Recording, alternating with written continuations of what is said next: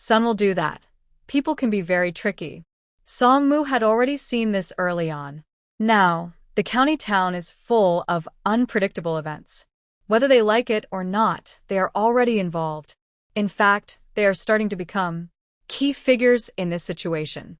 I'm still suspicious that this matter is related to the refugees. She should stay in the county town this time, too. Let him stay with Amu. It's not good for his healing if he's injured and we keep rushing around. Chungwon secretly has a bad feeling about this. She feels going back might bring big trouble. If only they are in trouble, that's one thing. But if the adults' problems affect the children, it will be a disaster for them. Where is Yao Yao? Songyang lowered his voice so that Yao Yao, who was playing with her brother nearby, wouldn't hear them. You two brothers aren't taking her. Only the sister. If something unexpected happens, can we take care of the youngest? Yao Yao is young, but she's much smarter than the two of them. She's a girl, so if she's in danger, she won't stand out as much as the boys. Keeping her with us is the best choice. And if all three children stay together, aren't you worried something else might happen? Chungwon needs to remind Songyang that although Yao Yao seems the youngest, she is actually the backbone of these three children when trouble arises. Songmu and Song, she might do something reckless to protect her. Parents must plan everything carefully, especially understanding what kind of person their children are. You have a point. Let's see how things go step by step. Songyang was successfully persuaded by Chungwon. She spends every day with the children and knows their temper and personality better than anyone. Since everything is settled, let's go back and rest. Tomorrow, we'll be busy. I'll take the two children to find the teacher, and you should finish handling your academy's affairs. Chungwon hesitated in her mind about whether to tell Songyang about Huang Xian, but upon reflection, she thought it was not appropriate to share Shin Mayan's private matters with another man. So, she kept this secret inside her. However, Chungwon did not expect that Songyang and Huang Xian were old acquaintances. Songyang also did not want Chungwon to know the name of this troublemaker. Both of them, without discussing, simply erased this person from their minds. Once the matter was settled, sleepiness overwhelmed Chungwon. She yawned, feeling so tired that tears almost fell from her eyes. Just as she was about to turn around and go back to her room to sleep, Songyang suddenly reached out and grabbed her, placing an object that looked a bit like a stick into her hand. "What is this?" she asked, surprised. Chungwon raised her eyebrows in curiosity. It looked like a hairpin, but it was just a bamboo joint, not something usually given as a gift to a woman. She looked at Songyang's hair ornament. The jade hairpin on it was something she had given him not long ago. It hadn't been long since then, so it probably didn't need to be replaced yet. "This is a gift for you," Songyang said softly, lowering his gaze to the bamboo joint jade hairpin. His voice was gentle. "I saw a good jade shop. I made this myself. The bamboo joint suits you very well." Was he saying she was like bamboo, strong and resilient? Chungwon had never heard a man praise a woman using bamboo before. But since it carried a good meaning and was a happy gift, she happily accepted it. She raised her hand and gestured at her hair bun, feeling a bit regretful that she didn't have a mirror to see herself. Then she remembered there was a scholar nearby who could help. "Help me put it in my hair. I want to wear it every day," she said. Chungwon handed the bamboo jade hairpin back to Songyang, her eyes shining happily like crescent moons. "Tomorrow, I will go to the tailor shop and ask her to make me a green dress. With a green hairpin, I'll look so beautiful walking down the street that everyone will say I am a lovely girl." Girls love to be praised for their beauty. Chungwon knew well that her face was naturally gentle and cultured, making her look very comfortable and refined. Who would be so bold as to praise themselves like that? A faint touch of red quietly crept onto Songyang's face. He hesitantly took the hairpin from Chungwon's hand, trembling slightly as he looked for a place to insert it into her hair bun. He carefully placed the hairpin at an angle on Chungwon's head. The touch of green made her fair skin look even more flawless, making her appear charming and youthful. "You're very beautiful." Songyang almost lost himself in Chungwon's charm, bright as the rising sun and glowing like the morning clouds, radiant as a lotus emerging from clear water. When he read ancient poems before, he thought the praise was exaggerated. How could there be such a stunning woman in this world? But now, seeing you, I realize the old poets were right. Someone as beautiful as you is right here before my eyes. You're really exaggerating. I don't think I'm that pretty, Chungwon said, not wanting to admit she was happy from a compliment. But honestly, she was in such a good mood that even her tiredness disappeared. All right, I won't bother you anymore. I have many things to do tomorrow. I'll accept this gift. Chungwon's gaze towards Song-young grew softer. She hadn't felt this comfortable looking at him in a long time. Even her voice softened involuntarily. A hopeful look appeared on her face as she openly told Song-young, "Tomorrow, I will buy a green dress. When I return to the county, I will wear it for you to see. That would be my honor." Her beloved woman was dressing up for him. Women do things to please those they love. Chungwon probably had some feelings for herself too. Both of them kept thinking about each other at night, and they fell into dreams about each other at the same time. After a good sleep, Chungwon felt better than ever before. The next morning, she happily took her 2 children to find Lin Sijia, bringing along the most popular cakes sold in the county with great excitement. She explained her purpose to Lin Sijia. Though it was inconvenient and a bit troublesome for him, she hoped he would understand. She knew her request was bold, but she trusted he would help. The situation in the village is probably clear to you, Master. I need to go back and deal with my child's father to resolve this matter. So, I really don't have time to look after the children for now. I hope you can help me. Lin Sijia is a kind-hearted and gentle person who finds it hard to say no. I received news from my father about what's happening in the village. I understand the general situation. Please leave the children to me. But Yao Yao, do you want to take the remaining girl back to the village? Lin Sijia looked at the 2 boys brought by Chungwon and was a bit surprised that she was also bringing the other girl along. But then he thought, as a man who is not yet married, it is indeed inconvenient to have a young girl with him. Thinking of this, he added, "It's true that it's not very convenient for Yao Yao to stay with me. Lady Cheng's consideration is very thoughtful. It's not really about that. My husband and I both know well his character. Besides, Yao Yao is only 4 years old. At that age, children don't really understand differences between boys and girls." Chungwon didn't want Lin Sijia to misunderstand her meaning, so she patiently explained, "Compared to her 2 brothers, my little daughter isn't willing to spend much effort on studying. I thought it might be troublesome for the master if I brought her along. It's better for her to stay close to me, so I can teach her proper manners and help her learn discipline." Chungwon had thought a lot about her little daughter. Lin Sijia is a very open-minded teacher with some modern educational ideas. Chungwon wasn't afraid to let him know, and she was even willing to discuss these ideas further with him. "I want my little daughter to be different from other girls in this world. If she doesn't want to study, then let her see the world with her own eyes, walk every step herself. Every inch she covers will become real experience for her growth, things she can't learn from books." Parents love their children deeply and plan for their future. Lin Sijia's gaze shifted between Song Mu and Song Shi. He didn't hide his envy for these 2 children. They're lucky to have a mother like Lady Chung, who teaches and cares for them constantly. I wonder how much better they are compared to ordinary children. I just hope that the children will understand the efforts you, as parents, put in. I hope they can become the kind of people Lady Chung hopes they will be. Seeing the 2 children still look a bit confused, Lin Sijia couldn't help but think to himself, if only he had parents like that when he was young. Maybe by now, he could have achieved even more in his studies. Treating the children's thoughts and feelings as one's own, without using them as tools to fulfill personal dreams, can such understanding parents truly exist in this world? Even in books and on paper, such words are rarely written. Song Mu listened carefully to Chungwon's words. He couldn't help but clench his lips tightly, repeatedly recalling every word Chungwon said today and in the past. Chungwon is a truly good mother, a mother who genuinely loves them. Having such a mother to guide him in this life is his blessing, and also a blessing for Yao Yao. As for Song Shi, he dare not even think in his heart about how lucky he is.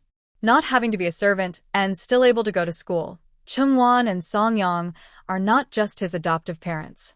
Chungwon doesn't realize that her words have already stirred a storm in the hearts of the 2 children. After leaving the Lin family, She took them to the shop to make a new dress. She tried on all the green dresses in the clothing shop. Every time she bought a new one, she asked the children to help her see if it looked good. Only if they approved would she consider it. Once the children found suitable clothes, Chungwon also bought herself a nice dress. When she went to see the merchant caravan boss at night, her good mood was hard to hide. Seeing her, the boss couldn't help but tease her. "Madam Chung, you look very happy today. I guess you've already prepared the maltose and rice we need for business."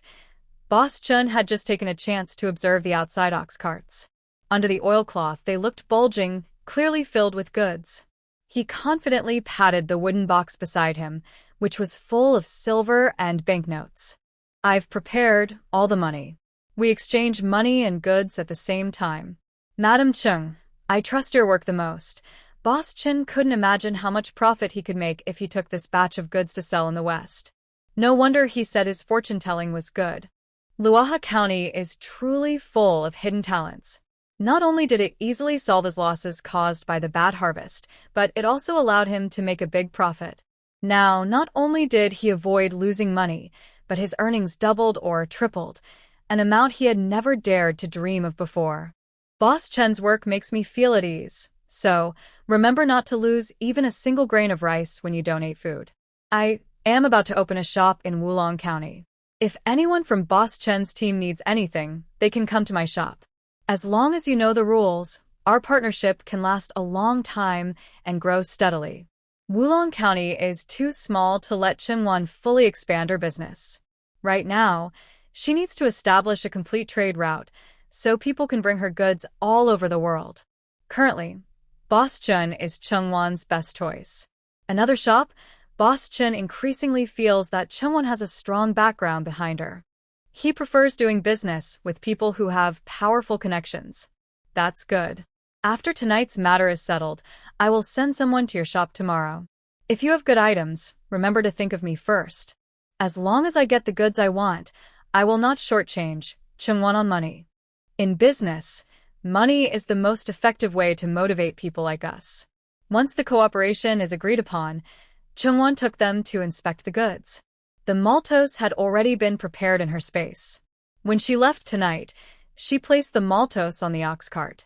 The extra grain was only put on the ox cart after she reached this alley. The part that couldn't fit was piled on the ground. Since it was wrapped in bags, it didn't look dirty. Boss Chun didn't think the grain left off the cart came from nowhere. He only grew more impressed with Chungwon's abilities. A weak woman able to bring so much grain to do business with him, and nothing happened on the way. It's truly astonishing and worth praise. Chungwon received her share of the money and the repeated promises from Boss Chun to donate grain. Only then did she drive the ox cart back to the inn alone. On the way, Chungwon wasn't worried about anyone following her. With her martial skills, if anyone dared to come, she would fight them off easily. On the way back to the village, everything was calm. When Yao Yao learned that her two brothers wouldn't be returning with her, she was initially upset. But after Chungwon explained things to her, she became sensible and stopped throwing a tantrum. Yao Yao was sitting on the ox cart, dozing off.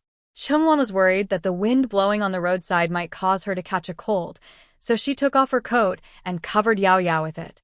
When Song Yang got off the cart, he noticed what the mother and daughter were doing. He also took off his coat and draped it over Chungwon. A faint scent of ink filled her senses. Chungwon adjusted her collar but couldn't help feeling a bit amused. "If I knew you'd do this, I should have just let you take off your coat and cover Yao Yao directly. All this fuss, isn't it a bit troublesome?" She only said this casually. Still, Song Yang's coat was much warmer than her own. Troublesome, Song Yang didn't turn around but said something that made Chungwon even happier. "Doing things for someone you love is never trouble. When did you become so smooth-tongued?" "But I like it." Chungwon chuckled softly, resting her head on Song Yang's shoulder. The ox cart swayed gently, making it perfect for sleeping on the road. The journey back to the village was smooth and quiet. Chungwon almost slept very peacefully. It wasn't until they reached the village gate and heard the cows mooing that she was startled awake and realized something was wrong. "Why? Are all the crops in the fields yellow?" Chungwon's eyes widened as she got off the cart. She looked at everything in front of her in disbelief, her mouth opening in shock. It had only been half a month since they last planted the crops. The crops should have just sprouted green, covering the fields. Why were the fields all yellow, with no sign of green grass or weeds? As an agricultural expert, Chungwon immediately sensed something was wrong. No wonder Uncle Nyo looked so hurried when he left, and he left such words with the children. It turned out there was a big problem in the village. It was almost November now. If everything had gone smoothly, they could have harvested one last crop before the new year. The villagers could have earned a lot of silver from this harvest. But now, because of this sudden disaster, not only could they not make money, but their original crops might not even last through the year. All the extra potatoes had been sold. If even the drought-affected rice couldn't be relied on, Chungwon couldn't even imagine how the villagers would cope then. Go check the fields, then go ask the village chief. Songyang put away his big smile. He carried Yao Yao down from the ox cart. The family of 3 didn't ride into the village on the cart but walked step by step, measuring the distance with their feet. They also took in the dull, yellow look of the village from above. Wow, so yellow. It's like the leaves on the trees by the county road. When the wind blows, they all swirl up into the sky.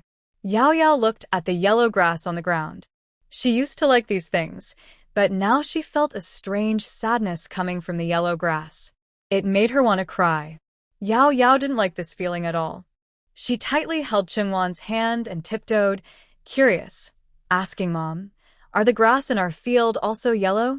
Yao Yao knew there were no grains planted in their field, so she wondered if only the grass was left. Are those grasses also turning yellow now? Probably so. Chungwon picked up Yao Yao to keep her from walking on the road.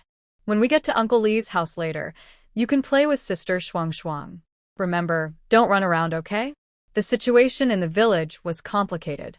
To understand everything clearly, it would take a lot of effort.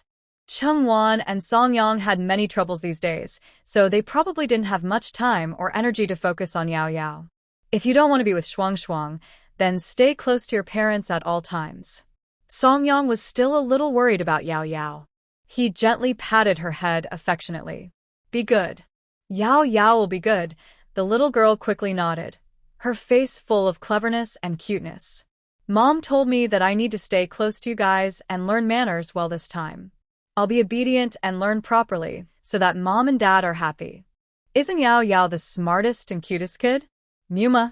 Chungwon didn't hold back and gave her beloved daughter a big kiss on the face, and the kiss made a very crisp sound. Of course, no child in this world is as smart and cute as Yao Yao.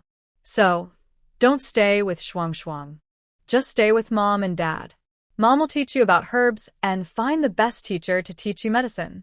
That's her dear little daughter, wearing her close, and she's completely adorable. Chungwon finally understood why so many people liked daughters so much. Compared to her son, her daughter is simply more charming, softer, and more obedient. Songyang watched the close bond between mother and daughter, and the fierce, sharp image of Chungwon from her past became more and more blurry. Now, the Chungwon in front of her has bright eyes like stars, shining with kindness. Her smile is warm like spring breeze, making people feel happy just by looking at her. Her smooth, delicate skin makes Songyang wonder if it feels as soft as silk. Her long, black hair gently falls over her shoulders, drawing Songyang's gaze and making her unable to look away. She quietly follows behind them, standing protectively. They soon arrived at the village chief's house. Yao Yao held Songyang's hand obediently, listening to her father and mother talk with the village elder she hadn't seen in a long time. Seeing Chungwon and Songyang, the village elder almost looked relieved. His lips trembled as he spoke, his voice shaky. When the disaster first happened, I wanted to call you back, but the county town couldn't do without you. I understood that. The village elder handed a bunch of yellow grass to Chungwon and Songyang, saying, "This was picked from the fields." The drought affected the dry rice, and despite constant irrigation, they couldn't be saved. The water in the ditches flows day and night, but it's no use. Not only that, everything green on the mountain and along the roads is now dried up and unsightly. His voice carried pain. If only one family was affected, it would be okay, but this time, everything on the mountain and in the valley was affected. Do you think this is a punishment from the old gods? Why do you say it's a punishment from the old gods? Hearing this, Chungwon quickly interrupted him. When the disaster happened before, the old gods in this area only helped our village. That shows they want to protect us. This isn't a natural disaster. It must be caused by people. Chungwon didn't know how other farms were doing, but to improve the harvest and to make the villagers believe she was truly blessed by the old gods, she had added diluted nutrients to her own fields. Now, even her family's land has turned yellow and barren, with nothing left. This shows that someone must have done it intentionally. I don't know who could be so cruel as to ruin a farmer's field. The village chief suddenly heard these words. He was surprised and looked like he had found hope. He stared closely at Chungwon and asked, "Do you know something? Do you suspect someone?" "If I only suspect, telling the village chief now might cause unnecessary trouble," Chungwon said, passing by the village chief. She looked around the house, which she hadn't visited in a long time. She saw many new decorations, many of which were expensive items bought at the market. Seeing these things, Chungwon understood something. She turned around and saw Songyang staring at a flower vase. They looked at each other and quickly understood what the other was thinking. "I heard that after we left, the villagers built a barrier to protect against troublemakers. But recently, many outsiders have come to the village. They are not refugees, but they act like them, walking on the fields often. Do you know who they are, Uncle Village Chief?" Chungwon raised an eyebrow and asked her question with a slight smile. She said to the village chief, "That jade pendant you wear looks nice. I wanted to buy one for Yao Yao, but I didn't find a good one today. Can you tell me where you got yours? A few days ago, I came back from the county and saw it by chance at the market." What's the importance of these things girls wear? Right now, we need to find out who is behind all this. The villagers have been asking me every day. If we can't find out soon, there might be a riot. The village chief was sweating with worry. He didn't understand why Chungwon and Songyang were still talking about other things and not taking real action. Songyang saw Chungwon step back 2 steps after the village chief finished talking. He stepped forward and said, "Of course, we need to investigate. We can catch the mastermind tonight.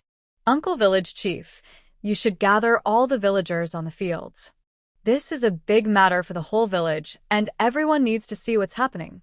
After speaking, Songyang picked up Yao Yao and headed outside. The village chief called after them several times, but Chungwon and Songyang didn't look back.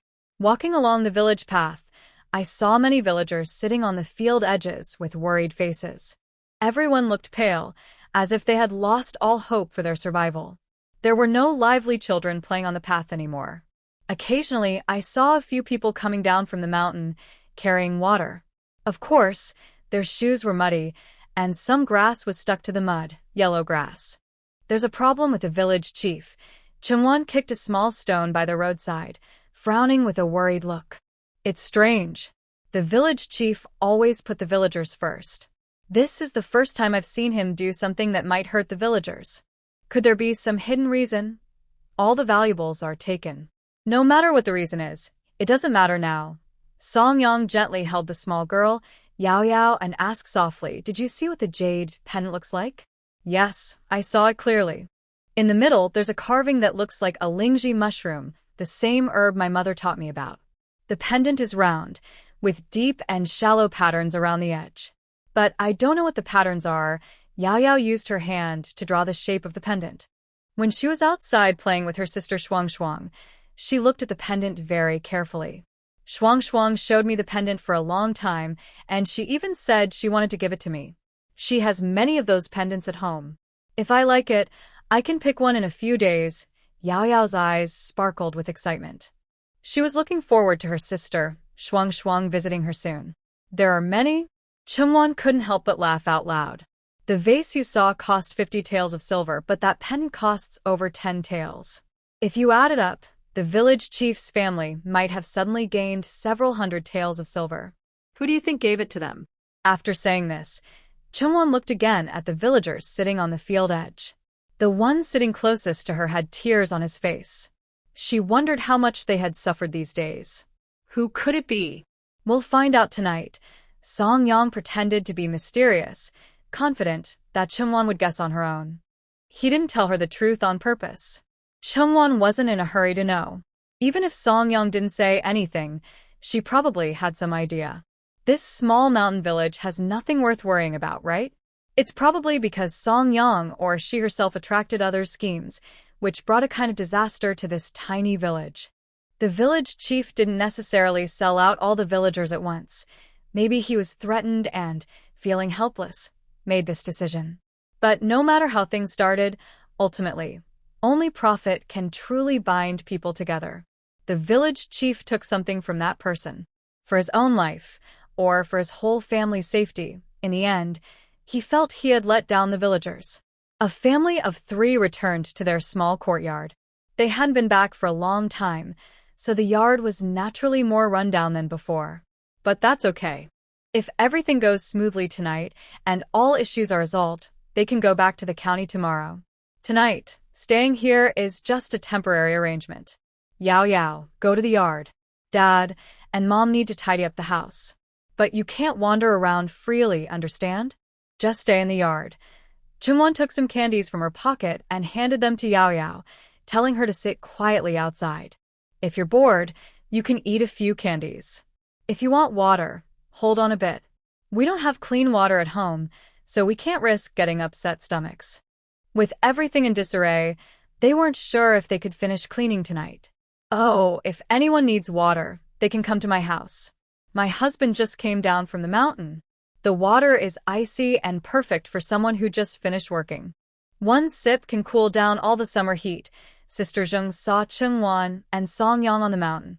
At first, she thought her eyes were playing tricks, because everyone in the village knew that the young couple had taken their child to the county early on. They had leased out their land and planned to settle there permanently, never to return.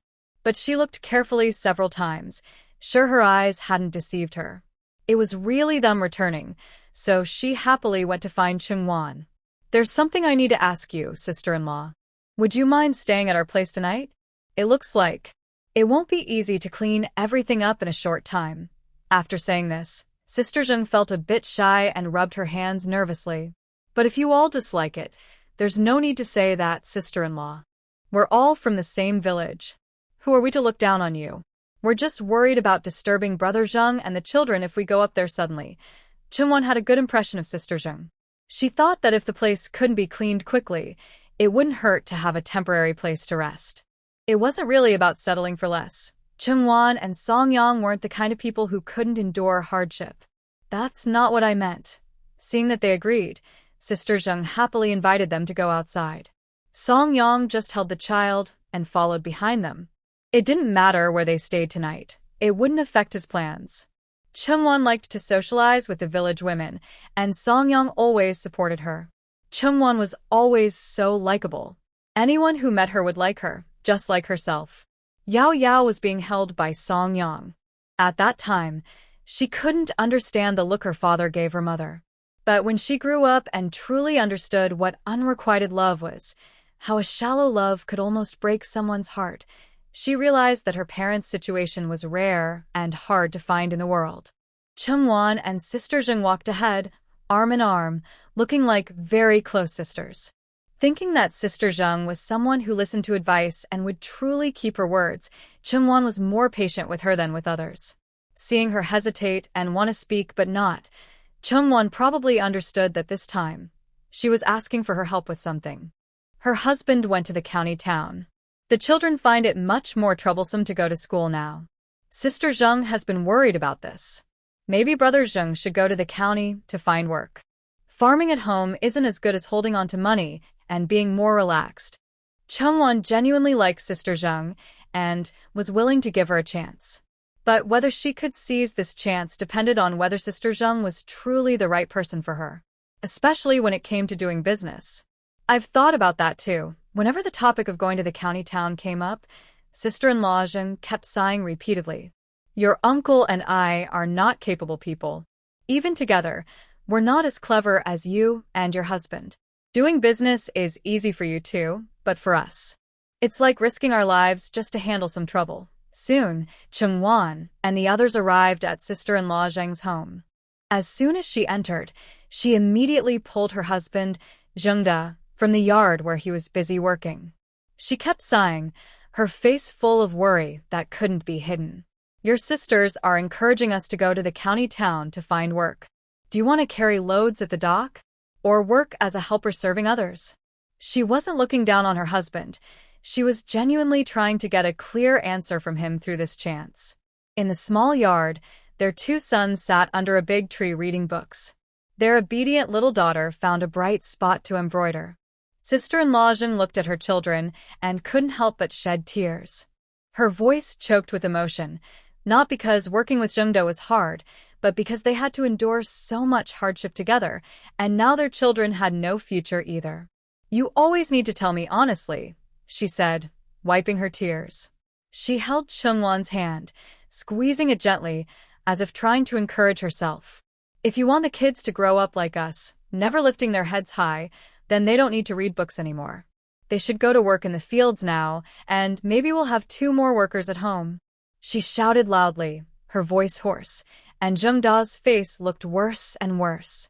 Chungwan watched helplessly as his hand raised up. Just when she thought Zhengda was about to hit someone, the tall man suddenly covered his face and cried.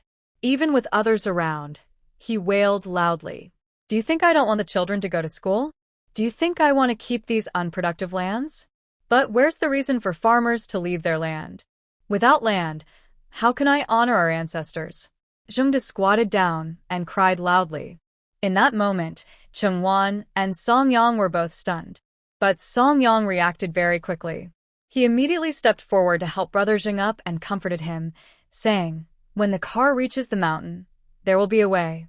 No one looks down on farmers, and no one remains a farmer forever. Since Big Brother wants his children to take the imperial exams, he must make some choices." Before going to the mine, Songyang had some acquaintance with Brother Zheng. Although he was not much older than him, he was truly a caring older brother. Songyang had benefited from him before, and now that he had a chance to repay the kindness, he thought it was the best thing to do.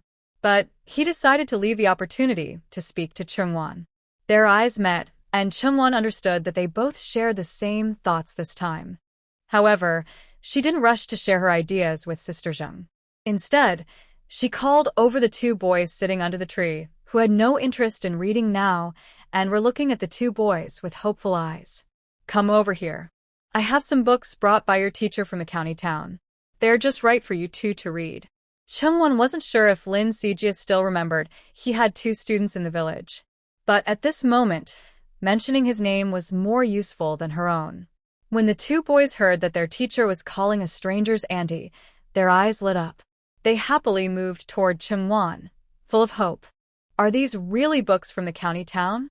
Zhengyu looked at Chungwan's empty hands with wide eyes. His tone wasn't suspicious but calm, almost a little peaceful. When the teacher left, he said he would bring new books next time and add some new characters for them. So, why didn't he come back himself? Could Sister Chungwan help? The 2 boys were about the same age as Songmu. Zheng Shan also asked, but he didn't doubt that Chungwan was lying. He was just a little confused. They were good children who wanted to read. Chungwan believed in them. She understood this and spoke not only to the children but also to Sister Zheng. "Your teacher is now in the county town and cannot return to the village for a while. He wants you to go to the county to study.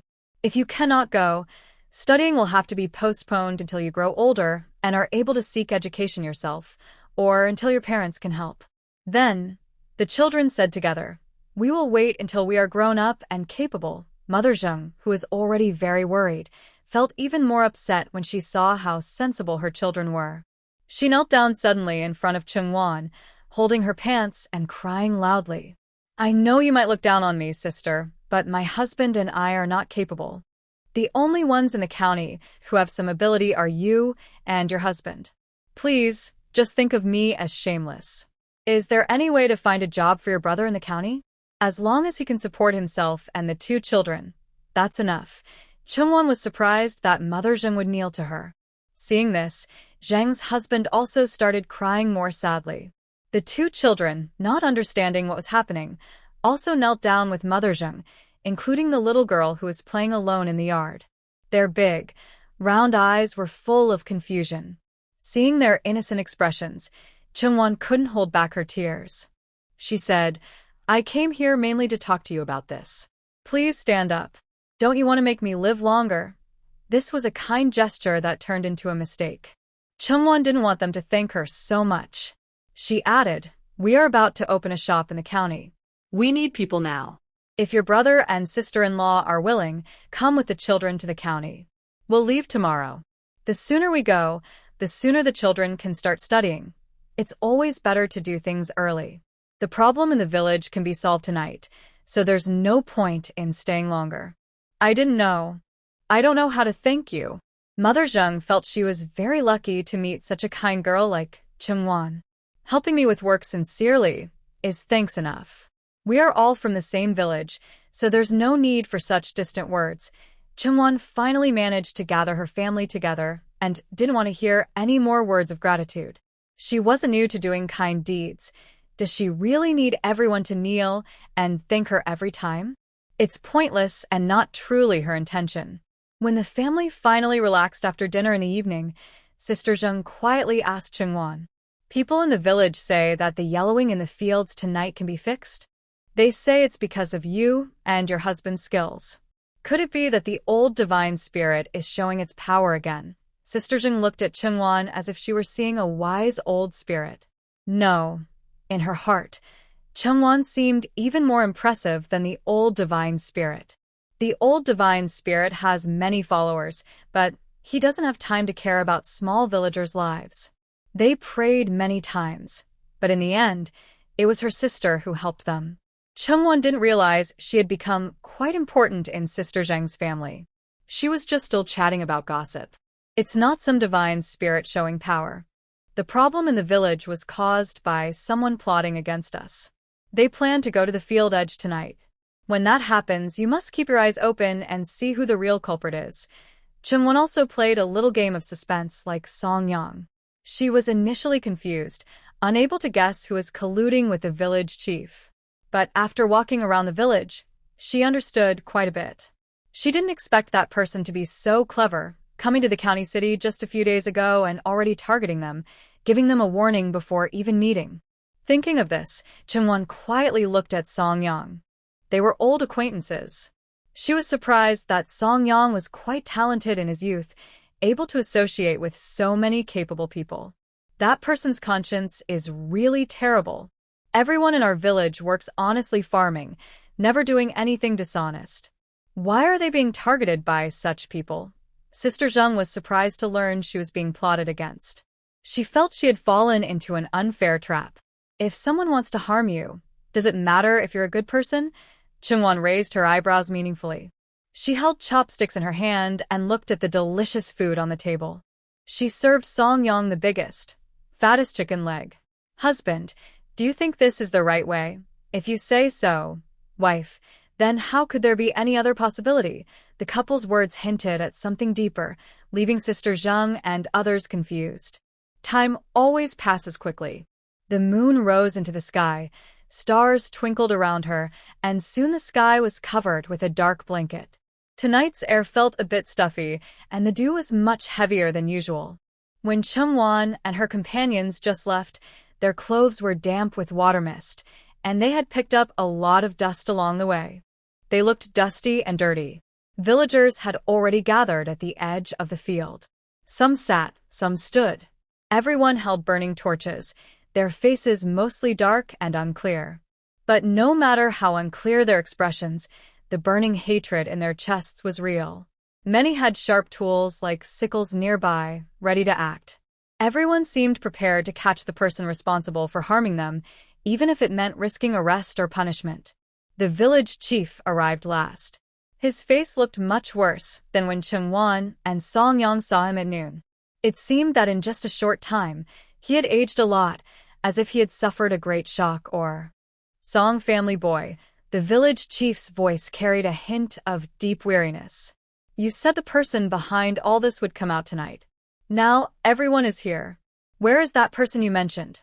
After saying this, he coughed several times, with such force it seemed he might cough out his lungs.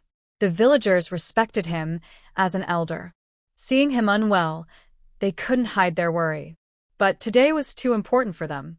They suppressed their concerns and thought that once they caught the heartless person, they would all go to the village chief's house to see him together. The village chief had dedicated his life to the village, working hard for everyone. His efforts and care were seen and remembered by all. So, they started urging Song Yang and Chungwon to come forward.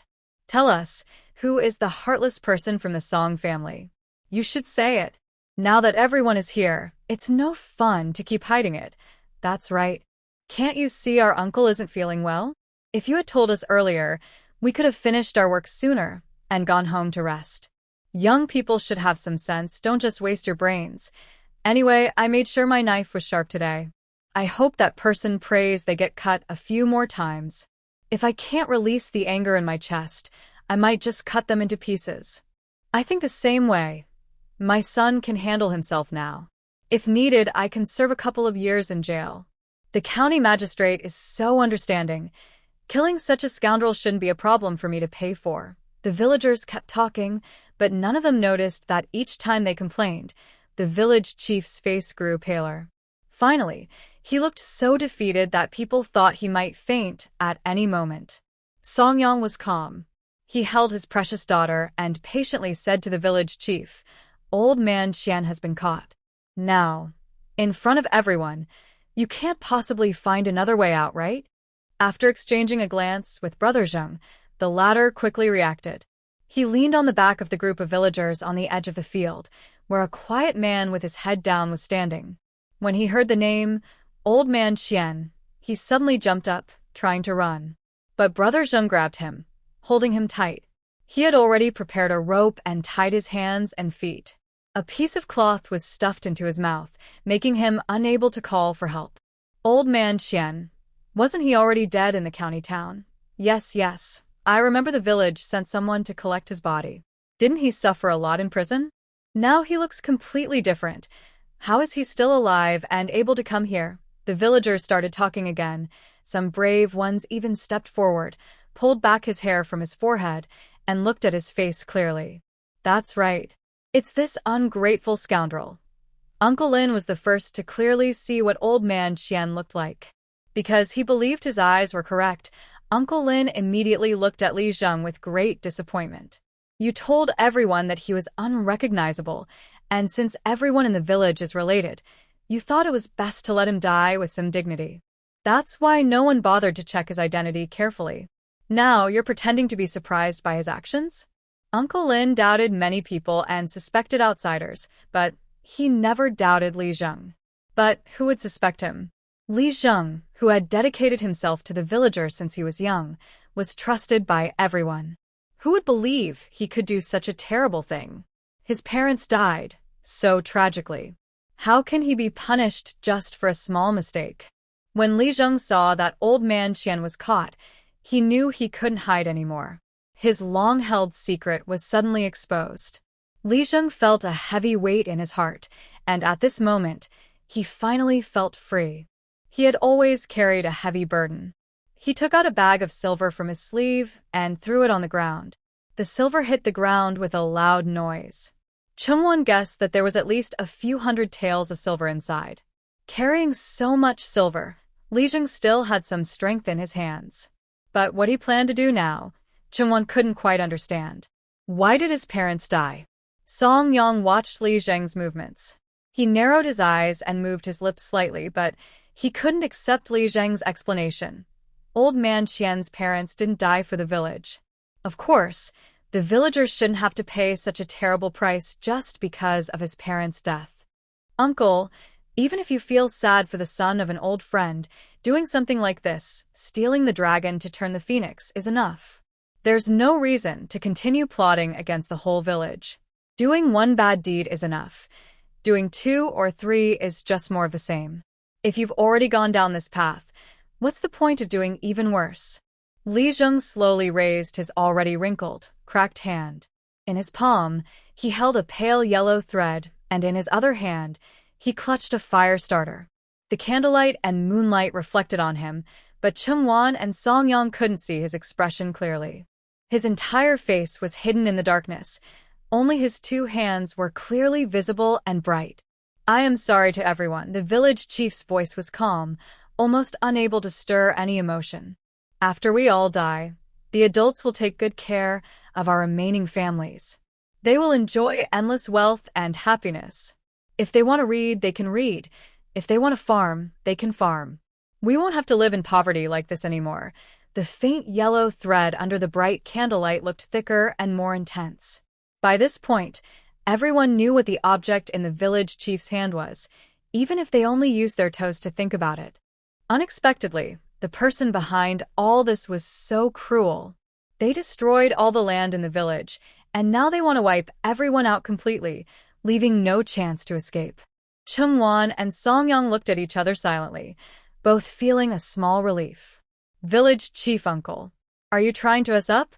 Uncle Lin looked at the village chief in disbelief.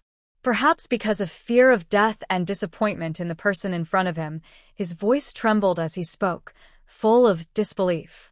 "Almost everyone standing here has watched you grow up. Everyone calls you uncle or grandpa. Now you tell me you made a mistake, and you even want to see them die? Are you personally sending them to death?" They say men don't shed tears easily, only when they are truly hurt. Uncle Lin's large tears kept falling. "If this isn't the deepest sadness, then what is?"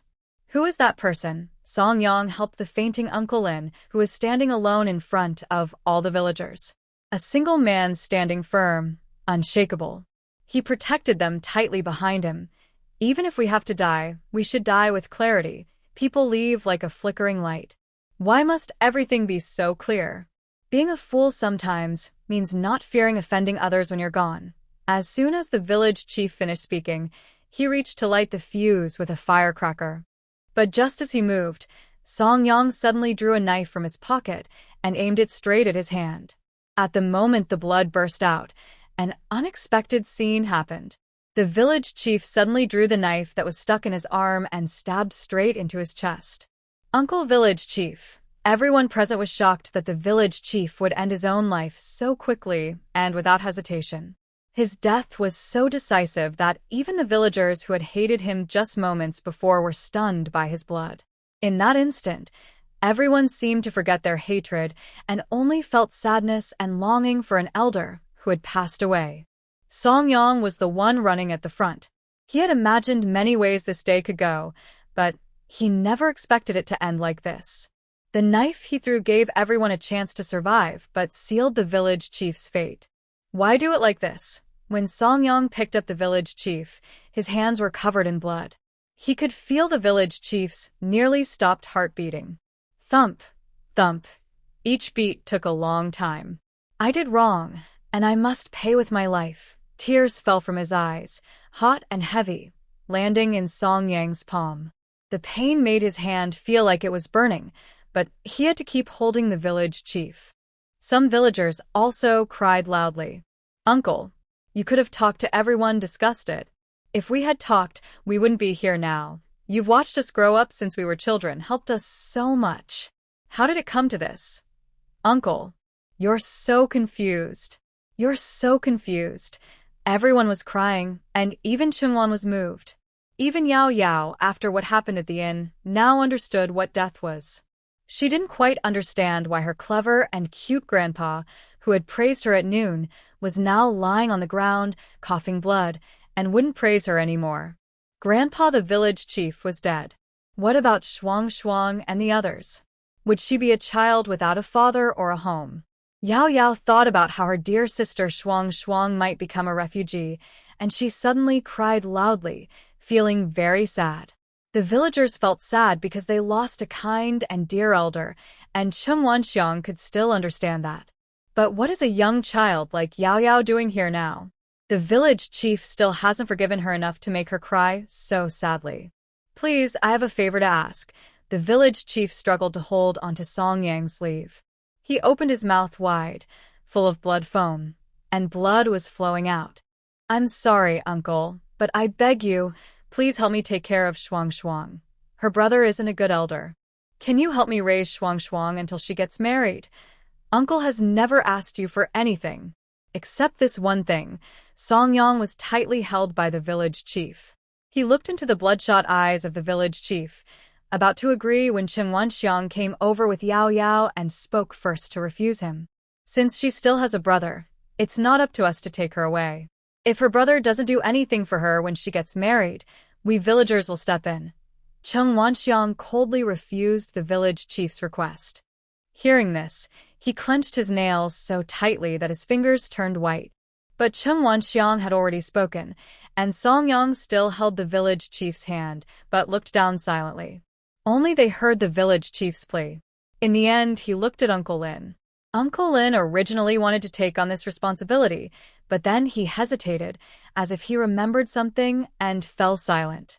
With no hope of leaving a final message, the village chief turned his head to look at Lao San, who was desperately trying to protect his money. Seeing him beaten up, with a swollen face, kneeling on the ground and afraid to lift his head, the village chief sneered mockingly.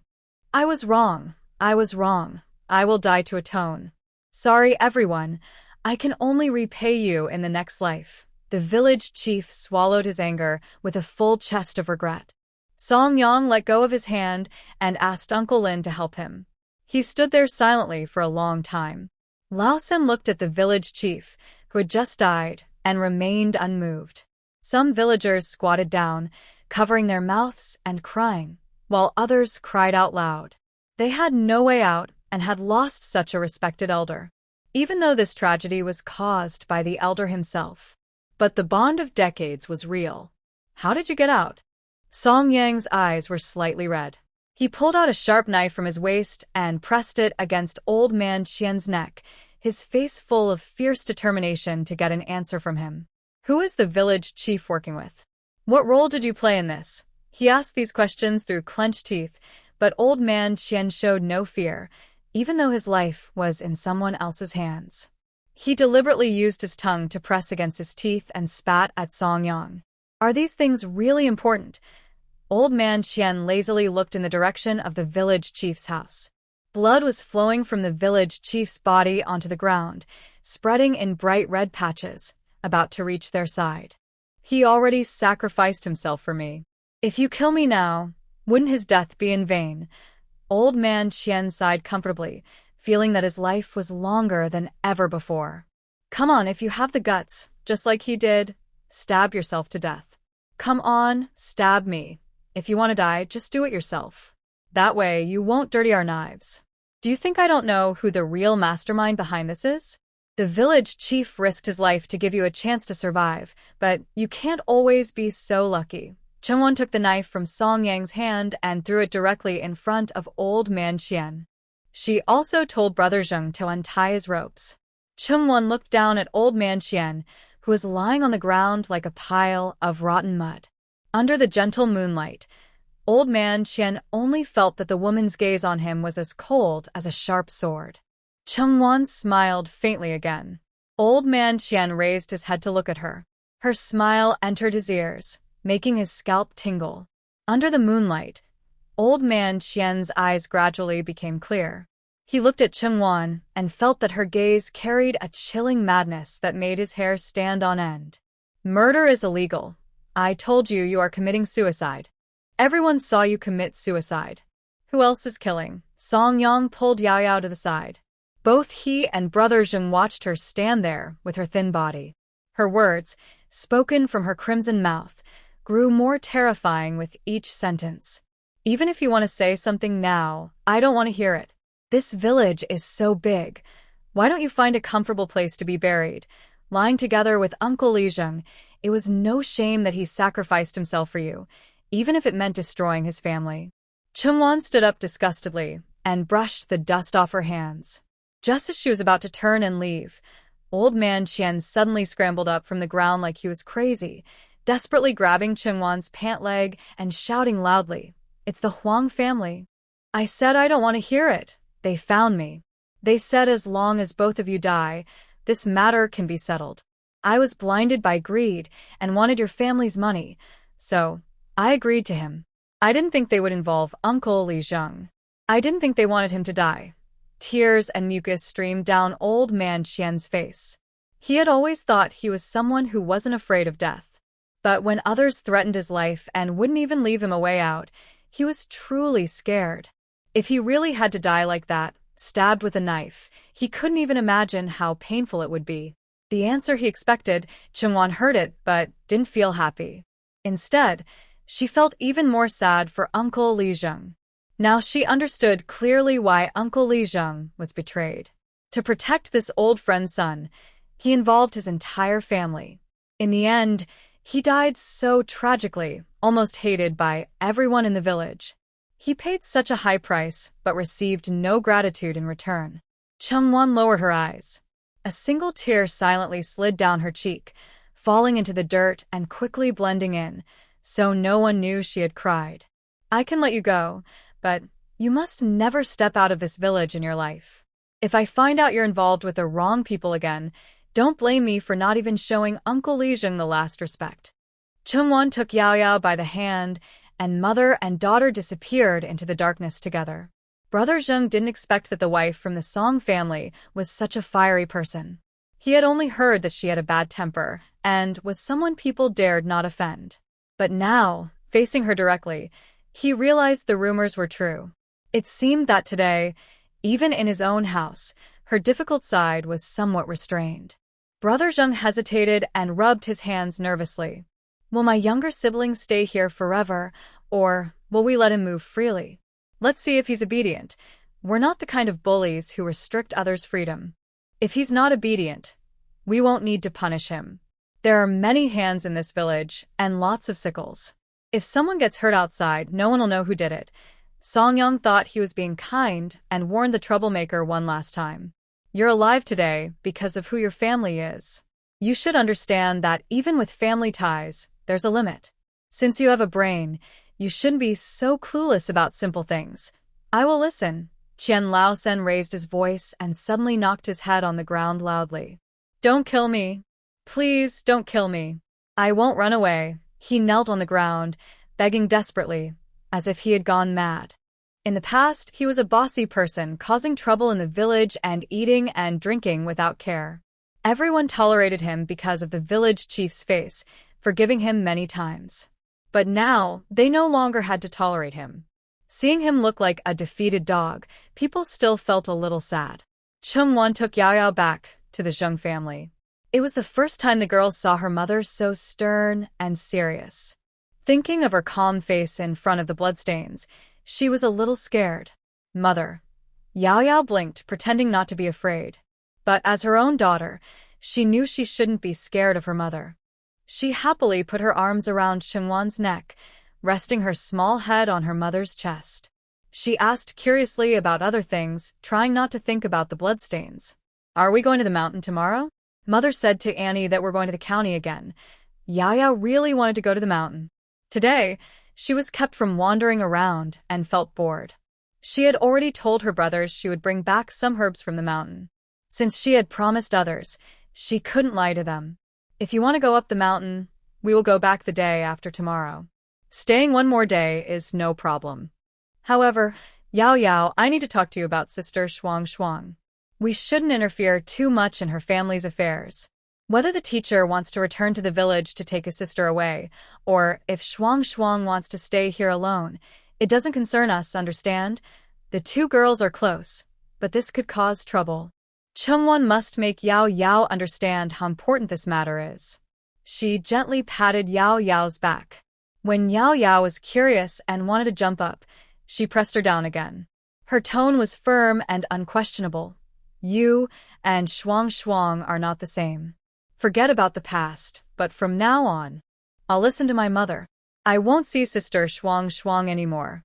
Even if she comes to find me, I won't go. I know my mother is the smartest person in the world. Whatever she says is right. Yao Yao really likes Sister Shuang Shuang, but she likes her mother even more. No one in this world treats her better than her mother. She can't hurt her mother's feelings because of others.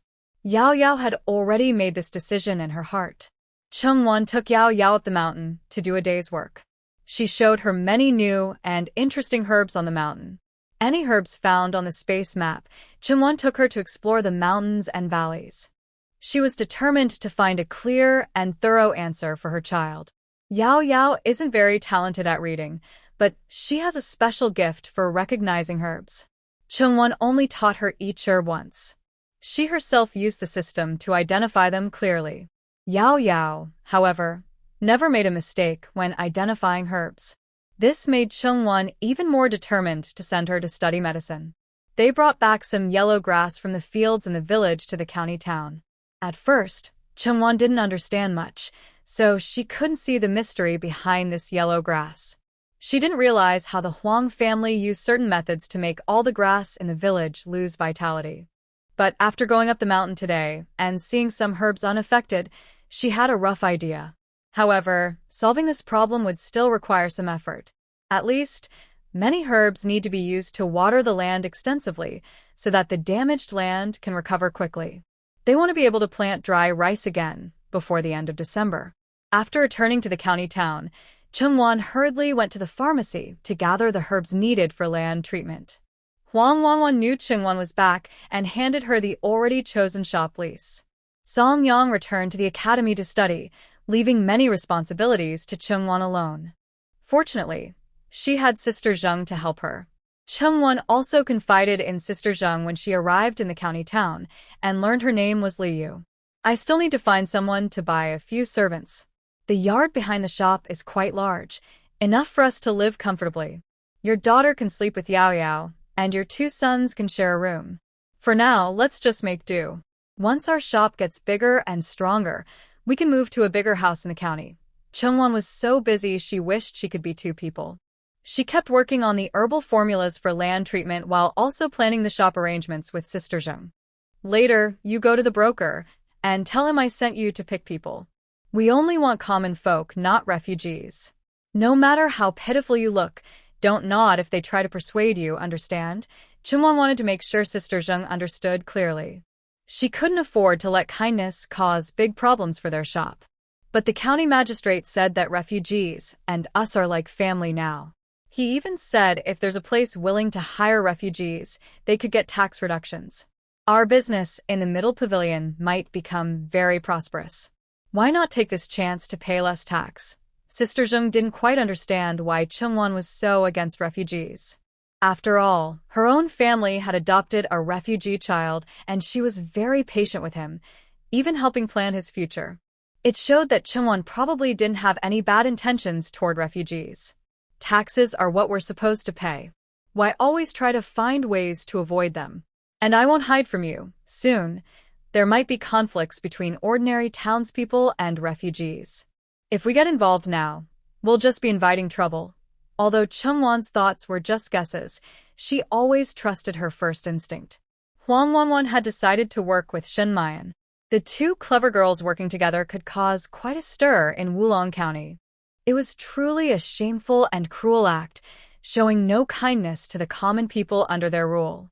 He is destined to have a very tragic ending, but Chungwon does not feel sad about it. At this moment, she just hopes to stay out of these matters as much as possible. At least, she doesn't want the Song family to be exposed publicly. If that's the case, I should be more low-key.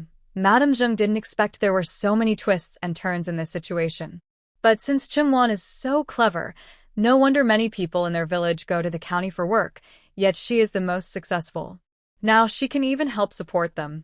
Madame Zheng always felt lucky about her good fortune. After talking with her, Chungwon focused entirely on managing the land, thinking to finish it quickly so the villagers could have more opportunities to live better. But misfortune never comes alone. When things go wrong, even drinking cold water can cause trouble. Chungwon just got played by Huang Xian, and then she received a letter from Boss Chen. The goods haven't even left Wulong County yet. They were stopped at the border between Wulong County and another nearby county. The county gate was cleared quickly, but in the countryside, someone had stopped them. At this moment, a carrier pigeon flew over. Chungwon saw what was written on it and couldn't help but laugh out of anger. She sat alone in her study, challenging the contents of the letter. For the first time in her life, she felt a strong urge to directly eliminate the person responsible. Huang Xian. I really want to see what kind of person you are. I haven't even met you, but I already hate you so much. Chungwon clenched the small note tightly. After taking several deep breaths to calm her temper, she finally managed to settle down. She then went out in an ox cart heading toward the county. Although she was alone, Chungwon had prepared well. She found a little beggar by the roadside to help her send a message to Song Yang, telling him she was forced to go outside the county. She also sent people to find Shin Mayan and Huang Wanfan. Huang Xian, at this critical moment, was the first to target Chungwon, perhaps with the intention of giving her a warning. Since the other side clearly planned to achieve 3 goals with one move, Chungwon wouldn't let him succeed so easily.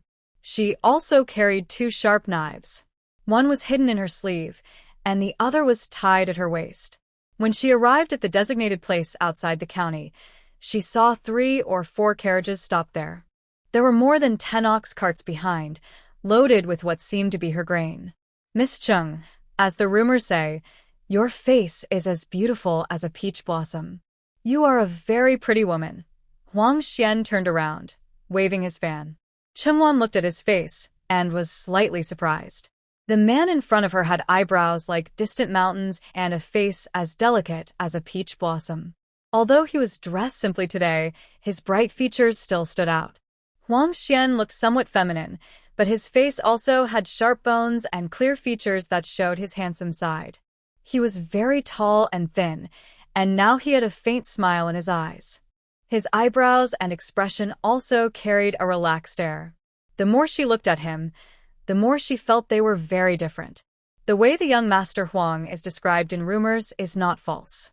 Someone as handsome as him, I thought they would be easy to get along with and kind-hearted. But I didn't expect that someone with such a high status would often do things that make others uncomfortable. After Chungwon finished looking at him, she threw the letter sent by the messenger pigeon onto the ground. Her smiling face suddenly turned cold. She looked at the guards around her without any fear. She calmly said to Huang Xian, "Stop all my grain from being taken." "What do you intend to do, young Master Huang?" "Miss Chung, you're a clever person. I never speak nonsense with smart people. You, a village girl from the countryside, have only been in the county for a few months, yet you have managed to get so much grain.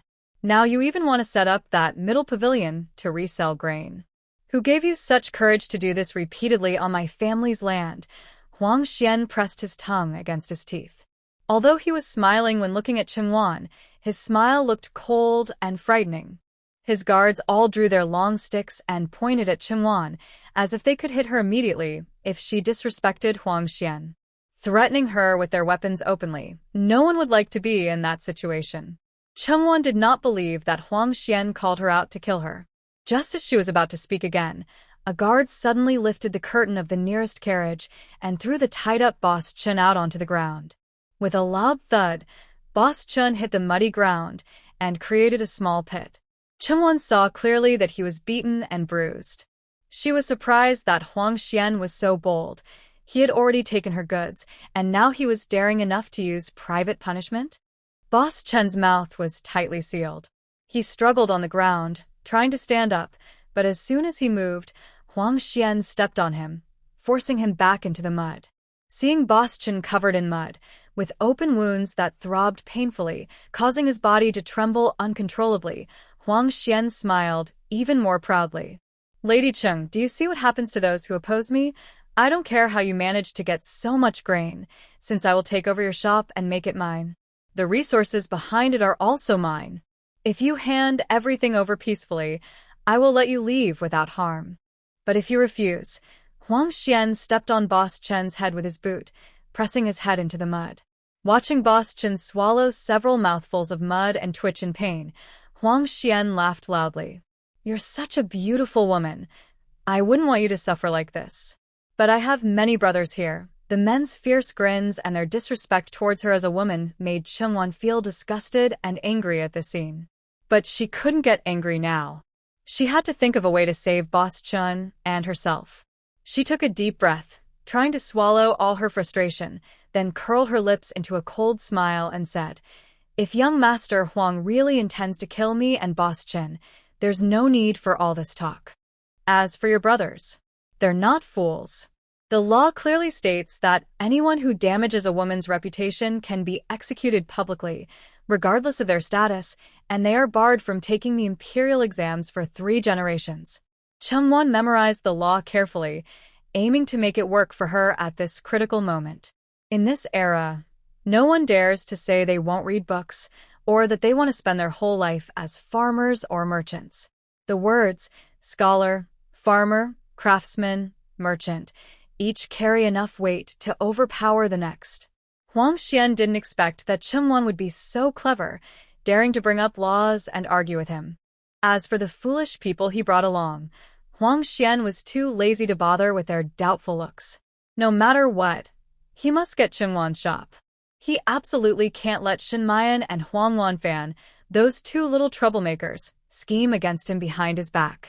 Thinking of this, Huang Xian kicked aside Boss Chun without care, ignoring his pain and his heavy breathing, and also ignoring the fact that he was playing with others' lives. They're afraid, but I am not. Huang Xian slowly approached Chungwon, pressing her silently. Maybe Lady Ching doesn't know, but I used to be classmates with your husband. In fact, you could say you're my sister-in-law. When he said sister-in-law, his eyes flickered with a hint of excitement. I've been with many women in my life, but I've never tasted what it's like to have a sister-in-law. If Song Yong knew his woman had become mine, if the county magistrate finds out you're using his name to cheat and deceive, and that you're flaunting yourself in public, he might be so angry that he would punish your family. Do you think you're still the same person who used to be reckless and unrestrained? Song Yong rode a fast horse and finally arrived outside the county town. He dismounted and stepped in front of Chungwon, pulling out a soft sword from his waist. The tip of the delicate sword pointed at Huang Xian. The feeling of being threatened, surprisingly, felt distant, yet it made his whole body burn with excitement, something he hadn't felt in a long time. Are you going to kill me for her? Huang Xian nonchalantly pushed aside the sword tip with his finger. His finger was cut, blood seeping out in thin threads, but he continued to speak to Song Yong as if he hadn't noticed. She's just a woman. If you really like her like this, I can find thousands more just like her. For a woman, you really don't care about the brotherhood we've shared all these years. How can there be brotherhood between us? Song Yong looked at Huang Xian with disgust, as if being touched by him was like being contaminated by the dirtiest trash in the world. When Chungwon heard Huang Xian's words, she was shocked and looked at Song Yong with disbelief. She kept thinking that although they were classmates in the academy, their relationship should not be like that of Zhu Yingtai and Liang Shanbua. It's not that she had any prejudice against romantic feelings between men, but from Song Yong, she couldn't see that he was such a person. Hypocrite, no wonder it's Song Yong. Huang Xian sighed as he waved his folding fan, which was decorated with a beautiful lady painting by a famous southern artist. As he waved the fan, the maid's skirt seemed to sway in the wind, making him look elegant and charming. But appearances can be deceiving. Chungwon finally deeply realized this truth through Huang Xian. Someone who looks noble on the outside can be rotten inside. Let my wife go, and I won't tell the county magistrate about this today, Song Yong said firmly, protecting Chungwon behind him. He negotiated with Huang Xian. If this gets out of hand, you won't benefit at all. A beautiful young lady comes alone to find me in the wilderness. She's not afraid of damaging her reputation. What am I, a man, afraid of? Huang Xian wouldn't let his rigid father or his already fragile reputation stop him from letting his plans go. He looked at Boss Chen, who had stopped rolling in the mud and looked like a dead dog, feeling very pleased. He thought life was getting more interesting. You're free to take your wife and leave, but you must leave all these goods behind. And Chung Yangzi, don't forget what I just told you. I will wait at most 5 days.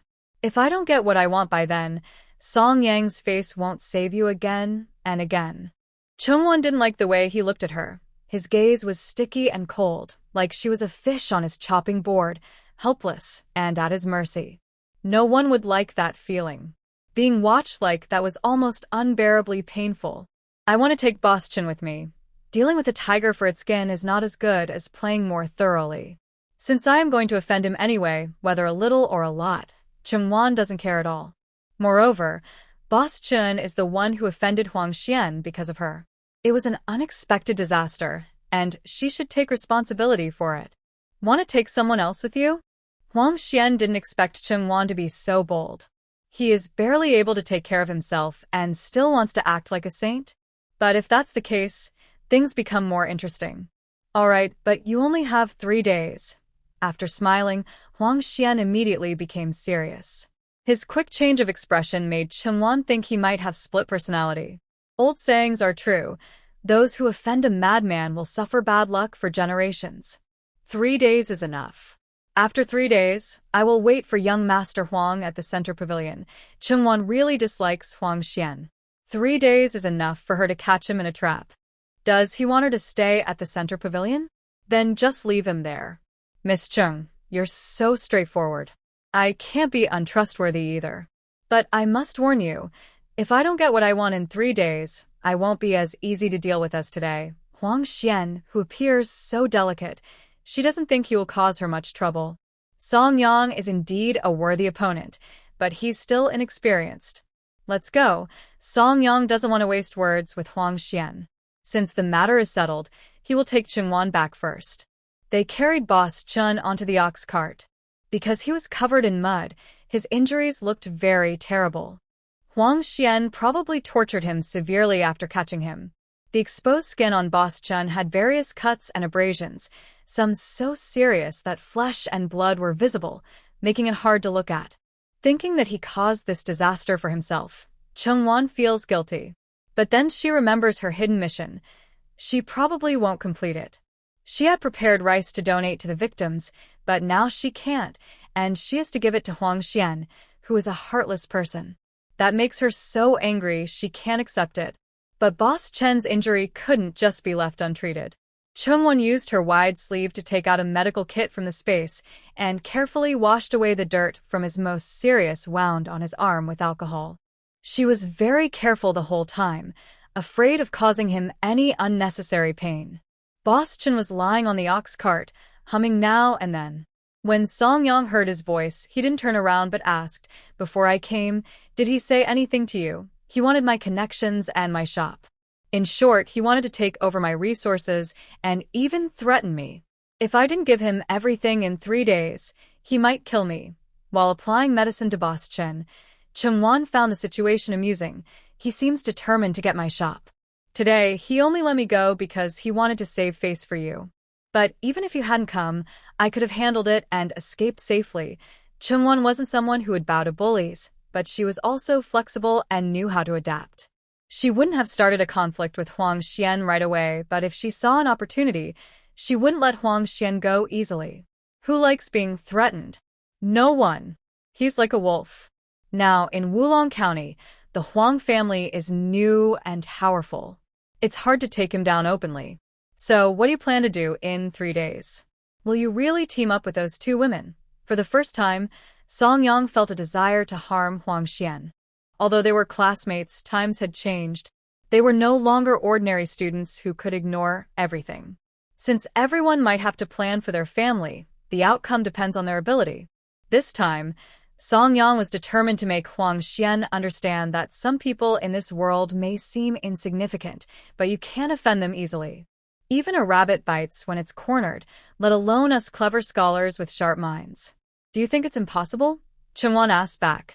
She admitted she was planning to include Shin Mayan and Huang Wanfan in her scheme. Shin Mayan probably hated Huang Xian even more than she did. If her business failed, she could start over. Money in this world is endless. Most women only have one chance to choose marriage. Since Shin Mayan dislikes Huang Xian so much, why would she be willing to spend her life with someone like him? Since they share the same enemy and dislike the same person, they should be the best partners for cooperation. Song Yang has never doubted Chengwan's intelligence. He has no other opinions on this, but he must remind Chengwan. I don't know about Shin Mayan, but Huang Wanan is his biological sister.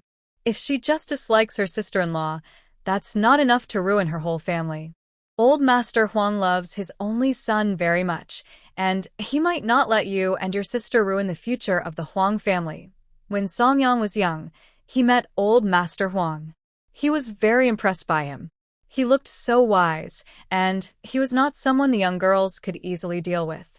That's not right. Huang Xian chose his own path to ruin, not because we planned it. Also, don't underestimate a woman's jealousy.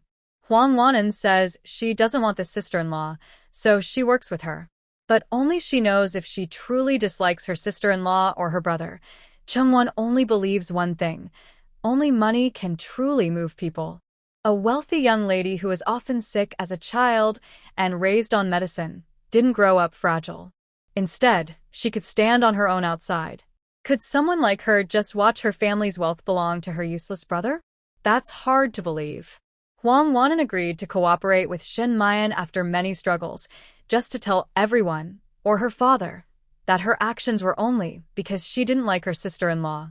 But women will eventually marry. How many years can Huang Wanan stay at home? No matter how much she dislikes it, she will only endure a few more years at home. Such a weak excuse can only be believed by someone like Shen Mayan, who acts impulsively in desperation. Brothers and sisters fighting over family property is indeed rare. Here is the improved and simplified version of your text. In the end, Song Yang understood where Chengwan was planning to make her move. He felt more confident and bold about letting her scheme against Huang Xian. He didn't know if Huang Xian was lucky or unlucky. He used his usual way of fighting over others' property, but this time, he had offended someone very tough. They had been married for almost a year, and Song Yang knew a little about his wife. He couldn't say he fully understood Chengwan, but there was one thing he was very clear about.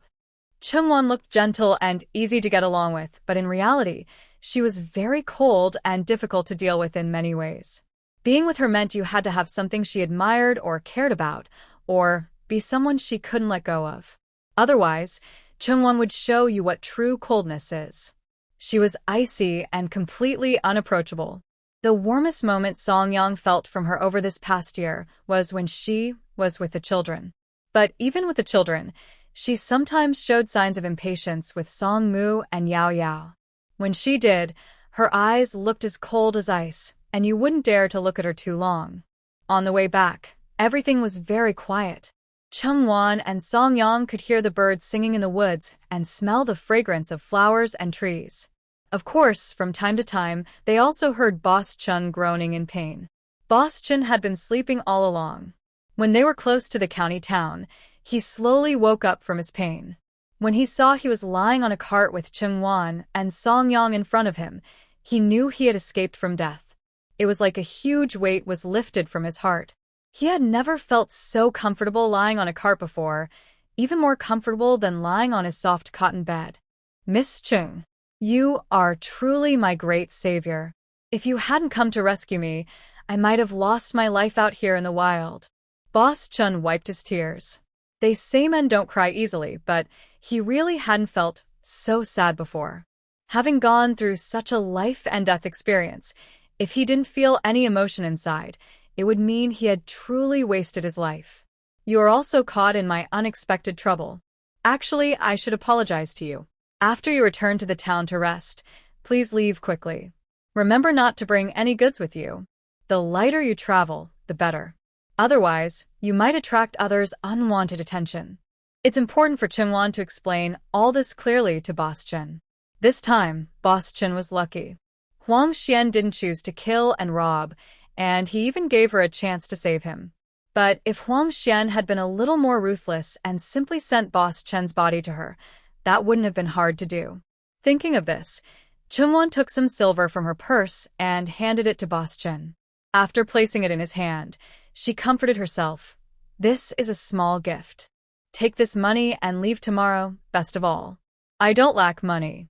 I only fell for his trick because I was careless this time. Rest assured, Lady Chung. Although some of the goods were damaged, we've traveled through many places over the years. There are countless wolves and tigers that fear us. We don't put all our eggs in one basket. Boss Chun sighed in relief as he spoke. What once seemed troublesome now caused him less loss. He took out a small note from the hidden compartment of his jade ring, which he showed to Chengwan. As they say, a clever rabbit has 3 burrows. After I leave tomorrow, if Lady Ching needs anything, send a message to this address. It's my other secret line. In 3 days, if you can resolve the issue with young Master Huang, we can continue working together through this channel. Did you hear that clearly? Chungwon was surprised at Boss Chen's sharp mind. Despite being stuck in a difficult situation, he could still listen carefully to what they were saying. Mentioning such a sensitive time frame as 3 days showed he was fully alert. It was clear he was still conscious and aware. Thinking about Boss Chen's desperate attempt to survive in that moment, Chungwon admired him even more. I can't say I understand everything, but I saw young Master Song's brave rescue of his wife clearly. His courage to challenge young Master Huang is truly admirable. Such boldness is something we all respect. After praising Chungwon, Boss Chen also remembered to mention Song Yang, who was driving the ox cart. After all, he could be considered his life savior. You're too kind. My wife already said that since Chen's trouble was a sudden accident, it's only right for us to apologize to you. Song Yang didn't know when Chungwon met the merchant group, but he usually didn't interfere in Chungwon's affairs and didn't feel qualified to do so. They, as a couple, each had their own work. Song Yang rarely involved himself in Chungwon's business matters. You're too polite. But don't worry, Madam Chung. The task you entrusted to me has already been taken care of. The other route has taken your belongings. It will take at most 3 days, and your issue will be resolved. By the way, after these 3 days, it will truly be a good day. Of course, the thigh had to be tightly embraced. When the thigh gave an order, it had to be done diligently and in advance. Boss Chen wouldn't delay anyone's matters if it didn't involve Chungwon. Because of this, after Chungwon rescued him this time, he felt confident and spoke to them so boldly. I knew I didn't make a mistake in trusting Boss Chen. I remember the address above. As soon as I get the news I want, our cooperation can continue. It seems that after these 3 days, it will indeed be a good day. Unexpectedly, the grain wasn't wasted. Boss Chen really delivered everything he prepared to the disaster victims. No wonder everyone wanted to leave a backup plan for themselves. No wonder this money was meant for him to earn. Without hearing any rumors, with the overall situation in Wulong County so peaceful, Boss Chen still thought of splitting the cargo for separate delivery. That shows he's quite perceptive. Chungwon was so happy that she wanted others to share her joy. She patted her chest happily and burst out with coins. All right, I will compensate you for all the losses this time, Boss Chen. After I finish dealing with the Huang family in 3 days, I will send a batch of all the money and grain you lost today to this address. There will be more than enough, and that's my sincerity. Then I won't hold back hearing the words, all the money and grain. Boss Chen's back no longer hurt, and he no longer felt tired. Even if he was beaten once, what did that matter? If every hit could earn that much money, he would gladly get beaten every day. Money that comes easily is impossible to refuse. So much money. It's really a lot. Having money and making connections at the same time, Boss Chen thought he had checked the lunar calendar before leaving, but now he realizes he read it too well. Today was the day to go out. He should have gone out even if it meant risking a little. After sending Boss Chen to the town gate, Chungwon and Song Yang each went back to their own homes. They still live in the inn, and most of their belongings are there. The child hasn't been brought back yet. She's still with Lin Sijia. Yao Yao has also been staying with Sister Zheng to help take care of her, because Sister Zheng has a young daughter. Yao Yao has more friends around her, so Chungwon didn't mind her playing outside. Otherwise, if something like today had happened, she wouldn't know where to leave the child or who to trust. Back at the inn, Yao Yao immediately happily threw herself into Chungwon's arms, telling her about the delicious food she ate today and the fun things she did. She even brought along a girl named Zheng-in from Sister Zheng's family. Yao Yao acted as a teacher, showing Zheng-in many ways to identify herbs. Even though she's small, she was very serious and confident when teaching. When will my mother find a teacher for me? Today I went with Sister Zheng, and we even visited the doctor's house. The doctor said I'm very smart because I can recognize so many herbs, and he kept praising me. He even said he wanted to take me as a disciple, but I think he's not that great. I want a really good teacher that my mother finds for me. Yao Yao was very proud when she was praised for being smart for the first time. Her little face couldn't help but turn completely red. Everyone usually says her older brother is a genius, but few people pay attention to her. But now, in learning medicine, Yao Yao is also admired and seen as promising. Once I finish these days of busy work, I will find a master for you. The doctor at the clinic. He might not be as skilled as you think, but he's still a very capable doctor. Don't say such things about people, Chungwan said, hugging Yao Yao and glancing at Jingyin, who was shy and didn't speak much. She has always been gentle and kind to children, speaking softly, like a gentle cloud in the sky that gently touches Zhengyin's sensitive heart. Ayan, are you also interested in medicine? If you want to learn medicine, you can stay with Yao Yao for now. When I find a master for her, that master will also be your master. In this harsh world, where men and women are not treated equally, Chungwan often feels a strange kind of pity for young girls. She hopes these girls can live well and not become what society expects of them. Even if women cannot follow the same path as men to take the imperial exams, she hopes they can achieve success and find their own worth in life. They shouldn't be just followers of men or dependents of their families. I heard my mother say, I am here to serve Yao Yao. Aunt Chung, can maids also learn medicine? Zheng Yin asked softly, lowering her head. My mother says Aunt Chung has already been very kind to us. I shouldn't be too demanding or wish to be like Yao Yao, quietly doing her chores, she added. Zheng Yin is quite happy with her current good life, no longer starving or disliked by everyone at home. She is content. Not everyone is lucky enough to have parents as good as Yao Yao. Although Zheng Yin doesn't think her parents are bad, she often envies Yao Yao. Yao Yao doesn't need a maid. She does her own work. Why should others serve her and her own family? Chungwan gently patted Jingyin's small head, feeling naturally affectionate when she saw the girl's hair, which had become dull and yellow from poor nutrition in previous years. If you think learning medicine is boring, you can tell me what you really want to learn. Studying books or learning to do business, it's all about following your heart.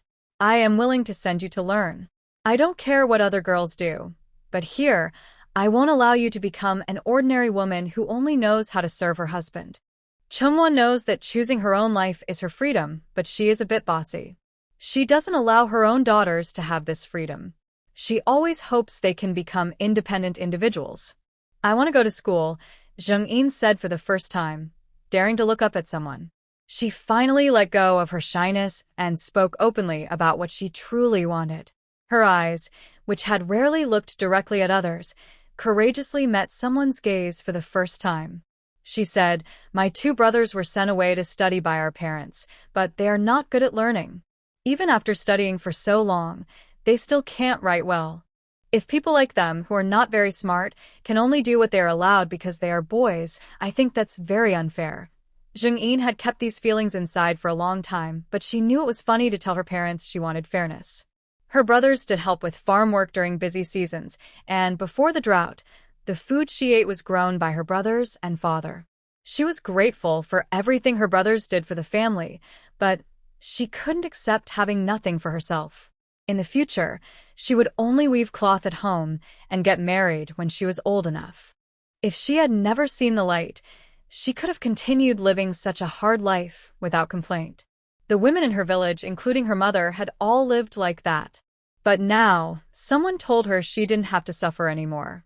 If she had such a good chance, how could she want to go back to that dark life? Want fairness? That's something you should fight for yourself. I promise, once things settle down, I will take you to see Mr. Lin to study. I will give you the chance to learn, and I hope you won't waste it. I want to see you prove that you are better than your brothers. Chungwan gently touched Zheng Yin's dry hair. She was a pitiful girl, but there were many pitiful girls in the world. What she had gone through was not the worst. The Zhongjing Pavilion opened the next day. Although the residents of the county were still wary of the refugees, and the busy market had fewer merchants and customers than before, everyone was happy when they heard that Lady Chung, who had traded grain at the market, had opened a new shop. Trading grain was a good thing for them. Who wouldn't want to exchange cheap grain for expensive grain? If it weren't for Lady Chung, I fear some of them would never have a single meal of plain flour in their lives. They might have even starved to death early on. The common people have long secretly guessed that Lady Ching doesn't have special connections to sell cheap grain at high prices, but truly cares about ordinary folks. She just wants to give them a way to survive in this harsh world. Everyone respects Chungwan. Now, they all carry large and small bundles of grain to exchange with her. Some skilled women even prepare their best dishes or embroider a few handkerchiefs to give as gifts. It's nice to earn money, but receiving gifts is even better. Chungwan didn't expect everyone to be so kind. Lady Chung, are you saying you want all these things? Does that mean you'll take everything we bring, no matter how much? A woman asked, carefully pointing at the words written on Chungwan's board. She didn't recognize the characters, but knew the drawings nearby. There are plenty of these items on the mountain, and many are in her own family's fields. If she could exchange these things for money, she could earn a lot of silver. Yes, but only for 3 days. After that, I will update the list daily. As long as you bring me the items shown, I will accept everything. The prices vary. For example, what you just pointed to, one plant is worth 5 coins, Chungwan replied.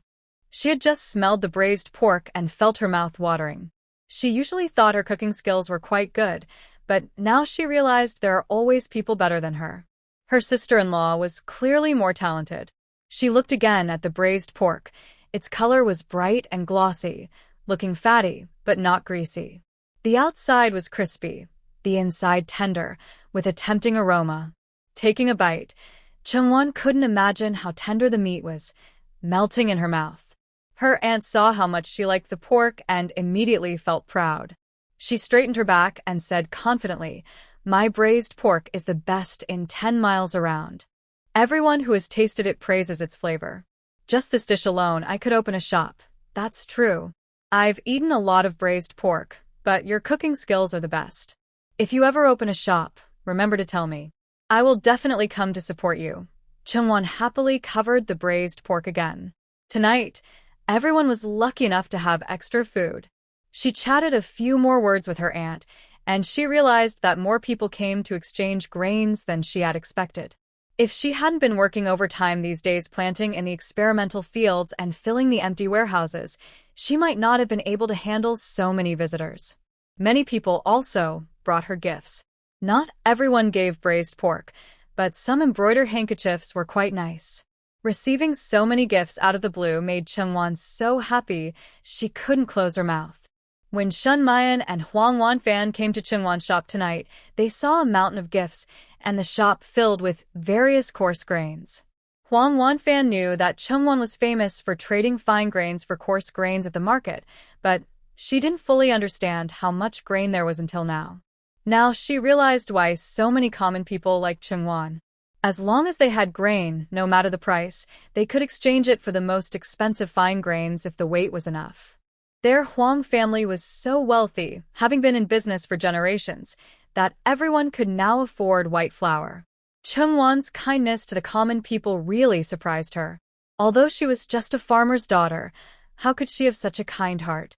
All the grain you gave them today, if sold at normal prices, would earn a few hundred taels of silver. Giving it away so freely, Huang Wanfan's expression changed as she looked at the remaining coarse grains.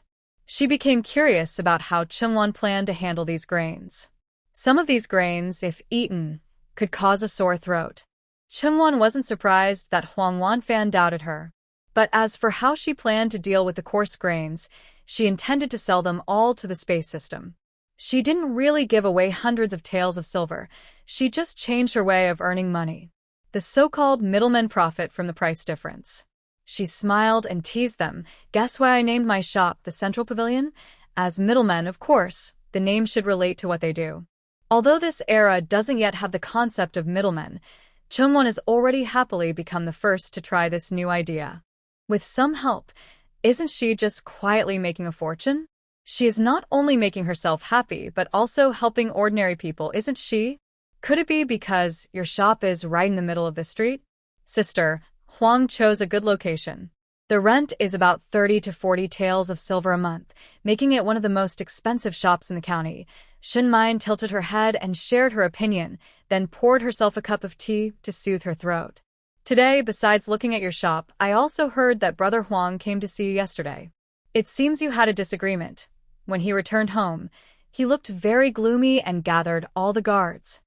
Asked someone privately, and they said my brother told them there would be a big move in 3 days. That's the day after tomorrow. Do you think his actions are aimed at you? Huang Wanyang was peeling an orange, enjoying the weather perfect for eating oranges. The oranges from the south had thin skins and juicy flesh. Huang Wanyang ate at least 2 a day at home. She thought only her family could afford such oranges, since they weren't sold at high prices in the market. But surprisingly, she saw some at Chengwan's place, and they looked even better than her own. Huang Wanyang peeled half and fed it into her mouth. The sweet taste spread in her mouth. She relaxed her eyebrows happily and then handed the orange to Chengwan, asking, "Where did you buy this orange? It seems sweeter than mine, from a trading caravan from the south. Your brother caught them all yesterday. I'm afraid we won't get to enjoy such sweet fruit again for a while." Chengwan picked up an orange and tossed it in her hand, looking very relaxed. She teased, "Your brother is definitely targeting me. He wants the shop, and he also wants me to hand over my non-existent connections. I'm curious, how does he know that I, an ordinary farmer woman, have powerful backing behind me? Even in this small Wulong county, with hidden talents, who could have the courage to bring in so much grain without caring about money?" Such simple logic makes it clear. Chengwan, even if she hasn't been in the county long, knows such people don't really exist. Capitalists are often cold and ruthless. They would rather pour unsold milk into the river than help the poor. The Huang family rose from wealthy merchants to officials. Such simple truths, however, the only heir cannot seem to understand. Of course, it's because Lady Qing is too unusual. My brother has gathered the family to come and trouble you. Our guards are professionally trained. If you face them, you probably won't have much chance of winning. Huang Wani thought they might handle Huang Xian gently, like boiling a frog slowly, but her brother started aggressively right away, giving no time to ease in. He is quite cunning, taking away others' most profitable assets immediately, without leaving any connections behind. But thinking about fighting her brother this time, maybe she can gain many new things she desires.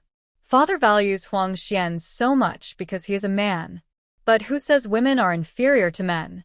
Huang Wani has never thought she is worse than her useless brother. She is determined to make her father see how foolish it is to put all his hopes on Huang Xian. She is eager to take control. When discussing plans with Chengwan, she was especially serious. "What do you plan to do? If so many people try to fight us with just their strength, that's not smart. If we don't confront him directly, he can take what I have. But after giving it to him, whether he can keep it depends on his own ability. I also heard your brother has his own shop in the county town doing the grain business." Chengwan hasn't forgotten what Boss Chen said before leaving. Huang Xian is so jealous of her shop for many reasons. They are rivals in this business world. The market is small, and there are only so many customers. Chengwan has almost taken all the customers with her grain trade method. Huang Xian can't get many customers, so she is desperate and reckless, making foolish decisions. Yes, that's true. But his grain shop doesn't make much money. If I remember correctly, my brother's businesses haven't been profitable for a long time. Even if you want to take over his shop, you probably can't reach his high plans to trap you. Knowing yourself and your enemy is the key to victory.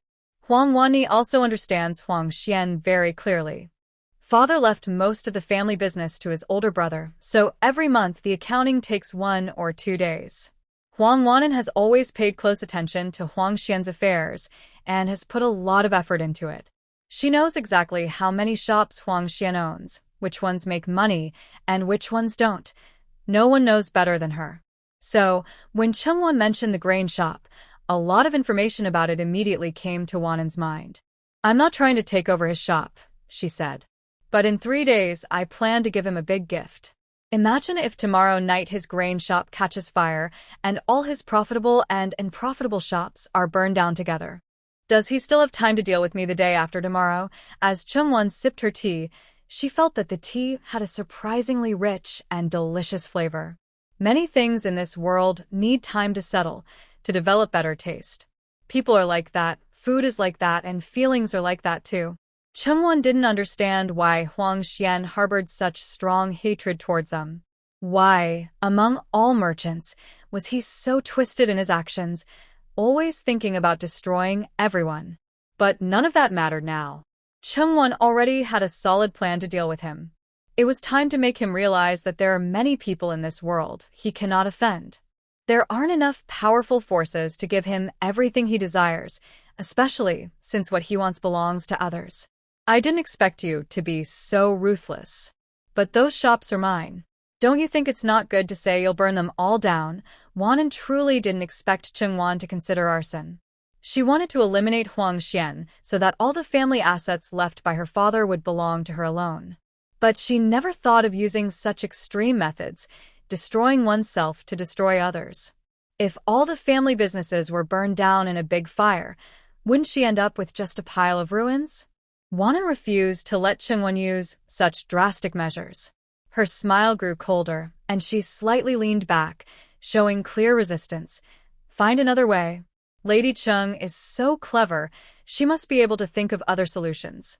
This method is the best one, the only way to keep him busy. Can you think of any other options? Chungwon was very pleased with her idea but was reluctant to change to another so easily. She had to remind Huang Wanwan, right now we are all in the same boat. If the shop at home is burned down, it can be rebuilt. But what matters most is who owns that shop. Even if everything is reduced to ashes, it's your brother's fault for not protecting the property. It has nothing to do with you. Shen Mayan was standing nearby and didn't quite understand what they were talking about. But she knew what the words, set fire, meant. This Madame Chung was so bold. She said she would burn the shop as if it was nothing. When she spoke so casually, it seemed like losing such a big property was as easy as drinking water. Shen Mayan suddenly found it hard to swallow her tea. She asked her question dryly. If we're going to set fire, who should do it? If someone dies in the fire, then who does that belong to? We don't need to do this for. Need to do what? Chungwon cut her off coldly. He's already threatening my life. Do I still need to risk mine for him? And don't worry, I'm not the kind of person who would really kill someone. Starting a fire late at night usually doesn't cause deaths. But if someone gets extremely unlucky, then that's another matter. Chungwon never thought of herself as a kind-hearted person. Whether they wanted to or not, she would find someone to set the fire. She and Huang Xian still had one final confrontation ahead, and the outcome was still uncertain. All right, then we'll do as you say. Huang Wanwan was originally against it, but after thinking carefully, she couldn't come up with a better plan. If someone really got unlucky and lost their life over her unworthy brother, she'd just accept that it was bad luck. On the road to success, some people always have to die. If you can't climb over others' bodies, you can only become someone's stepping stone. Huang Wanwan had been used as a stepping stone by Huang Xian for many years. Now, she didn't want to do it anymore. Shen Mayan was increasingly confused about how they could treat human life so casually. Since this is someone else's matter, Huang Wanfan has already made up her mind and cannot persuade further. She only explains her main purpose for coming to Chungwon. My father has written to me. The authorities in the capital are very concerned about the refugee situation in Wulong County and have ordered a special envoy from the Ministry of Revenue to come here. So, we just need to wait a little longer. Once the envoy arrives, Huang Wanfan won't be able to keep up her antics. Currently, Shen Mayan points to the envoy. Her uncle has been in Wulong County for some time, but it's clear he isn't focused on helping the refugees. Although some porridge is still being served, it has been reduced from 3 times a day to once, and the rice is less thick than before. It's obvious that it's just for show. Shen Mayan also doesn't like the refugees, feeling they might threaten her safety. But there are many lives involved. Those who can find ways to support themselves are fine, but they don't rely solely on the porridge to survive. Most of all, there are the elderly, the weak, the sick, and the disabled. Shen Mayan fears that if the porridge stops, they might starve or freeze to death on the road. As the disaster year is about to end, everyone has struggled through hard times. No one can bear to see the scene of people dying from the cold. Shen Mayan sighs worriedly. When Chungwon hears the words envoy, she is not surprised. Wulong County is a key pass for refugees heading west, and it truly needs the attention of the court. But with the envoy arriving, Huang Wanfan's father, as the county magistrate, might face many restrictions. Does she not feel anything about that? Her suspicious gaze falls on Huang Wanfan. She simply shows a faint smile, with no sign of worry for her father. You don't need to look at me. I've said I don't have much of a relationship with my father. I want him to treat me equally as he does my brother, but I don't have much genuine affection for him. Besides, I rely not on him but on my maternal family's influence. Her father, just a small county magistrate, is someone she looks down on. What truly catches her eye is the wealth her father accumulated from years of business. As a woman with no hope of passing the imperial exams, her main goal is to succeed in business and build her own career. Huang Wanwan is determined to become the richest woman merchant in our country. Her first step toward her goal is to inherit all the family property. Huang Wanwan does not hide her ambition at all. She even tilts her head slightly and looks at Shen Mayan with a meaningful gaze, saying, "Your father has only you as his daughter. According to the rules, all the family assets should go to you. But don't forget, your father has several brothers, and those so-called uncles and cousins are more eager for your family's money than you are. With a background like the Shen family, even a small amount of money that shows up from the cracks of their fingers is a huge sum that ordinary people could never dream of in their lifetime." Shen Mayan seems luckier than others, but in reality, her hardships are still ahead. The conversation shifts to herself. Shen Mayan's face instantly turns cold. She clenches her fists, absolutely unable to tolerate others coveting her family's wealth. In her big, round eyes, Chungwon first notices a hint of hostility. I am not someone without temper. If they dare to covet what should be mine, I will make them pay a painful price. Before my father left, he told me that having treasures often attracts wolves. Shen Mayan speaks firmly, with no hesitation in her tone. Burn it. Now I understand why you two set fire to the shop. You only realize the pain when you hit yourself. If I face something like what Cheng Yangzi did, I might do even worse. Chungwon is a bit surprised that Shen Mayan can say such things and understand their actions so quickly. Even after they have discussed the details and decided how to proceed, Chungwon still doubts the truth of this matter. Chungwon, holding the braised pork sent by her aunt, feels a bit distracted when she returns home. She keeps thinking about how to carry out the arson to achieve her goal better, so her cooking suffers a little. That evening, Song Yang eats the dish, which has been seasoned with more salt than usual. His brows furrow deeply, curious about what or who made Chungwon unhappy. Song Yang dipped the salty meat into the soup, then pointed at the bowl. The children quickly understood his meaning and followed his example. Soon, the clear soup was covered with a layer of meat fat. Seeing this, Chungwon felt even more uncomfortable. She frowned and looked at her father-in-law with displeasure. Is it that bad? I don't think it's that salty. If she wasn't satisfied with her cooking, why bother spending so long in the kitchen? Wouldn't it be easier to eat outside as a family? Chungwon used her chopsticks to poke at her bowl. Watching the three children lower their heads silently because of her words, she realized she was taking out her bad mood on them this time. She's not a tough-tongued adult. Once she recognized her mistake, she quickly apologized to the children. All right. I know I'm in a bad mood today, so my cooking isn't up to standard. Just bear with this meal. I have many other problems to deal with. Song Yang, tell me, if I wanted to find someone suitable to set a fire, where should I look for such a person? Someone brave enough to start a fire but not afraid of revenge. Chungwon hadn't thought of a suitable person yet. Huang Xian is vengeful. After setting the fire, he would need to protect that person's safety. If they had a family, it would be more complicated to protect them and require more effort. She preferred to find someone who was an orphan, with no parents and few attachments in this world. Beggar, refugee, or someone crazy for money, she suggested choosing from refugees. If they agreed, not only would they get a large sum of silver after completing the task, but they could also have a stable job. If they could work in her residence, no one would refuse. Song Yang fed himself a big mouthful of rice wrapped in food. The dish was too salty.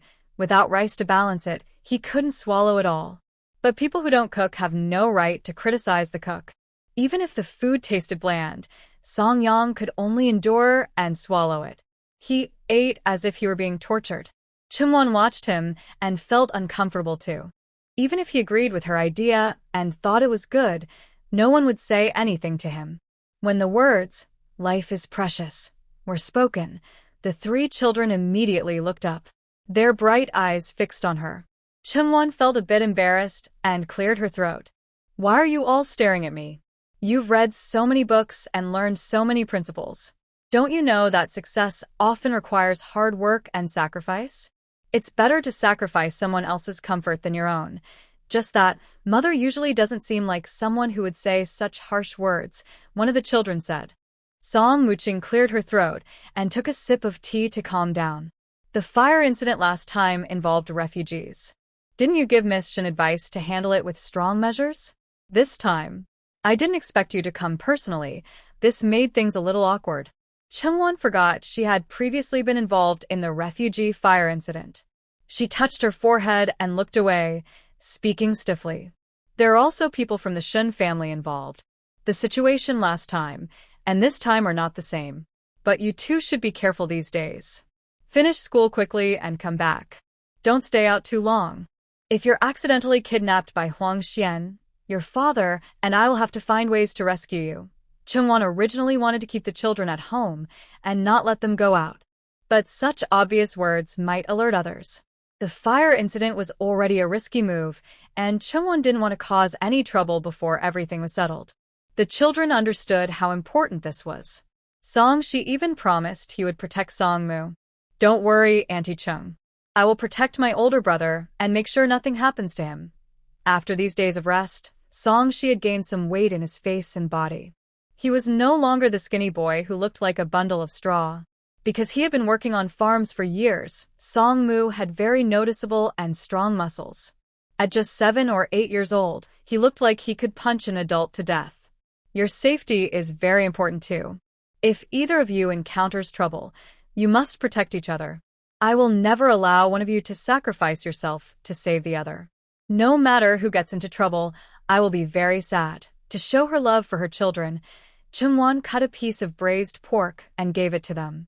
There are only 4 pieces of braised pork left on the plate now. The other dishes are hard for the children to eat, so they can only focus on this one dish. But even though they are hungry, everyone still remembers to save some delicious food for their parents. Song Mu and Song Shi carefully served the braised pork to Chungwon without changing it. "Mother is more tired than us. Eating enough is the most important thing for you. Xiao Shi and I will go do our homework first. Dad and Mother can continue eating." Song Mu calmly wipes his mouth with a cloth. Despite his young age, he already shows rare elegance. If someone said he was from the countryside, no one would believe that a child from the countryside could have such grace. Soon, only 3 people are left at the table. Yao Yao is eating eagerly. She is the youngest, but has the strongest appetite.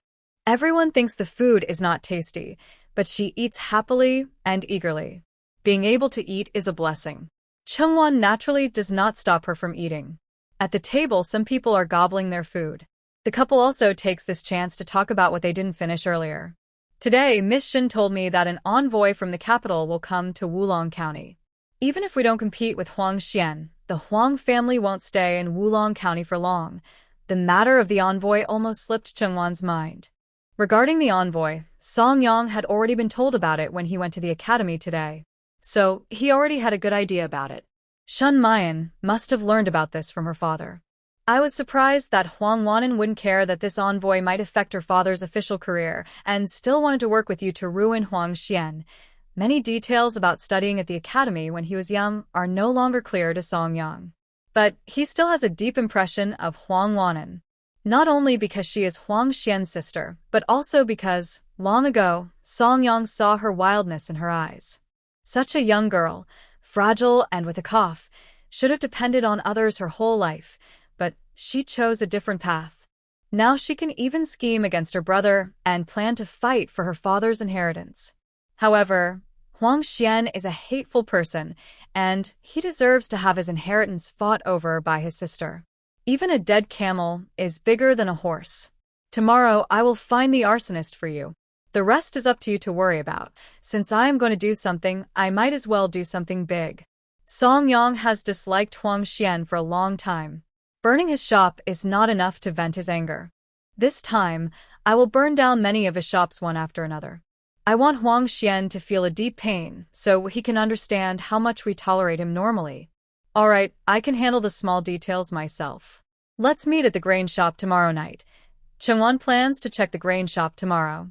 She doesn't care about people's lives, and anyone related to Huang Xian can't be a good person. But grain itself is not wrong. She needs to find a way to move all that grain out. Even if the flour isn't as good as what her space produces, it still comes from hardworking farmers who grow, thresh, and grind it. No matter what, the hard work of farmers deserves respect, and the grain must not be wasted. Chimwon arranges her schedule for tomorrow. After dinner and a bath, she goes straight to bed. But before closing her eyes, she remembers to take a quick look around her space. The crops in the experimental fields are lush and green. Tomorrow morning, it will be harvest time again. A gentle breeze blows over her grain, and the leaves rustle, making a pleasant sound, like the tinkling of silver coins. For the first time, Chungwon finds this sound very soothing. She then wanders to her breeding area. The little lambs are obediently eating grass on the ground. Compared to when she first raised them a few days ago, the lambs are now about a whole size bigger. Looking at their growth, a big number 12 hovers above them. In at most 10 days, she will be able to enjoy lamb skewers. One lamb for skewers, another for hot pot. Chungwon can't even imagine how lively and happy she will feel after tasting that. Fortunately, this era doesn't prohibit slaughtering sheep. Cows are valuable for labor, but the court hasn't banned slaughtering oxen either. Wealthy families can enjoy lamb every few days. Unlike farmers, rich people don't see cattle as their life. After a quick walk, Chungwon happily cuddles her pillow and goes to sleep. The next morning, she heads straight to her shop. Sister Zheng brought the girls she bought from the tooth seller to greet the guests. The business at the central pavilion was not complicated. It mainly involved checking whether the items brought by the guests matched what Chungwon needed to recover. Were the appearances exactly the same? Were the roots, grass, and leaves undamaged? As for the grain, after weighing and inspection, if it was not rotten or spoiled, they could give the guests white flour or rice according to their needs. Throughout the day, many people came in and out of the central pavilion. However, after Sister Zheng finished greeting the guests, Chungwon prepared to sell these items to the space in the evening, so she sat alone at the back, dozing off. She was sleeping soundly with her head on the table, when suddenly, she heard a commotion in the front yard. Before she could fully wake up from her dream, Sister Zheng hurried over anxiously and shook her awake. Chungwon looked up at Sister Zheng's face, which showed a look of great shock. Miss Chung, a guest suddenly fainted in front. It's a pregnant woman. Her water broke, and it looks like she's about to give birth. Sister Zheng was also panicked now. She was busy receiving guests at the front, happily collecting money. Although she was overwhelmed, she was happy because she was earning money. But unexpectedly, before the money even reached her pocket, she saw a woman collapse right in front of her. Looking closer, oh my, such a big belly. How many months pregnant was she? Quick, go find a doctor. Hurry, have someone help her into this yard, and tell someone to boil water. It looks like the baby might be born here. Chungwon suddenly sat up in alarm, her sleep completely gone now. Sister Zheng hurriedly followed Chungwon outside.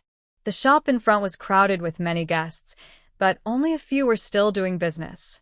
Most of the people gathered around the pregnant woman, discussing anxiously. There was white flour scattered all around the woman, and because of the flour, she was almost buried in it, making her broken water more noticeable. Everyone, please move aside. Don't gather here. I've already called for a doctor, and we'll clean this up immediately. Those who want to buy or sell can continue, but if you're not doing business, please don't gather here. It's not a big deal. No need to keep talking about it. Chungwon quickly stabilized the scene. After confirming that the pregnant woman was not in immediate danger, she ordered someone to carry her to the back. She looked around at the people present and raised her voice, calm but firm. Is there anyone here related to this pregnant woman? Or does anyone know her? Please help us find her family. This is a matter of life and death, so I hope everyone will assist. I know her. She's the daughter-in-law of the Liu family. She's carrying twins, so her belly looks bigger than usual. But her family isn't here now. Her husband and father-in-law went to the next county's dock to carry loads. Her mother-in-law also went to deliver food at noon. We need to contact her family soon, or she might give birth several times before help arrives. A friendly-looking sister-in-law spoke to Chungwan, holding a basket full of rice. She seemed very concerned. I think she should give birth here in your place. But the Liu family's daughter-in-law is quite delicate, and her belly is so big. I'm worried she might not make it through the birth. If something goes wrong, oh, you shouldn't say such things. A young girl giving birth can't be that fragile. That's not right to speak like that. Chungwan didn't care about what these women said. The most important thing now was to ensure the woman's safety and help her deliver the baby. She didn't think having the baby in her shop would bring bad luck, but if something happened here and both mother and child were lost, it would be hard to explain. Since she couldn't contact the family, Chungwan had to take a risky step. When the doctor arrived, she immediately told him to go into the courtyard to assist with the delivery. But when he saw there was no midwife, only young women gathered around. The doctor hesitated and shook his head, refusing to help. There's no midwife here, and I can't just help directly because of modesty. If I delay, it could ruin her reputation. She might even be taken away to be punished. The doctor was about to leave with his medical box, but he was the only hope for the woman now. If he refused to help, the twins inside her would be born into danger, risking 3 lives for one. Such a heavy price was more than they could afford easily. Chungwan, thinking about saving lives, immediately grabbed the doctor's medicine box and refused to let him leave easily. Her words carried a firm tone. If you leave now, those 3 will only die here. They say doctors are kind-hearted. Can Dr. Wu really watch them lose their lives without doing anything? At this moment, Chungwan could still hear the pregnant woman's painful moans in her unconscious state. The midwife was not found. There are not many well-known midwives in the town, and the closest one to them was not nearby. If they went to another street to find a midwife, it might be hard to find one, and it could take a lot of time just to go back and forth.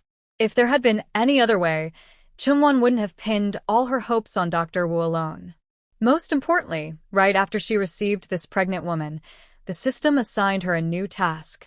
If the pregnant woman could safely give birth in her yard, she would earn a reward of 500 taels of silver. Although 500 taels isn't a lot for her, even a small amount is still money. Saving a life is more important than anything else. But I am also thinking of her reputation. Dr. Wu helplessly stomped his foot. The smell of blood filling the yard made his brow furrow. Having triplets, losing 3 lives at once really made him feel guilty. Seeing Chungwan urging him constantly, Dr. Wu finally relented. Lives are more important. Since there's no midwife, you'll have to help me. Do as I say later. I definitely won't deliver her myself. If a woman was assisting him, and if they managed to save the pregnant woman, but she then jumped into a river or was taken to the village to be boiled in a pig cage because he, as a man, delivered her, what would he do? Who would he talk to about his pain? Saving someone only to lose them immediately is not what a doctor intends. FAMINE. I agree, Chungwan said, steeling herself. Whether the original owner had any relationship with Song Yang or not, she was still a girl with no practical experience. Regarding matters between men and women, Chungwan still based her understanding on a few romance novels she read in her past life. She had read about childbirth scenes, but if such professional knowledge could be learned from just 2 books, doctors wouldn't need to study for so many years to succeed. Chungwan was helping Mrs. Zheng assist Dr. Wu with childbirth. At this moment, the pregnant woman woke up from her fainting spell. She was sweating heavily from the pain and felt as if she might die today. Since her labor was due around this time, her husband and father-in-law went to the dock early every morning to carry loads and earn money. Her mother-in-law stayed with her every day, worried she might go into labor alone. Besides delivering meals to her father-in-law and husband at noon, the pregnant woman Ayu, and her mother-in-law were almost inseparable. This morning, when she got up, she still felt fine, so she had enough strength to sell grain. But as soon as she reached the entrance of the residence, she sensed something was wrong. She asked a close friend to go back and check if her mother-in-law had returned. If she had, she would help call her to come to the clinic. At that time, Ayu thought she could endure the pain, but the twin babies inside her were causing her great distress. The pain swept through her body again and again, making her gasp in cold sweat, and she fainted. Though she lost consciousness, her awareness became clearer and clearer.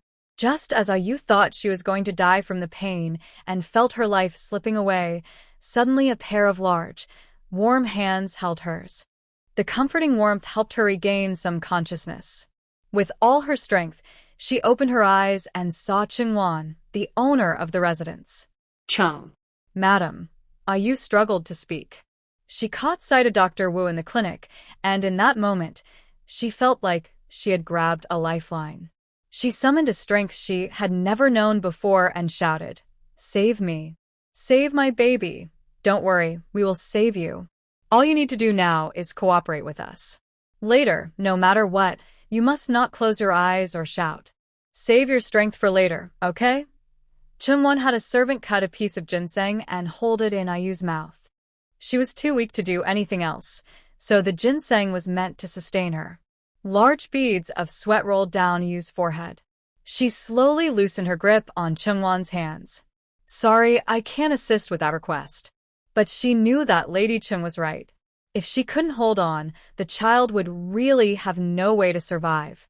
She could die herself, but she absolutely couldn't take her 2 children with her. Perhaps her maternal instinct was at work. Ayu used all her strength to give birth, and finally, under Dr. Wu's guidance, the twins were born safely. Wow, wow, wow, wow, wow. The babies' cries echoed loudly. Even after Lady Chung personally cut the umbilical cords, she still felt a strange, unreal feeling at that moment. She brought the babies to Ayu and showed her what her children looked like, born with her life. Both children are very healthy. One weighs 5 Jin 3 liang, the other 5 Jin 7 liang. You are very brave, giving them a chance to come into this world. Both are boys. Ayu's family would probably be very happy about this. Having 2 boys at once is something that would make their whole family proud anywhere in the county. Lady Chung hoped that men and women could be equal in this world, but when she saw that both children were boys, she also felt a bit of relief for Ayu. Are they boys? Ayu weakly opened her mouth. My mother-in-law hopes I can give the family a son. My husband's family only has 1 line of descendants. They need this child. Everyone was a woman. Lady Chung could see that after giving birth, Ayu wasn't truly happy from the bottom of her heart. Instead, she seemed more relieved. She only looked at the children outside briefly, then gratefully said to Lady Chung, "Thank you, Lady Chung. You are the great benefactor of my children and me. Being able to give birth to these 2 children properly, you are the real benefactor." Lady Cheng's joy from the birth of the children had already faded after Ayu's sigh of relief. She couldn't find it anymore. She handed the children to Dr. Wu and was about to go to the front yard to check on the business when 2 men hurriedly ran into the house, followed by an older woman. The 3 of them, as if they hadn't seen Lady Chung, suddenly rushed into the yard and then cried out loudly at the open door of the room. "My wife! Oh, why did you suddenly give birth? If I had known this child was so disobedient, I would have stayed with you today. How is your daughter-in-law inside? Is she all right?" The woman shouted loudly, while 2 men stood behind her. One was wiping tears, feeling sad, and the other looked worried about Ayu, even though he wasn't crying. It seems these are Ayu's family members. When they arrived, they only asked about Ayu's safety and didn't mention the children. That was a small comfort. Sister Zheng just came out of the house. She closed the door tightly to keep the wind from blowing on Ayu. When she saw Ayu's family, she scolded them kindly, saying, "Your daughter-in-law is fine and has even given you 2 big grandsons. She's resting inside now, so she can't come out today. Come back early tomorrow to pick her up." Sister Zheng brushed her hands, which still smelled strongly of blood. She shivered and said, all right, just go in and see you quickly, then go back. There are so many people here now, we can't all fit. Dr. Wu from the clinic is still inside. If you have questions, wait until he comes out and ask him directly. She had been worried for so long, and her head still hurt a lot. She wanted to find a place to sit and rest soon, or her mind wouldn't be able to work properly. Yes. Thank you, sister and Miss Chung. When Ayu gets better, I will visit to thank her properly. After saying this, the woman gave her son a meaningful look. Her son immediately understood and expressed his thanks to Sister Zheng. He also took out a few dozen copper coins from his pocket and handed them to her, speaking humbly and kindly. This is a small token of thanks, Auntie. Please don't think it's too little. There's no need for thanks.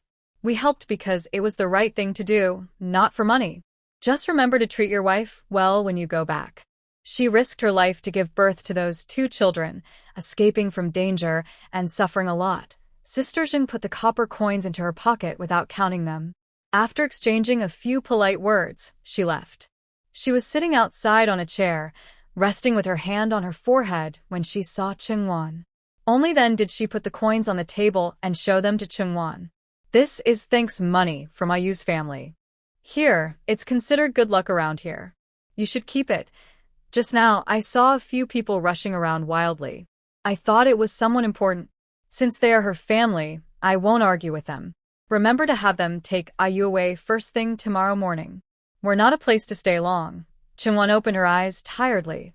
She weighed the coins in her hand and said thoughtfully, I never thought being a mother was so great. I knew giving birth was dangerous, but I didn't really understand until I experienced it myself. Now I realize that no matter what, children should be grateful to their mother. Not only does she carry them for 10 months, but she also goes through the dangerous process of childbirth. Your children aren't biologically yours, but you've raised them with a lot of effort. Even if you're not their birth mother, you're almost like one to them. Your late sister-in-law, if she had been a mother, might not have been as good as you. Sister Zheng also knew a lot about the Song family. When the eldest brother and his wife of the Song family were still around, life wasn't as good as it is now. Although the eldest brother was strong and a good farmer, the family sold more grain each year than others in the village. But because they had a younger brother studying in the county, they spent much more money than other families. Sister-in-law Song was very strict. She never liked to spend her husband's hard-earned money on her younger brother-in-law. At that time, Song Yang was studying outside. Besides the tuition paid to the academy, the rest of the money, whether for books or food, was earned by him working hard in the county. The eldest brother and his wife hoped that Song Yang would succeed and bring change to the family. Song Yang understood how much his family had sacrificed for him. So, even though he had to earn his own money, he didn't resent it. Even after his brother and sister-in-law faced problems and he had to leave the academy to return to the village and work as a farmer, Song Yang had no complaints. She also adopted her older brother's 2 children and married a wife hoping she would wholeheartedly care for these children. But being a stepmother is not easy. Sister-in-law Zheng can somewhat understand the hardships Chengwan faces in caring for the family's children. Women understand women. Now, sister-in-law Zheng comforts Chengwan. Your children should feel lucky to have such a good stepmother. If it were someone else, they might not treat them well and could even harm them. But look, you're not young anymore. Have you ever thought about having a child with Song Xiang? Sister-in-law Zheng feels she can speak more openly because she trusts Chengwan. Now, Yao Yao is also getting older. When you have your own children, she will be about 5 or 6 years old. By then, she can help you take care of the kids and might even be old enough to get married. Suddenly, the topic shifted to her own children and Chengwan felt a bit embarrassed. She had never thought about having children with Song Yang, nor did she imagine there would be more to their relationship. She awkwardly changed the subject. I haven't thought about that. I'm busy with my business now, and I don't have time to have children. Plus, I already have 3 kids at home. I can't even take care of them all, so I have no extra energy for more children. After watching you give birth, Chengwan admired her mother's strength but also feared she might become someone who lies in bed and trusting her life to others. She didn't think she would do that for her children, nor did she want to. To her, children are just a part of life, something that can be there or not. What matters most is herself. That's true, but you also have a child who is a refugee. Sister-in-law knows you're kind-hearted and dislike seeing these children suffer. But refugees are not like ordinary children. You need to be more careful and not naively make wedding clothes for others. Sister-in-law Zheng still remembers Song Shi. That boy who was beaten badly at the village gate, but still looked fierce. He's not an ordinary person. Most people wouldn't be able to control him easily. Anyway, sister-in-law Zheng feels she and her husband don't have the ability to handle him. I understand in my heart that although I don't want to have my own children now, I have long since treated Yao Yao and Song Mu as my own children. Whatever belongs to them is theirs, and no one can take it away. If he could always behave obediently and quietly stay at home, being a loving and studious child, Chungwon would also leave him some of her assets. But if he is not obedient enough, everything now is just a disguise. Chungwon would surely peel his skin and face the consequences of her mistaken judgment. Most people only see her outward appearance, an approachable and friendly face. They don't realize that deep inside, she is a very dark and unkind person.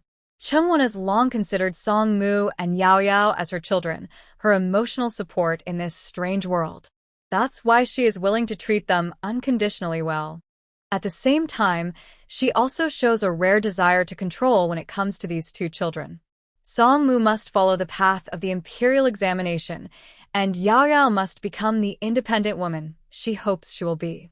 Their growth must not deviate in any way, except for unavoidable circumstances.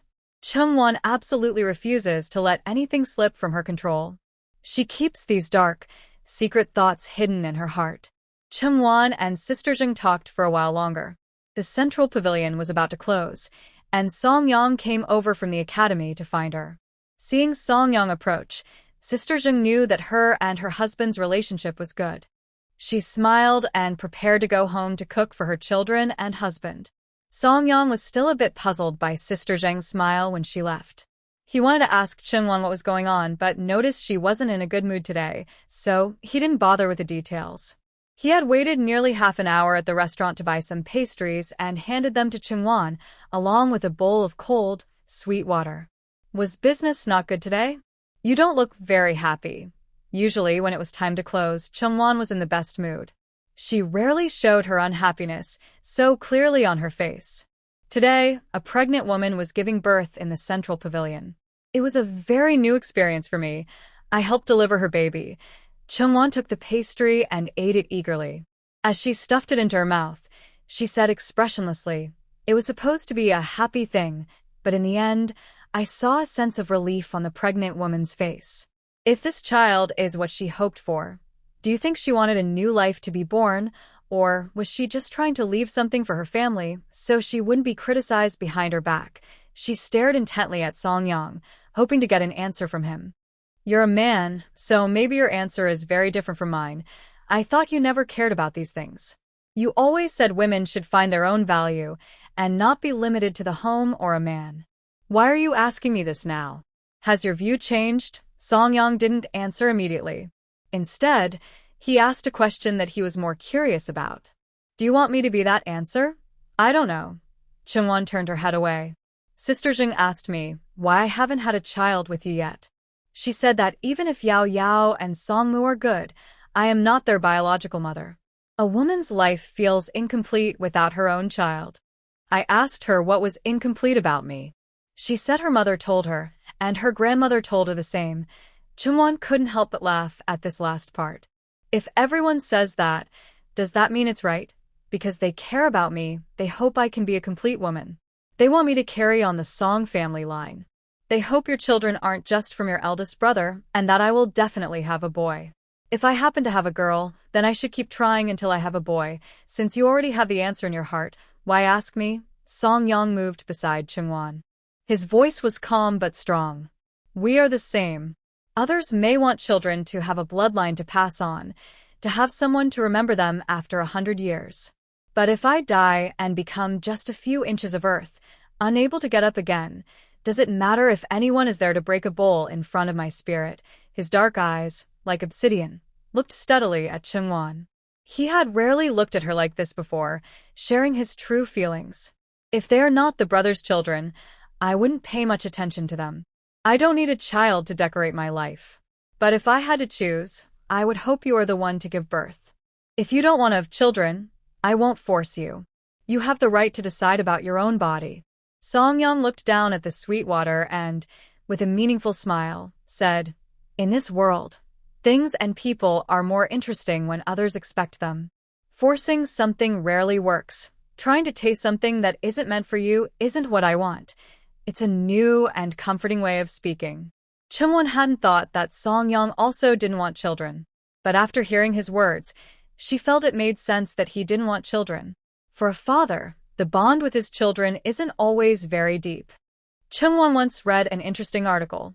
It said that children usually take their father's surname because fathers haven't experienced pregnancy and don't feel as strong a sense of responsibility for their children. Having the same surname is both a way to strengthen their sense of responsibility and a form of restraint. If everything in the world depended only on willingness, as they said, women might have more freedom. At least they would have control over their own bodies and the choice to have children. After discussing this somewhat heavy topic, Chungwon thought about the arson case. Songyang was in charge of finding the person responsible for setting the fire. Based on the time, she guessed he might soon hear the good news he wanted. She tidied her mood and asked Songyang, "How is the Huang family situation?" "It should be about time to take action. Almost there.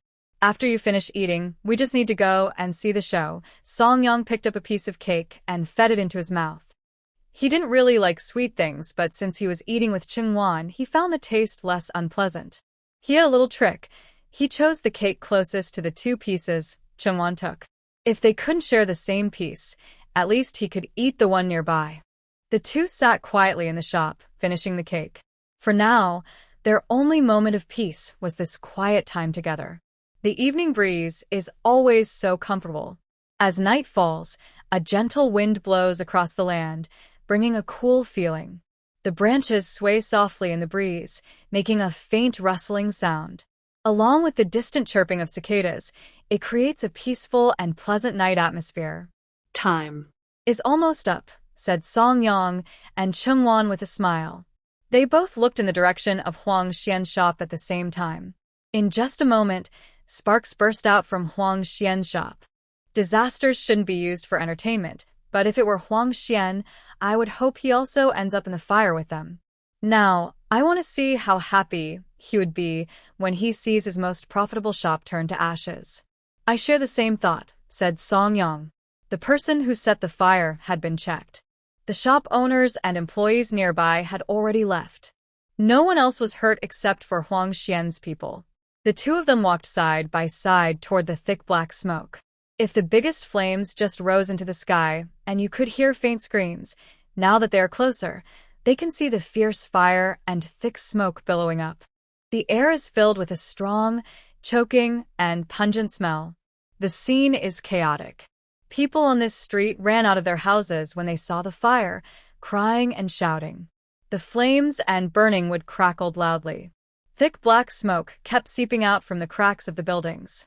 The hot flames flickered wildly, licking at nearby objects. The smell of smoke was very sharp and unpleasant. Even Chungwon, who was a little farther away, was coughing so much that tears almost came out. "How did the fire start suddenly? Didn't you fill the water tank outside? Where did the water go?" The shopkeeper was just rescued from inside the shop. He stared angrily at the servants and said, "Such a big fire. Do you know how much damage you've caused to the young master?" When the shopkeeper was rescued from the fire, many goods had already been burned almost completely. He should have been burned inside, but if he hadn't decided at the last minute not to sleep in his own room today, he would have been lying on the chair after checking the goods. He might have turned into a pile of ashes by now. How could he be so stern and strict in teaching others now? It was a sudden fire. Everyone didn't expect it to catch fire so quickly, even though winter is coming. "We plan to fetch water from the well tomorrow, but now what should we do?" The workers didn't die, but seeing the shop almost turn to ruins, they felt scared and thought it might have been better to die in the fire. The young master has such a bad temper. They couldn't offend him easily. This shop made a lot of money every day, and now that it's burned down, it will surely affect the young master's income. Chungwon and Songyang quietly watched the scene from the side. Although it was no longer useful, the shopkeeper still ordered his workers to keep trying to put out the fire. When he finally saw Chungwon and Songyang, he immediately stepped back in fear, as if confused about why two people with opposite paths were here together. Miss Chung. Shopkeeper Su looked at Chungwon in disbelief. He had a guess in his mind. Could this big fire be related to Miss Chung? Shopkeeper, your words are aimed at me. I was just returning home with my husband after class, passing by here, and saw the fire. If everyone passing by is suspected of setting the fire, then isn't it more suspicious that you all came out of the fire scene? Chungwon smiled and put her arm around Song Yang's shoulder, acting like a happy married couple in front of Shopkeeper Su, showing they were just passing by and had no reason to set the fire. She also pretended to be fearless and said, "If Shopkeeper Su doesn't believe me, he can send someone to investigate. Today, a pregnant woman came to my shop, and I spent the whole day helping her give birth. I definitely didn't have time to interfere with your shop's affairs." Chungwon then pushed her hair back from her forehead, looking brave and fearless. "I'm not afraid of Shopkeeper Su investigating. But right now, what you should be most worried about is counting the losses of the shop. Otherwise, when young Master Huang hears this bad news, he will be very angry." Master Su was so angry with Chungwon's stubborn attitude that he nearly lost his temper. Just as he was about to scold her, Huang Xian arrived from behind. He came with a cold face, as if everyone in the world owed him a huge debt. "Lady Chung says it was an accident. But what good does it do to blame others? I'm not someone who is harsh to my subordinates, but one thing I can say is that the academy and this path are not suitable for you. How did you end up wandering here?" Huang Xian raised his eyebrows, his cold eyes narrowing sharply. "How can you prove that you didn't set that fire? Before the 3-day period was up, Chungwon caused such trouble. Was she trying to intimidate him?" He didn't expect Chungwon to be so cold and ruthless. She could discard so many lives without a second thought, showing no mercy at all. She was truly a person who made him more interested in her. "I don't need to prove that I didn't do it. If you, young Master Huang, doubt me, then show some evidence. If you can't, I won't bother to prove myself. I'll say the same thing again." Chungwon's smile didn't fade at all. It became even brighter. "I'm just here to watch the show. Whether you believe me or not, I'm just here to see what happens. The county is so big. You can't be so overbearing as to stop us from taking a walk when we're not busy, right?" She stubbornly patted her stomach, pretending to relax after a meal. "I just finished eating and need to walk around. If you don't believe me, go ask at the restaurant. My husband was worried I was tired from working in the shop, so he waited several hours at the restaurant to buy the pastries I wanted. You can't expect us to not care about each other just because you're indifferent. Such a love built on the blood of so many people. Lady Ching truly is extraordinary." Huang Xian couldn't find any flaw in Chungwon's words. He almost spoke through clenched teeth. Fine, fine. He had made a mistake in his strategy, not expecting Chungwon to have such a clever move. His eyes narrowed with hidden resentment, and he turned his gaze to Song Yang. A servant, hunched over and covered in burns and blood, ran past them. Huang Xian showed no concern for the injuries of someone who risked his life for him. Instead, a faint crazed look appeared in his eyes. He reached out directly and grabbed the burned, bloody, and mangled person, without any hesitation, and placed his hands on the injured man's wound. The injured man endured this torment, his face showing unbearable pain. But the one causing him suffering was his own young master. The injured man dared not speak a word, only enduring the pain with gritted teeth. He clenched his jaw tightly.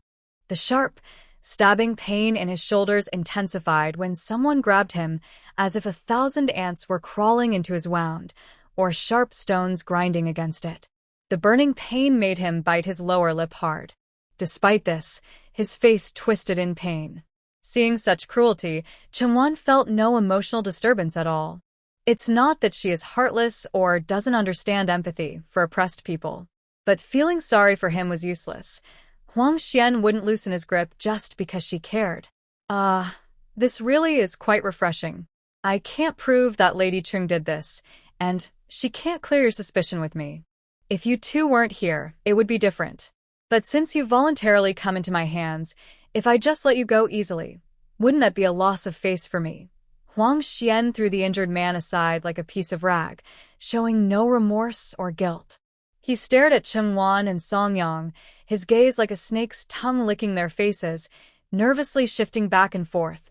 This time, you brought yourselves to me willingly.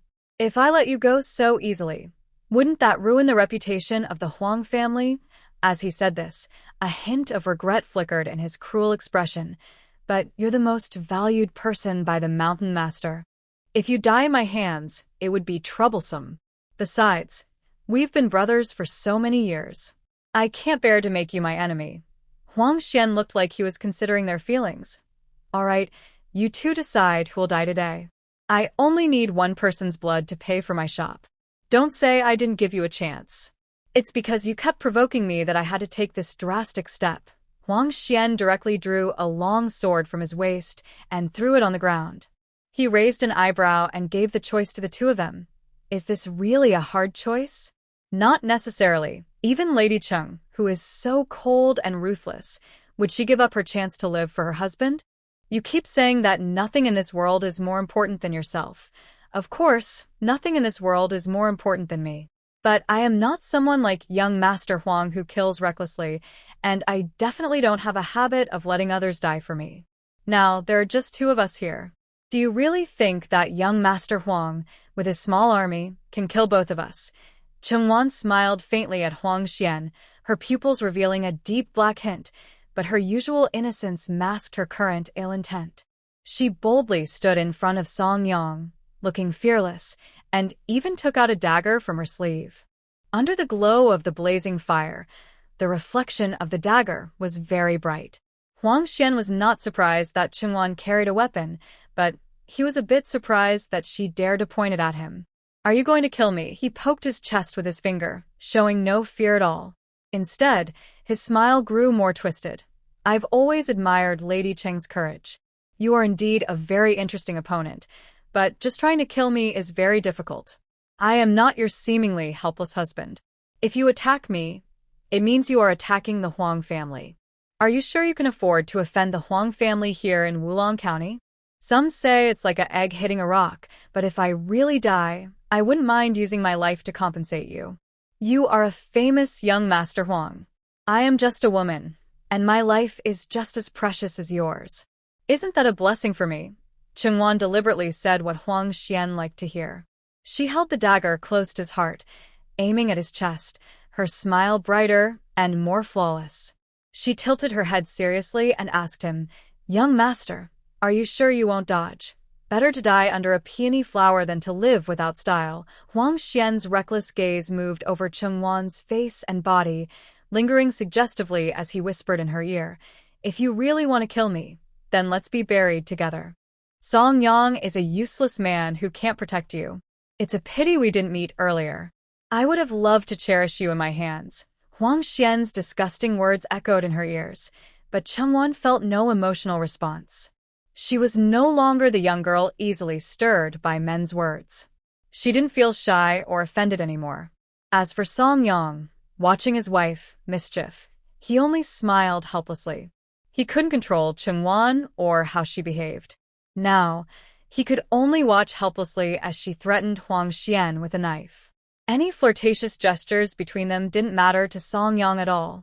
As long as his wife didn't commit murder or arson, or do anything against morality or law, she could do whatever she wanted. Loving someone means giving her enough freedom and trust.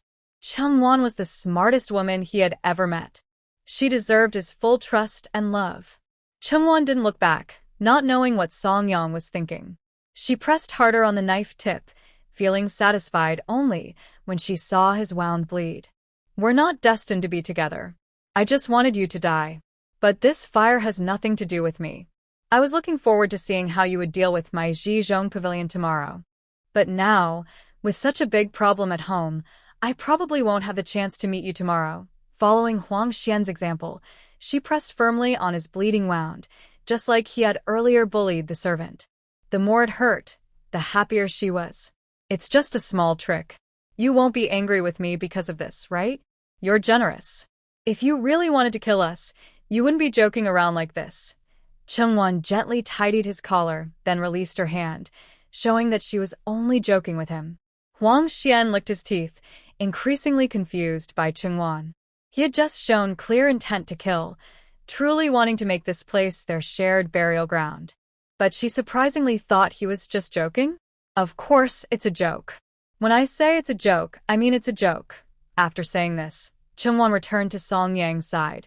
She looked completely unconcerned about Huang Xian, yet this did not make Huang Xian angry.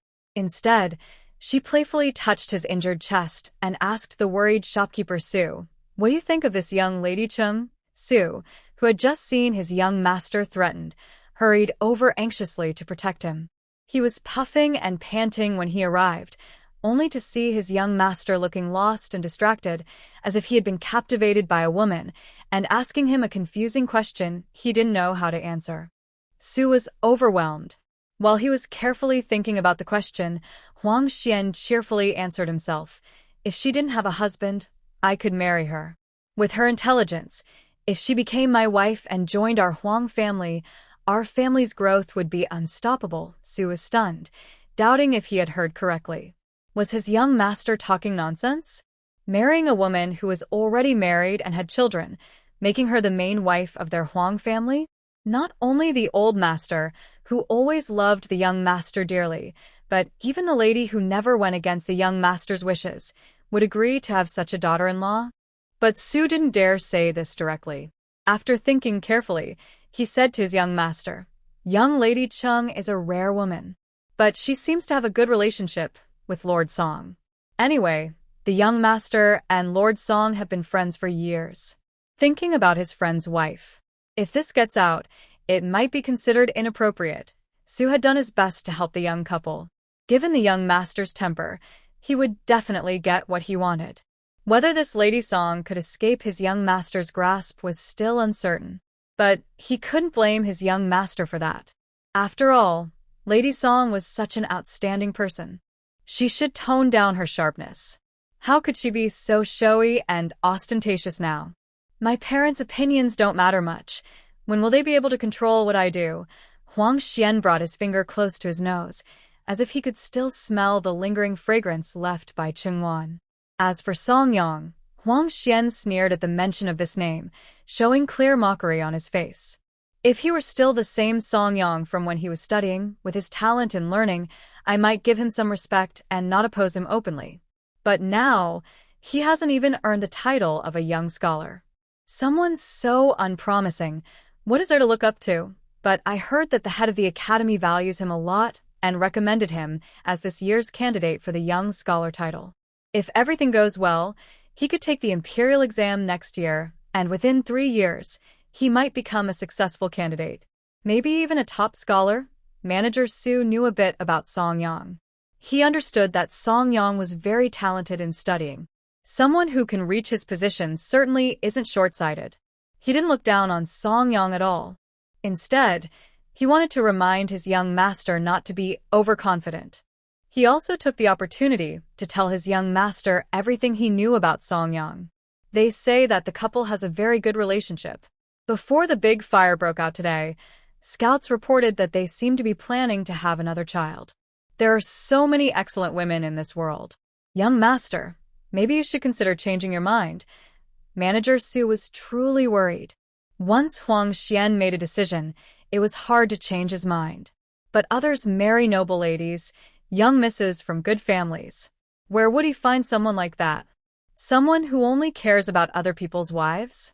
If I want to have children, then I will have them myself. Huang Xian seemed not to listen to Manager Su's words, or perhaps he only heard what he liked. He turned around and looked at the ruins in the street. The anger he had just felt in his chest was now replaced by a growing interest in Chungwon. A woman who is decisive in her actions. How could a man not admire her? What virtue does Song Yang have to be with such a good woman? All the best things in this world belong to Huang Xian, Chungwon included. With this firm decision, Huang Xian looked at the small flickering flames on the ground, still not completely extinguished. The orange flames danced up and down, and seeing them made him feel refreshed and happy. On the other side, Chungwon and Songyang walked back hand in hand, feeling very happy. She still didn't know that she was being watched by that troublemaker. Even if she knew, she wouldn't care. Chungwon had never considered Huang Xian as a real rival. As for whether he liked her or was pursuing her, Chungwon didn't care either. He was just another admirer. A successful and talented woman like her naturally had several suitors. Even if some of them were not serious, she didn't bother with their feelings. Right now, as long as Songyang loved her wholeheartedly and wouldn't betray her, that was enough. People who didn't matter to her were not worth her attention. But at this moment, she thought of something else and took the opportunity to talk to Songyang. After I burn this fire today, Huang Xian won't have time to bother me anymore. Tomorrow, I need to go back to the village. The medicine I researched to treat the village's yellow grass has already been taken back by Uncle Neo. Although I've done many tests and am sure it works for the crops, I still feel uneasy not seeing it with my own eyes. Chungwon rested her head on Song Yang's shoulder, acting sweet and innocent. I'll leave the children in your care for a day. I'll be back soon. Having you is their blessing. When Song Yang said this, there was no joking in his voice. With Chungwon, not only the villagers but also he himself was lucky. If he had met such a good wife like Chungwon, he wouldn't know what his life would be like now. If it weren't for her talent, the villagers wouldn't have been able to live such good days so quickly. Now, with the yellowed crops, Chungwon had a way to develop medicine to save them. Such an amazing woman. It's hard to find someone better, even if you search with a lantern or kneel before the gods and gods, breaking your head in the process. Of course, it's their blessing, your blessing, and of course, my blessing too. After saying this, Chungwon leaned her head against his shoulder again. The two of them happily returned to the inn, where the three children were waiting anxiously, not asleep, watching the door eagerly for their return. Song Mu, the oldest, stood at the front. When he saw Chungwon and Song Yang, he curiously stuck his head out. After seeing no one was following them back, he looked mature for his age and patted his chest. The young servant at the inn said there was a fire on the next street. Many people went to watch, and some even heard sounds of swords clashing. My younger siblings and I thought you two were fighting with them. The last part, Song Mu said hesitantly. He looked suspiciously at Chungwon, then at Song Yang. Song Mu hesitated before speaking again. I don't believe Dad would fight with them. After all, Dad, you couldn't beat those bullies, right? He heard that the Huang family kept many guards trained by proper soldiers. Such strong guards could easily handle two ordinary people. His father definitely wouldn't be their match. But his mother's words were uncertain. Song Mu still couldn't forget how Chungwon single-handedly fought several kidnappers, knocking them out cold and nearly killing them. She was a small, thin girl, but she could deliver a punch that felt like 1,000 pounds of force.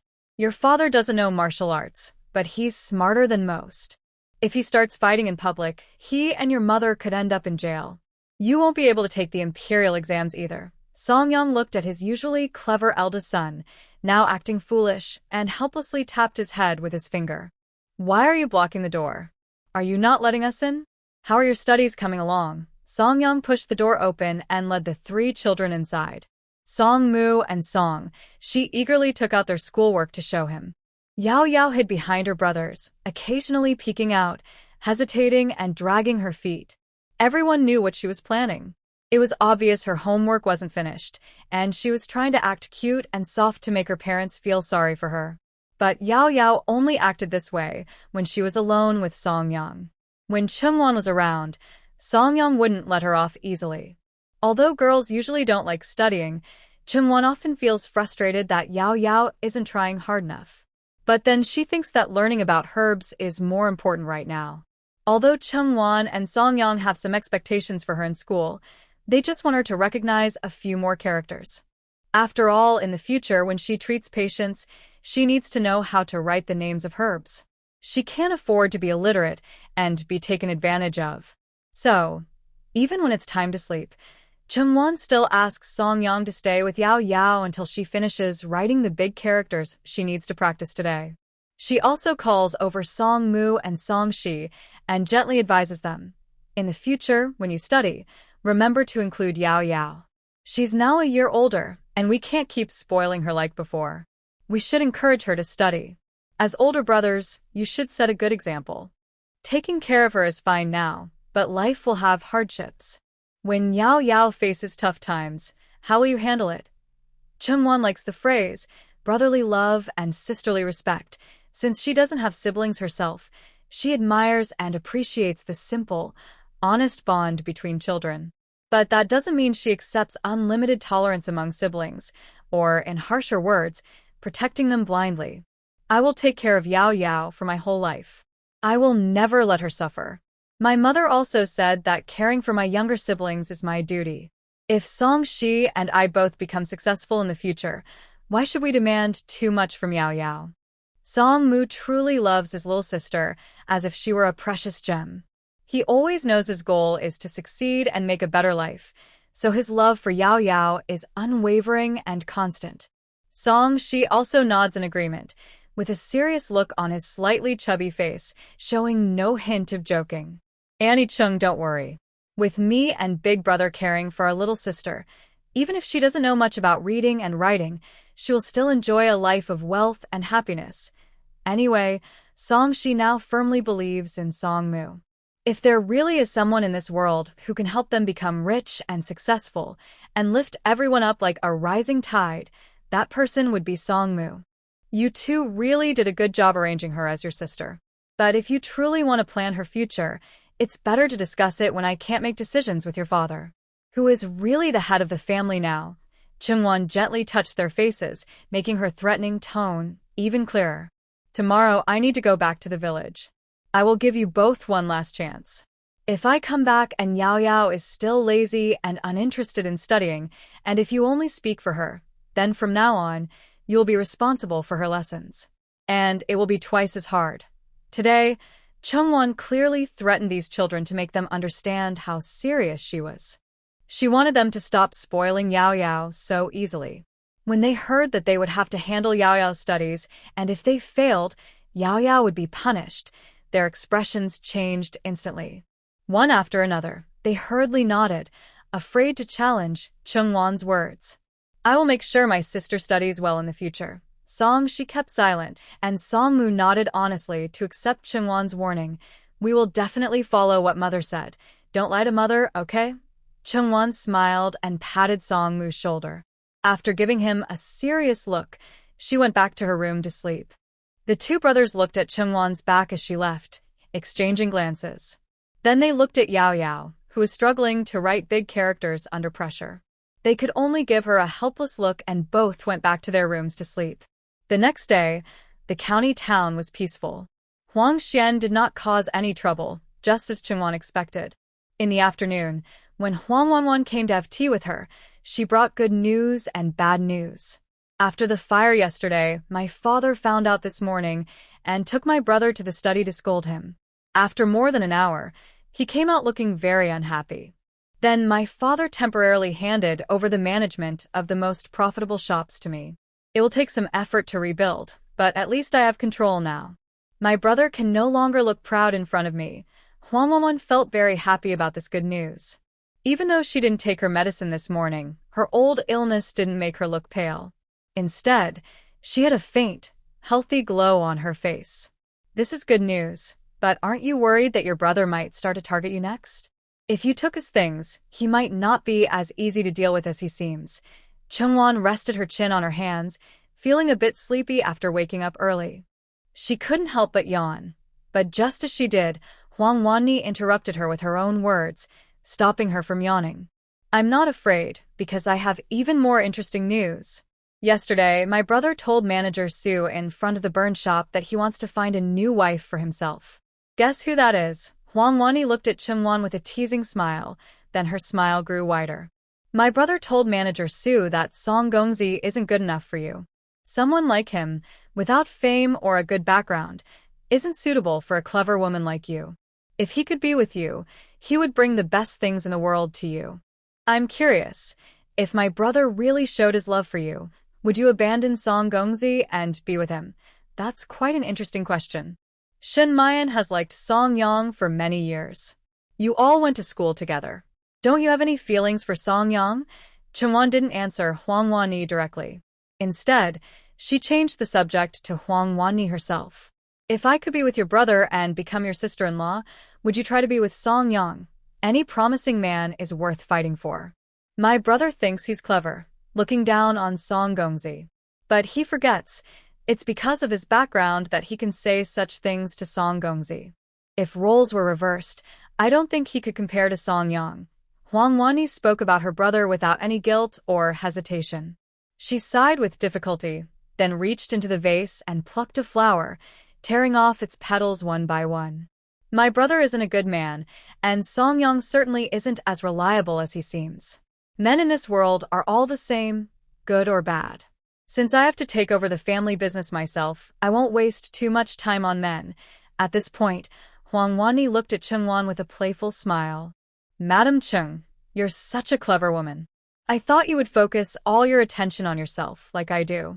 I didn't expect you to care so much about Song Yang and this love between men and women. Huang Wanni thought she had found a kindred spirit. They were both smart and knew how to play with human nature. Finding someone so similar in this world was truly rare. But she didn't realize that Chungwon was different. Chungwon focused her attention entirely on men, planning so much for one man, which put her in a different position. Chungwon wasn't surprised that Huang Wanni asked her these questions. When she asked whether Huang Wanni liked Song Yang, she saw a flicker of panic and confusion in Huang Wanni's eyes. But then her expression turned calm, even turning into a smile, replacing the confusion. Maybe she felt something, but as she said herself, Huang Wanni was more focused on herself. That was fine. Not loving others, but loving oneself was good enough. In this world, there's hardly anyone or anything worth loving more than oneself. Thinking of this, Chungwon raised an eyebrow and said, love between men and women may seem unreliable, and in fact, it often is. But what I seek isn't the same as what others want. When two people are together, it's normal for them to like each other and be willing to give. What I need is the emotional support he can give me right now, just enough to make me happy. Chungwon closed her eyes, yawned tiredly, and lazily said, not giving too much of my true feelings, just treating it as a way to balance my life. People need to find some joy in life, whether it's men or children. Such a free spirit. It seems I was right about you. Huang Wanwan stared intently at Chungwon, making sure she wasn't joking before tilting her head thoughtfully and saying, I'll keep an eye on what's happening with my brother. If there's any news, I'll let you know. But as someone who shares your interests, I have to remind you, don't spend too much time on men. The more you invest, the more disappointed you'll be. Don't worry. I have another favor to ask. My youngest daughter, Yao Yao, has some talent in medicine. It might be a bit bold to say, but with experience, she's become quite skilled. You're the best woman I know in this field.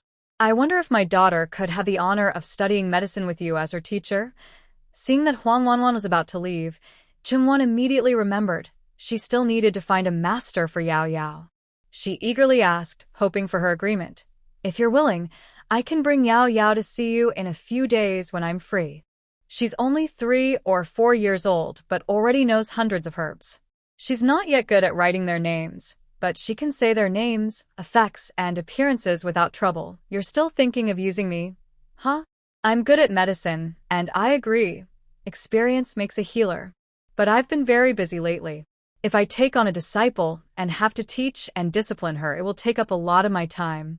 Still, since you're Cheng's daughter, I might be willing to make things a little difficult for myself. But merchants only act when there's profit. If I take your daughter as my apprentice, what benefits can you offer me? Huang Wanwan straightforwardly spread her hands and asked Chungwon for a favor. She couldn't expect to get something for nothing, after all. If Chungwon was willing to give her something, she might get many good things in return. What do you want? Chungwon wasn't surprised she would ask for a favor. Since she expected it, she simply laid out her terms and asked her directly what she wanted. No one works without a reason. It seemed Huang Wanwan had already decided what she wanted. Huang Wanwan quickly said the 2 words, showing her ambition clearly. I know you're trading grain with the common people now, but their supplies will run out one day. These past few years have been bad harvests, and there's no autumn harvest. Once this month is over, they'll go back to the grain shops. I can see that you are not someone who will stay in Wulong County forever. After you leave, I will take over your grain supply line. At that time, grain will still be the most profitable and unshakable business in this town. Huang Wanwan is not as foolish as her brother Huang Xian.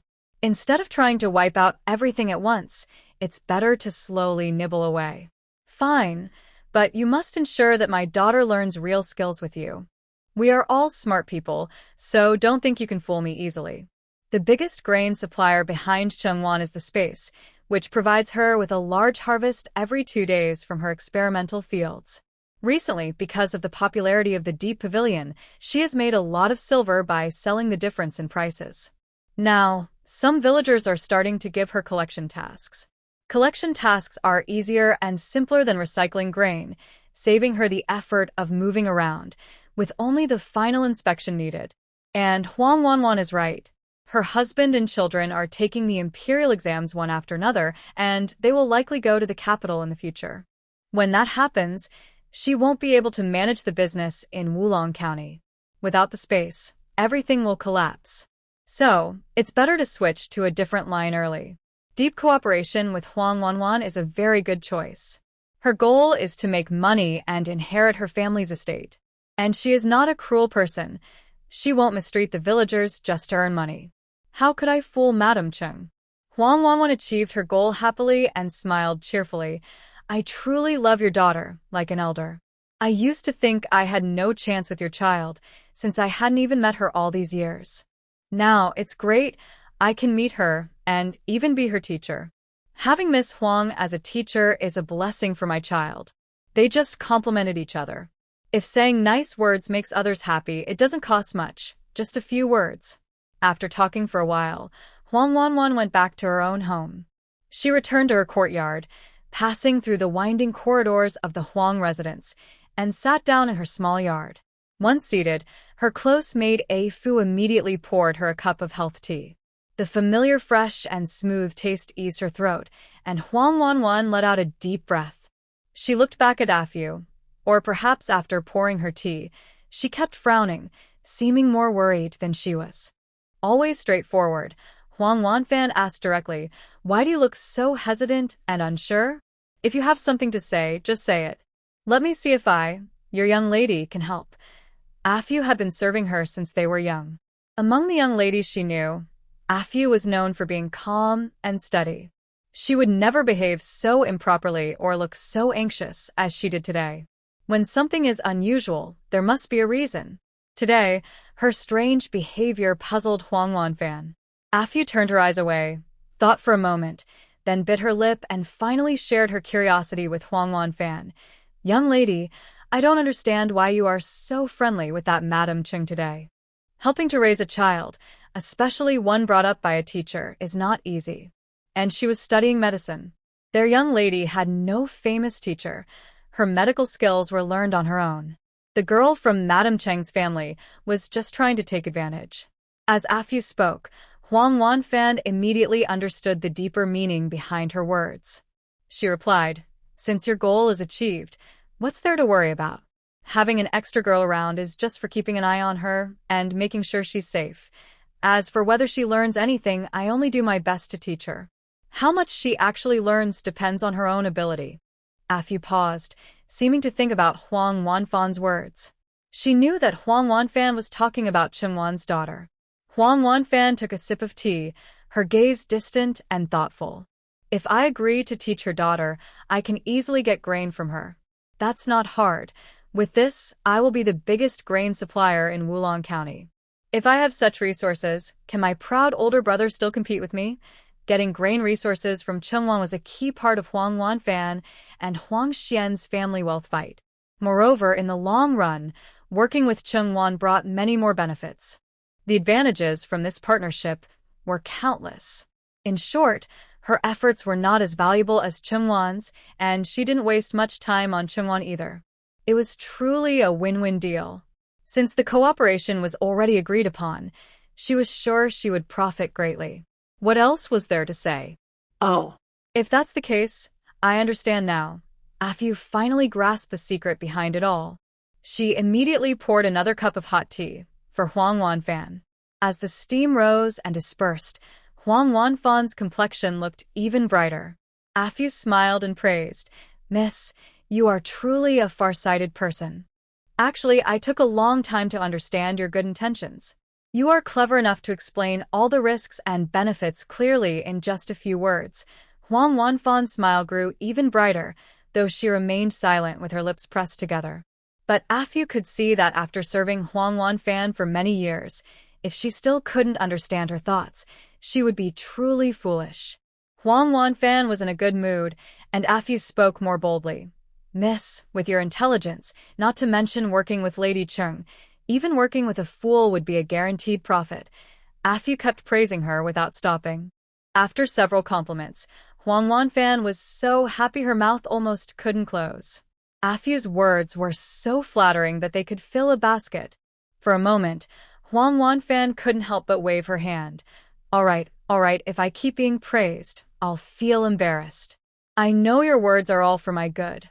Afu grinned and affectionately linked her arm with Huang Wanfan's, happily saying, "I'm simple-minded, but I do my best for Mississippi. Besides, if you weren't clever, I wouldn't be able to praise or flatter you. People like us, who are not very smart, can't even dare to negotiate such a business with Lady Chung. Even understanding the risks and benefits clearly is already quite good. If I were less clever and cautious, I might get tangled up with Lady Chung. But miss, you're different. You finalized this deal in just a few moments. A business with such huge profits. Ordinary people wouldn't even dare to think about it." Afu was articulate, clever with her words, and quick to understand the secrets behind things. Huang Wanfan was praised for a while and felt very happy. She patiently responded, saying, "Since Chungwon is not an ordinary woman, working with her can bring me many benefits. However, in future collaborations, I need to be more careful about certain details. Being cautious about small matters is the best approach. We shouldn't be blinded by a few advantages and become short-sighted." "That is absolutely unacceptable." Afu nodded in understanding, indicating she had learned her lesson. She slightly lowered her chin, leaned forward respectfully, and thanked Huang Wanfan for her guidance. "Thank you, miss, for your advice. I understand what you mean." It seemed that working with Chungwon was indeed a very important matter for their young lady recently. Not only their young lady, but even she, a little servant, must put her whole heart into it. Then, thinking of Chungwon's young daughter, Afu added, "In the future, I will also pay more attention to Mrs. Disciple." Huang Wanfan simply snorted softly through her nose. She leaned on the grand chair, closed her eyes slightly, pretending to rest. Seeing this, Afu knew her mistress was just pretending to sleep. She quickly thought of Huang Xian and angrily stomped her foot. With a daughter as clever as Miss, how could the big Huang family let the old master leave all the inheritance to that second-generation heir? Smart, Huang Wanfan sneered. What's the point of being smart? Because he's a man? That's the only thing he's better than me. Afu instinctively looked back at the woman, but saw her sitting gracefully on the grand chair. At this moment, Huang Wanfan's whole body swayed gently with the chair, looking very relaxed and at ease. But Afu truly believed that Huang Xian was just a spoiled second-generation heir protected by his parents. Nothing special. So she snorted coldly, pouting and complaining. Besides that man's body, what else does he have? Without the old master and the Huang family, he's no better than a street rat. At least he can rely on himself to find food. If he were just an ordinary man who could support a family and do some real work instead of being idle and lazy all day, I wouldn't say such things about him. Afu looked very disgusted, and Huang Wanwan couldn't help but laugh when she saw her so angry and righteous. She tilted her head and teased, "Are you more angry at her than I am? It's because I see him acting so proud and reckless every day. The servant just gets mad. If only the master valued boys more, if only he were fair and saw her lady's courage and intelligence, and let her manage the Huang family, then the whole family might be richer than it is now. But unfortunately, the master only supports Huang Xian. the favored son. Tell me, what does he do well? He's not talented in literature or martial arts, not good at business, and just wastes money. His romantic affairs outside, he only knows how to eat and enjoy life. He just sits around in the family, waiting to die. And he's good at causing trouble for others, which is true. Afi got more and more angry as she spoke. She just couldn't stand it. Her lady worked so hard, dragging her weak body to do business every day, trying to benefit the family and plan for the future. But the master didn't see her efforts and only focused on that wasteful son. If Huang Xian had good character and was honest in his work, that would be fine. Thinking about all the bad things Huang Xian had done, Afi spat and harshly criticized him. He's just a spoiled rich kid, no real skills, and he acts like he's the boss of everything. Afi curled her lips with a cold smile. Huang Wanwan listened, reached out to pat her maid's head, and said helplessly, "It's because my father is like that. We can't do anything about it, so we can only endure. But now, with Sister Cheng's help, we will eventually get through this." Though she said that, it was mostly to comfort herself. In her heart, Huang Wanwan secretly vowed she must become stronger and stand firm in the family to inherit the Huang estate. As for Huang Xian, he would definitely be trampled under her feet. Meanwhile, Chengwan didn't know that after Huang Wanwan returned, she had also told her maid many things. Chengwan packed up many things at home, and the next morning, she leisurely drove an ox cart back to the village alone. The cart was loaded with many items. Chengwan held the reins in one hand and kept her eyes on the road ahead. She is now riding alone in an ox cart, and there are hardly any other vehicles on the main road. But she is not afraid at all. After all, the place she is heading to is a village she has visited many times before, and now she can walk there with her eyes closed. The ox cart moves slowly and steadily, and there is no one talking on the way. However, Chengwan is used to this. After all, loneliness is a normal part of life. She keeps her eyes fixed on the road ahead. Gradually, the ox cart enters the village path. At the village entrance, things are the same as usual, some people sitting, some standing, mostly older women. They are chatting happily, creating a lively scene. But when they notice Chengwan approaching, many look at her with fear. Isn't that the daughter-in-law of the Song family? Didn't she go to the county town with her husband? Why is she back now? I almost forgot about her. Don't be fooled by how gentle she looks. She's actually very temperamental. I can't provoke her. I don't know what she's here for this time. But now it's time to feed my child, so I need to go home. A few women call out to go back home, while the rest, who have nothing to do, stay sitting in place. Why is the daughter-in-law of the Song family back again? Everyone is talking, mostly surprised and curious. Chengwan keeps her eyes wide open, clearly noticing the fear on the villagers' faces. Seeing most of them look scared, Chengwan finds it a bit funny. Although she has a bad temper, she has never mistreated them. Now they look so frightened, she almost seems like a villain. The villagers, when they see Chengwan, dare not look her in the eye. Some glance at her briefly and then quickly turn away. Others quietly observe her from behind, peeking and watching but not daring to face her directly. Do they really fear her? After all, she is a small woman who seems harmless. But Chengwan is small, yet her usual presence and intimidation are very strong.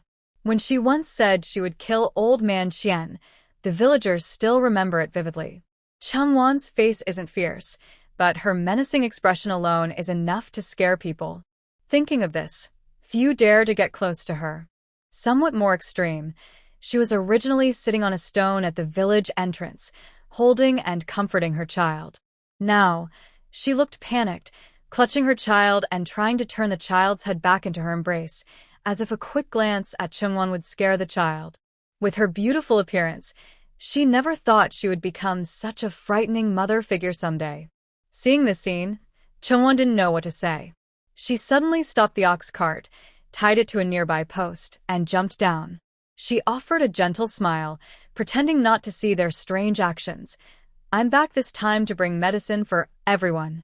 The woman at the front, whom Chengwan didn't recognize, asked suspiciously, "There's no one in our village who is sick? Why did the Song family daughter come all this way just to bring medicine? I didn't say anyone in the village is sick. Besides, the medicine I brought isn't for people. It's to treat the crops that are withering. Chungwon didn't get upset at the woman's doubt. She calmly took a wooden bucket from the cart, filled with green liquid. The villagers became curious. They wondered, what exactly was the Song family daughter carrying? Last time, the crops in the village withered and the grass on the mountain turned yellow. Farmers can't afford such losses. So I went to the pharmacy to get some medicine from the doctor, and I tested it myself many times. I guarantee that when this medicine is sprinkled into the soil, the crops and grass that grow afterward won't turn yellow or die. Is it really that powerful? The villagers asked cautiously, looking at the green liquid in the bucket. They wondered if such a small amount could really save all the crops. Even the best farmers in the village couldn't solve this problem. Could this young woman really have such skill? Chungwon smiled faintly, not caring about the villagers' doubts. Her expression was gentle and unchanged. I've brought the stuff. What's the point of lying to you? Plus, it's free. I didn't come all this way from the county to entertain you, and I rarely lie. Chungwon was genuinely kind to these villagers. Although they had their flaws, they were all good-hearted inside. She was patient with kind people and sometimes willing to help them a little. Previously, the land and mountains in the village were damaged by Old Man Qian and outsiders. The crops in the fields and the flowers and grass on the mountains, which were once green and alive, all turned yellow and died. My medicine is specifically made to treat this kind of problem. At first, the villagers were a bit suspicious, but seeing that Chungwon's expression didn't seem fake, they couldn't help but step forward. Is it true that this medicine is for us to share? And that it doesn't cost anything? Chungwon nodded again in response to their doubts. Of course. What's the point of lying to you? I never do things that are meaningless. She spoke firmly, without a hint of joking. Hearing this, the villagers, who had been cautious and doubtful before, completely believed her. They happily moved closer and asked one after another, "Let me see, what kind of medicine is this? I heard this medicine can slowly revive withered crops.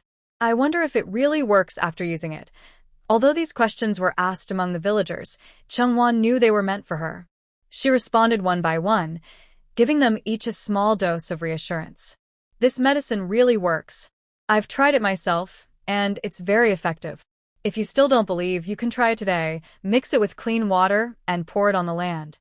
Within 3 days, the soil can come back to life. The crops grown afterward will be lush and green, and the same thing won't happen again. As soon as she finished speaking, some villagers reached out to take the medicine from Chungwon. She didn't say anything in response.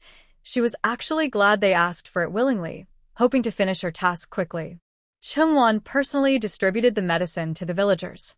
They all happily received it, praising her non-stop. I knew this Song family girl was beautiful and kind-hearted. Hey, who said the most beautiful daughter-in-law in our village was from the Su family? In my opinion, the most beautiful daughter-in-law is definitely from the Song family. By the way, we should really thank the Song family girl. If it weren't for her, I really don't know if the crops in the field would have all died like before. Why bring up the past again?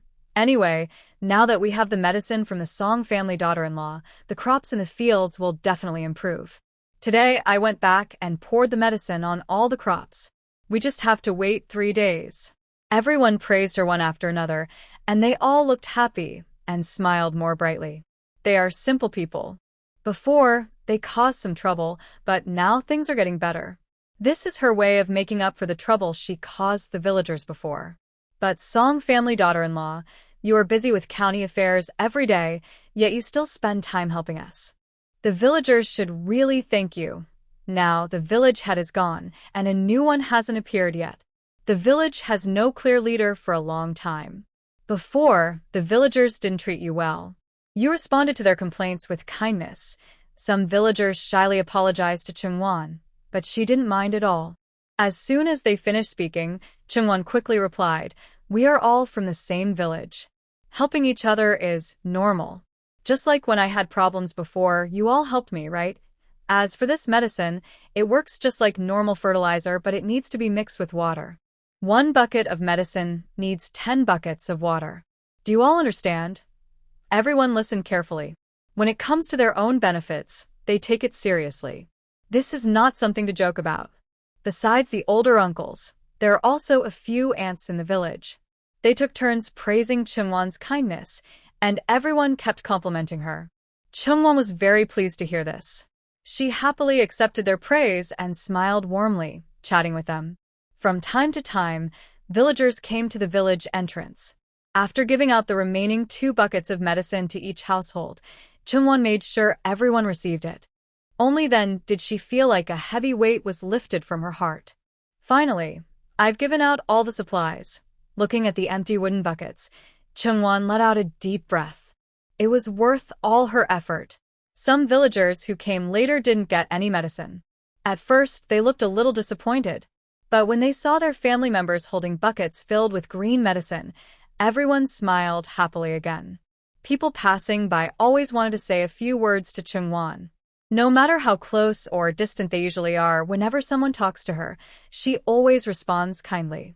But most of the time, they just exchanged brief greetings and said nothing important, and then Chungwon left. She continued driving her ox cart, gently tapping the ox's rear with a small whip. Soon, she arrived at her long unvisited home. Actually, she should have gone back right after finishing the medicine, but Chungwon suddenly remembered she had left something at home.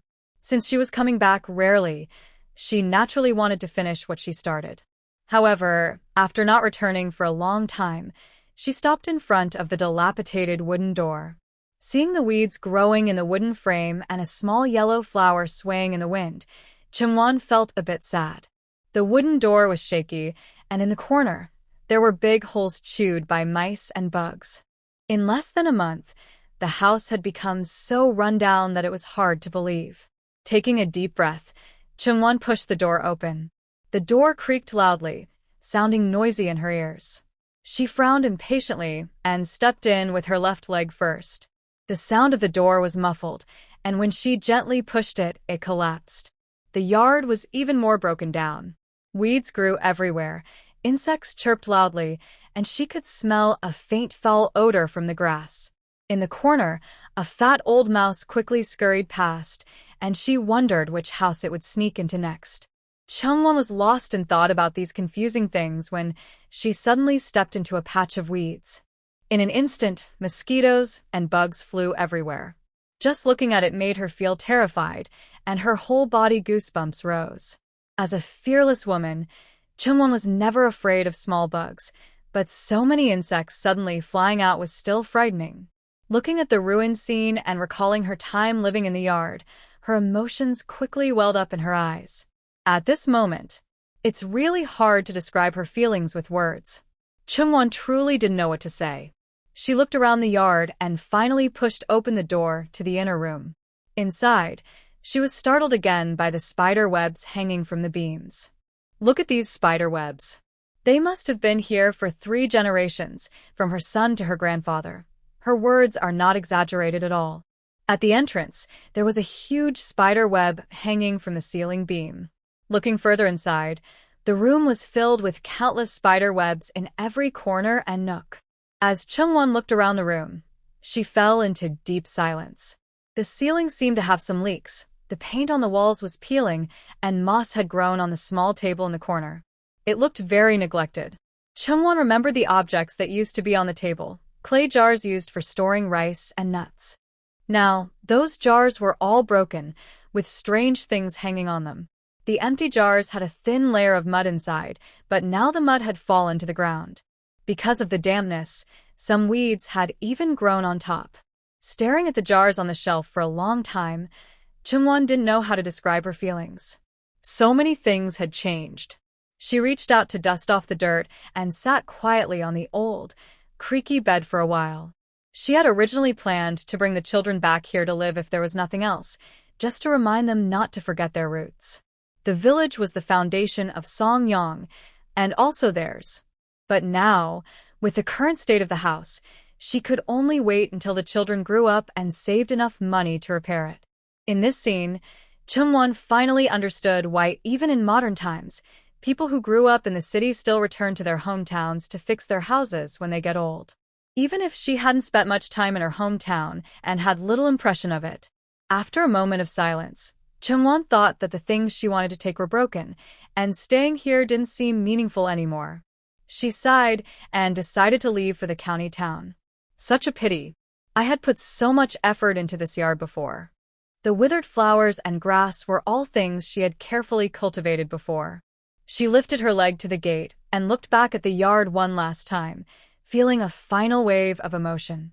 But it was only for a moment. Chungwon turned around and closed the fallen wooden door with one hand. Now old man Money could come to steal things, like the spider webs all over the yard. Just as Chungwon was about to leave, suddenly, a figure appeared ahead. I see that person's face is sunken, with prominent cheekbones, wide eyes, and deep eye sockets. The white cloth on their head has turned gray and dark over time, and its original color is now unclear. Seeing how miserable the farmer woman looks, the small bit of pity that was in Chungwon's heart instantly disappeared. There was no emotion in her eyes. She thought she would never meet her again in this life. Earlier, she thought that Cheng's family didn't come to share the medicine because they were too embarrassed to see her, or because Chung Jiang was afraid she would hit him. But now it seems there is no embarrassment. The family probably didn't know about the disaster and had no time to come here. Although Chungwon hadn't seen her mother-in-law for a long time and suspected she had suffered a disaster, she never imagined her mother-in-law would become so thin and live in such misery. She saw her mother-in-law carrying a basket filled with wild vegetables on her back. Chungwon frowned but didn't speak first. No matter how bad things are, Chungwon felt no pain in her heart for her mother-in-law. She didn't want to get involved in her family's affairs or care about them. It seemed pointless, and helping would only bring trouble to herself. Just as Chungwon decided not to look at her mother-in-law anymore, her mother-in-law suddenly saw her. In her sunken eyes, it seemed like a spark of hope suddenly appeared. Without hesitation, her mother-in-law hurried forward, looking at Chungwon as if she was her only hope. "Ah Won, I finally see you." She grabbed Chungwon's arm tightly, with a pleading look. "Someone in the village said you came back. I didn't believe it at first, but now I see you. I know they were telling the truth. Ah Won, I beg you. Please, since you are the child I gave birth to, I beg you, please help your brother." Chungwon didn't know what had happened to Chungjiang, but she didn't want to care about her family or help Chungjiang at all. Seeing her mother-in-law like this, Chungwon was about to pull her hand away without hesitation. "I don't know if I can save him, but you probably want me to shorten my life, right?" Chungwon wanted to pull her mother up, but unexpectedly, her mother looked thin and fragile, almost about to fall with the breeze. She still had surprising strength.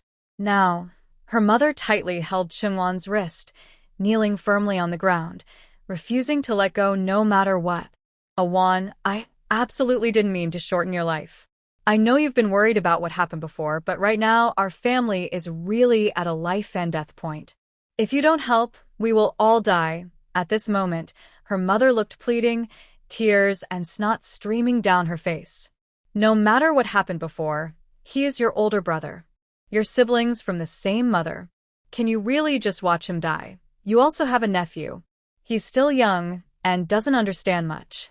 Even if we adults have conflicts, it has nothing to do with the child. Your brother, a few days ago, somehow got addicted to gambling and owed a lot of money.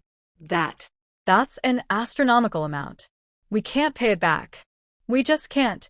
After saying this, her mother sighed deeply, releasing Chungwon's wrist and wiping tears with her sleeve. "I've never seen so much money in my life. I've also never been scolded by your brother before. Now, he stays at home every day, either hitting or scolding me and your sister-in-law, or making us do chores. At my age, with old bones, I can't bear all this." After saying these words, her mother's cloudy eyes filled with tears, as if she was speaking of her deepest sadness. She raised her head, tightly pressed her dry lips, looking heartbroken and hopeless, as if she had lost all will to live. "But your brother was just confused for a moment. It must have been the people in the village who led him astray that made him addicted to gambling. You're his sister, shouldn't you know? Deep down, your brother is a good person, even now, her mother still hesitated to curse Chungjiang. Chungwon suddenly found her previous harsh words all laughable. Is Chungjiang really a bad person? This was the funniest joke she had heard today. You mean you think he's still a child, and although he made a big mistake now, there's still a chance for him to change? If that's the case, why are you coming to me? He is such a big, strong man that even if he goes to do hard labor, he can earn a good amount of money in a month. It's still not too late for him to turn over a new leaf. Chungwon's slight hesitation and doubt completely disappeared. As she was about to leave, Cheng's mother suddenly grabbed her leg with great force. From her stance, it seemed she wouldn't let go unless Chungwon agreed. Wow, she's threatening her again, isn't she? Chungwon raised an eyebrow, curious to see what else Cheng's mother could say. As a mother, of course I hope my son can become better. Cheng's mother choked on her words, but she quickly changed her expression to one of tears, crying sincerely and with real emotion. He still wants to sell his family, and even hit me, his only mother. I just can't go on like this anymore. As she spoke, her face looked more and more sorrowful. Then, she increased her grip on Chungwon's leg even more. Seeing how strong her mother's hold was, making it impossible for her to move, Chungwon felt speechless and didn't know what to say. She looked like she was starving, dirty, and ragged, no different from a beggar, yet her strength was surprisingly greater than that of a normal person. Thinking about this, Chungwon looked down at her mother's pitiful appearance, with a hint of amusement in her eyes. Having such an unfilial son is truly a heartbreaking tragedy. But have you ever thought that his disobedience might also have a lot to do with you? However, he is the only son in the family. Shouldn't I care more about him? I treat him well, because I hope he will grow up to support me when I get old, right? When Cheng's mother said this, she doubted her own words at the end. A simple farming family raising a son who likes to gamble. What else could they contribute besides risking their lives and selling their flesh? After she finished speaking, Chungwon didn't pay her any more attention for a long time. The atmosphere became a bit heavy. The mother and daughter looked at each other in silence. The mother didn't know what to say. But since she was the biological mother of the original owner, Chungwon, although she disliked her and felt only contempt for her from beginning to end, decided to give her one last chance, for the sake of the original owner. Chungwon gently pried open her mother's hand one finger at a time. Her voice was soft, but each word carried a firm, undeniable tone. Everyone has their own reasons. You can ask me to help him once, but not every time. If he doesn't try to get better himself, all your words are useless. So, I give you a choice. You can send him to the authorities, or let the loan collectors handle him. In return, I can give you some silver, enough for you to live peacefully in your old age. Her mother shook her head desperately upon hearing this. In an instant, her eyes widened, and she grabbed Chungwon's slender arm tightly, her long nails digging into her skin painfully. Chungwon looked down and saw the dirt under her mother's nails. She felt disgusted and forcefully pulled her arm away. She rubbed her arm repeatedly until it turned red, only stopping when she saw no dirt or stains on her skin. Being hurt by her mother's grip made Chungwon feel upset. Seeing that her mother refused to accept her suggestion, Chungwon's face fell. No matter what I say, you won't agree. Why should I give you this money then? Her words were firm, showing her frustration. It seemed she was destined to suffer this hardship alone. We're family. Aren't we supposed to help each other? If everyone with the same surname is family, then there are thousands of Chengs. What does that have to do with me? Besides, I am now a wife of the Song family. What does that have to do with you and your Cheng family? When you bullied me before, you didn't treat me like your daughter. Chungwon gave her mother a cold look. It was only because she was patient that she kept talking to her. With her abilities, it would be easy to shake her off. As Chungwon turned to leave without looking back, her mother suddenly knelt down with a loud thud. This time, it was even more dramatic than before. She knelt on the ground and bowed her head repeatedly, knocking it against the floor several times. I know I was wrong before, and I'm sorry. But now, our family is really at a life and death point. If you don't help me and your brother, we will all die. Do you really want to see your mother? Your brother, your orange, and your sister-in-law all die in front of you. Her mother knelt on the ground, slowly moving forward, looking pitiful and helpless. 100 taels of silver is just a small matter to you, something you can easily help with. Why can't you give our family a way out? Didn't I already give you some? Chungwon sneered. I said I can let you enjoy your old age, as long as you don't interfere with my reckless brother. You can use that money to raise your grandson or to support another man, I don't care. But if you want to use my money to support him, that's not okay. Awan. Cheng's mother was still eager to ask for help.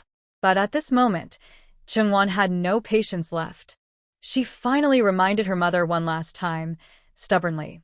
I don't have that much patience. The only option I give you now is this. Choose it, and you can take your grandson to study in the county town. If you don't choose, then your whole family can just die. You know very well that as a mother, I can't choose. You and your brother, no matter how you treat me, are still my children. I can't choose. I really can't. Awan, this is the last time.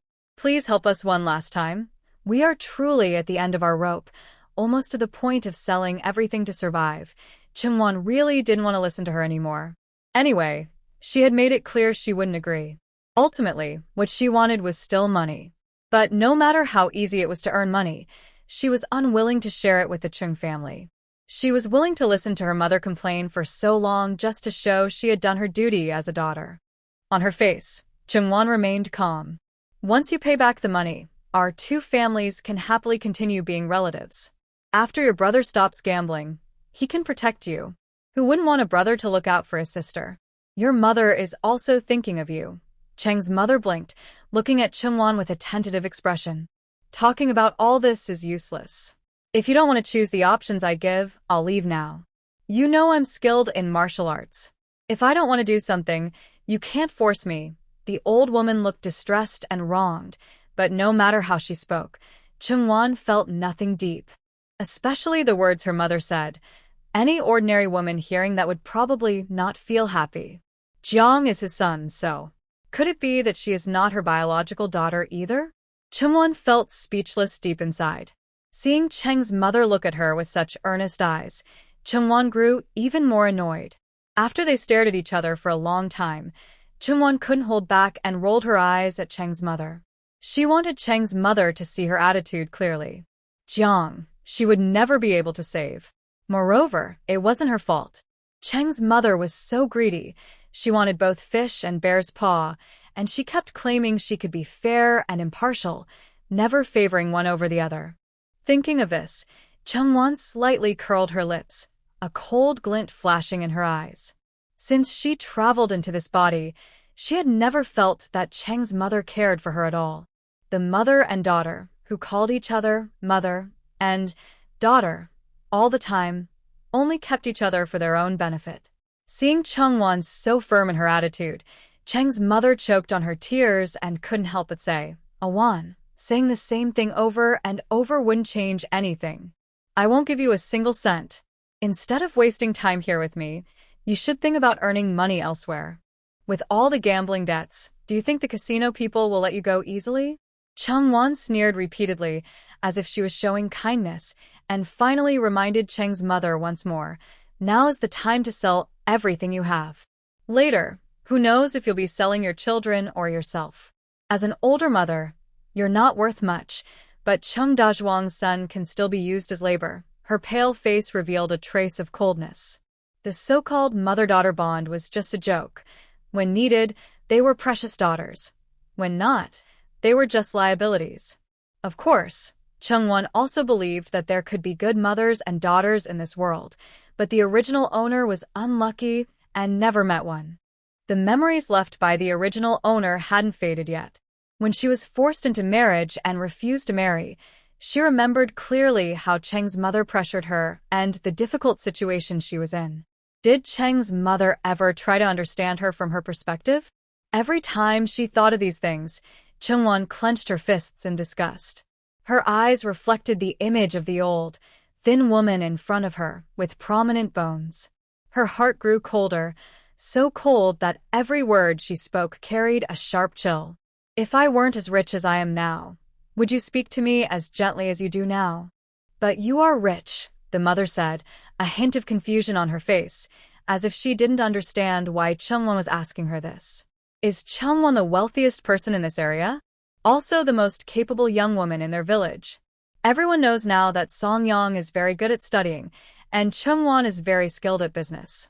Even in the county, she is well known. I am rich, but if I had a less kind heart, like your son, who often hits and scolds you, and sometimes asks for money without ever giving anything back to the family, you probably wouldn't see me as an easy target now. You wouldn't be so eager to squeeze money out of me. Awan. When Chungwon heard this, she shrank back in fear. She had been beaten by Chungwon before and knew how fierce her daughter could be. Seeing her shrink back, Chungwon snorted coldly and was about to leave. Just as she sensed the mother reaching out to grab her, she coldly warned her one last time, I'm not a patient person. If you forget about kidnapping my child before, I wouldn't mind reminding you of what happened that day. After saying this, Chungwon directly clenched her fist. Her mother had previously abducted her two innocent, helpless younger brothers, which was bad enough. Now she was shamelessly trying to take advantage of her again. Such a thing doesn't exist in this world. Although human nature is often greedy, few people in the world are as shameless as her mother. Everyone has their bottom line, and Chungwon's bottom line is her two children. Her mother should never have crossed that line and targeted her children with such vicious plans. Their relationship was already severed, and now she comes asking for money again. Wasn't that just asking for humiliation? Moreover, she was not a fool. That hundreds of taels of silver was only what her mother dared to claim. Even the kindest person in the world would consider their relationship when deciding whether to give such help. But between them, Chungwon's eyes flickered with deep coldness. Is there really no chance at all? It seemed Chungwon was determined not to help her anymore. But she only knew the most capable person, Chungwon. If Chungwon refused to help, her mother truly couldn't think of anyone else in the world willing to help them unconditionally. What about her son? What about her precious son? Just thinking about Chungjiang not being able to pay back the debt, he might not only have his legs broken by the casino people, but could also lose his life. And Chung Dazhuang is still young.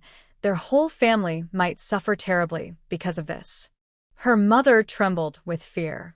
Her mother collapsed to the ground, already kneeling. At this moment, she fell forward with a thud, landing right in front of Chungwon. The dirt road in the countryside was always dusty and noisy. Her fall stirred up a lot of dust, which swept toward Chungwon's face. Her mother covered her mouth and sobbed softly. She had just knelt on the ground and bowed her head several times to Chungwon. Now, her head was pressed down, and a purple bruise was forming in the middle of her forehead, with faint traces of blood seeping out. Chungwon saw this, but only thought she was using it to threaten herself. Did she think that a little blood would make her soften? Not just a cut on her head. If her head were even smashed, Chungwon wouldn't care. She watched all this coldly, her heart as calm as still water. That was her nature. Even if her mother died right in front of her, she wouldn't feel a shred of sympathy. In fact, the more her mother begged, the colder her heart became. No matter how loudly her mother cried, how much blood flowed from her forehead, running down her high cheekbones to her chin, then dripping onto the dirt and disappearing, Chungwon remained expressionless. She quietly watched her mother pray desperately, but she didn't say a word. Chungwon's cold attitude only made her mother feel more desolate. She had already done all this, yet this cold-blooded daughter still refused to help. While thinking of a new way to help Chungwon, suddenly another figure appeared in front of the two of them. Chungwon looked closely at the skinny, dark-faced young man and recognized him once she saw his face. Isn't he Chungjiang's son, Chung Dazhuang? After some time apart, he had grown taller and looked less childish than a few months ago. Chung Dazhuang knelt in front of Chungwon just like before. He didn't give her any time to react and started crying loudly, begging, Annie, please, I'm begging you. Help us, please. The old man had turned into a child. Chungwon looked at the grandfather and grandson and was speechless for a moment. The Chung family really knew how to push her. They seemed determined to take everything from her. Auntie. Before Chungwon could answer, Chung Dazhuang, who hadn't yet received a quick answer from her, suddenly became anxious. He suddenly pulled out a small knife from behind her, around her waist. There was a sharp whoosh sound as the knife cut through the air, startling Chungwon and making her mother jump. I know my father made mistakes. I am acting this way to beg you, Auntie, to forgive him and let our family go. Hearing his strong voice, Chungwon felt a bit amused. What does he mean by letting their family go? The Chung family owed a lot of money, but it wasn't because of her. And none of that debt was her responsibility. But then, Chung Dajwang's actions shocked her even more. The dark-faced boy kneeling in front of her now had a clear voice, a sincere look, and was staring at Chungwon seriously. He said, "If you're willing to help, our whole family will have a way to survive. Otherwise, I might have to let Dajwang die right here in front of you, to make up for what my father and grandmother did wrong to you before." Are you threatening me? Chungwon looked at him coldly. If you want to die, go to the side. Don't dirty my eyes. Since I need to give my aunt an explanation, how can I stay aside? It's only right that my aunt is satisfied, so our whole family can have a way out. With that, Chung Dajwang took a knife, opened his palm, and cut it many times. He was really ruthless, cutting repeatedly, without stopping. Soon, his small palm was covered with wounds, blood flowing from each cut, looking very frightening. Before long, the blood dripped down his arm to his wrist and then fell onto the yellow-brown soil. All the blood was absorbed by the ground, and soon a small patch of deep red mud formed. Chungwon knew it was soaked with blood and felt a strange, frightening sensation. Chung Dajwang's hand wounds were very deep, but he seemed not to feel any pain. He picked up the knife again and cut his wrist. He moved quickly, without hesitation. Seeing how deep the wounds were and that Chung Dajwang kept cutting, Chungwon's eyes flashed with a sharp look. It wasn't that she suddenly became soft, but she was shocked by how brave Chung Dajwang was at such a young age. A child of 7 or 8, raised by doting elders, should be innocent and unaware of such things. But suddenly, he seemed to be pushing himself too far. Now, to save the Chung family and help his aunt, who had a grudge against them, he was willing to do anything, even self-harm, even if it meant hurting himself. Cheng's mother was even more surprised that her precious grandson could do this. She was so frightened by Chung Dajwang's actions that she almost fainted. She wanted to go forward and hug her grandson but was afraid of hurting his wounds and making him more painful. Awan. Cheng's mother once again placed all her hope on Chungwon. And Chungwon now saw clearly they were pushed to the edge, and this was why they acted like this. The fate of the whole family seemed to hang on her enemy. A cold feeling crept into Chungwon's heart, making her mood even worse. She looked down at the blood-stained red soil and finally spoke softly. Enough, stop now. She didn't have a habit of self-harm. However, Chung Dajwang refused. The knife in his hand was still stained with blood. Despite his young age, he spoke firmly. Andy doesn't agree, so I won't stop. His determination seemed to turn into tangible force, as if it became knives stabbing at Chungwon's face. Before, I was young and didn't understand, so I upset Auntie. But now I realize I was wrong. I know I was reckless before, hurt my cousins, and my mistakes can't be forgiven just by being slapped or having my face swollen. So, Chungwon looked at Chung Dajwang with a tired voice. So I truly know I was wrong. Slapping my face isn't enough to show my sincerity. Only bleeding can do that. Every drop of blood I shed is my apology to Auntie. Chung Dajwang looked serious, his dark face full of firm resolve. Chungwon was silent. She didn't speak, not approving of his actions, but also not willing to forgive him. Honestly, her feelings were complicated now. To be honest, Chungwon used to think that Chung Dajwang was always a reckless, uneducated, and quite mean-spirited child. At such a young age, he often caused her trouble whenever she visited the Chung family. Although she was an adult and didn't need to argue with a child, she never really paid much attention to him. Most of the time, Chung Dajwang seemed more like a clown in her eyes. Even when he caused trouble, she generally didn't care much. She treated her nephew as if he were invisible. But now, he was willing to face his past mistakes and sincerely apologize, even in this way. Chungwon looked steadily at Chung Dajwang, at his bloodied arm. Her heart finally softened, and she was willing to give him a chance. Stop first. If you keep going like this, we can't have a proper talk. She said this, but deep down, she still felt indifferent. Whatever Chung Dajwang did next, whether he continued to hurt himself, ultimately, it didn't really matter to her. Even if things ended with Chung Dajwang losing his life, it had nothing to do with her. He chose to die himself, not because she held a knife to his arm and forced him to harm himself. People who want to die cannot be saved no matter what others say. Chungwon was not the kind of person to waste her words. Please, Auntie, agree. Chung Dajwang knelt half down, bowing his head deeply to Chungwon. His arm and hand were still bleeding, and now one hand was buried in the dirt, with wounds pressed into the gravel, making his skin hurt, but he didn't care. His dark face showed stubbornness, and his words carried a maturity beyond his age. This kneeling isn't to threaten you, Auntie, and I have no other bad intentions. I just want to honestly admit our mistakes to you. I hope because we all have the surname Chung, and because our family is in trouble now, you can help us. He kept repeating these words dozens of times, all for one purpose. Then, Chung Dajwang knocked his head twice more and begged, Please, Auntie, have mercy on us. Although I am still young now and may not become a great person in the future, I can promise I will never do anything wicked or betray my conscience again. Chung Dajwang finished speaking with a determined look. At the same time, a tear rolled down his face and fell to the ground, mixing with the dust. He kept kowtowing without stopping for a moment. Even Cheng's mother, who was kneeling nearby, felt her eyes sting when she saw this scene. The grandfather and grandson played out a sad story in front of Chungwon. One was crying loudly, and the other was constantly wiping tears in sadness. Chungwon, in this moment, seemed to do nothing, but she appeared to be a terrible person. Seeing how miserable they looked, she was very curious. What exactly did Chungjiang do outside?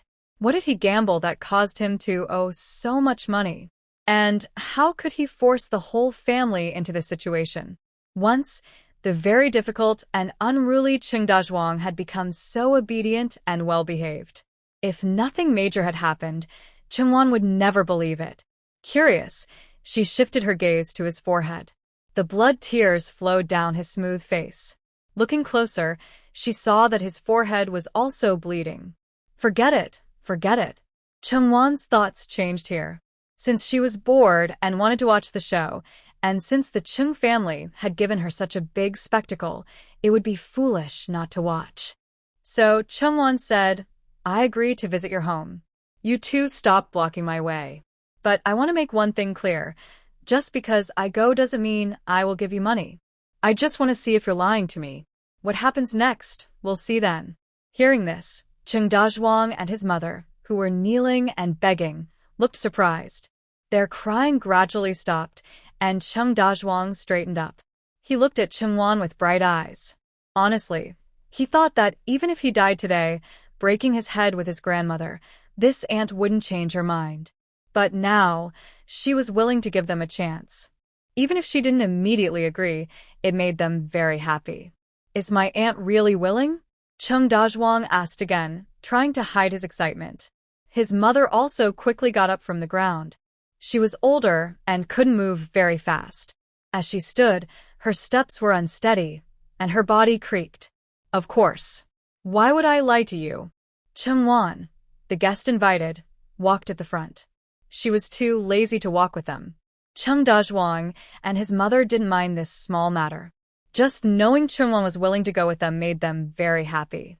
They followed closely behind Chungwon. His mother had just knelt for a long time, and her legs felt numb.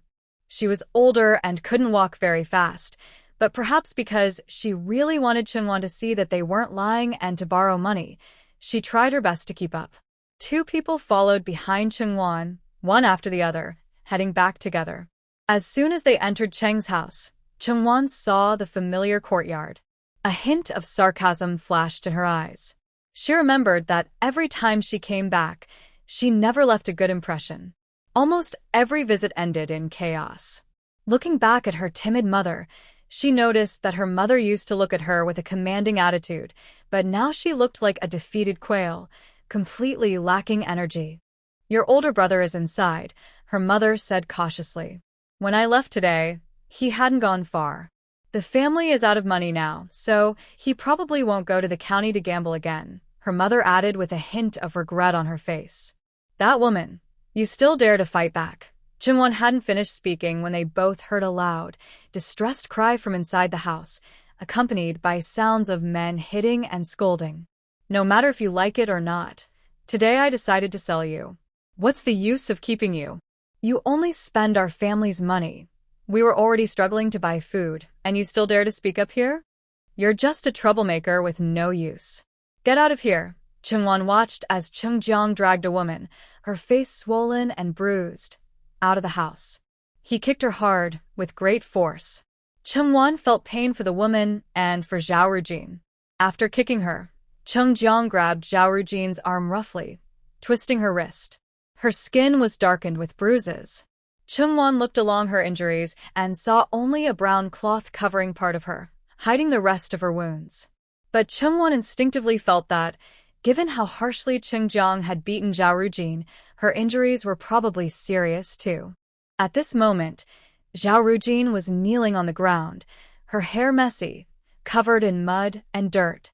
She used to be one of the most beautiful women in the village, but now her face was swollen and bruised.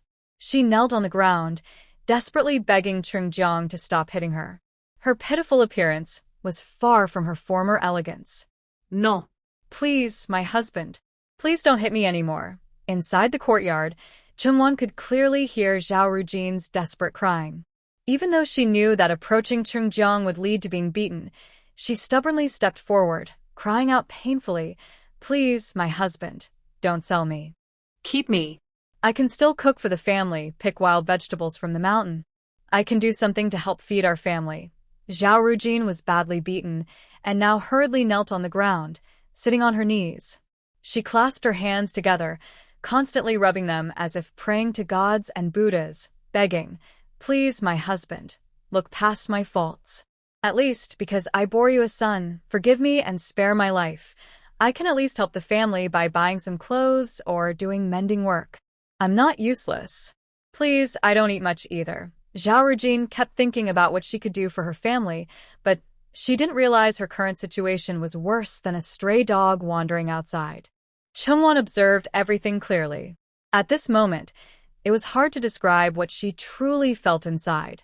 She felt both sorrow and a strange sense of curiosity about the scene. But if she were to say she was just watching for fun, that would be too harsh. She had many thoughts swirling in her mind, but her face remained expressionless. After entering the courtyard, she watched the couple's quarrel from above, looking down at Zhao Rujin. When Zhao Rujin saw Chungwon, her face was pale and almost lost all human expression. Chungwon noticed Zhao Rujin's change. Her change was simple. Seeing her most hated enemy in a vulnerable moment was naturally very upsetting. But Zhao Rujin only saw Chungwon as a rival. Chungwon saw Zhao Rujin as a petty clown. However, Chung Jeong didn't see Chungwon at all. Or rather, in his eyes, only Zhao Rujin mattered. He only wanted to sell his wife for money, ignoring everything else. In fact, Chung Jeong's eyes were a little red from crying. He felt proud of himself, despite the contempt and disdain he received outside. At this moment, he found a sense of superiority in Zhao Rujin. Outside, he was the one who got beaten up, but at home, he was the one who held the power over Zhao Rujin's life and death. Faced with his great strength, much more than an ordinary woman, Zhao Rujin was almost helpless and unable to fight back. Chung Jeong picked up the worn-out shoe sole that was discarded nearby and harshly slapped Zhao Rujin. "You shameless woman! How dare you beg me here? Just wait. I'll beat you to death. I don't see why I should bother keeping you here to cook. I could sell you instead. The money I get, just a few silver coins, would be enough for my family to eat for half a year. That could even pay off some debts. Why wouldn't I do that?" Hearing this, Zhao Rujin's heart sank and she didn't care if Chungwon was watching her laugh or not. Her heart felt cold, and suddenly she clung to Chung Jeong's leg, crying loudly with tears and snot. But husband, my son also needs someone to take care of him. Children can't be without parents. Even if you don't think of me, you should think of our child. You work hard outside to pay off debts and support the family. I know how tired you are. But in a family, if the mother isn't there, it's like the child has no home. Zhao Rujin felt her throat almost burning, as if it was about to catch fire from crying so much. Cheng Jiang looked completely indifferent. He even tightly held the shoe sole, ready to strike her at any moment. To avoid being beaten again and to prevent herself from being sold, Zhao Rujin continued to beg desperately, "If it's really impossible, I can go out to work too. The two of us can pay off the debt together, so the burden isn't all on you. Our family can think of a way together. We'll find a way to get through this tough time." Zhao Rujin cried so hard her face was streaked with tears, but her beauty was gone. The once beautiful young woman now looked worn out, as if she had aged 10 years in an instant. In Chengwan's mind, she remembered how Zhao Rujin used to look and then looked at her current situation.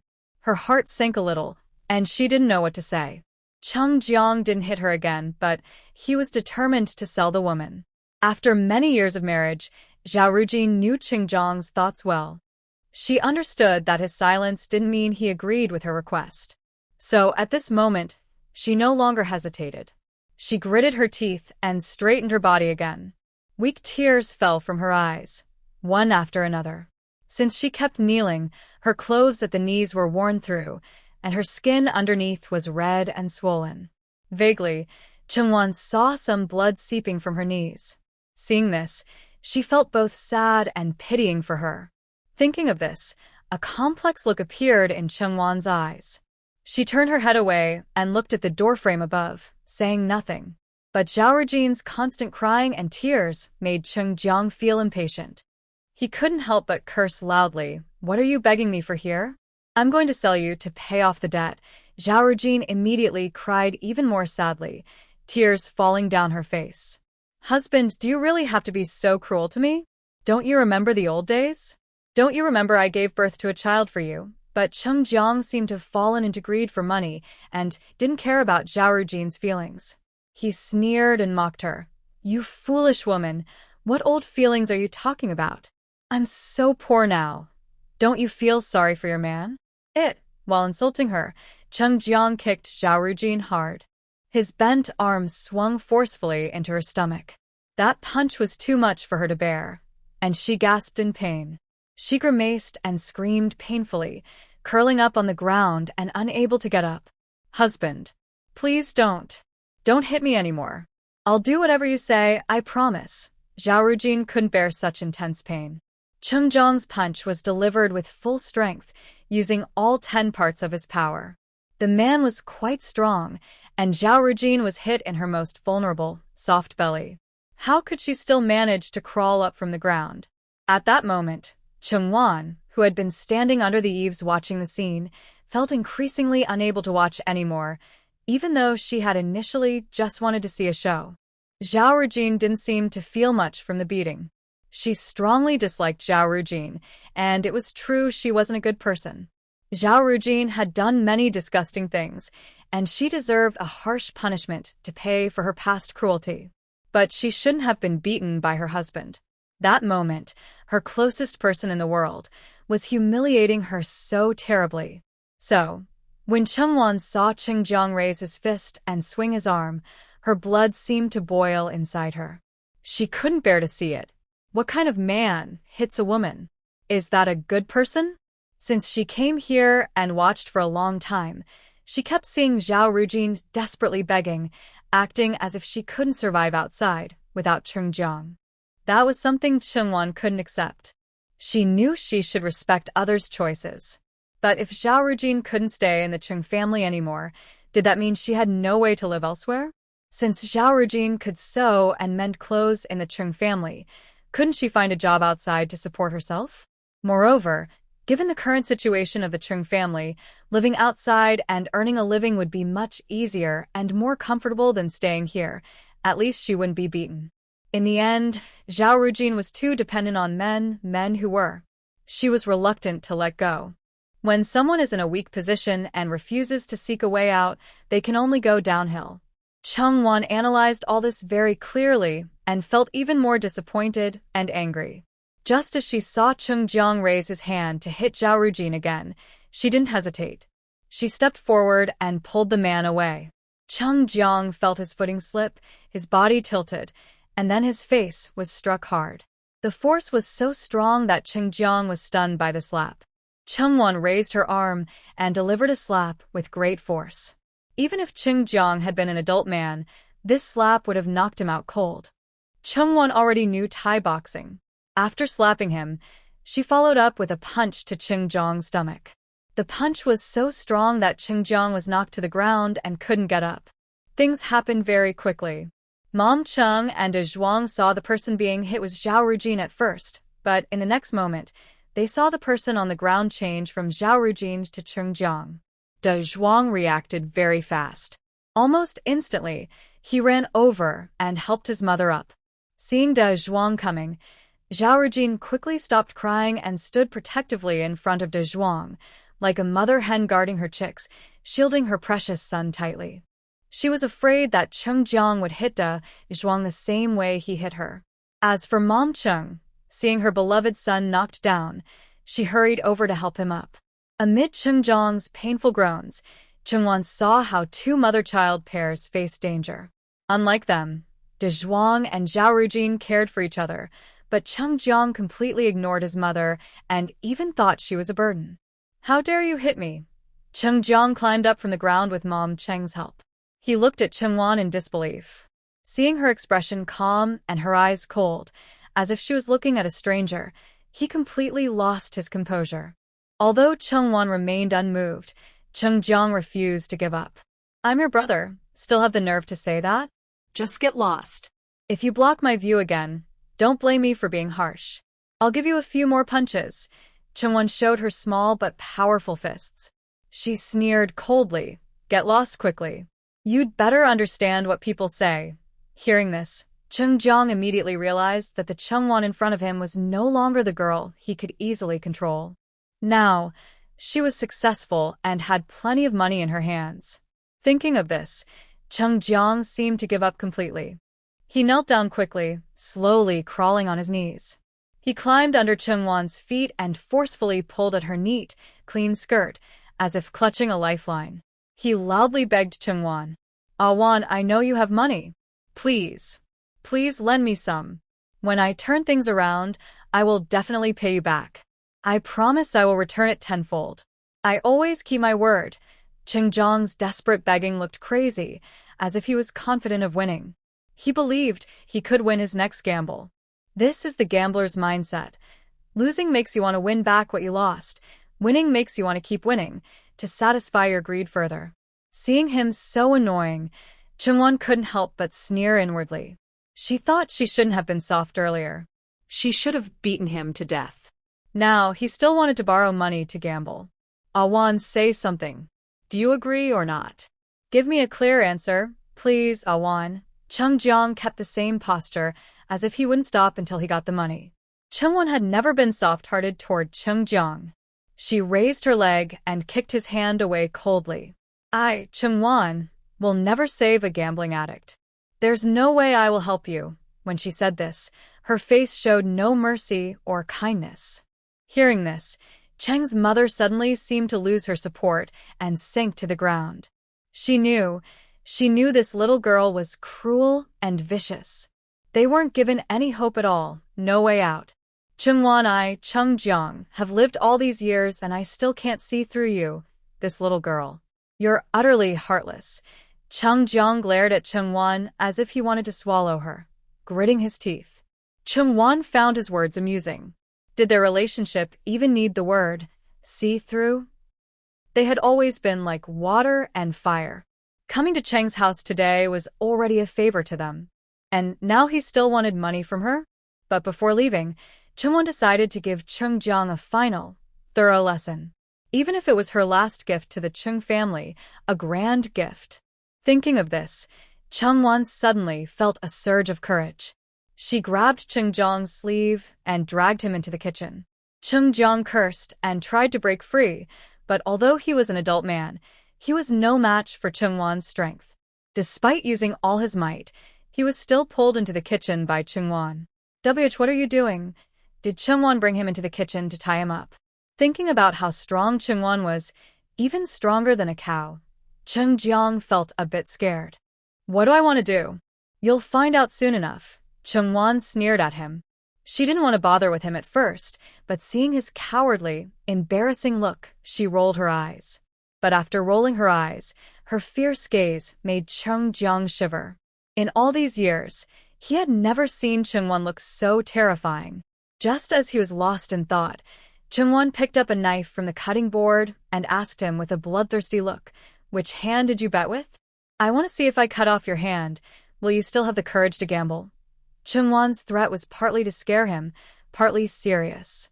But Chungwon didn't expect that Chung Jiang, who had just been trembling with fear, suddenly looked indifferent. His fear just moments ago disappeared completely. He spoke calmly, as if nothing had happened. "Cut off my hand? That's up to you. As long as you help me pay off my gambling debt and give me some extra money, I don't mind if you cut off my leg. Oh, remember to leave me one hand. I still need it to win back my money," Chung Jiang said casually. He didn't care at all. There are many people in the gambling den who have lost limbs. If you don't have money, risking some sacrifices to keep gambling is common. If losing a hand or a leg could make money, Chung Jiang thought he had 4 limbs, he wouldn't need them all right now. Alright, so he was a worthy opponent. Chungwon didn't expect that threatening Chung Jiang with a cut hand wouldn't work at all. He simply didn't care, showing no remorse. Seeing how shameless Chung Jiang was, Chungwon couldn't help but laugh out loud. Fine, if he's shameless, then what does she, Chungwon, have to care about? Chungwon was like a broken pot, giving up completely. She coldly ran outside and pulled the still-standing Chung Dazhuang in, throwing him in front of Chung Jiang. The older one was beyond help, but the younger one might still be saved. So Chungwon said to Chung Dazhuang, "I'll give you one chance. If you cut off his 2 hands so he can't move anymore, I will help your family pay off the debt. Do you dare? 200 taels of silver for your father's 2 hands. No one else would pay that price for this. Think carefully. I don't have much patience waiting for you." Ignoring the slight look of fear that flashed across Chung Dazhuang's face, Chungwon continued, "I count to 10. Her words not only shocked Chung Dazhuang, but also Cheng's mother and Zhao Rujin, who was badly beaten outside. When they heard Chungwon's words, they both rushed into the kitchen without thinking. "Awan, you can't do this. If you do, you're making Dazhuang betray us." Cheng's mother pointed at Chungwon's nose, wanting to scold her. But she remembered she still needed her money, so she swallowed her words and spoke tremblingly. "Little sister-in-law," Zhao Rujin awkwardly begged, "if you cut off your brother's hands, he won't be able to gamble or even farm anymore." Now, the 2 women kept arguing back and forth, but Chungwon's cold glance made them hesitate. They couldn't continue talking to her. Seeing that she seemed serious about cutting off Chung Jiang's hands, they couldn't persuade her. They turned and tugged at Chung Dazhuang's sleeve, pleading for Chung Jiang. "Dazhuang, don't listen to her scary words. Chung Jiang is your real father. You can't do this to him. Do you understand? You'll be betraying him." Cheng's mother's face, lined and red with worry, looked desperate. But Chung Dazhuang ignored them. His silence was like a heavy, weighing down on Cheng's mother and Zhao Rujin's hearts. Although Chung Dazhuang is young, based on his behavior just now outside, he already looks like a mature man. At first, he showed some fear, but that quickly disappeared. He was really serious about this matter. He calmly lowered his head and thought for a while. After making up his mind, he looked up and asked Chungwon intently, "If I cut off his hands, will you give me a chance to go to school?" Chung Dazhuang asked seriously, and Chungwon was stunned by his question. Chungwon didn't expect Chung Dazhuang to ask this. She knew he wanted to study, but she didn't think he was so eager, especially in this situation. A flash of surprise crossed her eyes, but it was only for a moment.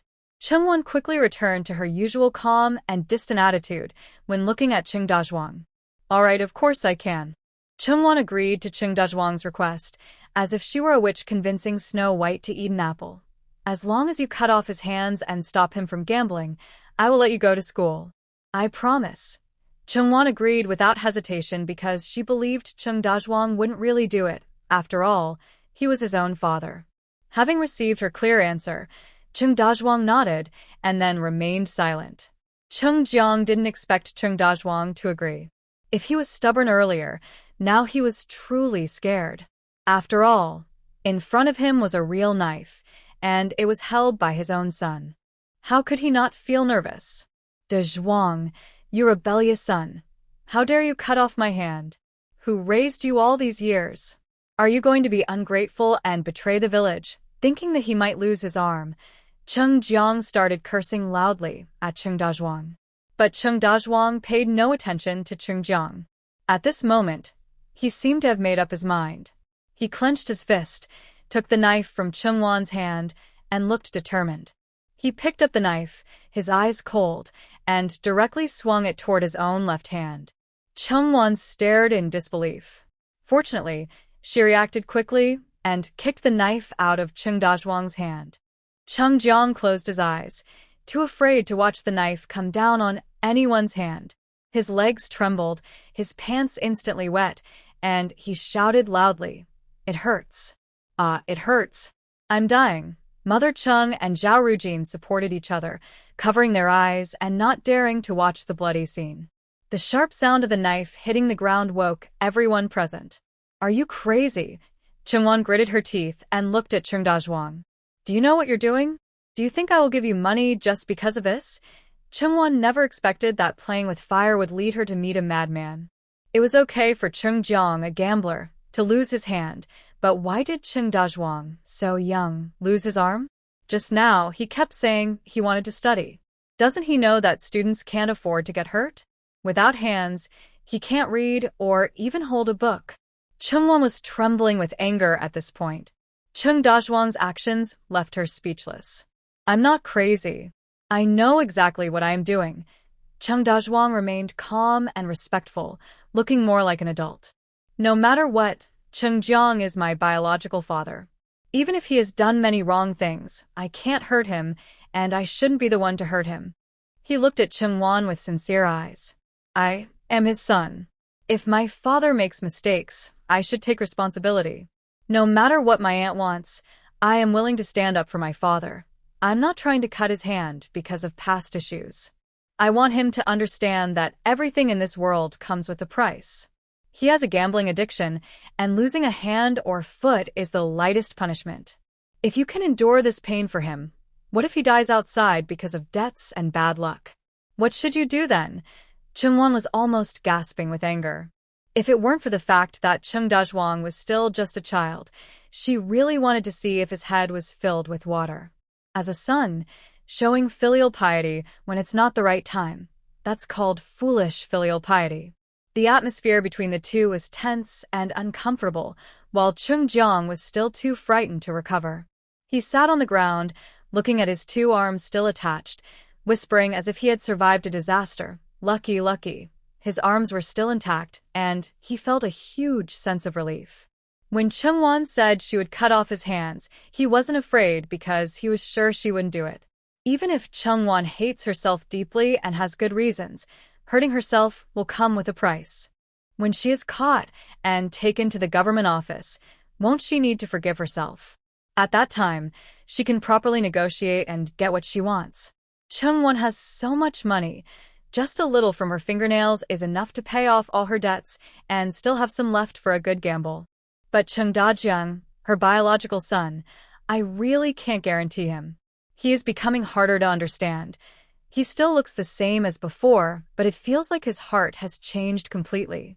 No matter what, Dajwang has at least given you an explanation. Let's just forget about this. Awan, please don't dwell on it anymore. Cheng's mother saw that her son and grandson were safe and sighed in relief, acting like a peacemaker, offering advice to Chungwon. Yes, it's all in the past now. Zhao Rujin was almost scared out of her wits by her son's actions just now. She was now patting her chest and sighing repeatedly. By now, Chungwon has no emotional ties left to them. She wishes she could leave immediately. Every breath in the Chung family feels like inhaling poison, making her feel terrible. Chungwon sneered inwardly. She thought that by threatening, Chungjiang would stop causing trouble and return to normal life. But he still doesn't regret his actions, and has even become worse. If that's the case, she will do her best, then leave it to fate and stop interfering. Ah-won, give your brother some money. You are siblings after all. Do you really want to see him beaten to death by those debt collectors? Cheng's mother started crying again, using her old trick, but Chungwon no longer felt pain. She didn't care anymore. As expected of the Chung family, no matter when or where, their only concern is money. Chungwon coldly scolded her. Even now, knowing nothing will change, she took out 100 silver notes from her pocket and threw them at Chungjiang's feet. Take these 100 taels of silver. Consider it buying your so-called friendship. From now on, whatever happens to you, it has nothing to do with me. Don't come looking for me again. Do you understand? Understood. I understand everything. After receiving the money, Mother Chung no longer cared about what Chungwon was saying. With the shiny silver in hand, who would still pay attention to what Chungwon was saying? Mother Chung, at this moment, looked at the silver notes Chungwon had thrown on the ground. She hurriedly reached out from Zhao Rujin's arm to pick them up. She didn't care that her body was old. She quickly ran to Chungwon's feet to gather the silver notes. Meanwhile, Chungjiang was even less concerned about his wet pants. He crawled to Chungwon's feet, picking up the money while smiling happily. We have money now. We have money.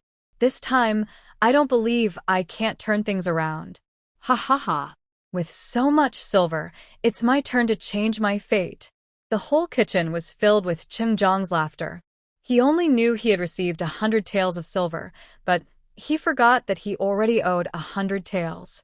If he didn't use this money to pay off the gambling debt, the people at the gambling house would naturally break his limbs without Chungwon needing to intervene. They wouldn't have a Chungwon to help reduce their trouble by giving them money. He couldn't understand such simple logic, or perhaps Chungjiang was just someone who inherently wanted to get something for nothing. Seeing the still wet mark from on his pants, Chungwon felt even more that all of this was deeply ironic. Fortunately, the unremarkable Chung family now had at least one seemingly useful young man. Chungwon turned her gaze to Chung Dazhuang and spoke very seriously, without a hint of joking. Dazhuang, I only ask you this once as your aunt. Are you willing to give up everything here and go with me to the county town? Since you want to read books, I will send you to study and do what you want. But I have to say one harsh thing first. Seeing Dazhuang's interested look, Chungwon's tone became completely serious, with no trace of joking. If you come to my side, you must follow my rules. Once we go to the county town, you will have nothing to do with this family anymore, including your parents and your grandmother. Saving one person is a blessing. Dazhuang, at such a young age, was willing to take responsibility and redeem his father's mistakes. He must be a talented person worth saving. Perhaps at this moment, he hasn't yet shown the qualities that make him worth investing in. But just for that reason, Chungwon is willing to take a chance on him. It also stirred a small feeling of pity in her, as she couldn't bear to see Chung Dazhuang continue to stay in this family. Other than that, she is willing to exchange reading for herself. Chungwon can see that Chung Dazhuang really wants to go to school. However, growing up in such a family, even if he wants to study, his mother and Zhao Rujin also want him to study. The two most important women in his life are hoping he will succeed. Due to current financial struggles, studying is just a distant dream for him, something he occasionally dreams about at midnight, but that will probably never happen. In the past, he had no conditions and no right to study. But now, things are different. Chungwon is willing to put effort into him, giving him a chance to change his fate. However, when Chung Dazhuang, who was just now full of joy, heard that studying would require him to abandon his family, he immediately lowered his head to think. His hair covered his expression, so Chungwon couldn't see how he felt. It was just hesitation. That's completely normal. Chungwon easily saw the uncertainty in Chung Dazhuang's eyes. She didn't force him right away, but made sure he understood she didn't have much time to waste. Calmly, she said, "Follow your own ideas. I'm just offering you a possible future. The decision is yours. You can stay wherever you want. Maybe your father will stop gambling someday, and the family can save enough money to send you to school. Chungwon's words were like a decisive. This made the previously indecisive and hesitant Chung Dajwang suddenly make up his mind. He looked at his parents on the ground, busy picking up money. He knew his mother cared for him, and his grandmother always treated him like a treasure. But his father, who should be the pillar of the family, never showed any concern for him as a son. If his aunt hadn't quickly stopped him just now, his hand might have really been broken. Chung Dajwang looked at Chung Jiang with complicated feelings. He is not unwilling to sacrifice his hands and feet for his father. After all, his father raised him. Even if he doesn't say it, he should repay him well. However, things have developed to this point, making Chung Dajwang feel that his sincere feelings were wrongly placed. He suddenly hardened his heart, looked directly at Chung Wan and said, "I am willing to go to the county town with Aunt." Cheng's mother and Chung Jiang had finished collecting the money. Now they realized what was happening, and upon hearing Chung Dajwang's words, they all widened their eyes in shock. Especially Cheng's mother. She almost couldn't believe her ears. She looked at Chung Dajwang in disbelief, unable to believe that her grandson, whom she raised herself, would betray her at this moment. He wanted to leave and become someone else's child, and the person was Chung Wan, whom she had always disliked. "Oh, my good grandson, have you been influenced by your aunt? Is that why you want to go to the county town with her?" Cheng's mother simply couldn't believe her grandson would betray her and leave her. At this moment, after receiving the money, she completely ignored Chung Wan. She pointed at Chung Wan and scolded her loudly, forgetting how Chung Wan had just knelt on the ground, begging desperately. "You ungrateful thing! Did I raise you and your father so easily? As a daughter, you don't know how to respect your mother, and now you want to take away my only grandson? You're just a heartless dog." Cheng's mother's words were harsh. Chung Wan remained expressionless throughout, as she was used to her mother-in-law's shamelessness. But just after receiving the money, because she was relieved that she wouldn't be sold, Zhao Rujin, who had saved their family by scolding her mother-in-law, couldn't bear to listen anymore. After all, this farce had made Zhao Rujin see clearly what kind of person her mother-in-law really was deep down. Their whole family was known for being cold and ruthless. Even though she had been kind to her mother-in-law when she was a daughter-in-law, she was always loyal to the Chung family. In the end, she didn't get a good outcome.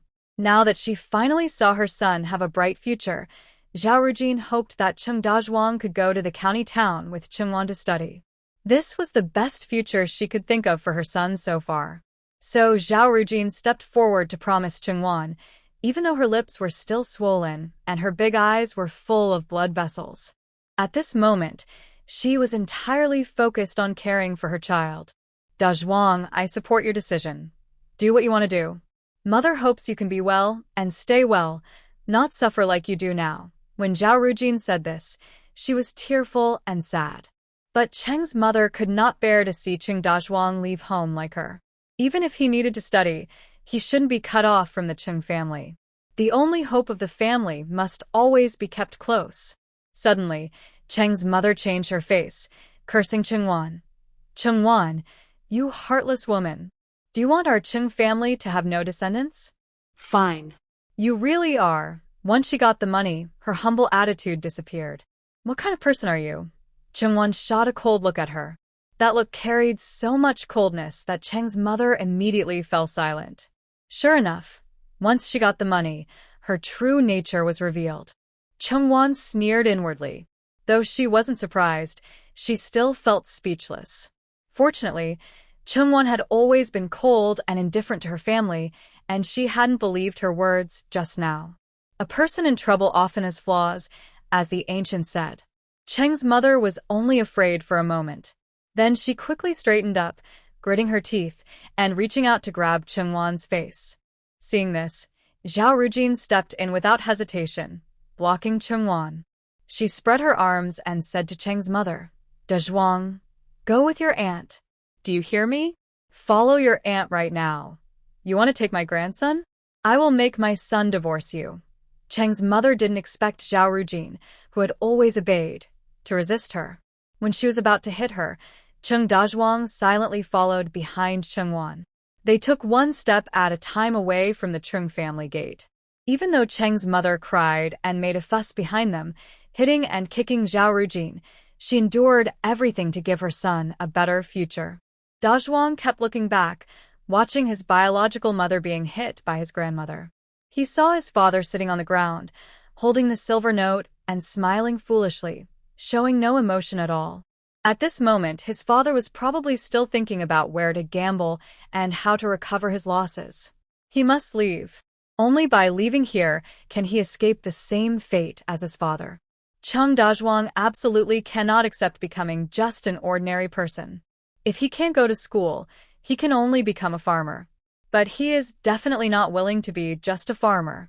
Chung Dazhuang stood in the yard, took one last look at his parents and his beloved grandmother who held him in her arms, and finally made a firm decision to follow Chung Wan out of the Chung family home.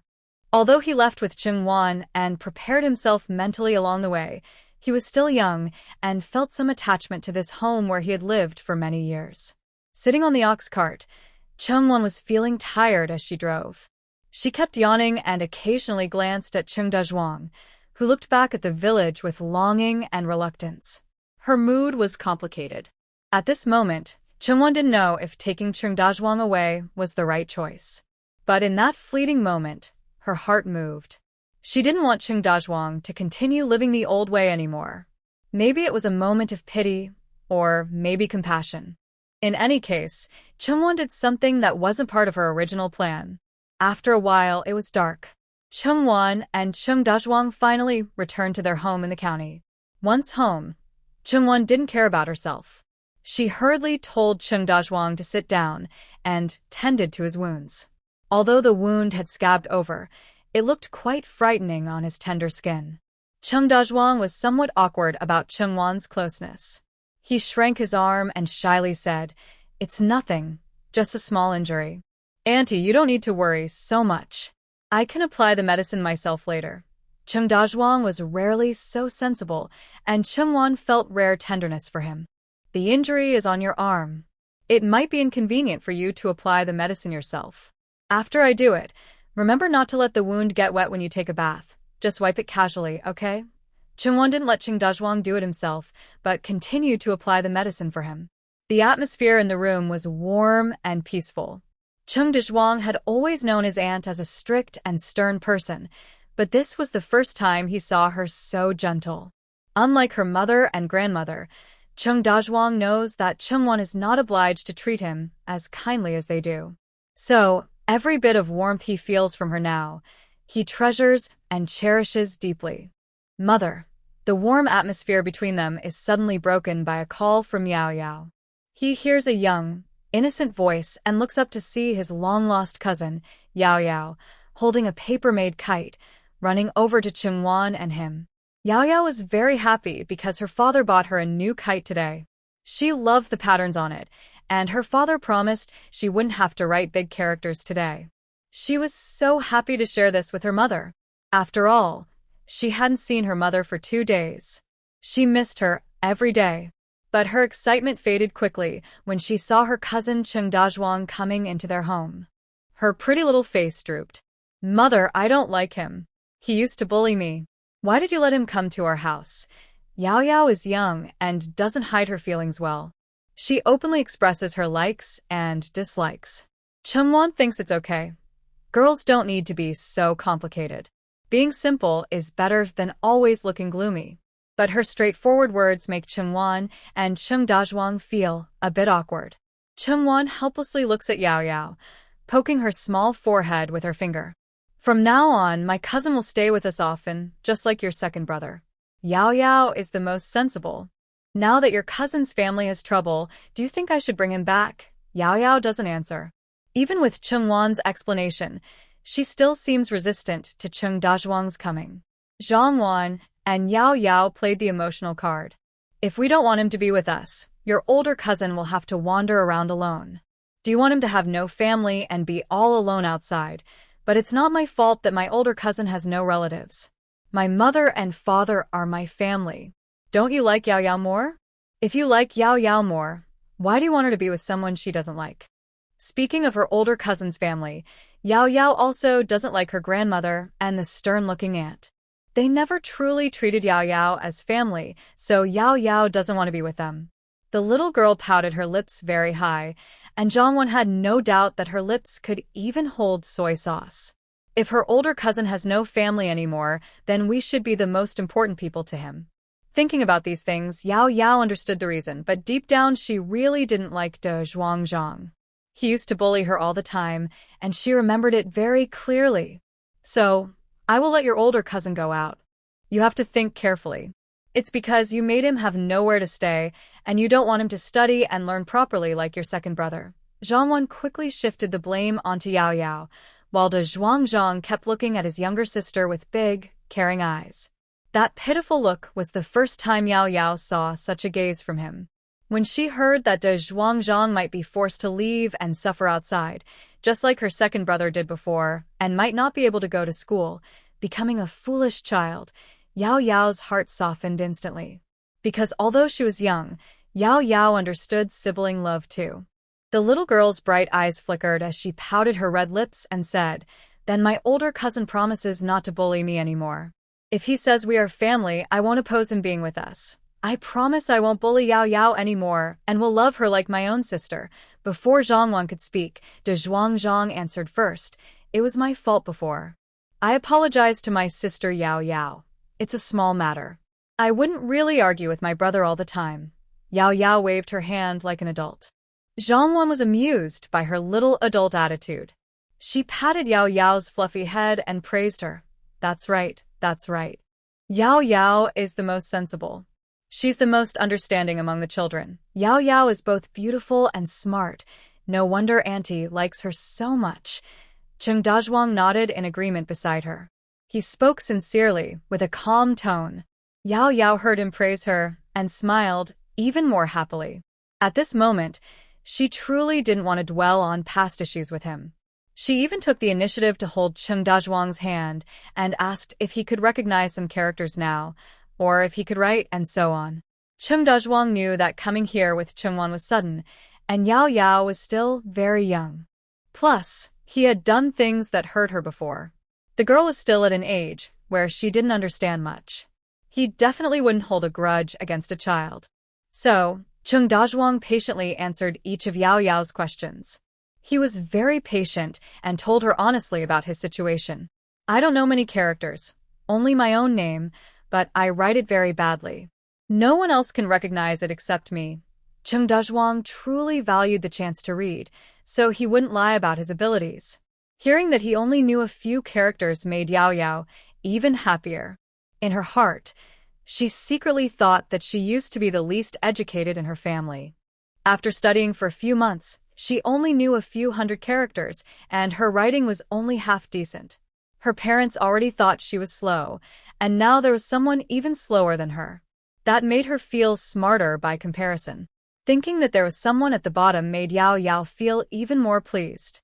As for Chung Dazhuang, living under someone else's roof wasn't easy, but he understood manners. He knew how to read the situation, what to say, and what not to say. After chatting for a while, Yao Yao giggled until her face turned red. Seeing that it was getting late, and she had things to do, Chungwan sent Yao Yao away, telling her to go play with the kite in the yard. She then continued to carefully apply medicine to Chung Dazhuang. "Just shout if it hurts, it's okay." Chungwan remained calm and used alcohol from the space to clean Chung Dazhuang's wound. Although it was gradually getting winter now, and the weather was getting colder day by day. However, there was still a chance of the wound getting infected. To prevent this, Chungwan had to carefully disinfect Chung Dazhuang's injury with alcohol. At the same time, she wanted him to understand that it was foolish to risk himself to protect others when facing problems. Despite the burning pain from the wound, Chung Dazhuang remained patient and did not show any signs of impatience. In fact, Chung Dazhuang felt truly touched from the bottom of his heart. That day, only Chungwan cared about whether his wound hurt or not. Only she gently applied medicine to him, making him feel warmth soon after leaving his unkind family. It was a warm, comforting feeling that spread from head to toe. But just as Yao Yao left, Song Mu and Song She pushed open the door again. When they saw Chung Dazhuang, both were surprised, especially Songmu, who thought she must be too tired from studying and not fully awake. Otherwise, how could she look at her usually distant aunt with such tenderness and carefully apply medicine to her disliked nephew, Chung Dazhuang? You came just in time. My family's area had a disaster. Dazhuang is my nephew, and I can't just ignore him. I plan to send him to study with you two in the future. But before that, I need to ask Amu for a favor, Chungwan said, suddenly having an idea. Tell me, Mom, Songmu replied. Songmu and Song, she didn't mind Chungwan bringing Chung Dazhuang back. They trusted her and knew she had already made her decision. Since she was willing to bring him here, there was no need to say more. Talking wouldn't change anything. Besides, Chung Dazhuang was Chungwan's nephew. After what happened in the Chung family, it was normal for her to take care of him. For their family now, having one more person to feed was just a small matter. Hearing Chungwan's words, Chung Dazhuang felt nervous and held his breath. He instinctively looked towards Songmu and Songshi, unsure of what they thought. Songmu's black eyes flickered with a fiery desire for revenge. Chungwan keenly sensed Songmu's changing mood, so her gaze shifted directly to Songshi. Songshi thought it was no longer his concern, but suddenly Chungwan spoke. Songshi, although you've only recently started at the school, your grades are probably better than Dezhuang's. Go teach Dezhuang properly and help him study with you. This is your task assigned by Aunt Chung. When Songmu heard this, he was momentarily stunned. After a while, he looked at Chungwan blankly, his eyes moving back and forth between Chungwan, Dezhuang, and Songshi. Wasn't it me who was supposed to do this just now? After thinking it over, Mu is so talented in his studies and is busy preparing for the imperial exam. Teaching the Zhuang now would be a bit of a waste of his talent. You should focus on your own studies. Chungwan patted Songmu's shoulder gently and spoke to Songshi with her usual gentle tone. She is a careful child and has some talent in reading. I trust him to you, Aunt Chung, but I just started studying a few days ago. Songshi didn't want to refuse Chungwan, but he looked at Songmu with some difficulty. At this moment, Songmu clearly looked upset and displeased. Songshi finally understood what it meant when immortals fight, mortals suffer. He didn't mind teaching Dezhuang, even though he had only recently begun studying. After practicing hard these days, he had learned quite a few characters. It was just a temporary teaching role, and Songshi believed he was capable of it. However, Songmu didn't seem to get along well with his cousin, and Songshi didn't want to get involved in their brotherly conflict. Although he was surnamed Song, he was not truly a member of the Song family. Chungwan noticed Songshi's reluctance and guessed it was probably because of Songmu. She earnestly said to Songshi, although you've only recently started studying, I asked your teacher, and he said your grades are very good. Compared to others your age, you're quite outstanding. The poetry, books, and morals you've learned should also help those around you.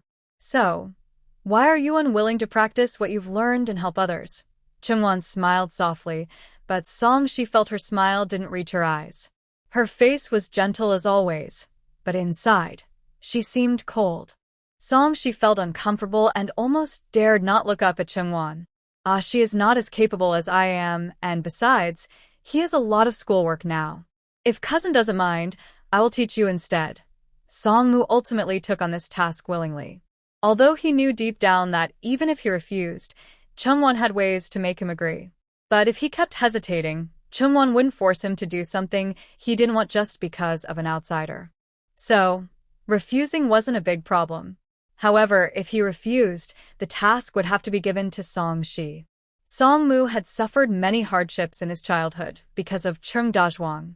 He didn't want his younger brother to suffer the same way. Yes, Songmu now truly regarded Songshi as his own brother. Even if he couldn't love Songshi as much as Yao Yao, he wouldn't forget the responsibilities of being a brother. So, instinctively, he didn't want to refuse this task. Or perhaps, there was a deeper reason. He didn't want to see his mother disappointed. Alright then, you two brothers can go back and rest first. Tomorrow, I will take Dazhuang to buy some necessary things. Once everything is packed, I will call you, little master. Chungwon wasn't surprised that Song-moo suddenly changed his mind. Although Song-moo wasn't her biological child and had no blood relation to her, after so long together, he had learned her way of dealing with people. Since she couldn't immediately solve the problem with the person she cared about, she decided to keep him close. With both her eyes watching carefully, how could he cause any trouble? "All right, mother, I will go to bed early." After saying goodnight to Chungwon, Song-moo and she went back to their room. Once everything on Song-moo's side was settled, Chungwon turned around and explained her plan to Chung Dajwang. "Dajwang, I only give you 1 month. I want you to follow Song-moo and learn at least 100 characters. Not only read and write, but also memorize them. When the month is up, I will check personally." Every time Chungwon talked about something she cared about, she was especially serious and earnest. Chung Dajwang looked at her with a serious expression. Although he knew Chungwon was only trying to help him, he couldn't help feeling a moment of fear. But after listening carefully to what Chungwon said, he finally understood and nodded. Learning 100 characters in a month and being able to read and write is quite difficult for him. However, he believes that nothing is impossible if he works hard. As long as he tries, he can accomplish anything. He also didn't expect that Chungwon would plan so far ahead and truly care about him. At the same time, this also shows that Chungwon is thinking about his future.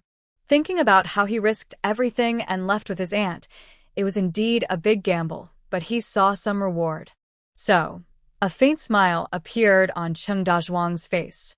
Just as he was about to say something, Chungwon added, "Although we are related as aunt and nephew, I want you to understand one thing. I brought you to the county town so you can study and become talented. If, after a month, you're not satisfying me, you'll have to go back and redo your lessons.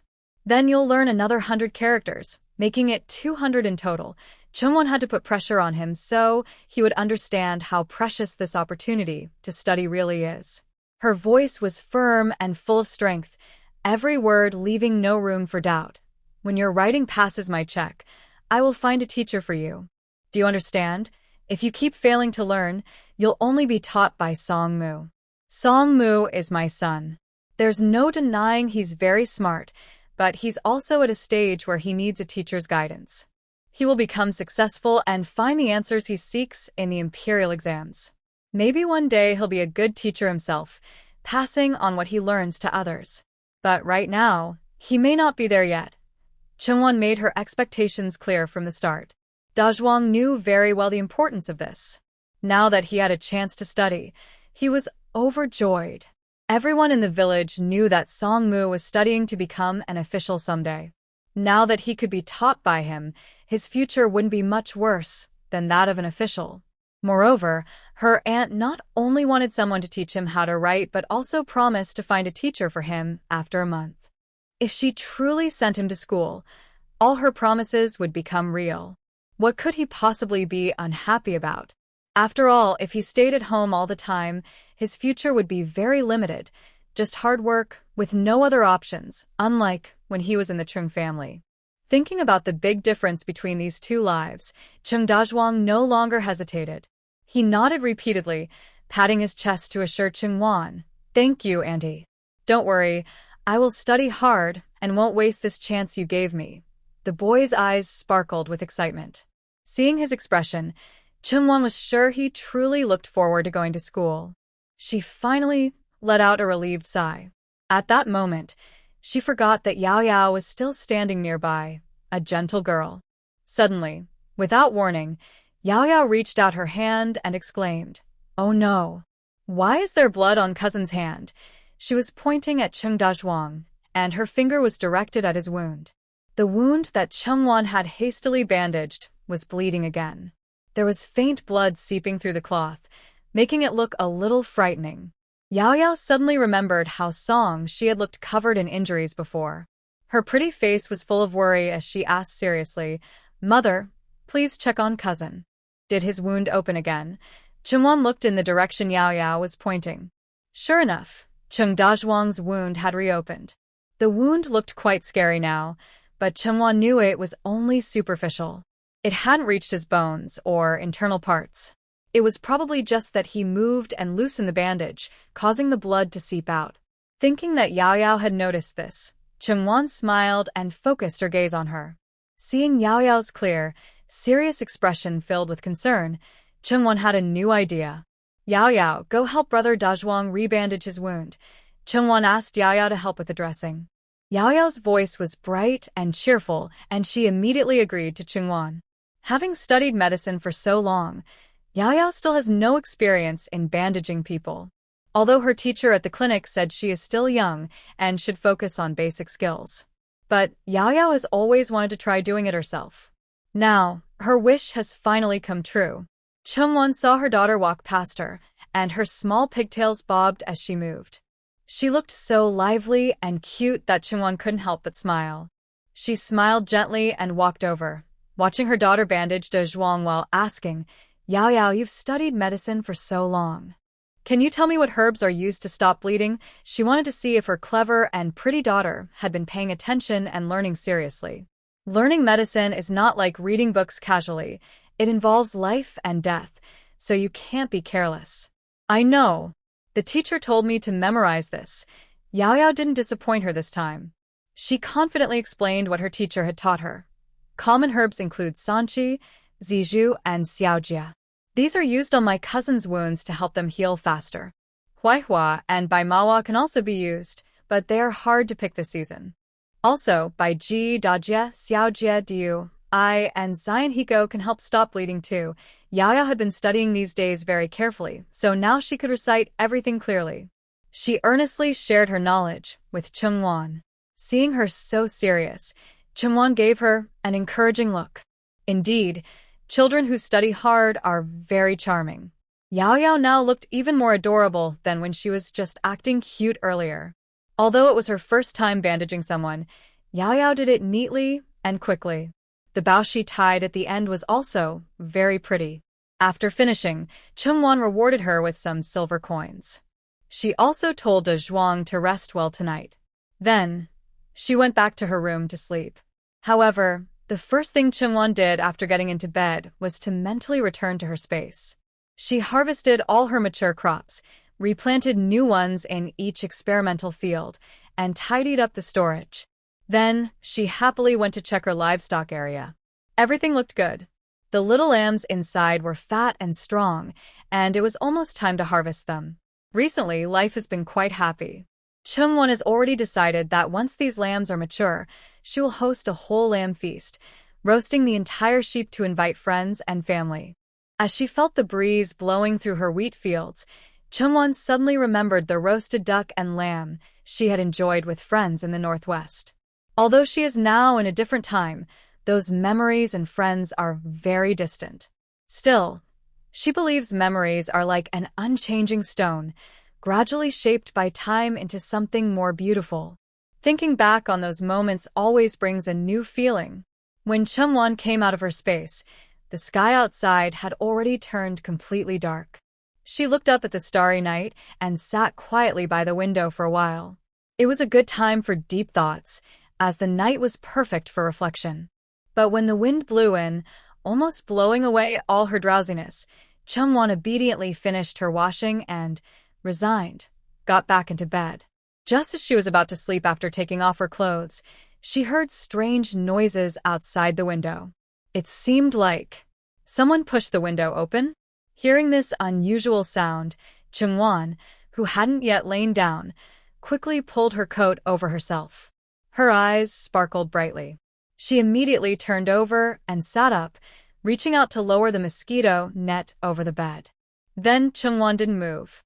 Instead, she listened carefully to the sounds inside the room. Earlier, Chungwon had already heard the sound of a door creaking. If no one came in, and it was just the wind at night, such a sound wouldn't happen. She sat quietly on the bed, listening for a while. When she heard the sound grow louder, she realized that something was wrong, no matter how calm she usually was. Immediately, Chungwon took out a small dagger hidden under her pillow. After taking it out, she didn't hesitate at all to lift the curtain in front of her, bypass the screen, and walk straight toward the door where she heard the sound. Honestly, Chungwon knew she could protect herself, so going downstairs was not reckless. She was just curious. Who was so blind as to dare to break into her room? Under the bright moonlight outside the window, Chungwon stepped forward 2 steps, clutching her cold dagger tightly. Sure enough, someone had sneaked in. Using the moonlight, Chungwon saw the person turn around slowly. He was empty-handed, not looking for trouble, but under the moonlight, she clearly saw his figure and appearance. The person sneaking into her room was Huang Xian, but Chungwon was only briefly shocked.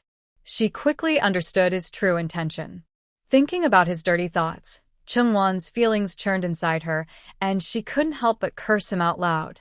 Huang Xian, you shameless person, sneaking into a woman's private chamber at night. Her scolding made Huang Xian pause his attempt to lift the bed curtain. He was a bit surprised and turned his head to look at the corner. Chungwon was not on the bed and had already noticed his presence. He was indeed sharp beyond expectations. Such a clever woman was rare in the world, and only he was worthy of her. Miss Chung, you're mistaken. How can this be called sneaking into a woman's private chamber? Have you forgotten you're already married? You're not a young girl like Yuning, who is still unmarried. Huang Xian was always a person with a thick skin, thicker than a city wall. He wouldn't feel embarrassed just because he was scolded. Instead, he became more interested in Chungwon, wanting to see her panic and flustered because of his uninvited visit. But if he thought she would lose her composure, he was wrong. Chungwon had never been frightened or flustered by this lecher. Instead, she thought Huang Xian was reckless and daring to offend her. Seeing his weak little frame, she guessed he wouldn't last long if she fought back. If not for the county magistrate's face, she would have made Huang Xian taste the consequences of insulting a woman's reputation. So what? Does young master Huang still think it's my fault that you came here in the middle of the night? Chungwon lowered her initial angry expression and draped her outer robe over herself. Instead, she wore a faint smile as she looked at Huang Xian and said, "Smart people usually don't waste words. Why are you really here to see me? I've never thought we are close enough to chat late at night." Huang Xian had prepared to see Chungwon panic and become flustered, but he was surprised to find her so calm and relaxed as she discussed something that could damage her reputation, without showing any fear. It was as if they were just talking about a trivial matter. Huang Xian looked at Chungwon in surprise. Seeing his shocked expression, Chungwon shrugged casually and said, "Does young master Huang think I will cry or make a fuss? Just give me a clear explanation about this matter." But I am not that kind of person. First, there's nothing between us, and even if there is, your coming to me now is wrong. I don't need to panic over such a small thing. Chungwon clicked her tongue. A faint dark light flashed in her eyes, and she slowly lit the lamp on her table. The warm orange glow of the candle lit up the whole room. Huang Xian clearly saw Chungwon, who was on his mind, without makeup. But from her beautiful face, he couldn't see any dependence on him, only fearlessness and mockery. Chungwon didn't care what Huang Xian was thinking at this moment. Honestly, her shout just now wasn't very loud. From the moment she realized it was Huang Xian, Chungwon understood everything and had already made her plans. She didn't want to make a big fuss about Huang Xian coming to see her, nor did she intend to. If this matter got out of hand, it could harm her reputation. Chungwon never liked being the subject of gossip, so she naturally refused to let this happen. Moreover, Huang Xian was stubborn and self-willed. If this incident revealed anything unfavorable to him, he might get angry and take revenge on her child. If he was targeting her, she had many ways to deal with it. But if he targeted her child, that would be a loss for her. And so far, Huang Xian hadn't even had the chance to do anything to her. Now, Chungwon had already thought of a way to negotiate with Huang Xian. Impressive, Lady Chung. Even in such a difficult situation, you remain so calm and composed. I really came here for something important, but all my usual thoughts disappeared when I saw your beautiful face and graceful appearance. Night visits to a lady's chamber like this are quite bold of young Master Huang. Yet, you can still speak so elegantly and gracefully. Only someone like you could be so shameless. Chungwon sat down by herself and poured a cup of tea. She rested her chin on her hands and looked at Huang Xian. Although Huang Xian saw that Chungwon appeared calm on the surface, He could tell she was angry with him deep down. Seeing her different from usual, the delicate woman he had been longing for appeared before him in a new way. Her eyes flickered with emotion, lively and adorable. He couldn't help but tease her. "Lady Chung, don't say that. I heard that after you left the county and returned to the village, you didn't see me for a whole day. I missed you very much. Lady Chung, please don't trample on my sincere feelings. You're quite good at fooling women, but my heart is as hard as stone. I'm not interested in your strange words. If you keep talking like this, don't blame me for keeping my distance from you." Chungwon pursed her lips and looked at him speechlessly. No matter what their relationship was, could they say such ambiguous things casually? On the surface, Chungwon remained unmoved. But in truth, she despised him deeply. Seeing that Chungwon was not convinced, Huang Xian cleared his throat and quickly changed his expression. He then began to speak seriously about his real reason for coming. "No more jokes. I really came here because I miss you, but I also have something important to discuss with you." Chungwon raised her eyebrows. Could it really be a serious matter? They were rivals in business. Chungwon had previously set fire to his shop. Now, he was here with a serious purpose to seek her cooperation? Suddenly, Chungwon became interested. She lifted her gaze and stared at Huang Xian intently. She was truly curious about what he wanted. What kind of serious matter could make him come to see someone at night? Late at night, what urgent reason does Huang Xian have to find me? Could it be that the legendary imperial inspector is about to arrive in the county? Has the Huang family become desperate and is trying to defy fate? But judging by how Huang Xian usually shows off in the county, how many people are willing to listen to him? Most probably, everyone hopes the Huang family will fall soon, so they can go back to the easier life under the previous county magistrate. Suddenly, Chungwon remembered that the refugee issue hadn't been fully resolved. The Huang family hasn't been doing well in handling the refugees, and she worries it might not be good if they have to report to the imperial inspector soon. Chungwon instinctively feels that Huang Xian is coming to her about the refugee problem. She really wants to hear how he plans to solve this difficult issue. She straightened up and paid full attention, and her drowsiness disappeared instantly. Her serious attitude made Huang Xian like Chungwon even more. A woman who takes her work seriously, someone who can help his business. What kind of charming person is she? Only Huang Xian knows. "I heard you are promoting a grain called potatoes in a certain village. Is that true?" "Yes." Chungwon nodded slightly, not denying it. In truth, Huang Xian already knew about this. He knew very well why he was asking. The person responsible for killing all the crops was none other than the wealthy young man sitting in front of him, adorned with jewelry.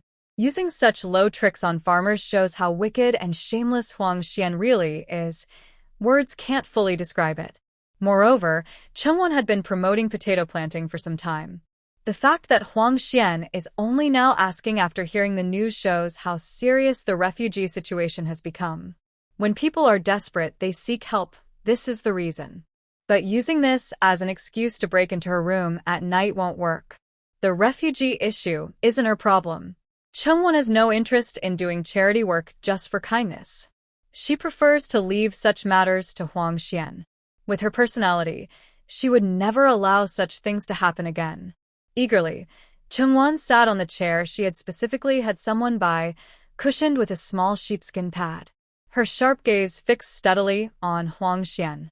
Despite being stared at so directly by Chungwon, Huang Xian only smiled gently, showing no discomfort at all. "I know what you're really thinking. You just suspect that I have bad intentions. Don't worry about that. I swear with my life that I mean you no harm.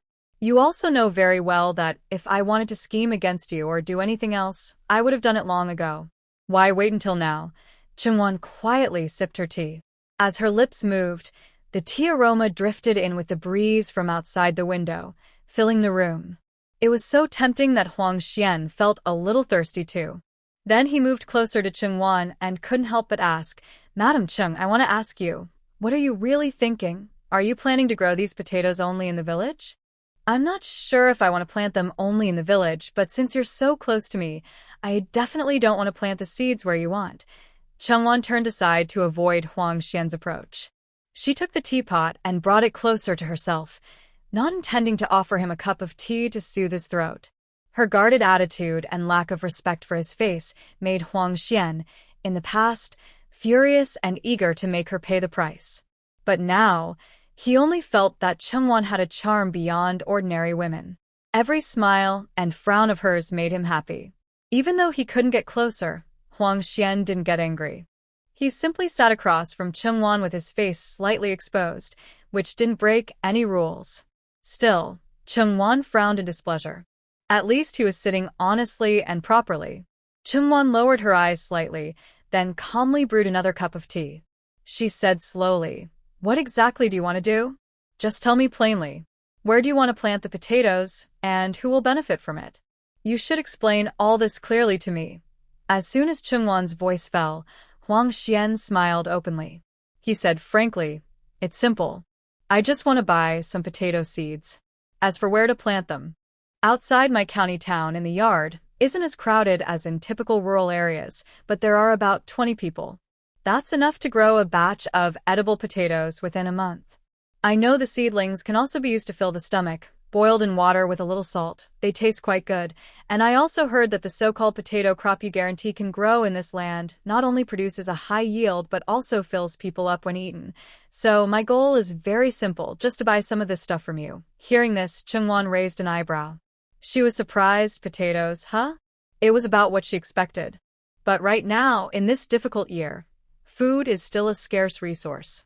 Huang Xian's request for a new variety of crop that hasn't even officially hit the market made her somewhat suspicious. She wasn't very willing to do this business with him so easily, especially since he was only asking for some seeds, not mature potatoes. Huang Xian is very careful and thorough in his actions. He couldn't possibly not know that she already had a batch of mature, edible potatoes in her possession. To go beyond the finish line and start again from the beginning, that's not something a profit-driven businessman like him would do. And he came in the middle of the night just to ask for such a simple thing. It was hard not to suspect his true intentions were less than honest. After making this deduction, Chengwan quickly made her decision. Just as she was about to politely refuse Huang Xian and tell him to find another way, he, fearing she might refuse, immediately added more conditions. He said, "Madam Cheng, if you think the price at which the common people buy is too low, I can pay you 5 times the silver. Or, if you want more, as long as it's a reasonable price, I can pay that too." Just as she was calculating how much 5 times the price would be, Huang Xian quickly changed his tone. "No, how about 3 times? After all, I haven't actually seen how much these potatoes will yield once they grow." Huang Xian looked confident, believing that since he wanted to buy these potatoes, Chengwan would definitely sell them to him. Although he immediately offered 3 times the silver, and the potatoes were already piled high in the warehouse, making it difficult to decide how to sell them fairly to the people, Chengwan was not very interested because this small amount of silver was taken from Huang Xian. Chengwan didn't care much about how much silver she could earn. She was more concerned about whether Huang Xian's genuine effort might affect her own rights. She kept thinking, imagining many possibilities, all of which were for her own benefit. "I have potato seeds, but they are not entirely mine. It's easy for you to buy at a low price, so I want to know, since you have a higher status, why are you willing to do this small business with me?" Her words clearly showed her refusal. As soon as she spoke, she saw Huang Xian's face immediately fall. His expression changed faster than a landslide, more frightening than the yellow mud tumbling down a hill. But seeing Huang Xian like that, Chengwan wasn't afraid at all. Isn't she the one asking for help? Huang Xian probably wouldn't get angry and kill her in this small room, right? So Chengwan decided not to hold back any face for him. What kind of person is young Master Huang? He's very wealthy, has a high status in Wulong County, and his father is backed by the Shin family. Over the years, he's gained a lot of respect in official circles. Honestly, with your background, whether doing business or trying to make money, there's no need to get involved with someone like me. This kind of potato and similar things are ultimately unrecognized grains by the court. There's no need for young Master Huang to take such risks just to work with me, right? Every word Chengwan said made Huang Xian's eyelids twitch. Wow, Chengwan's words were really sharp. She kept mentioning his family's wealth, but if she accepted his pursuit and they became a couple, wouldn't all his assets belong to her? Then, between them, there would be no difference in status. It should be a good thing for everyone, so why couldn't Chungwon see that? And the words that Chungwon spoke were truly unpleasant to hear. So, the more Chungwon talked, the more Huang Xian realized she genuinely did not want to work with him. Gradually, anger grew in Huang Xian's heart. Even in front of someone he liked, he couldn't tolerate her repeatedly challenging his authority. Chungwon couldn't just be teasing his feelings because she liked him, could she? At this moment, Chungwon was full of sarcasm, openly mocking him. Young Master Huang, your kind gesture to promote my small business should be something I am very grateful for. You even came here late at night with such enthusiasm. I truly appreciate it, but I really don't have any more seeds to give you. So, I can only say sorry. With that, Chungwon slightly lowered her chin, pretending to be serious and grateful, as if she was apologizing to him. In her words and tone, she clearly defined their relationship and widened the gap between them. Every sentence she said made Huang Xian angrier.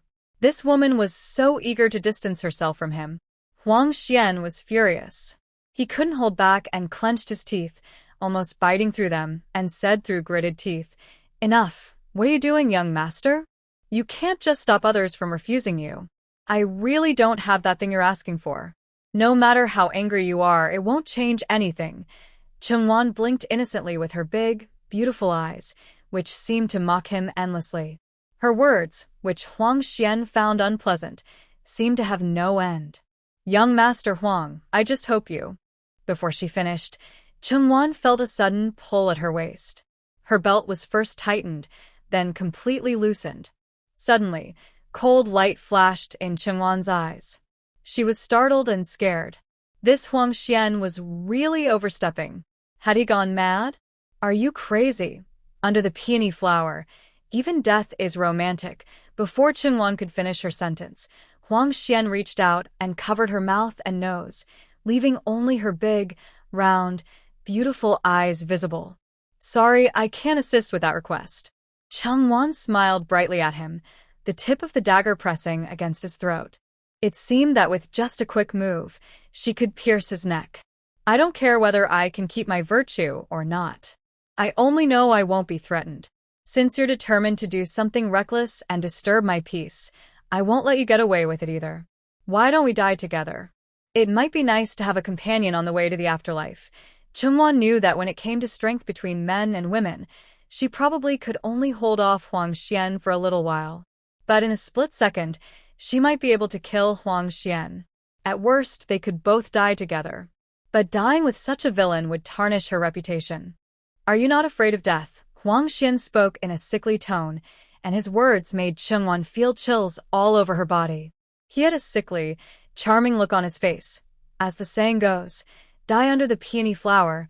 Even as a ghost, it's romantic. As soon as Huang Xian finished speaking, he tried to turn his hand to hold Chungwon down and lean in to kiss her. But every time the man got close, Chungwon felt an overwhelming sense of disgust. Seeing him reach out to grab her arms, Chungwon quickly held her dagger tightly with both hands, refusing to let him seize her. If she accidentally got caught around the wrist, she would be almost powerless to fight back. At that moment, wouldn't she be at his mercy? How could Chungwon let him do as he pleased? So she suddenly extended her arm and pointed her dagger at him. Seeing Chungwon constantly resisting, Huang Xian raised an amused eyebrow. "Stop resisting. You can't kill me, so holding that dagger only gives you false courage.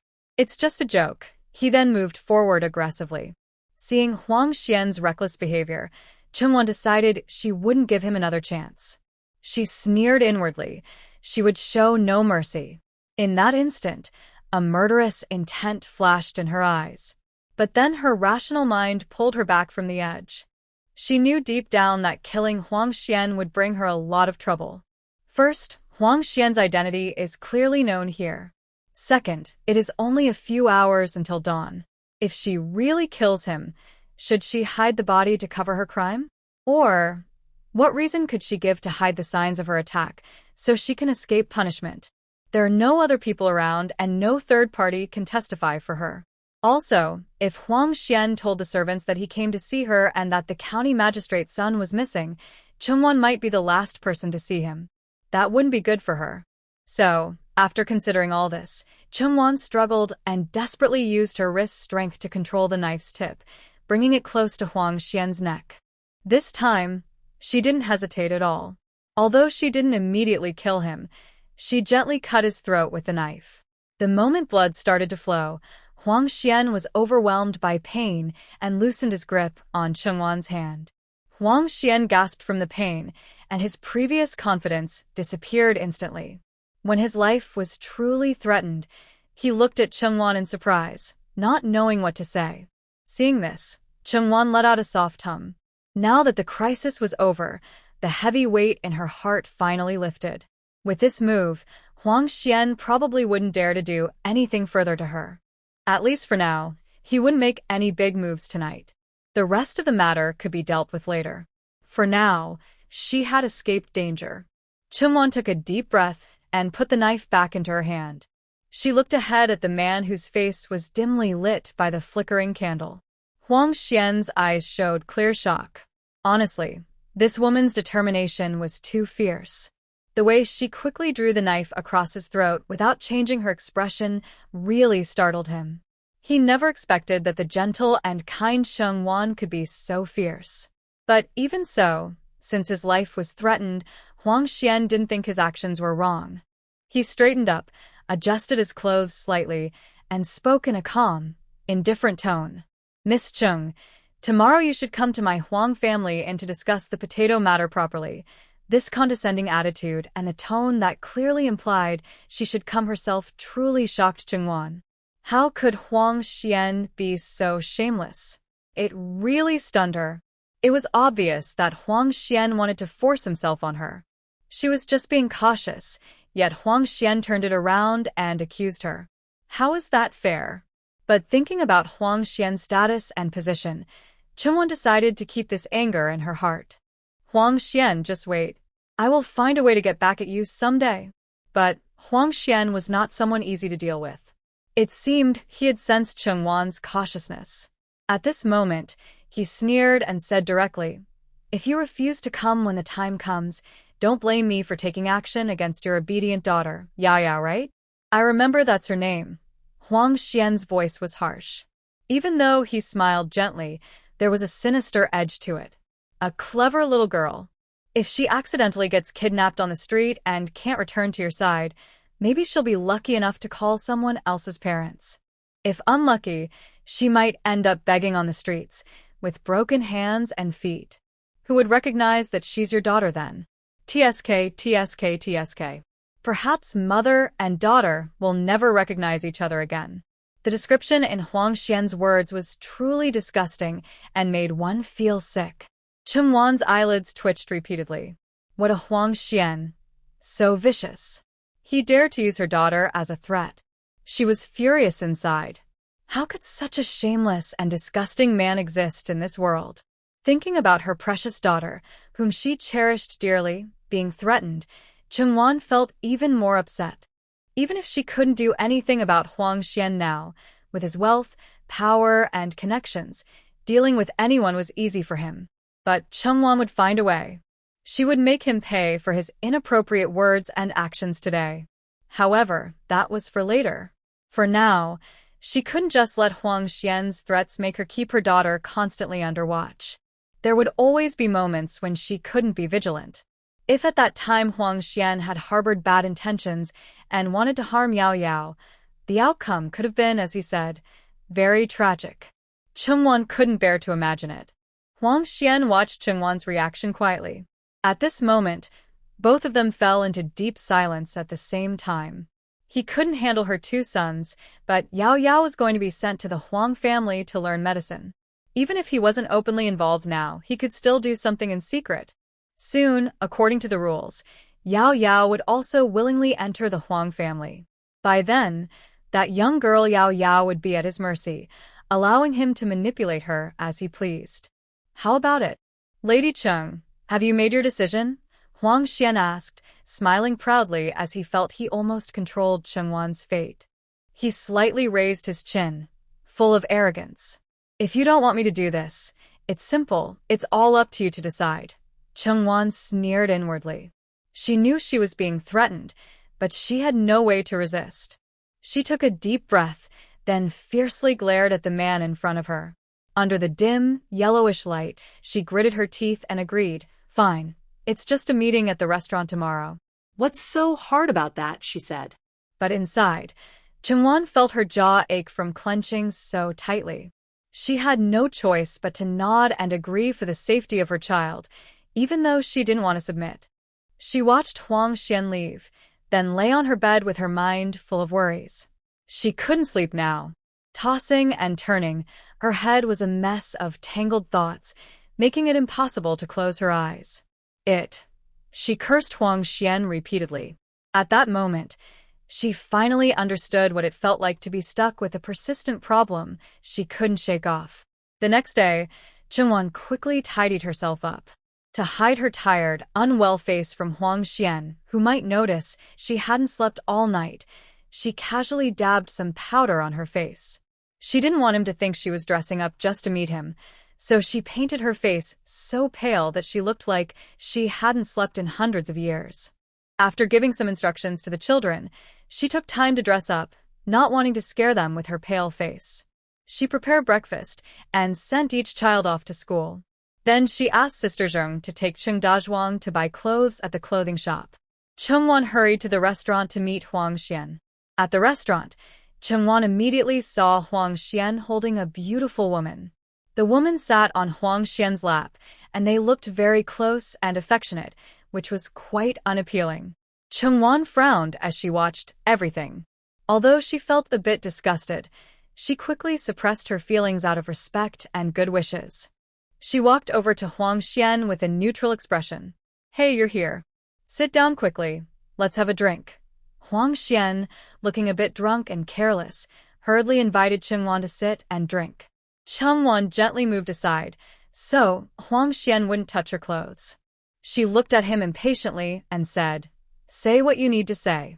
I don't have time to waste here." She looked down at Huang Xian with disdain. "Miss Chung, you really have a bad temper and forget things easily. Don't you remember why you're here today? I didn't invite you. You came to the restaurant to find me on your own." The more impatient Chungwon became, the more interested Huang Xian was in her. He smiled and pushed his glass of wine toward her. "It's not for anything else, just for your daughter.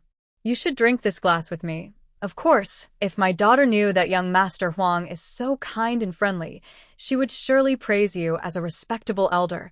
Chungwon deliberately emphasized the words, kind and friendly, and Huang Xian pretended not to notice her sarcasm. He clapped his hands and signaled the servant girl to leave. After Chungwon finished the fragrant wine, Huang Xian showed a proud smile. The more he looked at her smiling, the angrier she became. But since she was here for business today, she couldn't afford to lose her temper. She told herself to be patient, to keep the peace, and to step back for a better future. Suppressing her disgust, Chungwon sat in front of Huang Xian. He then stopped watching the scene and started talking about the business. "Your potato seeds, you should tell me more about them." In a large private room, only the two of them remained. Huang Xian poured her another glass of wine. "The weather is getting colder. Miss Chung, please be careful not to catch a cold outside." "Young master, you can rest assured. Even if I happen to freeze to death on the street in the middle of the night and the doctor finds out the next day, I won't die the same way as you." Chungwon held back her urge to roll her eyes. She took out potato seeds from her cloth bag and showed them to Huang Xian. "These are the high-quality potato seeds I brought. Look at this. These seeds produce far more potatoes per acre than the ones available in the market. The yield is estimated to be about 5 times higher, but it also depends on the fertility of the land and how carefully the farmers tend their crops." Chungwon expressionlessly took out the potato seeds from the bag and handed them to Huang Xian. However, he seemed to have a broken hand, refusing to reach out and take the seeds. Instead, he shifted the conversation to Song Yang. "Since you're so dedicated to planting crops and have found such good produce, you probably don't want to stay in this small town or village forever, right?"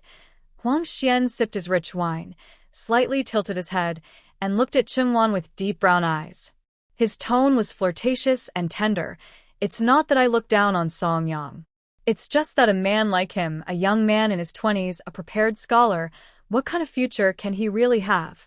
A young scholar in his 20s with no prospects? Then what about someone who relies entirely on their family and has no achievements in any area at all? Chungwon smiled and looked at Huang Xian's handsome face, not hiding her sarcasm. Actually, whether you rely on others or depend on yourself, it's not something to be upset about. Having support is better than having none. Young Master Huang, of course, understands this better than we do. Chungwon knew how much effort Song Yang had put into his studies. She also knew how much hardship he endured while studying. Therefore, Chungwon would not allow Huang Xian to use this matter to attack Song Yang. Song Yang didn't study before because he lacked the conditions. Being able to work in the mine and send so much money home, the hardships he faced are unimaginable to Chungwon. A person suffering in life should not be turned into a joke for others to laugh at, nor should others look down on that person because of it. Chungwon was unhappy because Huang Xian insulted Song Yang, but after noticing this, he didn't continue to talk about it. Instead, he reached out and took the potato seeds from Chungwon's hand. When Huang Xian took them, his broad hand intentionally or unintentionally brushed Chungwon's hand.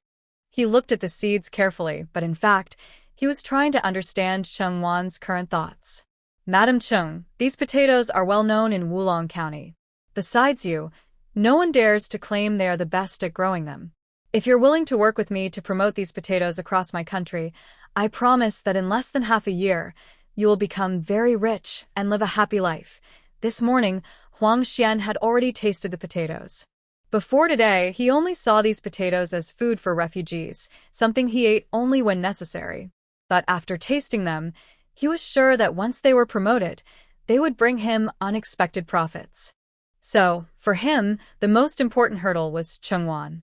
If she agreed to work with him to make money, he couldn't imagine how wealthy he would become after completing this deal. Then no one would say he was just a rich kid relying on his family, with no real skills of his own. I don't care about becoming rich and powerful. I don't have the ambition of a young master. I just want to feed my family and be happy. That's enough for me. Chungwon didn't appreciate Huang Xian's suggestion, or rather, she didn't want to do business with someone so shameless and insincere.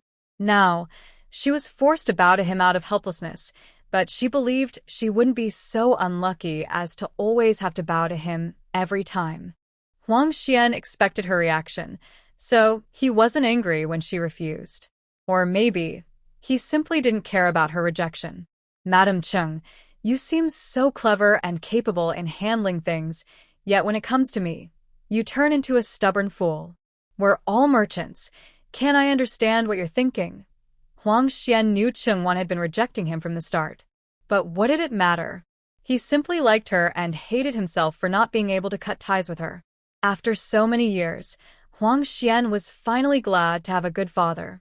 Otherwise, with Chungwon's intelligence, she might have kept submitting to him over and over again.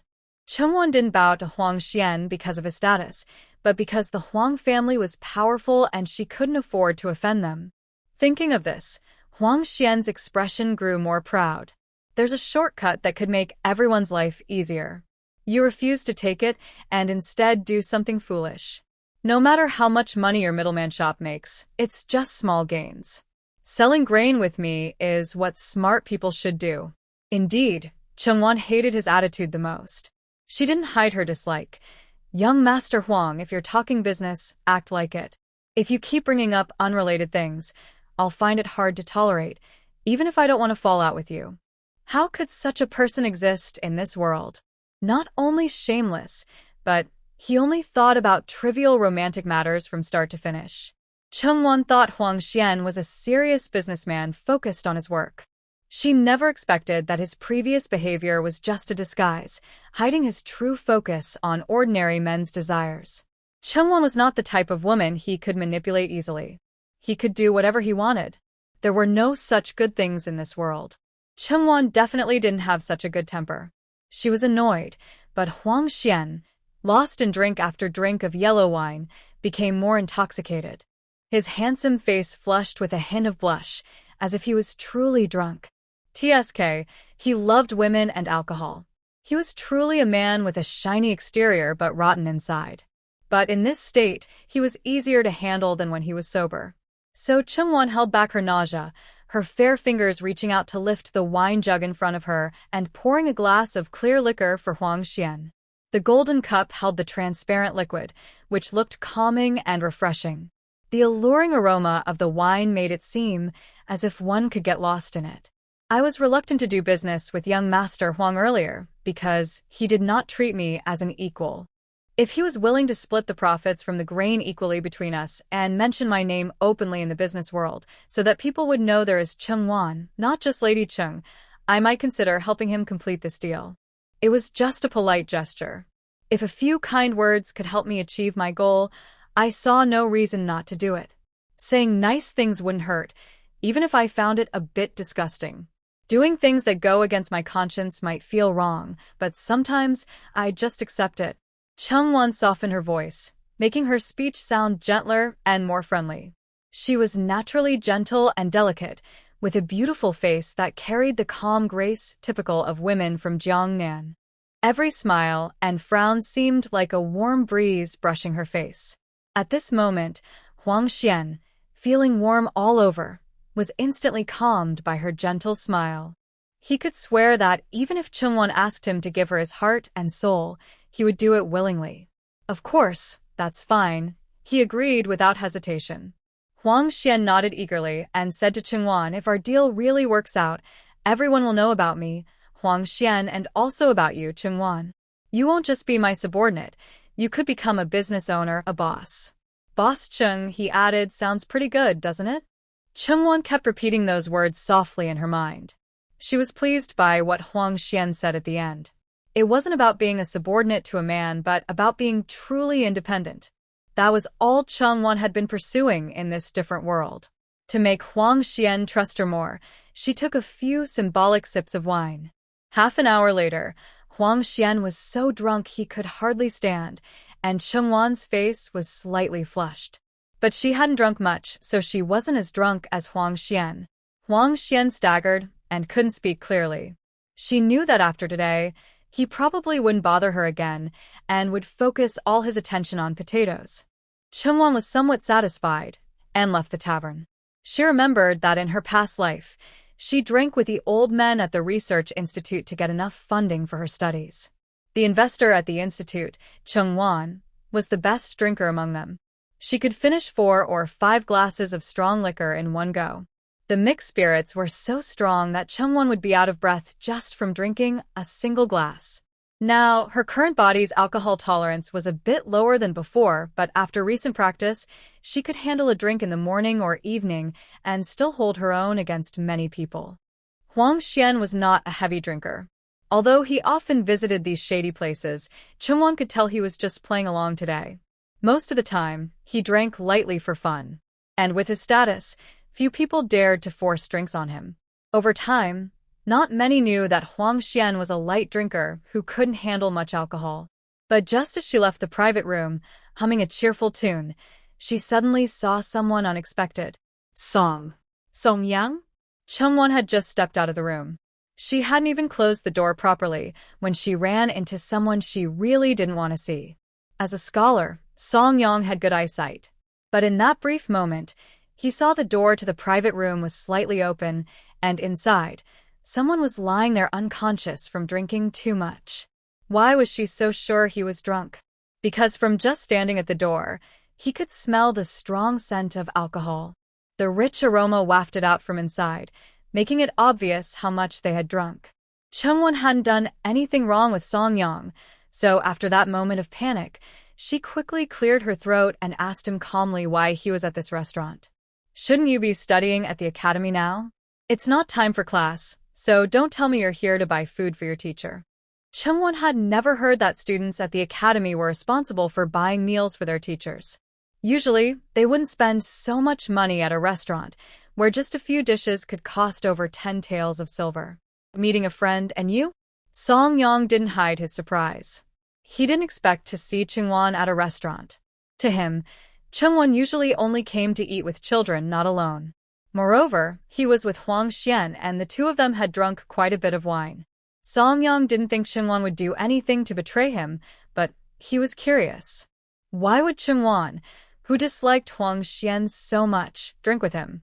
And Huang Xian was so incapable that he got completely drunk and was lying in the private room.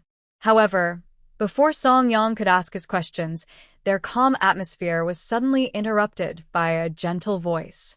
Song Yang. Why didn't you wait for me? I was tired walking behind. A female voice came, and Chungwan looked over in surprise. It was a very handsome woman with a small, delicate figure, hurrying over to Song Yang. She seemed to be sweating a little on her forehead, wiping it with her sleeve every few steps. A beautiful woman doing anything is always a pleasing sight. Even if her actions were a bit rough at this moment, it only made her look more attractive. Things started to get more interesting. In her impression, Song Yang usually acted like a wooden block outside. How could he know such a beautiful woman? But despite her curiosity, Chungwan was not so low in emotional intelligence as to ask directly how they knew each other. However, after going back, Chungwan planned to question Song Yang thoroughly. Song Yang, why are you so late? The woman quickly approached, playfully teasing Song Yang with a coquettish smile. She looked shy and even leaned on Song Yang. The scene suddenly became awkward. Chungwan and Song Yang looked at each other. Who is this? Chungwan looked at the beautiful woman clinging to Song Yang. She didn't feel angry at the moment, but a strange emotion was slowly spreading inside her. That woman didn't seem like someone from an ordinary family. From her clothes and her elegant manner, she looked like a noble lady from a wealthy background. But it was very strange for a woman of such noble origins to behave so rudely and cling to a man like this. Fortunately, Chungwan knew Song Yang well. He would never mess around outside. Sure enough, when Chungwan asked, Song Yang immediately pushed away the beautiful girl leaning on him and answered seriously. This is my good friend Song Yu's younger sister, named Song Lin. I have a very good relationship with her brother. I know he has been unwell these days and is especially fond of a braised pork dish at the restaurant, so I thought I would buy some and take it to his home to see him. Song Yang clearly explained the situation. He was honest and straightforward, with no hint of hiding anything. So, she is your younger sister. In that case, you should buy the meat and visit your classmate properly. I have a shop in the county town called Juzhongge, mainly selling grains and mountain products. If your sister is interested, she can come and take a look. Chungwan could tell that this young girl didn't have romantic feelings for Song Yang. She liked to stay close to him because she admired him. Maybe she thought Song Yang was very talented in his studies and was close to her brother, so she naturally wanted to be near him. Since she is just a young girl, her emotions are openly shown on her face, making it easy to understand what she is thinking. This must be Brother Song's wife, right? I've heard she is a very capable person. She runs her business alone in the county town and does very well. Brother Song is now studying at the academy, and he can do so without worries thanks to his wise wife supporting him. My brother has told me more than once to learn from her. If I come to bother her often in the future, I hope she won't think I'm dull. Ignoring me would be better. Song Lin stood beside Song Yang, praising Chungwan openly. This naturally brought the two closer together. She is quite clever. Although she seems to have many thoughts and isn't as simple as she looks, she hasn't shown any bad intentions at this moment. How so? Chungwan quickly took out a small token from her waist and handed it to Song Lin. She said, if there's anything you want to buy, just take this to Juzhongge. Say I recommended it, and you'll get a very good discount. It's not much, but it's a small gesture from your sister-in-law. Please don't dislike it. Thank you, sister-in-law, for your kindness. Song Lin happily took the small sign and kept looking at Song Yang and Chungwan with envy. Finally, she showed a shy, girl-like expression and felt a little embarrassed. Brother Song is so lucky to have a wife like sister-in-law. If I were a man, I would be so fortunate to marry her. I would treat her well for my whole life. The young girl is quite good at talking. Next time you go to Juzhong Pavilion, remember to tell sister-in-law in advance. I will definitely save some good things for you. Chungwan and Song Lin talked for a long time. Song Yang didn't say a word the whole time. When the waiter brought the braised pork to them, the young girl quickly took the dish and left, saying she wanted to give the couple some private time.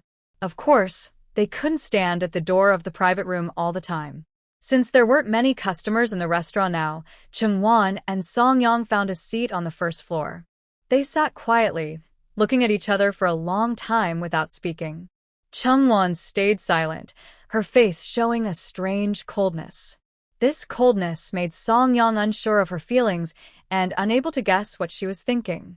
Seeing Chung-won not as relaxed and gentle as she was when talking to Song Lin, Song Yang explained their relationship. Although she is a friend's sister, I've only met her a few times. We haven't spoken more than 10 words in total. Today was just a coincidence. There's nothing inappropriate between us. With a wife as beautiful as Chung-won at home, he wouldn't be so foolish as to think about other women outside. I know there's nothing between us. I wasn't angry earlier. I was just trying to explain to you about my meeting with Huang Xian today. He wanted to buy some potato seeds from me. This isn't something worth worrying about all the time. Right now, the villagers aren't planting potatoes, and I need to find a new partner quickly for the potato supply business with another restaurant. One reason Chung-won was hesitant about working with Huang Xian was that she really needed to find a reliable partner for potato farming soon. However, if the new potato planting partner is Huang Xian, then no matter how urgent the business is, Chung-won must think carefully before making a decision. This is what is called playing with fire or dancing with wolves. Huang Xian is definitely a dangerous wolf that might bite, and associating with him would not bring any good results. There's something you probably don't know. Song Yang heard that Chung-won was coming to discuss business with Huang Xian today. He suddenly remembered recent events among the refugees in Wulong County and told Chung-won everything in detail. When the previous county magistrate was in charge, every time they gave out porridge to the refugees, it was made from the best rice and white flour for steamed buns. But now, Magistrate Huang wants to cut costs, so he only gives out porridge once a day. The plans to build shelters for the refugees have also been halted. Thinking about the absurd actions of Magistrate Huang, Song Yang couldn't help but feel that short-sighted people never go far. They only care about small gains and losses in the moment, but now it's a loss for them. So, the refugees are starting to rebel again? Chung-won's mind drifted back to the grain warehouse riot. Magistrate Shen handled the riot with strict measures, using firm authority to suppress the refugees and prevent them from causing chaos in Wulong County. He made them understand they had to behave on others' land. But now, just over a month later, the efforts Magistrate Shen made seem to have vanished, and the refugees are showing signs of rebellion again. Probably. Plus, the officials from the capital are about to arrive. The Huang family will inevitably feel anxious. If we can calm all the refugees before the imperial envoy arrives and even offer a good grain tribute, the previous issues could almost be wiped away. Song Yang poured a cup of tea and handed it to Chung-won, speaking meaningfully. Right now, you are the only lifeline for the Huang family. If that's the case, then the initiative is in my hands. With this timely news, if he tries to discuss the potato business with me again, I won't let him lead me around like today. Chung-won already had a plan in mind. Seeing Song Yang drinking tea seriously, she decided not to tell him about Huang Xian's threat. Revealing this matter now would only cause unnecessary complications. Huang Xian's unpleasant intentions toward her were something she didn't want anyone else to know about. One more person aware would only mean more trouble. Chung-won never thought it was something to be proud of when a woman was pursued by a man. If both liked each other, then it could be called a fortunate match. But if one person was willing and the other was not, no matter who it was simply harassment. Chung-won had tolerated Huang Xian again, and again only, because she couldn't afford to offend the Huang family for now. But with the arrival of the imperial envoy, she finally saw a good opportunity. She had to think carefully about how to use this chance to bring Huang Xian down. Perhaps it was time to meet with Huang Wanwan and see how determined she really was to inherit the family business, and what she was willing to give up for it. Healing a deep wound was painful, but the result was always worth it. After talking with Song Yang for a while at the restaurant and confirming that he would dine at his classmate's home that evening, Chung-won returned to the Juzhong Pavilion, feeling quite tired. Business had been good these past few days. Madame Zheng had been helping her manage everything, and the young maid she had bought from the broker had been trained well enough to serve guests easily. Chungwon often stayed at the pavilion until late at night. After closing, she would go to the warehouse to choose which food supplies could be stored in her special space. She also decided what items to collect from the townspeople the next day, based on the new tasks shown in space. A flash of white light filled the warehouse, and half of it was suddenly empty. The balance on the space's display screen rolled several times before stopping at a very satisfying number. Seeing how much money she had earned, Chungwon couldn't help feeling quietly proud of herself. Yes, once she had some free time, she would go to the broker again to look for a large house. After all, she wanted to buy a big home where the whole family could live together. Now that there were more children in the family, Chungwon didn't plan to hire servants for them. She wanted them to learn to take care of themselves from a young age. Still, she would need to buy a few young helpers to raise. With more property came more responsibilities. Some things were simply unavoidable.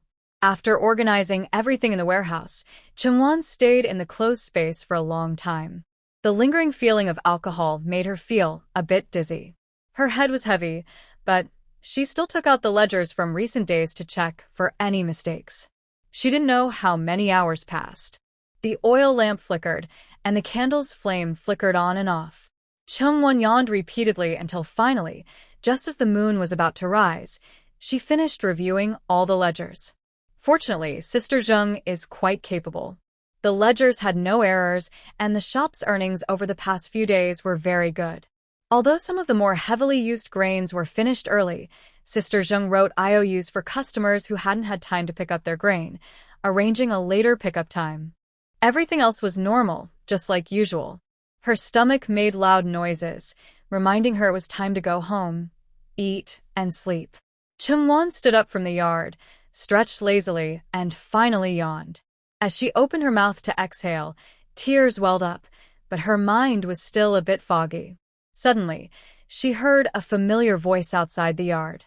"Benefactor, I come to congratulate you." An old but joyful voice sounded. Chungwon frowned and couldn't help but wonder silently.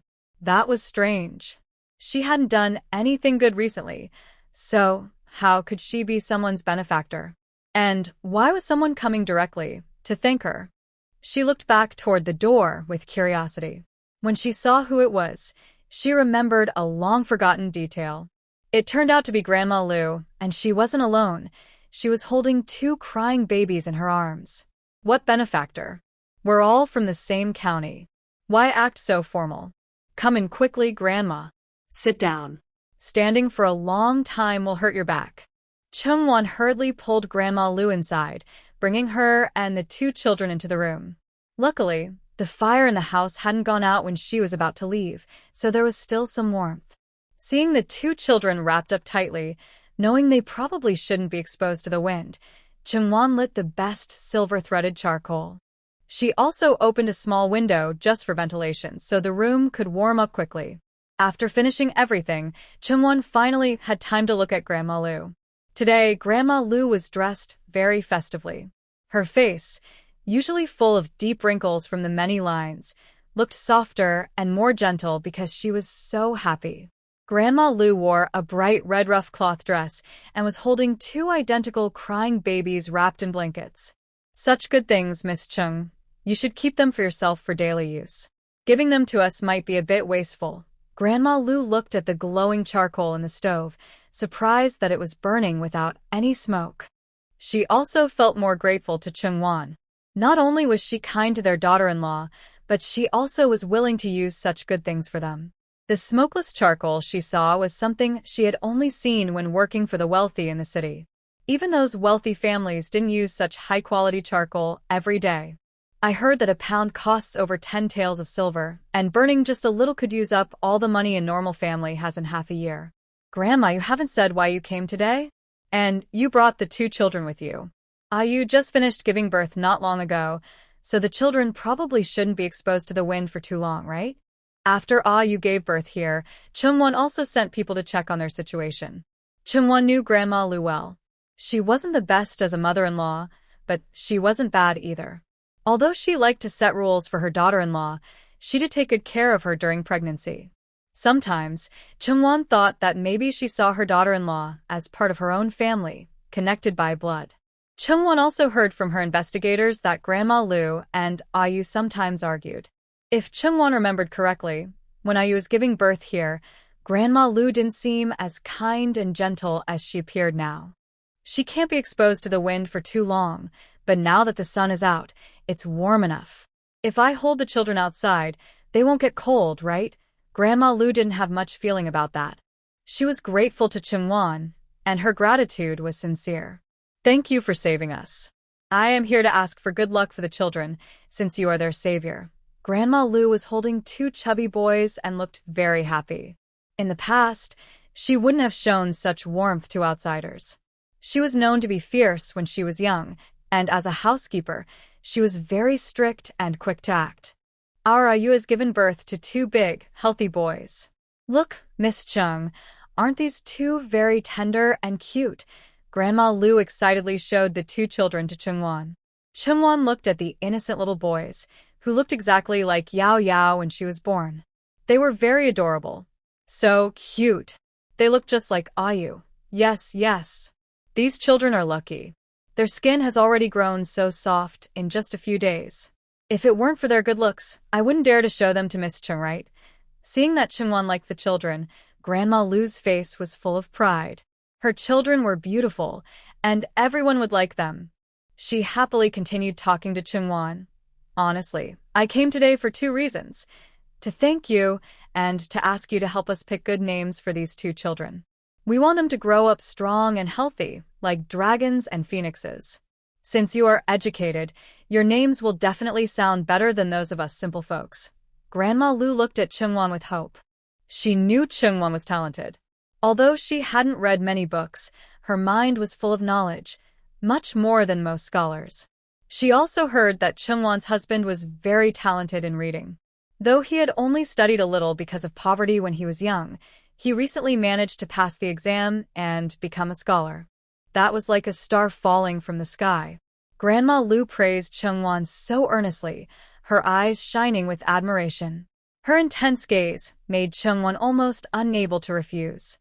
She took the children from Grandma Liu's arms, looked down at the adorable baby who was blowing bubbles, and her heart softened instantly.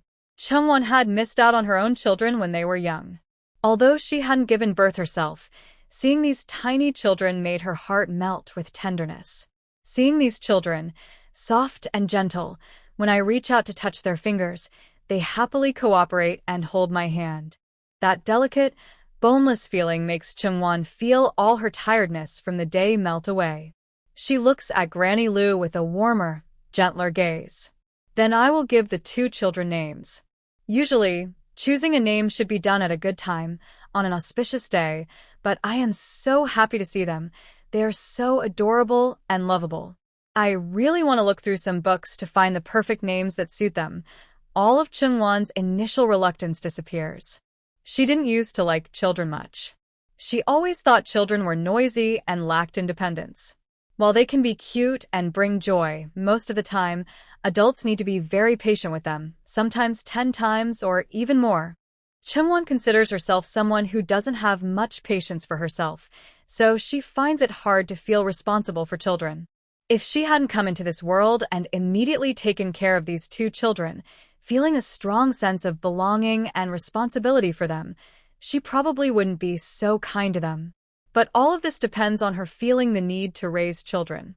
If she were just playing with other people's children, she might occasionally tease them but wouldn't be as involved. Chungwon's smile is bright. When she agrees to give the children names, Granny Liu immediately responds, "Yes, yes, that's good." She quickly follows Chungwon into the study room, her smile never fading. "Here, Granny Liu, have some tea." In the study, Chungwon carefully places the two children on the bed, folding the quilt and placing it beside them to prevent them from falling. She makes sure they are comfortable before continuing to serve Granny Liu. She offers the brewed tea and asks sincerely if she has any special wishes or requirements for naming the children. Originally, we didn't have many requirements and we don't understand these things well. We just named the children randomly, like second dog, or gray egg. So, whatever Mistress Ching chooses for the child's name is better than what uneducated people like us could come up with. You can decide for yourself. Just pick what you think suits the child. Grandma Lu took the cup of hot tea, blew on the foam on top, and happily took a sip. After the tea warmed her and drove away her coldness, she praised Chungwan. I don't know how your family names your children. If your child's name is as nice as theirs, I would be very happy. Let me think carefully. But I forgot to ask you, how is Ayu at home? Is she still weak? I like children, but I also worry about their mother. Chungwan kindly asked about Ayu. She was about to give the child a name, but had no idea yet. So, while thinking, she changed the subject a little to give herself some space to relax. Talking about Ayu, Chungwan remembered that she thought she was meeting her for the first time last time. But after checking her memory, she realized they had met before. Ayu has been sick since she was young, suffering from a cold illness at a very young age. When she went to the clinic for treatment before, Chungwan had seen her 2 or 3 times. She hadn't remembered earlier because Ayu always looked worried when she went, just like any other patient. Now, after putting all the memories together, Chungwan could only say that Ayu is quite an unlucky person. Although her husband treats her fairly well, her mother-in-law is not easy to get along with. Now she has given birth to twins, so her body must be even weaker. It's a long story. Since Ayu gave birth to these 2 children, her health has really declined. Grandma Lu frowned. She didn't look very worried about her daughter-in-law lying in bed. If she was worried, it was only that the children might not get enough milk because their mother was weak. Thinking of this, she said seriously, today is a bit better than yesterday. Tomorrow should be better than today. Women just go through this when they give birth. Rest well during the confinement period, and you'll get through it, right? Mrs. Lu said this, and Chungwan couldn't blame her for not being fully attentive to her daughter-in-law. But out of her small act of kindness, she said, I still have half a chicken here. Later, Mrs. Lu, you can take it home to make chicken soup for Ayu. I know Ayu's health is fragile, and she needs to rest and recover. Please don't try to save money now and neglect her health. If she falls ill because of that, it wouldn't be worth it. Chungwan thought that if she could help a little, she should do more. As women, Chungwan understood how difficult Ayu's situation was. Helping other women is something Chungwan clearly knew well. No, that won't do. No, that won't do. Mrs. Lu quickly refused when she heard Chungwan wanted to give them the chicken. Actually, asking Chung to help name the children was already a big favor. If we take your things again, what are we to you? Are we deliberately trying to take advantage of you? That's not acceptable. Our Lu family still values our dignity. Mrs. Lu hurriedly put down her teacup and pushed her away, saying no. It's okay. Consider it a gift for the children. Mrs. Lu, you should give me, as an elder, the chance to care for the kids, Chungwan politely said. If even a little thing like this makes you unwilling, I won't dare to name the children. If they grow up and remember that I, as an elder, was so stingy, it wouldn't be good for my reputation. Chungwan could tell that Mrs. Lu really didn't want her things. This made it even more precious. She had something good, but she was unwilling to take it. It seemed that Mrs. Lu still had many qualities worth Chungwan's admiration. Chungwan always considered herself generous, but generosity doesn't mean liking to be taken advantage of. Then, I will accept it. I want to thank Chung for helping the children. Without you, they wouldn't have such good food. Seeing she couldn't refuse, Mrs. Lu agreed. After finishing her tea, Chungwan took out paper and a pen, carefully asked about the children's birth dates, zodiac signs, and other details. After asking, she thought about taking out her own paper and pen to write down a few names she had in mind. Grandma Lu couldn't read or write, but she kept looking at the characters written by Chungwan, though she couldn't understand them. Chungwan carefully marked on the paper, finally deciding on the names Rui Zhe and Rui Ming. The name Rui Zhe symbolizes intelligence, quick thinking, and philosophical understanding. Rui Ming signifies diligence, hard work, and cleverness. Grandma Lu, what do you think of these 2 names? Rui Ming and Rui Zhe. Chungwan showed the written characters to Grandma Lu and explained their meanings. Rui Zhe means smart and quick, with a wise mind. Rui Ming means hardworking and clever. I know you have high hopes for the children and hope they grow up to be smart and polite, just like these names. Good, very good. How could I not say you're amazing, Qingyangzi? Such beautiful names. No matter how hard we try, we couldn't have thought of them ourselves. Hearing Cheng Wan's explanation, even though Grandma Lu was not well educated, she could tell the names had good meanings. She nodded happily, smiling widely. Seeing Grandma Lu so pleased, Cheng Wan felt very happy inside. It was all worth it. Her effort had paid off. The children now had lovely names, and she felt satisfied and happy. After choosing the names, Cheng Wan remembered what Song Yang had told her at the restaurant earlier that day. She wanted to find out more from Grandma Lu. So she asked, "Grandma, have you noticed anything about the refugees in the county lately? I heard from others that they haven't been seen at the market for a long time, and the county magistrate hasn't arranged for charity meals. Do you think the refugees are unhappy?" Cheng Wan originally planned to ask someone about this later, but seeing Grandma Lu, she suddenly believed that older women like her might be better at gathering news. If she could learn about the refugees' movements without much effort, Cheng Wan would be very grateful to Grandma Lu. "Oh, if you ask me, Lady Cheng, you're asking the right person. The county magistrate hasn't arranged many charity meals lately. Didn't we used to have 5 or 6 charity stations in town? Now everything has been cancelled, leaving only 2 people giving porridge every other day. Refugees are no longer allowed to roam freely in the county town like before. They can no longer act arrogantly. Now they have to behave humbly."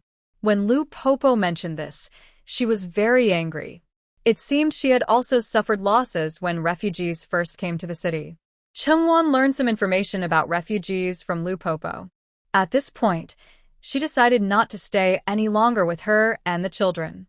As it was getting late, Lu Popo also felt it was time to go home. She held Cheng Wan's hand and finally expressed her thanks. "Oh, it's thanks to you that our 2 children have good names. When they grow up and become successful, I will make sure they repay you well." Lu Popo had already imagined a bright future for her 2 grandsons. When the children grow up, she plans to send them to school and find ways to support their education. Lu Popo had learned a lot from Cheng Wan and her family.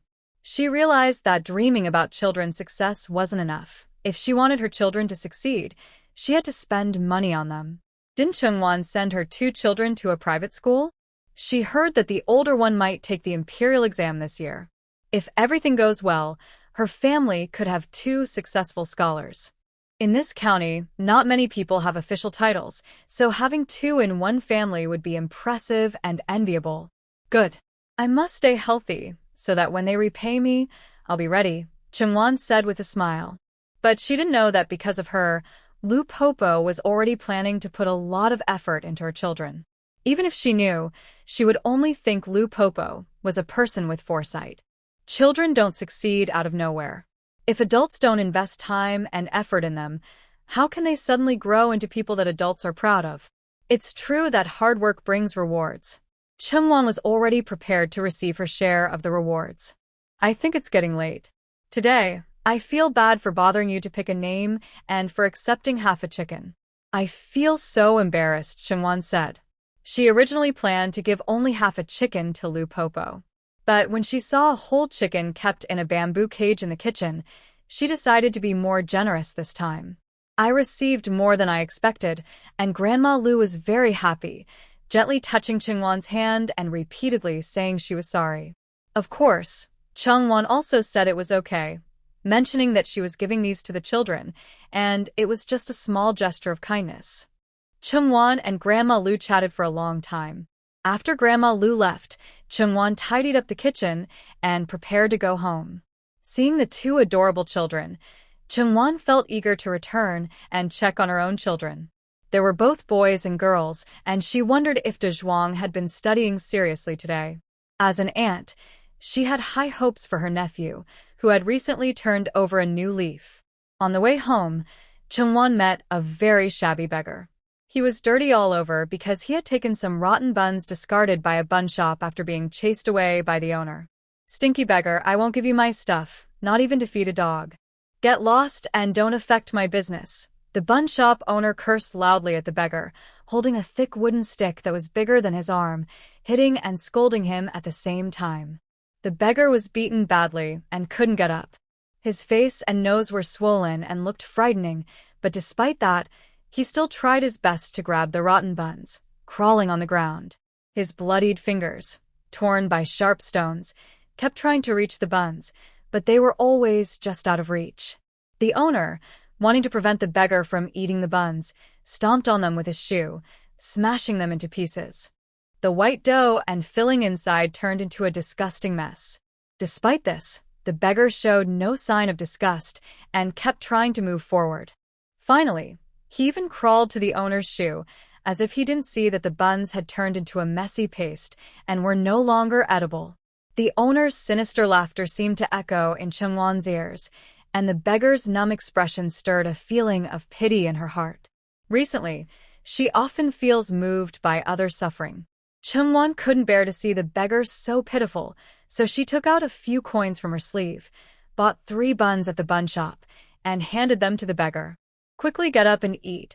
At this moment, the shop owner was still bullying the beggar, but seeing Chungwon suddenly appear, he only snorted at the beggar, moved his leg away, and went back into the bun shop. The beggar didn't expect Chungwon to suddenly help him. He thought she would just look at him as a joke and then leave, or mock him harshly, taking pleasure in bullying him. This world is numb and indifferent. The beggar was used to being bullied because he had been abandoned and ignored for a long time. No one could really stand up for him, and no one truly cared about him. People like him, who had been cast aside and abandoned, just needed to accept their fate quietly and stay on the ground. But he didn't expect that this beautiful girl in front of him was different from those others. Not only was she beautiful, but she also had a kind heart. She didn't bully him and even bought him buns. The smell of the buns reached the beggar's nose. It was something he had never tasted before. He had only watched others eat meat buns. If before the beggar was soaked in icy water during the cold winter, now he suddenly found his own moonlight, glimpsing a light he had never seen before. He was so moved that he didn't know what to say. He could only struggle to get up from the ground and keep kowtowing to Chungwon, mumbling words of gratitude. "Thank you so much, miss. You are like a living bodhisattva. Good people like you will surely be rewarded." The beggar spoke almost incoherently, tears in his eyes from the emotion. "It's okay, old man. Eat it while it's hot. These are just small things for me. If you finish and still need more, just tell me," Chungwon said. After saying that, she took out a silver ingot from her pocket and handed it to the beggar. "Take this to buy some things. If possible, try to find a way to make a living. I see you have hands and feet. Living in this world, you can't just beg forever." Looking at the thin, weak body of the beggar, Chungwon wished he could become stronger. She hoped that the next time they met, he wouldn't look so humble and desperate for handouts. "That's enough. Thank you, kind person. With so much silver, I won't have to beg for a long time. I'll find a way to earn a living.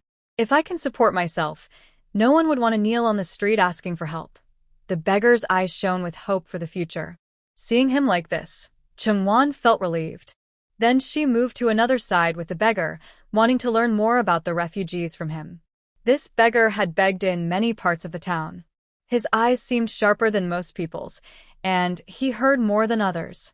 "Sir, may I ask you something?" Chungwon wanted to learn about the refugees from him. "Don't just ask one thing. Whatever I know, if you ask, I will tell you everything." The beggar now treated Chungwon like a parent. He would answer anything she asked honestly, without hiding anything. "I remember this street didn't have any beggars before. Why are there so many here all of a sudden?" "About that. To be honest, miss, I wasn't originally a beggar. I was a refugee fleeing from danger. If life hadn't become so hard, I wouldn't have given up all my pride and become like this just to survive." When he said the last part, he wiped his tears, looking sad. It seemed recalling his past made him feel pain and shame. "Refugee? Weren't there special food aid programs? How did you end up like this?" Chungwon frowned, surprised to learn about his background. Lu Papa had just told her that the refugee aid stations had reduced their help. She thought that although life was harder for the refugees now, they wouldn't have fallen so low as to become beggars. The jump from refugee to beggar seemed too big. I can't tell you more about that. Miss, I'm afraid if adults find out, it might cause you trouble. The beggar looked hesitant, thinking about Chungwon's safety. Hearing this, Chungwon could somewhat guess the reason why the refugees had become like this. The Huang family really has some power. Their actions are becoming more and more cruel and unjust. It's okay now, I understand, she said. Since she could guess the situation, Chungwon decided not to bother the beggars anymore. In her eyes, the Huang family's actions had already crossed many lines of morality. The refugees had struggled hard to escape from their homes. All they wanted was a chance to survive. The previous county magistrate had finally given them a small hope to live, making them feel a little attached to this world. But the current magistrate completely destroyed all their hopes, leaving them with no hope at all. After finishing her conversation, Chungwon deliberately took a detour to the refugee settlement. She wanted to see what the refugees looked like now. She wondered if everything was as she imagined, abandoned, without any real help, and becoming a burden to the town. When Chungwon arrived at the refugee area and saw everything before her, she was almost speechless with shock. How could she describe what she saw at this moment? In just 1 month, these refugees had become so thin, looking even more terrifying than when they first arrived. The refugees here, to be honest, looked like skin and bones, that's being kind. Their clothes were torn and ragged. Their hair was messy and hanging over their shoulders, and their bodies were so dirty they looked like a pile of filth. They were thin and dark-skinned, with faces showing numbness. Many had bloodstains on their faces, their clothes were tattered, and they looked unkempt. The refugees huddled inside a simple grass hut made from straw, their faces like scenes from a tragic story. Some even had tears on their faces, crying silently about the unfairness of the world. Why is it that some people don't worry about food and clothing? They are pitifully stuck here, not only missing their meals but also struggling just to stay alive. It seems that these refugees came here, but this place only provides a shelter and does not offer real help. Even the place they stay in is exposed to wind and rain, making it hard for them to live comfortably. Chungwon was very angry when she saw this scene. She didn't expect that these officials, who claimed to help refugees, have done nothing at all. She looked around and saw 2 familiar faces in a corner. Chungwon approached them, greeted them quietly, and asked them to follow her. They moved to a hidden spot and stopped there. "Big sister, why did you come here suddenly? This is not a place you should be," said 12-year-old Seong Chunyen, leading 7-year-old Luo Gung. His bright eyes lit up because of Chungwon's arrival. However, their normally rosy faces were pale from not eating enough for a long time. Both looked very thin and gaunt, like stone statues. "Why are you so thin?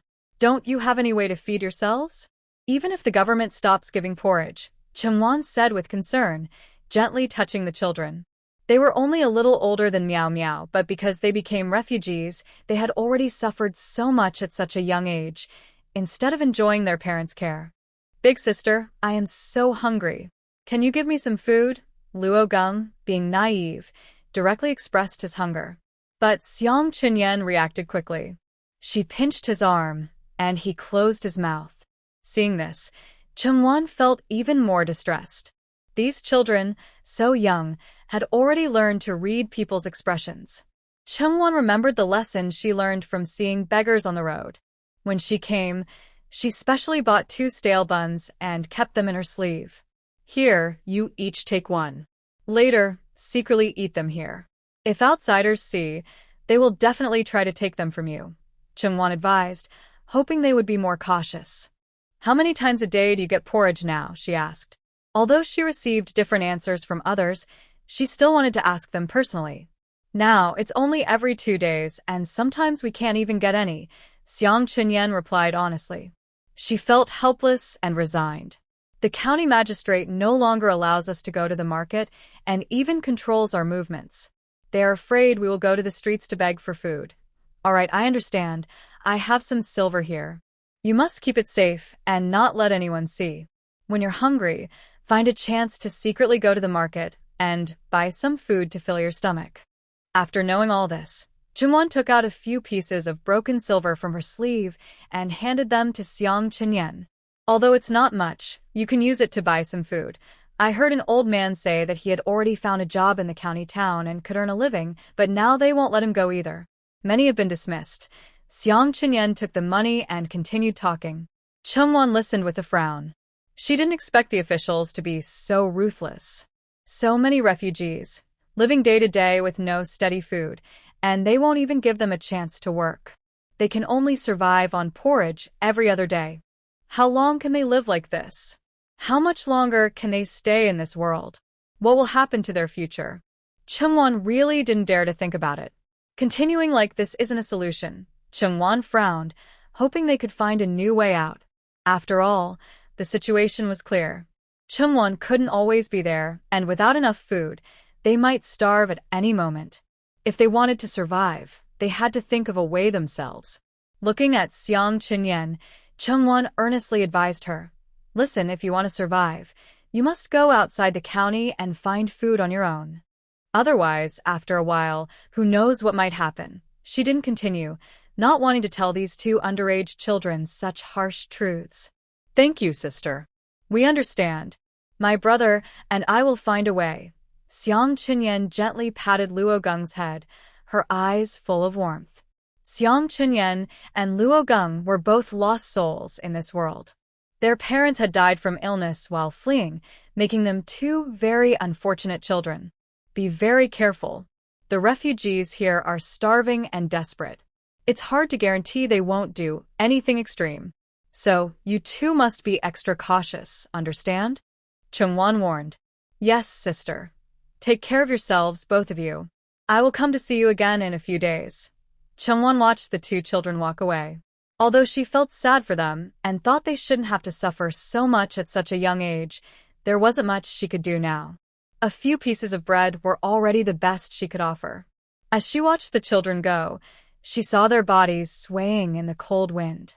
Xiang Chenyan used her hand to protect Luo Geng by her side.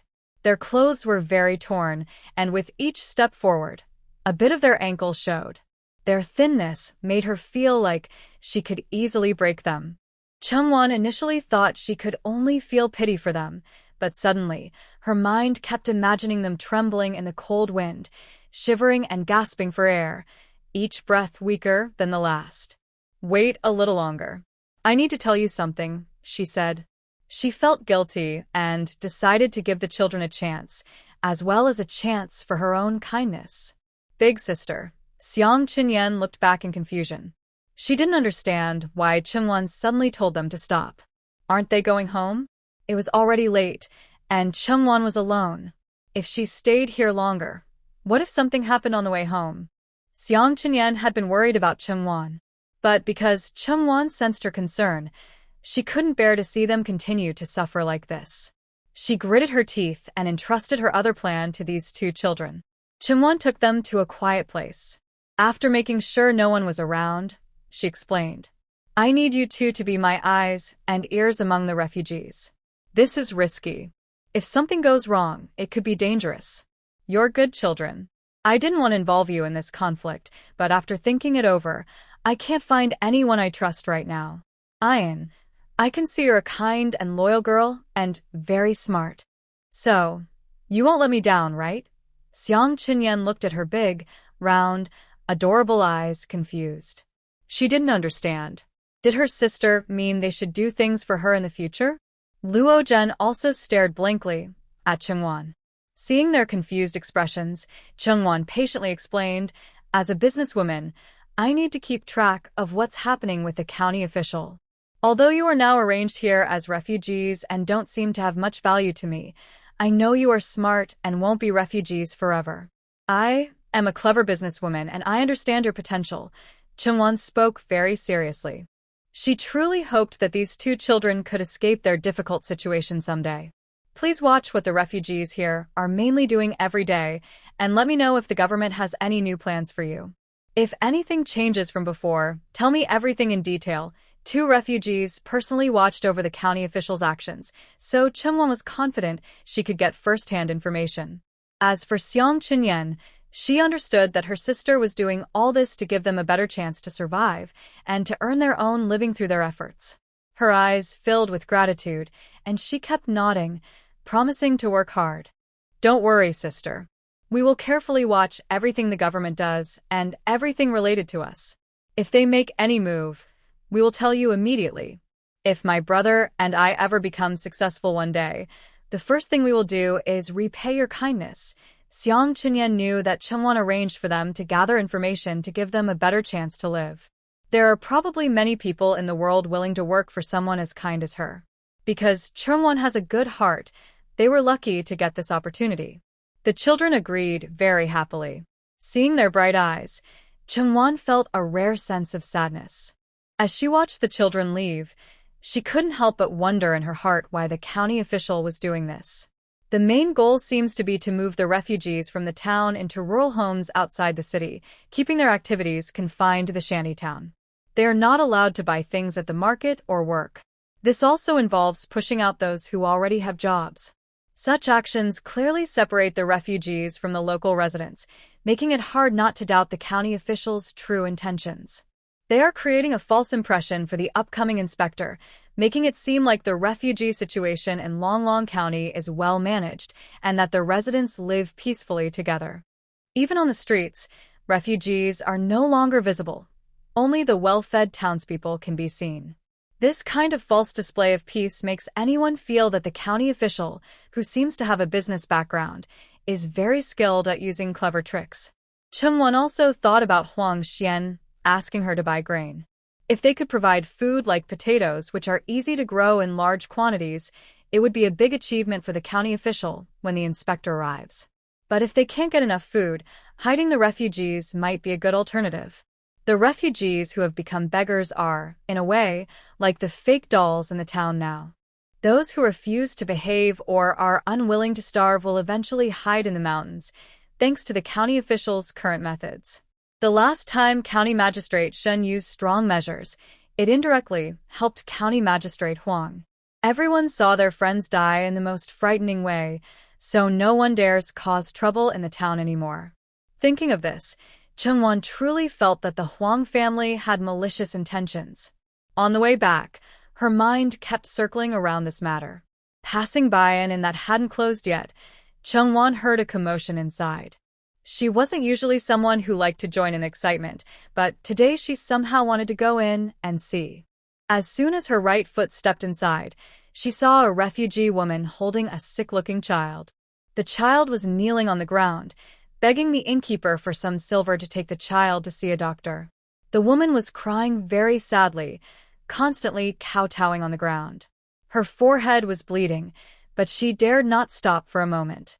The child in her arms seemed to be in extreme pain, occasionally making painful whimpering sounds.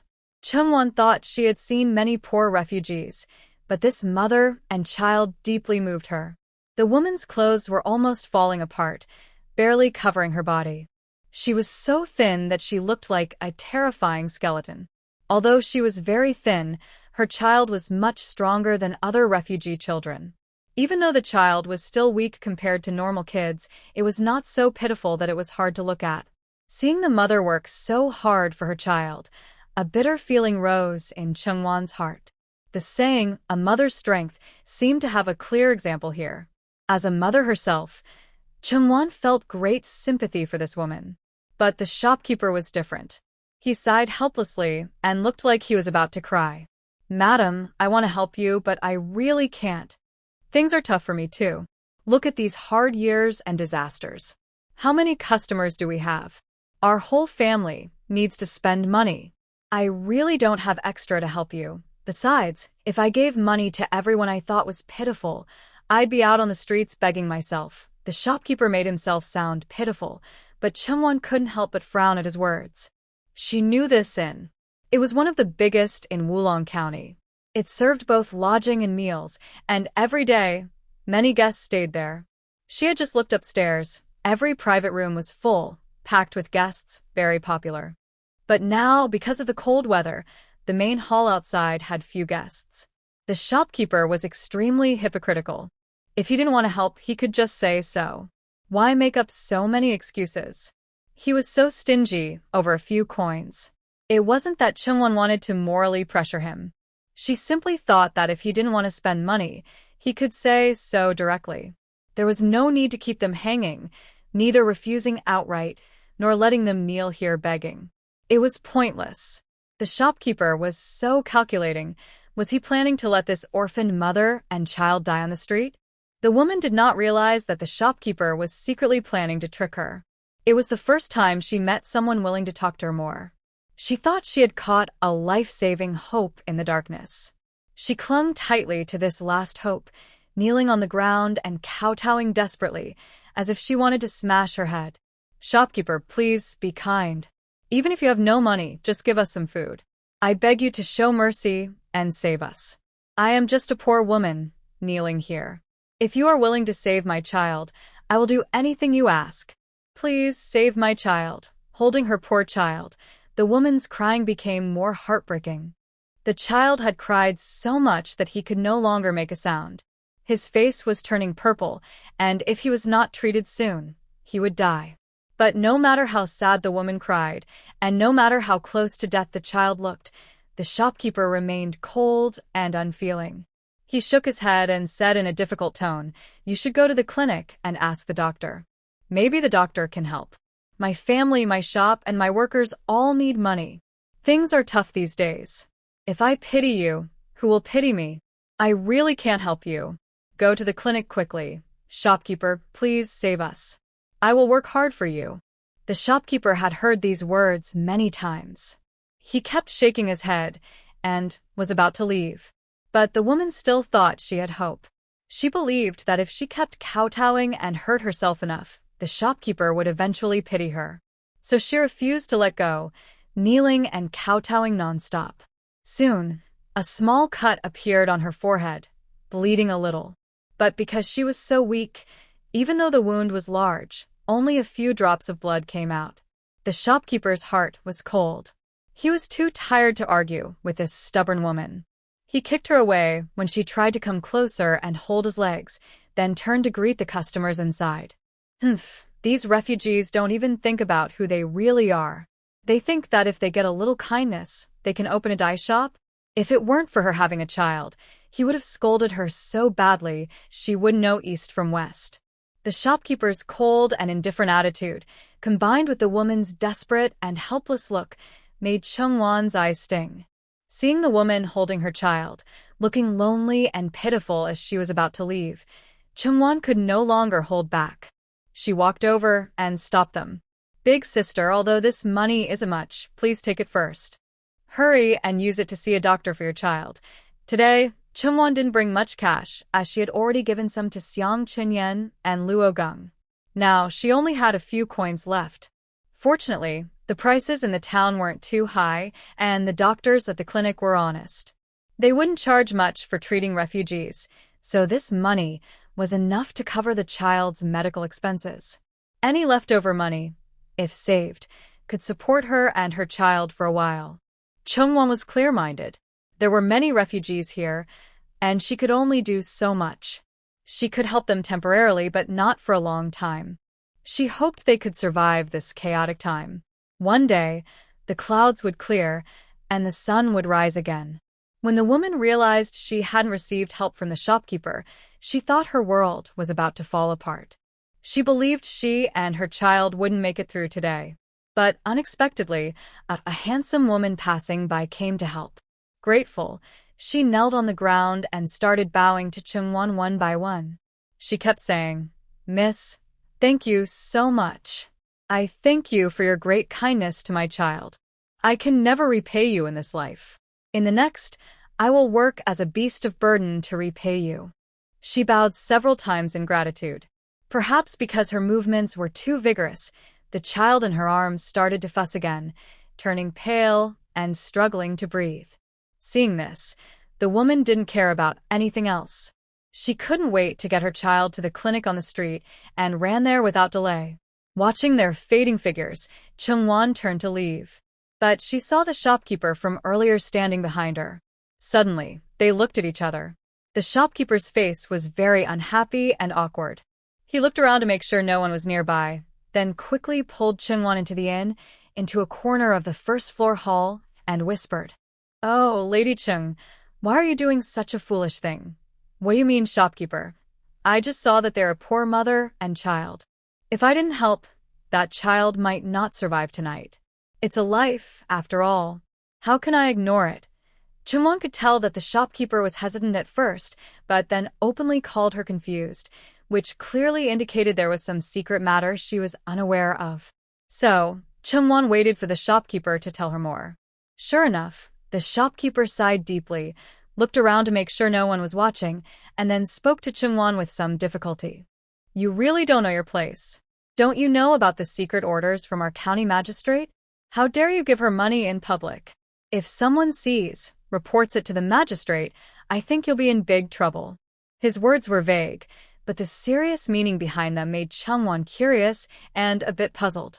She also pretended to be interested, narrowing her eyes slightly. "This is what I don't understand. Did I do something wrong by helping people kindly? Could I have broken some law of our country? It sounds scary to be sentenced to death.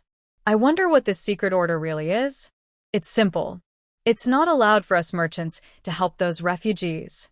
Ordinary farmers can give to the government without issue, but we can't. If we do, it's like opposing the county magistrate and the consequences." The shopkeeper didn't finish his sentence, but Chungwon understood what he meant. In the town, who would dare offend the county magistrate? He's like a local emperor. If you make enemies with him or disobey his secret orders, the results are clear. Chungwon also has her own shop in the city and is considered a merchant, not a farmer. So, from the shopkeeper's point of view, since she's a merchant, she shouldn't get involved in such matters. Helping others might only bring her trouble.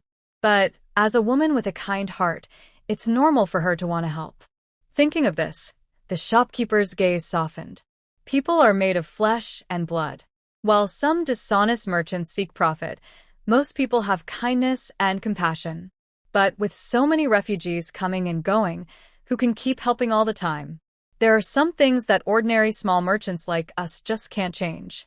From his somewhat sad look, it was clear he didn't lack sympathy for the refugees, but felt helpless about the situation.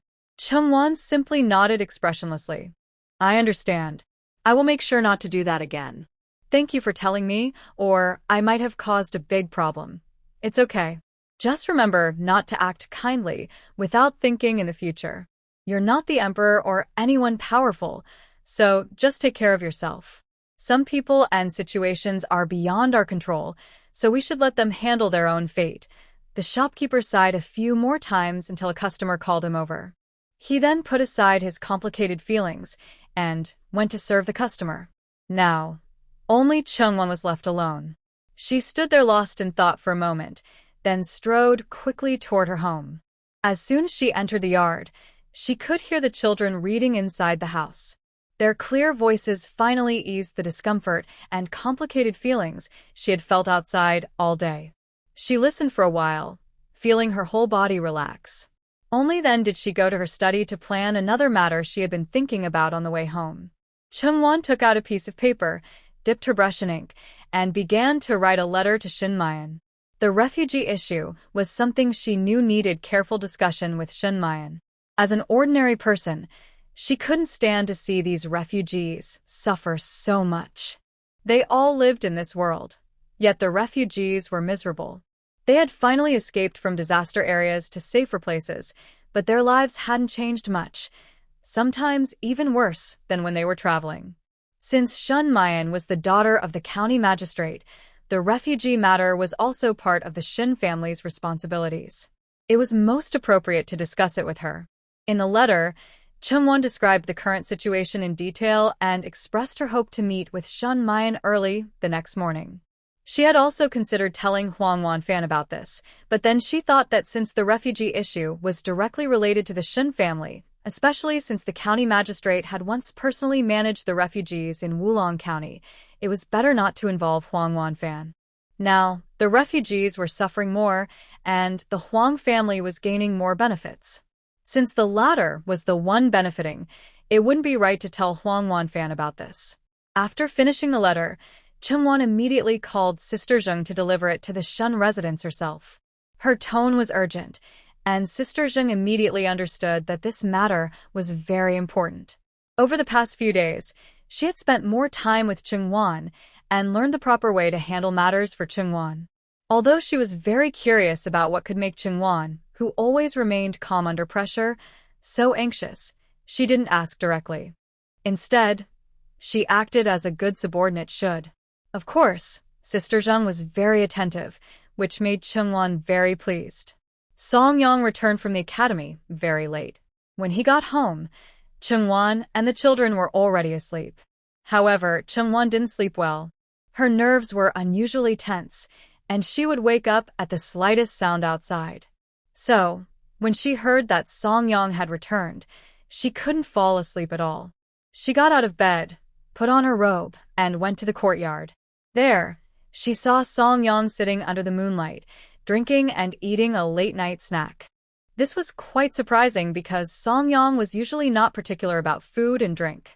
Also, because he was studying, he couldn't eat too much, as it might affect his memory. Usually, his sister would eat a few bites and stop.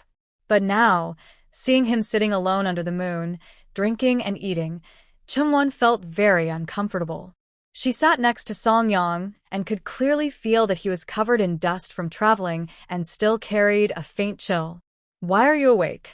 Did I wake you up?" Song Yang looked at her with gentle eyes. He put down his cup and poured her a drink as well. "No, I just couldn't sleep. We've only been apart for a little while, but I've learned some new things. After thinking about it, I realized many problems are more complicated than we thought. The current county magistrate was acting very unfairly. To protect his own wealth and status, he didn't care about the lives of the common people. It seemed that human lives meant nothing to him." Song Yang gently patted Chengwan's shoulder. He understood that she was worried about the refugees. He was not naturally kind-hearted or familiar with the suffering of the world, but now he was worried about people and matters that didn't concern him before. Although the refugees were suffering greatly, Song Yang cared more about the local villagers and nearby farmers. After finally surviving the difficult year, natural disasters did not cause them much suffering, but human actions left them with no way out. After Chengwan was comforted by Song Yang, she sighed again and then told him everything she heard from the shopkeeper earlier that day. "It's not that I am overly sentimental, nor am I looking for trouble. Today, I met a mother on the street who was begging everywhere because her child was sick. I helped her get medicine for the child, and she told me some secrets about the county magistrate." Chengwan shared everything she heard with Song Yang. After listening, Song Yang's expression grew serious, and he looked visibly shocked. "I didn't expect Magistrate Huang to be so cruel to the people. I only knew he was a businessman before, but after so many years as an official, he should understand the hardships of the people. Yet I never thought he would be so selfish. Most officials exploit the people, but he goes further, squeezing the people's living space completely. The refugees outside couldn't come in, and the poor people inside the city couldn't leave either. Their future seemed to trap them like wild animals, leaving them no escape. These people had almost no chance to resist their fate, except to accept what was arranged for them. Even if they gathered the courage to fight back, their fate would be the same. No matter how much they struggled, it seemed that fate would never give them a chance to survive." Both Song Yang and Chengwan understood this deeply. Because they both knew the truth, they became equally serious and worried. Chengwan rubbed her temples, unable to believe that the city inside and outside was now like a terrible prison. Even the 18 levels of seemed better than this situation. At least people know they have no hope of survival. But here, the people still cling to hope. However, they didn't realize that their escape routes had already been cruelly cut off. They were still struggling desperately against their fate, which made it all the more heartbreaking. "Forget it, don't always worry about this. Tomorrow I will go to the academy and find out more. Even though you are always concerned about those suffering people, you shouldn't let it trouble you too much. To become a hero, you first need to learn how to protect yourself. Fearing that Chungwon might worry too much, Songyang immediately spoke softly to comfort her. But he was also afraid that Chungwon might impulsively do something bad. No matter what, he hoped Chungwon would take good care of herself. For Songyang, no one in this world was more important than Chungwon and his children. All right, then make sure to ask tomorrow about the plans from the county. As for what happens next, we'll think about it later. I also need to meet Shinmayan early tomorrow. Songyang nodded, knowing that Chungwon was growing closer to Shinmayan. He didn't ask what they would talk about tomorrow and didn't plan to bring up the topic himself. The two sat at a side table, drinking and chatting. At this moment, a bright moon hung high in the deep night sky. Clouds drifted slowly across the sky, and a cold wind moved the shadows of the trees. The rustling sound mixed with the uneven chirping of insects, like gentle rain falling continuously. Chungwon usually didn't eat at night. But now, walking with Songyang, drinking a little wine, and enjoying the evening breeze, she felt all her worries and struggles melt away.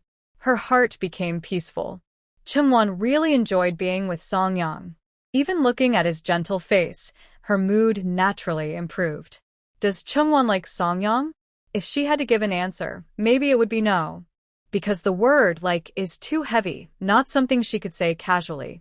But if she didn't like him, she still relied on the relaxed feeling when they were together. It was as if being with him gave her a sense of support.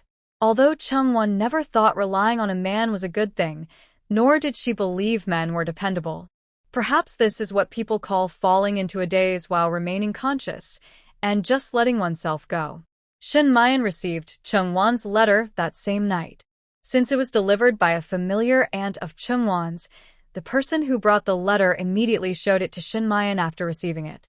Shinmayan guessed that the message inside must be very important, given the time it took to deliver.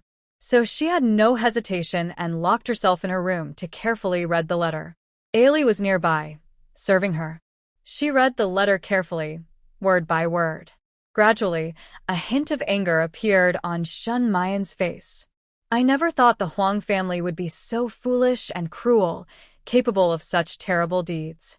Shinmayan angrily threw the letter onto the table, her face looking very upset. The maid Ailey saw her lady so angry and became curious. She picked up the letter to read it. When she saw what was written, her face also changed. This young girl was small, but she had a strong temper. She immediately trembled with anger. How could my great-uncle be so unreasonable? How could he do such things behind our Shin family's back? If he's so ruthless to the common people, how can those refugees survive? How can the officials do anything? The people of the Huang family are all like wolves and tigers. That's bad enough, but just look at these days. Don't you see what the royal attitude towards us is? Now I want to tell my father what's happening in the town. I want him to see what kind of people the Huang family really are. Shinmayan paused slightly, then looked at the young girl behind her. She seriously warned her, remember, only we know about this. Once we leave this room, we must pretend we don't know anything outside. Understand? Miss, I understand. Don't worry. I won't tell anyone outside. Not even a word. I won't cause trouble. Ailey kept reassuring her with her hand on her chest. Seeing her like this, Shinmayan nodded in satisfaction. She put the letter aside and looked out the window at the withering garden, feeling more and more sad. Shinmayan didn't notice that her hair was a bit loose. A strand of hair fell down her forehead. The young girl nearby saw this and quickly helped her fix her hair, also noticing what she was looking at. Seeing the dilapidated garden, Ailey couldn't help but curse angrily. Miss, the Huang family is truly heartless. They do things that make people angry. I almost forgot to tell you something. I went out these past few days and saw many refugees. Now they've all become beggars. There was an old woman holding a child who was suddenly stopped on the street by a group of young troublemakers. They took out a copper coin and made the old woman kneel on the ground, shouting "Mother" to them. Surprisingly, the old woman did this just for the coin. In the end, she still obeyed. When Ollie talked about this, she was very sad and wiped her tears. That old woman looked even older than my grandmother. She should have been enjoying her life with her children long ago, but because of this disaster, she has become homeless and is treated with contempt. What's worse, she can't even keep her last bit of dignity. I wonder if her uncle knows how hard life is for the people under his rule. Since they had already arrived in Wulong County, the refugees were considered part of the county. They had traveled here through great hardship just to survive, not to be bullied or lose their last dignity. Men, women, and children all did their best to stay alive. Although Shun Mayan hadn't experienced these things herself, she wasn't surprised. She knew that for those starving and cold, even half a loaf of bread or a copper coin was enough to buy their lives. Shun Mayan answered Ollie calmly. She felt sorry for the refugees, but she knew her own limits. Protecting herself was already difficult, let alone fighting against the Huang family. Right now, she could only write a letter of resignation to her father and see if the Shin family had any plans. Her uncle was causing trouble in Wulong County, which also affected her father, who had just been transferred away. Shun Mayan cared about the refugees, but didn't want the Shin family or her father to get involved in this mess and make things worse for the Huang family. Ollie clenched her fist in anger. The Huang family is truly unforgivable. Many beautiful refugee women have been forcibly taken to brothels. I heard that the Spring Fragrance House is always bringing out bodies. Only a few women are pure and chaste. Most have no choice but to accept their fate. Misfortune always targets the unlucky, and ropes break where they are tied tight. Hearing about the refugees being taken to brothels, Shin Mayan felt heartbroken and helpless. Ollie often saw such things when she was out on the streets, and now that she finally had a chance to speak about it, she kept talking more and more. Shin Mayan did not interrupt Ollie's anger. Instead, she occasionally added comments as Ollie spoke. After Ollie had finished most of her story, Shin Mayan smiled helplessly. For people in the county town, these refugees are like street rats. Not only do they insult them openly, but even if they kill them, the officials won't care. It's like killing a chicken, just burying it in a mass grave is enough. Miss, you're right. To the officials, they are just ants. If they die, they die. Their lives and dignity are worth nothing. After saying this, Ollie suddenly thought of Chungwan, the letter she wrote to her young lady, and the refugee mother and child she helped. A faint smile of relief appeared on her face. Chungwan seems cold-hearted, but she's actually a good person. Ollie spoke in a rare tone that made Shin Mayan almost laugh out loud. Although her maid rarely comments on others, Shin Mayan felt it was necessary to remind her. Chungwan might not be as kind as you think. She may not truly care about the refugees, but is just opposing the Huang family. At the same time, she gives the refugees a chance to start over. It's a good move. These refugees will see her as a living goddess, and it benefits her too. Hearing this, Ollie frowned, surprised by how complicated the situation was. But her young lady was right. Ollie always agreed with what her lady said. Anyway, Chungwan has done a good deed for the refugees. The most pitiful ones are still the refugees themselves. Shin Mayan, though suspicious of Chungwan's motives, admitted that her actions were good for the refugees. Perhaps Chungwan truly had her own reasons. There were many interests involved, but in the end, as long as the refugees benefited, it was worth it. As for the Huang family and Huang Xian, they would be the ones to suffer. Shin Mayan reached up and touched her loose hair. She looked at her delicate face in the mirror, then picked up a floral hairpin and placed it on her forehead. Nearby, a jade pendant given to her by Huang Xian caught her eye. Its smooth white surface immediately drew her attention. Looking at the fine white jade, Shin Mayan's mind was filled with the foolish things Huang Xian had done. She couldn't help but laugh out loud. Huang Xian likes who he shouldn't, but he just had to fall for a fierce woman. He's really taking a risk and walking into danger. Thinking about how Chungwan might toy with Huang Xian and even treat him harshly, Shin Mayan felt very happy inside. Since Huang Xian became engaged to her, her hatred for him grew stronger. He is known as a reckless and is cruel in his actions. How could he be her husband? Right now, Chungwan was just the person to teach him a lesson, helping her vent her anger and frustration.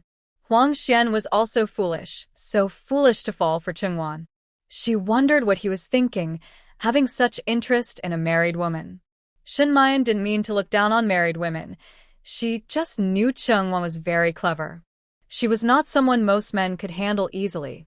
But then she remembered that Song Yang, whom she liked, was also sincerely devoted to Chungwon. He didn't care about others like them. Shin Mayan's mood suddenly sank. Chungwon was eager to meet Shin Mayan, so she arrived early at the small tea house they had agreed on. She reserved a private room, and the waiter cheerfully led her to the second floor. "Waiter, if a woman wearing a veil and a green dress comes later, just bring her straight here." "Yes, miss." "No problem." The waiter was sharp-eyed. He knew Chungwon didn't look like an ordinary person, either wealthy or powerful, so he quickly agreed with a smile. Even if Chungwon didn't tell him what the woman looked like, he could recognize her easily when she arrived. Their tea house rarely had women coming in, and if they did, it was very few. From Chungwon's dress and style, anyone could tell she was either rich or of high status. Such people didn't need to be watched closely. They could be identified at a glance. 15 minutes later, Shin Mayan and Ali entered the tea house smoothly. Chungwon had mentioned in her letter that they would meet here. The shop assistant immediately saw Shin Mayan. At this time, almost no one was coming to drink tea, and since a customer had given instructions, he noticed that her outfit was very similar to the previous guest. He understood her situation and quickly approached to serve Shin Mayan. "Hello, esteemed guest. Are you here to find someone? The young lady has been waiting for you for a long time. Please, this way." Shin Mayan nodded calmly. A slight smile appeared at the corner of her lips beneath her veil, and she followed the shop assistant upstairs. He quickly led her to the private room door. Bowing politely, he pushed open the door and welcomed Shin Mayan inside. After that, he brought over a teapot and some snacks, then closed the door quietly to avoid disturbing the others. These two guests looked very well-born. They were probably discussing something important in the tea house. He dared not eavesdrop on their conversation, fearing trouble as the stories warn. Better not to risk it. Seeing Shin Mayan arrive, Chungwon immediately cast a glance at the seat beside her. Shin Mayan sat opposite Chungwon, maintaining a neutral smile. "I saw your letter. Last night, I already told my father about this matter. After receiving the letter, I believe he will find a way to investigate. Perhaps the refugees won't have to keep wandering like they are now. With your family's involvement, the county magistrate Huang will surely face more pressure. Maybe I should thank you on behalf of the refugees." After Shin Mayan's words, Chungwon felt a bit more at ease. People are all flesh and blood. Seeing those common folk displaced, she felt uncomfortable. Although she respected everyone's fate, given the current situation, she hoped both publicly and privately that the Huang family would fall. It would be best if the next magistrate was truly a good official who cared for the people, not one who oppressed them. Hopefully so. Chungwon's expression showed anger, but mostly helplessness. Shin Mayan took a sip of tea, then lowered her head, seemingly seeing something else, and let out a long sigh. The Huang family is no good. But since things are like this now, we should wait and see. Pretend we don't know anything to avoid alerting the enemy. Both women shared this understanding, and they agreed on how to handle the situation. While Chungwon was drinking tea, Shin Mayan quietly glanced at her with a mysterious smile. "If the Huang family truly falls, I won't have to marry Huang Xian, and Chungwon will definitely be happier." It's a pity, though. Without the Huang family's secret manipulations, the common people and Shin Mayan's own future would be much brighter. The two women carefully discussed their plans to help the refugees at the tea house. Chungwon cared deeply about the refugees, so she put a lot of effort into helping them. As for Shin Mayan, the refugee problem now affects her father's career, so both women are very concerned. They finished a whole pot of tea before leaving. Chungwon, who was a bit sleepy from waking up early, was completely alert after drinking it. On her way home, she noticed the street was lively today, with many vendors shouting to sell their goods. The scene in the city was very different from the chaos outside. Yesterday, she saw some beggars asking for food, but today, there wasn't a single beggar in sight. At the end of the street, she finally saw two beggars sitting by the road, eating and drinking. Their clothes were a bit worn, but they ate well and didn't seem poor. Walking a few more streets, she noticed that the number of beggars was quite steady. Only 1 or 2 per street, and they all seemed well-fed. Suddenly, Chungwon realized that this must be a fake show, deliberately created by the Huang family to pretend everything is peaceful. Every place is beggars, and since many refugees gathered here, it wouldn't make sense to have none. So, they probably arranged some beggars to appear. They looked reasonably well off, well-dressed and eating nicely. Anyone seeing them would think the local government was doing a good job. Among the dishonest people, only the Huang County magistrate could be so hypocritical. Chungwon admired him silently, sneering coldly. She just saw this as a joke and wondered how long this old trickster could keep up his arrogance. Suddenly, she noticed a newly opened pawnshop with a very luxurious carriage parked outside. Many townspeople gathered nearby, watching secretly but not daring to approach, probably because the new shopkeeper was known to be fierce and intimidating. Curious, Chungwon quickly moved closer and stood with the crowd, watching from a distance. These villagers are whispering quietly. Chungwon overheard several men talking nearby. Did you hear? The pawnshop owner came from the capital to hold a treasure gathering in the town. Of course I heard. It was announced last night. Anyone with valuables can bring them to the gathering, or wealthy people can buy others' treasures. As long as they think they're worth something, they can go. Looking at that, I might take my family's heirloom vase there. Maybe I can sell it for a good price. I'll go too. I'll bring my family's old treasured teapot. I want to see if anyone there can recognize its value. Hearing these talks, Chungwon's brow furrowed slightly. She initially thought it was a grand event, but now she realized it was just a small, simple trading fair. Usually, pawnshops hold lively events to attract customers. They use different names for these gatherings to give wealthy people a platform to buy and sell, earning a commission from each trade. Moreover, a successful treasure gathering can boost the pawnshop's reputation and popularity, which benefits the business, without any downside.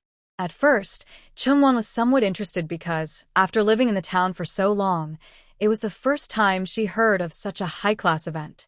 But after listening to the villagers, her interest faded. The crowd was too crowded, and she quickly lost her enthusiasm.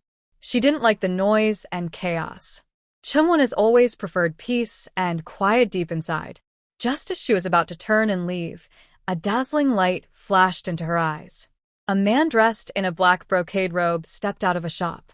As a qualified merchant, with sharp insight into new things, Chungwon was immediately drawn to the light. She recognized at a glance that his clothing was made of fine yun brocade fabric, worth 1,000 taels for just one piece. The man's status was clearly very high, probably a wealthy and noble person. He walked toward a carriage on one side. Chungwon raised an eyebrow, guessing that this man might be the real owner of the pawnshop, as the villagers had said. Chungwon looked down and saw something that made her eyes light up. The shiny object that had caught her attention earlier was a jade pendant, now hanging at the man's waist. It was carved with a phoenix, very similar to the one Song Yang had shown her before. Because they were far apart, she couldn't get a closer look. But for some reason, Chungwon felt her heart race. When she saw the pendant, she felt the patterns on it looked familiar, and the style was the same as one she remembered. At first, she wasn't interested in the treasure-gathering event, but now she was curious. She decided that in a few days, she would go and join the fun. Chungwon planned to find a chance to get close to the man and see if she could find out why his pendant looked so much like Song Yang's. Two strangers wouldn't have such similar pendants without a reason. There must be a connection.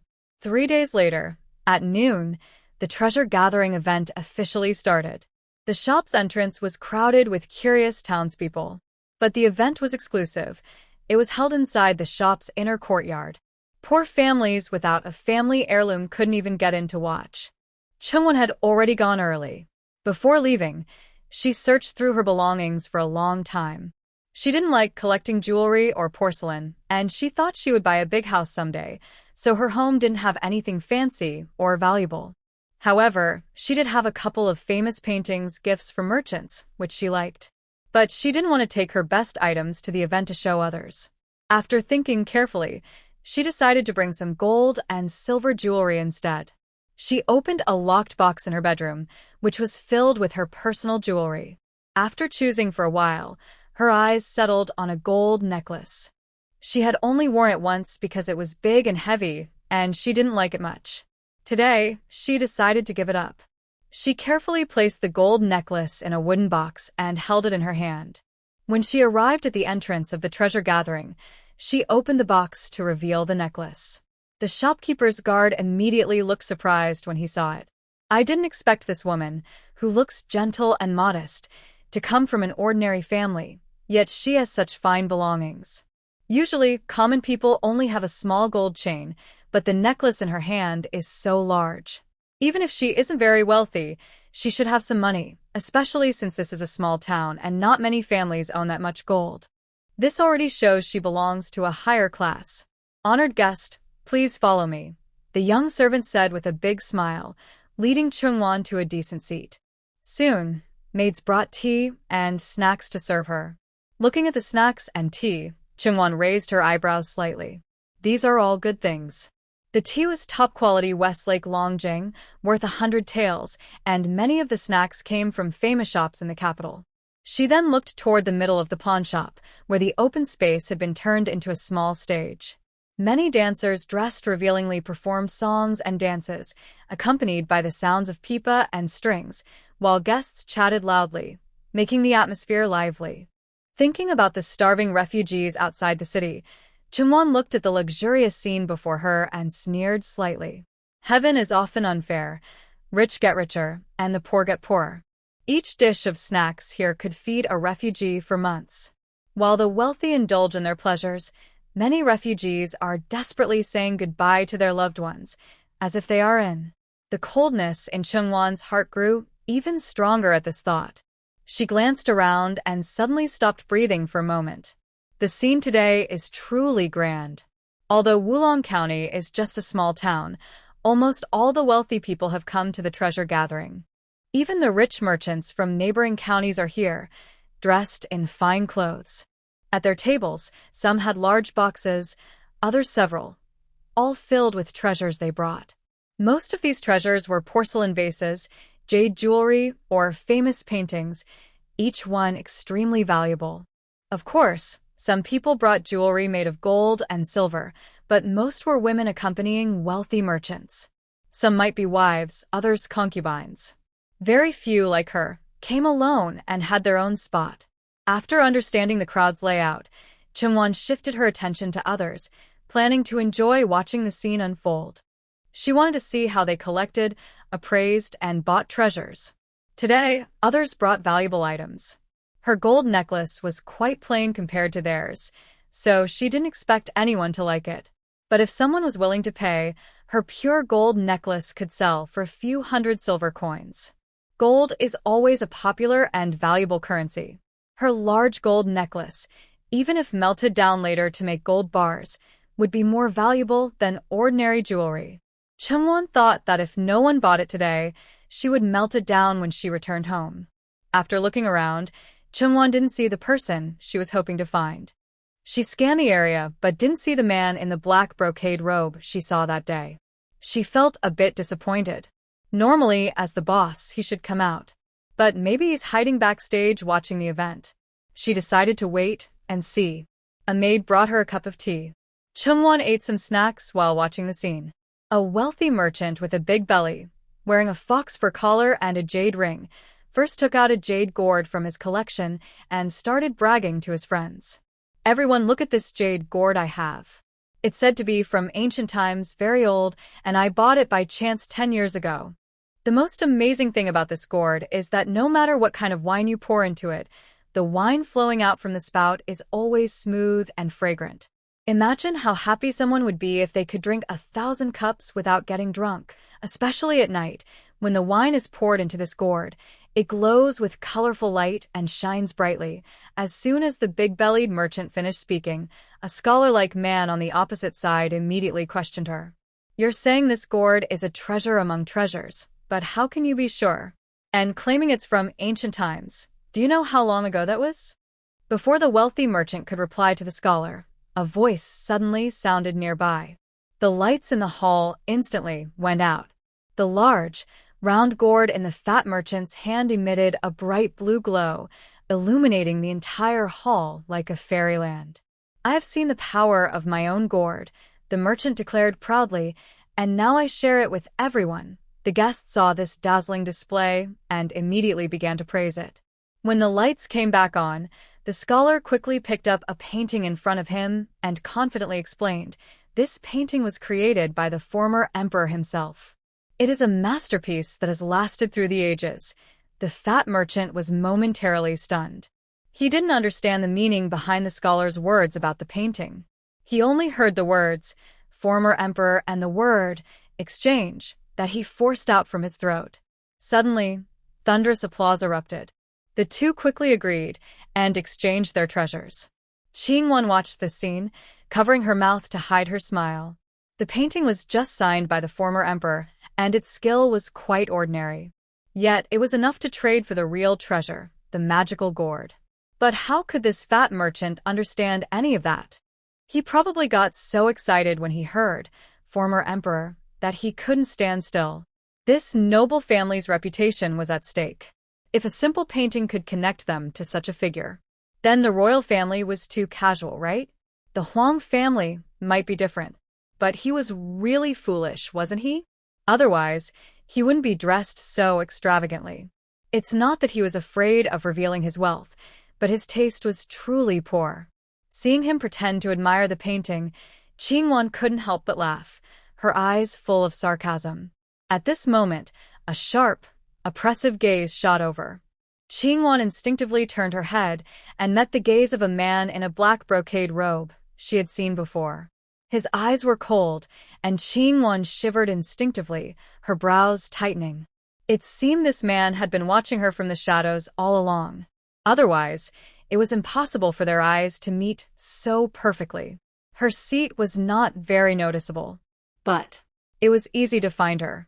Qingwan was here for him, after all. She hadn't even started to look seriously, and he had already come right to her. The man looked at Qingwan deeply, then, without emotion, shifted his gaze to other places, watching the exchange among the other wealthy merchants. Qingwan was now completely interested in him, and she was sure her feelings were right. He was definitely looking at her just now. Although a gold collar is quite tacky, who wouldn't like something heavy and shiny like gold?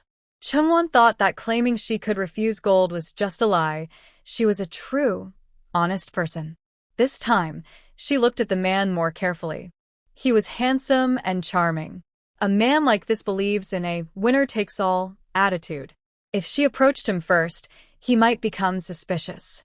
So, Qingwan stayed silent, sitting and drinking tea, thinking about how to find a good reason to talk to him. He was the owner of a pawn shop. With that title, it might be easier to approach him, but her excuse needed to be proper and honest. Maybe she could ask if he wanted to buy her gold collar? A handsome man dressed as a woman would look quite good. Qingwan's mind was full of thoughts. She rested her hand on her forehead, her mind racing with ideas, her brows furrowed tightly, ignoring everything around her. Suddenly, she noticed the man walking quickly toward her. Feeling something was wrong, Qingwan looked up. At that moment, a strong pressure hit her, and she instinctively straightened her back. "Young sir, do you need something?" Having seen many scenes, Qingwan remained calm and smiled gently at him, even though she was eager to meet him. Without realizing it, she carried a calm, elegant aura and a quiet confidence that other women didn't have.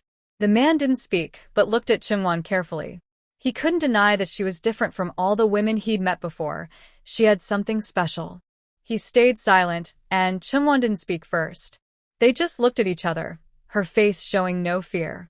Sure enough, he came to find her first, just as she expected. They stared at each other for a moment. Then the man finally smiled slightly and spoke. "This young lady, my name is Junimo. I am the owner of this pawn shop. I am pleased to meet you today. Thank you for visiting and supporting our business. Ah, so you are Lord Junimo. It's a pleasure to meet you. I am Qingwan." Qingwan clasped her fists in greeting and quickly introduced herself. The two of them exchanged greetings and became somewhat acquainted. Then, Junmo's gaze fell on Qingwan's gold necklace. His eyes sparkled in the sunlight, as if he was glowing himself. The treasure you wear is truly extraordinary. I only caught a quick glimpse earlier and liked it very much. Would you mind letting me take a closer look? Chungwon had been worried about not having a chance to approach him. Who would have thought he was interested in her simple gold necklace? She immediately handed it to him generously and replied clearly, "Of course." Chungwon watched as Jun Imo picked up the necklace and only looked at it briefly. She knew he liked it just as an excuse. It seemed this man was also somewhat interested in her. She wondered how she had managed to attract his attention. She carefully stared into Jun Mo's eyes, clearly seeing his changing expressions. There was a hint of disdain beneath his indifference. To him, this gold necklace must seem very ordinary. If he was truly interested, he wouldn't have just glanced at it and then moved on. His gaze was much more genuine than his outward appearance. Chungwon felt that this man's real intentions were not just about the necklace. Although she was still unsure of his true purpose, she hoped he wasn't just interested in her looks. Jun Imo held the necklace in his hand. His smile was cold, even though his lips were slightly upturned. "Your gold necklace is indeed fine. I am willing to offer 100 taels. Would you be willing to part with it?" Hearing this, Chungwon was stunned at first. Then she immediately sensed something was wrong. This man, Jun Imo, seemed to be someone else entirely. He was probably after her benefits or simply curious, using such a clumsy excuse to get close. Her necklace wasn't rare, but most specialized jewelry shops had similar styles. It was quite ordinary. If she had to find a good point about it, it would be that it was quite heavy, enough to melt down into several bars of gold. When she bought it, she had spent about 70 or 80 taels of silver. Even though it was a bit heavier than usual, as a pawnshop owner, she had handled many treasures. How could he, who often touched many valuables, not recognize its true value? He deliberately paid much more than the market price to buy it, which must have another purpose. Indeed, he is a worthy opponent, but I don't know what he wants from me. Thinking of this, Chungwon pretended to feel wronged and sighed, looking extremely distressed. "Young master, to be honest, I have recently encountered some difficulties. Otherwise, I would never sell this gold necklace. It may look plain and not very special, but it is truly my family heirloom. Now that I am in trouble, I have no choice but to sell it." Chungwon's voice carried a hint of softness and a proud sense of dignity that poverty cannot diminish. "I really couldn't solve my problems, so I had to bring it out to sell. So, young master, if you truly like this gold necklace, you must give me 500 taels of silver. Otherwise, I fear I can't part with it. It's necessary to get through my current hardship, and a little less silver won't do. If you are truly kind-hearted, why not take it?" "I thank you, young master." Chungwon deliberately made her voice softer and looked at him with a very pitiful expression. At first, I thought Chungwon was different from ordinary women, carrying a special warm and elegant aura. Jun Imo looked at her with a bit more respect, approached her to talk, and regarded her as the most unique person at the treasure gathering. Who would have thought that just when he was about to buy her item, she suddenly made a big demand, daring to ask for 500 taels of silver. Jun Imo could see clearly that this necklace was worth only a few coins, so he immediately lost all interest in this woman who was deliberately trying to cheat him. He simply saw her as an ordinary woman. But since he was the one who initiated the conversation and was mistaken about her, he silently took out a silver note worth 500 taels and placed it on the table, cutting ties with her. The 500 taels of silver on the table was like a surprising windfall. "This is the 500 taels you asked for." Chungwon pretended to be happy as she took the silver note into her arms. "Young master, thank you for your help. I can see that you are not only a good person but also plan to give this necklace to someone you love." Seeing that the deal was over and she might leave soon, Chungwon quickly added a few words to make the conversation more lively. Since they had met, she wanted to ask him about the jade pendant. Chungwon had not forgotten her main purpose for coming here. Jun Imo simply nodded faintly, then turned and walked to the side, not wanting to stay here for a moment. His eyes lost their focus, but he was willing to pay a small, painful price. Chungwon immediately stepped forward and blocked his way, determined to be stubborn and persistent. Young master, you are so generous. Why don't we have a drink? I'll use tea instead of wine to thank you for helping me in my urgent time of need. From now on, you will be my great benefactor. To prevent Junimo from refusing, Chungwon quickly brought a nearby teacup to his face.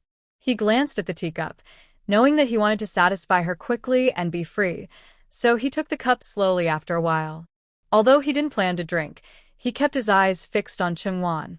If it were an ordinary woman, her persistent approach would have made him lose patience and ignore her, even making her pay a price. But every time he saw Chungwon's pure face, he couldn't bring himself to refuse or hurt her with words. She wasn't particularly beautiful, but she still held his gaze. Of course, Junimo could tell she was wearing a woman's hair bun, indicating she was probably married. But he privately called her a young lady. Just a small favor. A favor worth 500 taels of silver.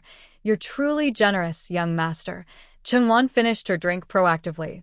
As expected of someone from a noble family, the wine was quite good.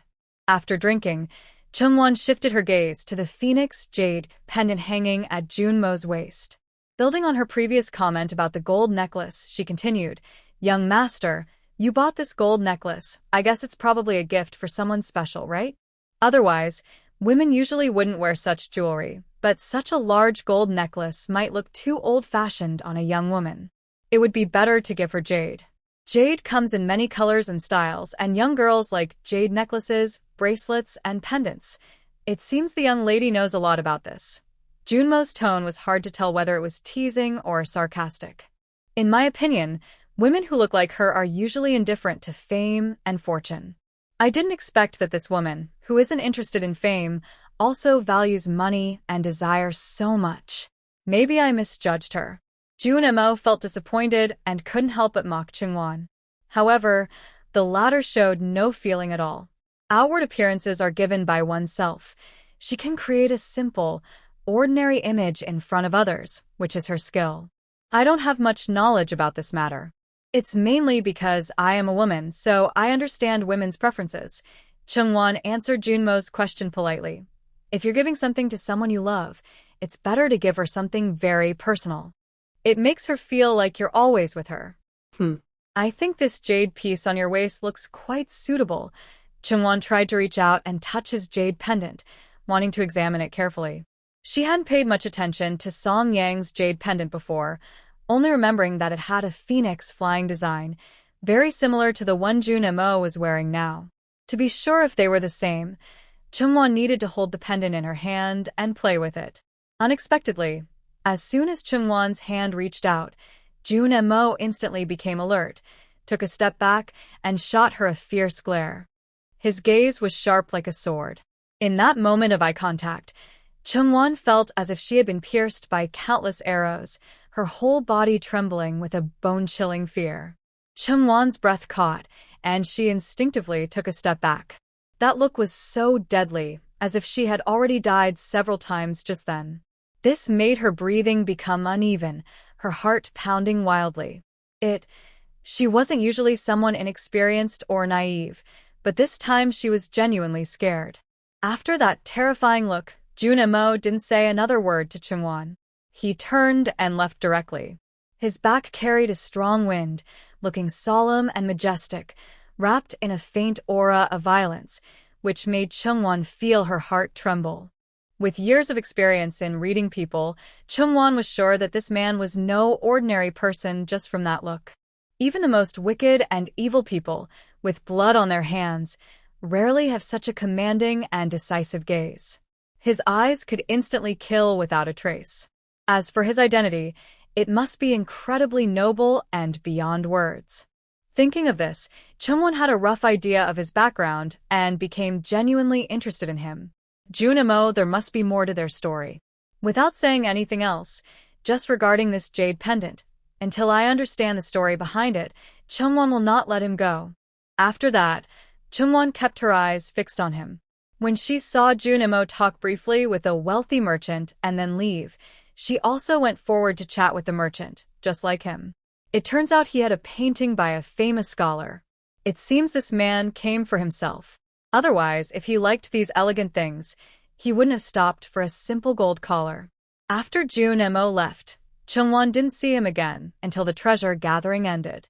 Although there was no progress with the jade pendant, she gained some material things.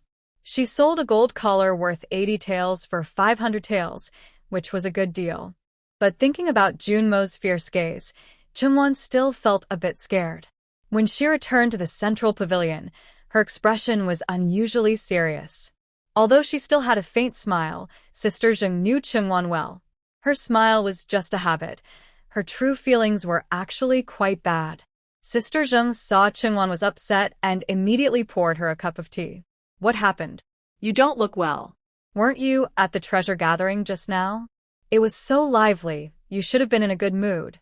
Chungwon calmly took a sip of tea and nodded. Yes, I went to the treasure gathering. Overall, I guess I was in a good mood, but I found something strange. Have you heard of that pawn shop owner? Pawn shop owner? This question made Sister Zheng hesitate.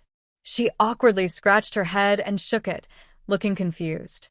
I don't know much, only that the nearby shop owner said the pawn shop owner is very important. Sister Zheng also looked respectful when mentioning the pawn shop owner. He can gather so many rich merchants. His status must be extraordinary, especially that carriage he rides in. I think it's more impressive than many officials in the capital.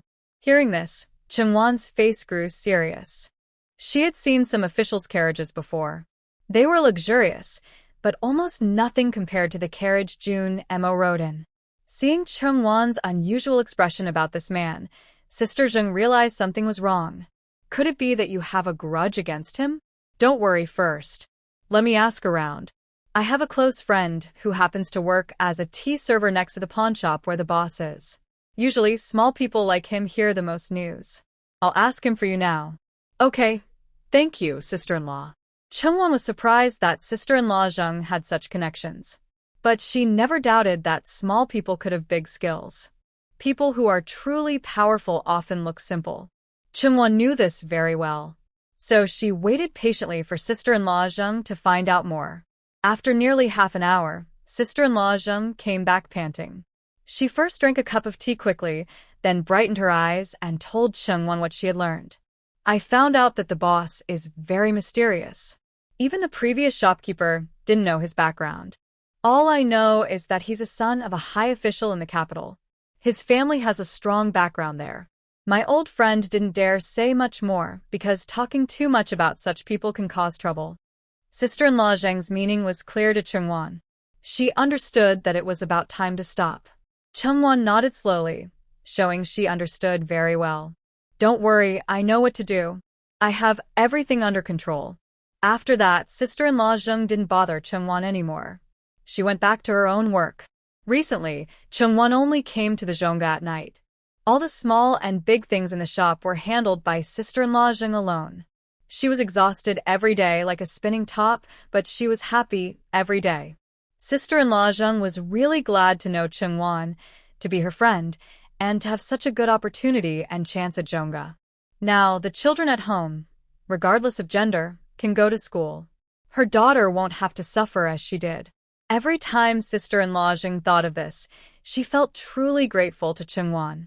If it weren't for her, she wouldn't have felt this new sense of life. Of course, Chungwon didn't know what sister-in-law Zheng was thinking. Right now, she was sitting in a chair in the backyard. Her gaze fell on a potted flower she had casually planted earlier. Her mind was full of thoughts about Junmo's background. This man seemed very sensitive about his jade pendant.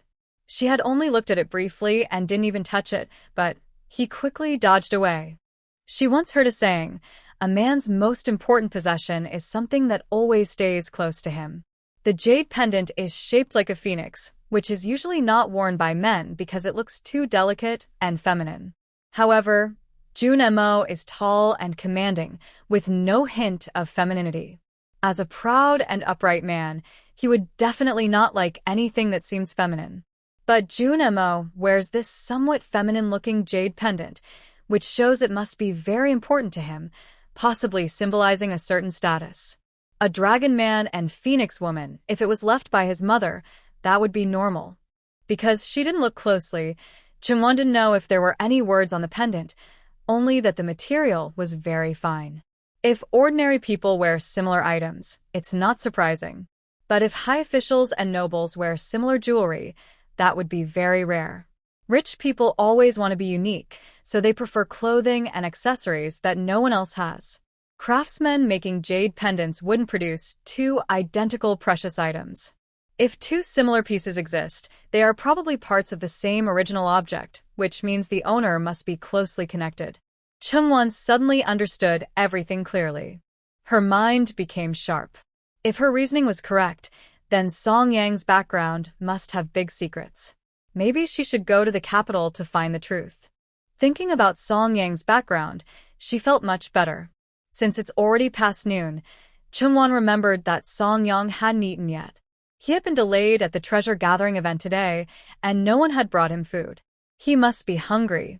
She decided to bring him some food and mention the trip to the capital. She knew Song Yang loved the beef jerky from the neighboring street, so she planned to buy some for him. She would ask the shopkeeper to pack a small bowl of rice and some simple side dishes in a lunchbox. Thinking about it made her mouth water. She carried the food to the academy, hoping she might even get to share a bite with him.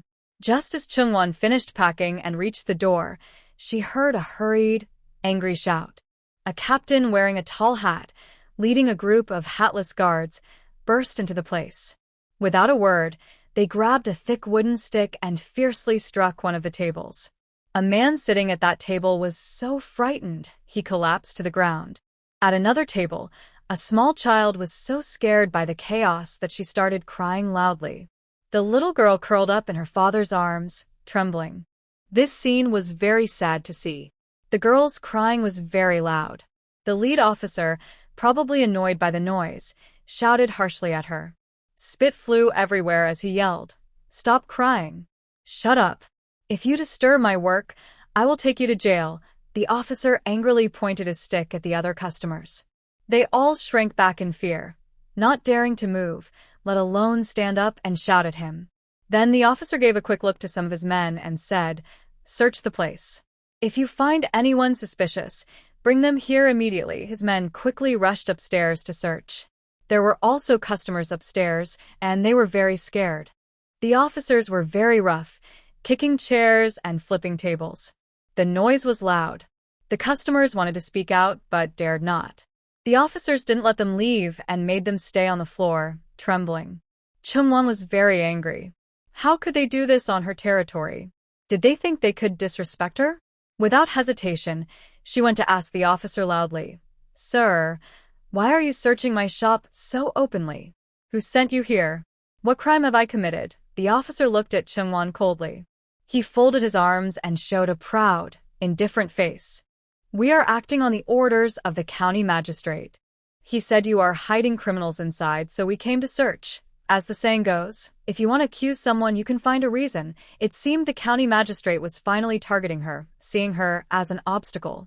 Chungwon sneered disdainfully. "Then you better search carefully. See if there's anything wrong with my shop. Don't worry. I will thoroughly check every corner. I won't miss a single thing," the officer replied confidently. His eyes were full of malice, and his tone was arrogant, like a sneaky fox pretending to be powerful. Chungwon watched the people upstairs smashing and rummaging around. She felt a surge of anger but knew she couldn't stop them, so she decided to let them do as they pleased. Anyway, she was sitting properly and had nothing to fear from them finding a culprit. Moreover, the county magistrate clearly wanted to trouble her. If she resisted, she would only make things worse for herself. The Zhongjing Pavilion wasn't very big. In a short time, they finished searching, and each of his men shook their heads awkwardly. It was obvious they came prepared. Although they didn't find the criminal, the constable kept looking at Chungwon. She coldly glared at him, showing no fear. "Honorable constable, since you haven't found the criminal, may I leave now?" "Chungwon, whether I leave or stay is not up to you. Even if the Zhongjing Pavilion isn't hiding the criminal, you must be hiding one somewhere else. You should come with me to the county office and explain everything clearly." Chungwon could tell they were just making excuses to take her away. No matter how she explained, it was useless. So she didn't bother arguing. These people didn't want to waste words with her. They simply tied her up. Take her away. This daring woman, Who dares to hide a fugitive? Chungwon. Also, seal off the Zhongjing Pavilion. Madame Zheng hurriedly ran out from the back courtyard. Seeing this scene, she wanted to go and stop them, but the soldiers pointed their sticks at her head and struck hard. She had never seen such a scene before. She screamed and, before she could get hit again, fainted. Some timid customers also fainted from fright. The entire Zhongjing Pavilion was in chaos. Watching her shop turn into a mess, Chungwon remained calm. She knew very well she was being deliberately set up. As for who was behind it, she knew all too well, except for the county magistrate, no one else. He probably found out she was investigating refugees and was giving her a warning. So Chungwon stayed very calm, saying nothing, and let them take her away. Madame Zheng quickly recovered and, upon learning Chungwon was taken away, ran to stop her. Finally, she saw Chungwon at the end of the street. Please release her quickly. Miss Chung is innocent. She could never be a sneaky criminal. You have caught the wrong person. Several constables forcefully pulled Sister Zheng away, tossing her aside like trash. The tallest and most intimidating one said, "Get out of here. If you don't leave, we'll beat you to death and charge you with obstructing official duties." Chungwon looked back at her without saying a word, only giving her a deep, mysterious look. Suddenly, Sister Zheng, who had been panicked, froze. Then she understood what Chungwon meant.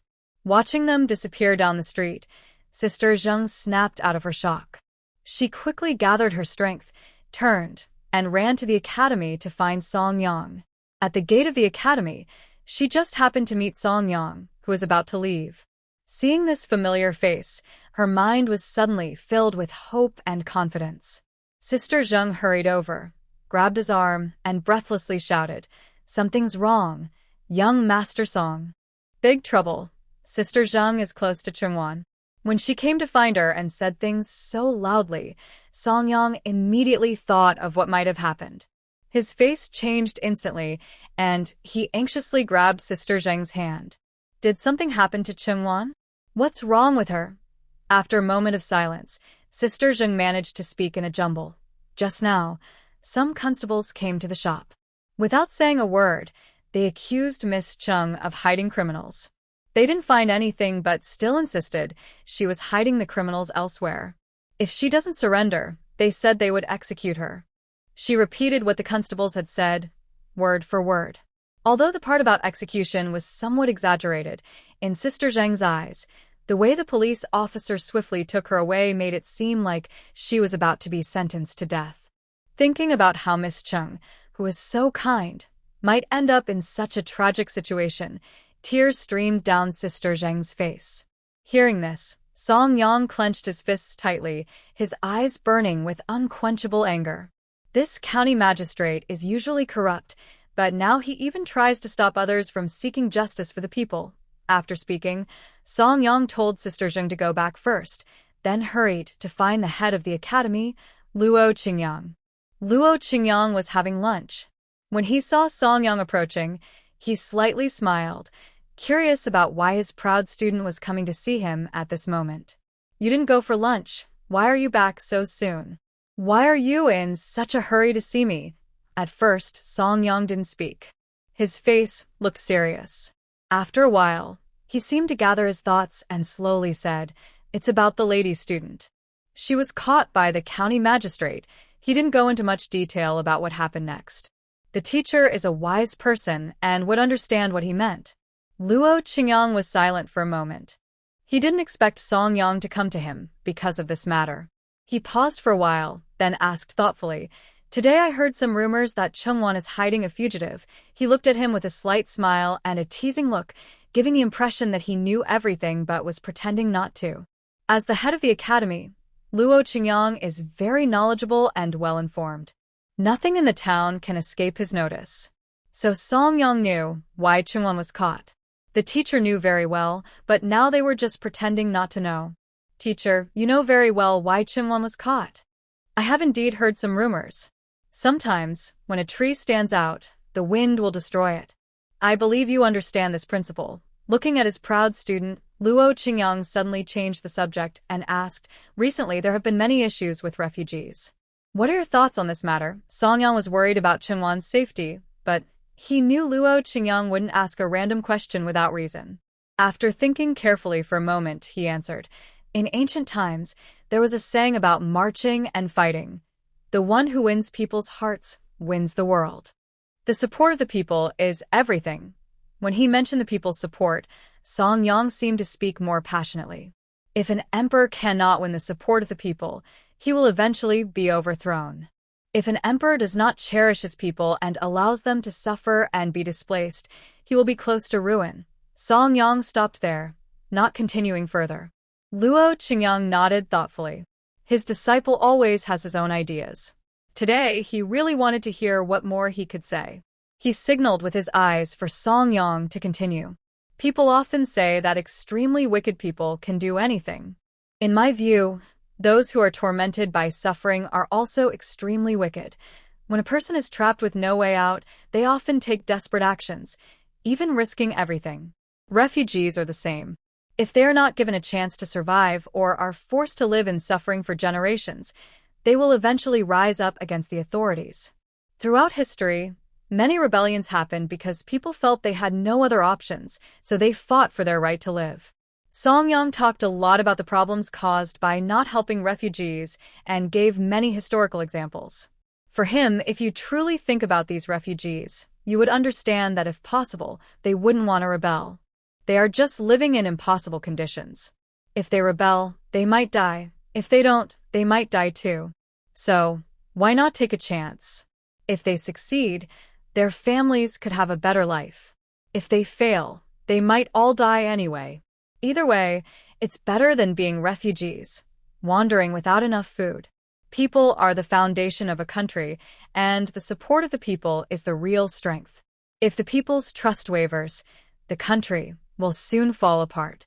Song Yang believes that Luo Qingyang understands these ideas well. Luo Qingyang is much more knowledgeable than he thought, and these ideas are probably quite simple for him. Moreover, Confucius once met the emperor in Beijing and discussed classics and wrote essays with him. He has taught many students from all walks of life, poor and rich alike. Luo Qingyang wouldn't only think from the perspective of the wealthy. He has seen the hardships of his students and knows how difficult it is for them to struggle just to survive. So, Song Yang believes Luo Qingyang understands that the word refugee is as light as a feather but also as heavy as a mountain. It involves many lives, and their suffering cannot be easily solved with a few words. After hearing what Song Yang said, Luo Qingyang just smiled calmly. Although he agreed with him, he still wanted to hear if Song Yang had more to say. What he said before was something any student could talk about, nothing particularly new to him. If that was all, Luo Qingyang would think Song Yang hadn't truly understood his recent teachings. You are right, a country should be ruled by the people. But tell me, whose life is more important, refugees or ordinary citizens? Luo Qingyang smiled and asked Song Yang, hoping to hear his answer. Song Yang was asked and thought for a moment before quickly replying. Both are citizens. I believe there is no difference in their worth or status. A good official with conscience would never divide his people into high and low classes. When Song Yang said this, his eyes showed sincere love and care. Even if they are not my own people, they are still the emperor's subjects. If an official is loyal to the emperor, he will love all the people the emperor loves. This made Luo Qingyang fall into a brief silence. After a long while, he looked at Song Yang and sighed deeply. Loyalty to the emperor and love for the country. These 4 words Song Yang does very well. But Luo Qingyang wondered if he would still feel the same in the future, truly putting the emperor and the country first, as he said today. Luo Qingyang then asked him, if oppressing refugees could bring many benefits without any cost, many people would rush to do it. From any point of view, it would be a very profitable deal. So, if it were you, what would you do? If I become an official someday, I would never climb the ranks by sacrificing the people. I would strive to be a true official who cares for the people. Some things are not as simple as you think. If you are in a big mess, surrounded by people with bad intentions, and you are the only one with good intentions, refusing to change your nature, then you are guilty. Luo Qingyang felt there was no good guidance on how to be an official, and he regretted that. So he shared his honest thoughts with Song Yang. In the face of wealth and fame, I think anyone would hesitate for a moment.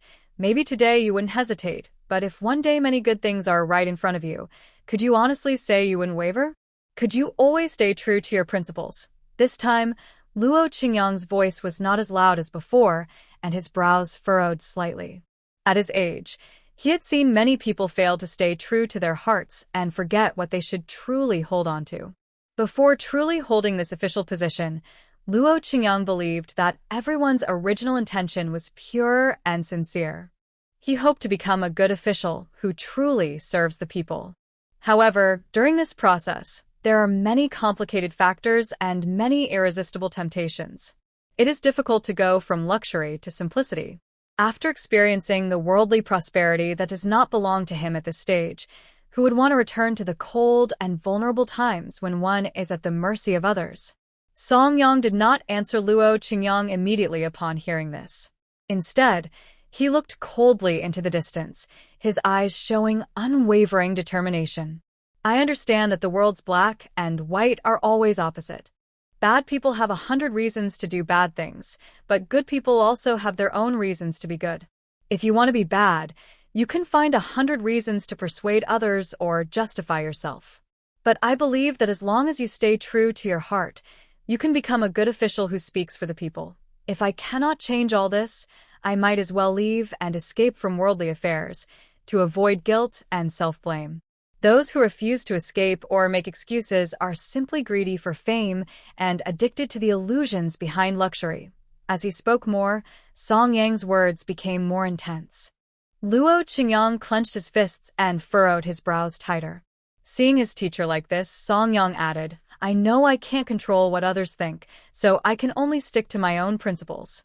Or perhaps, as the teacher said, I might eventually drift with the flow and forget my original purpose.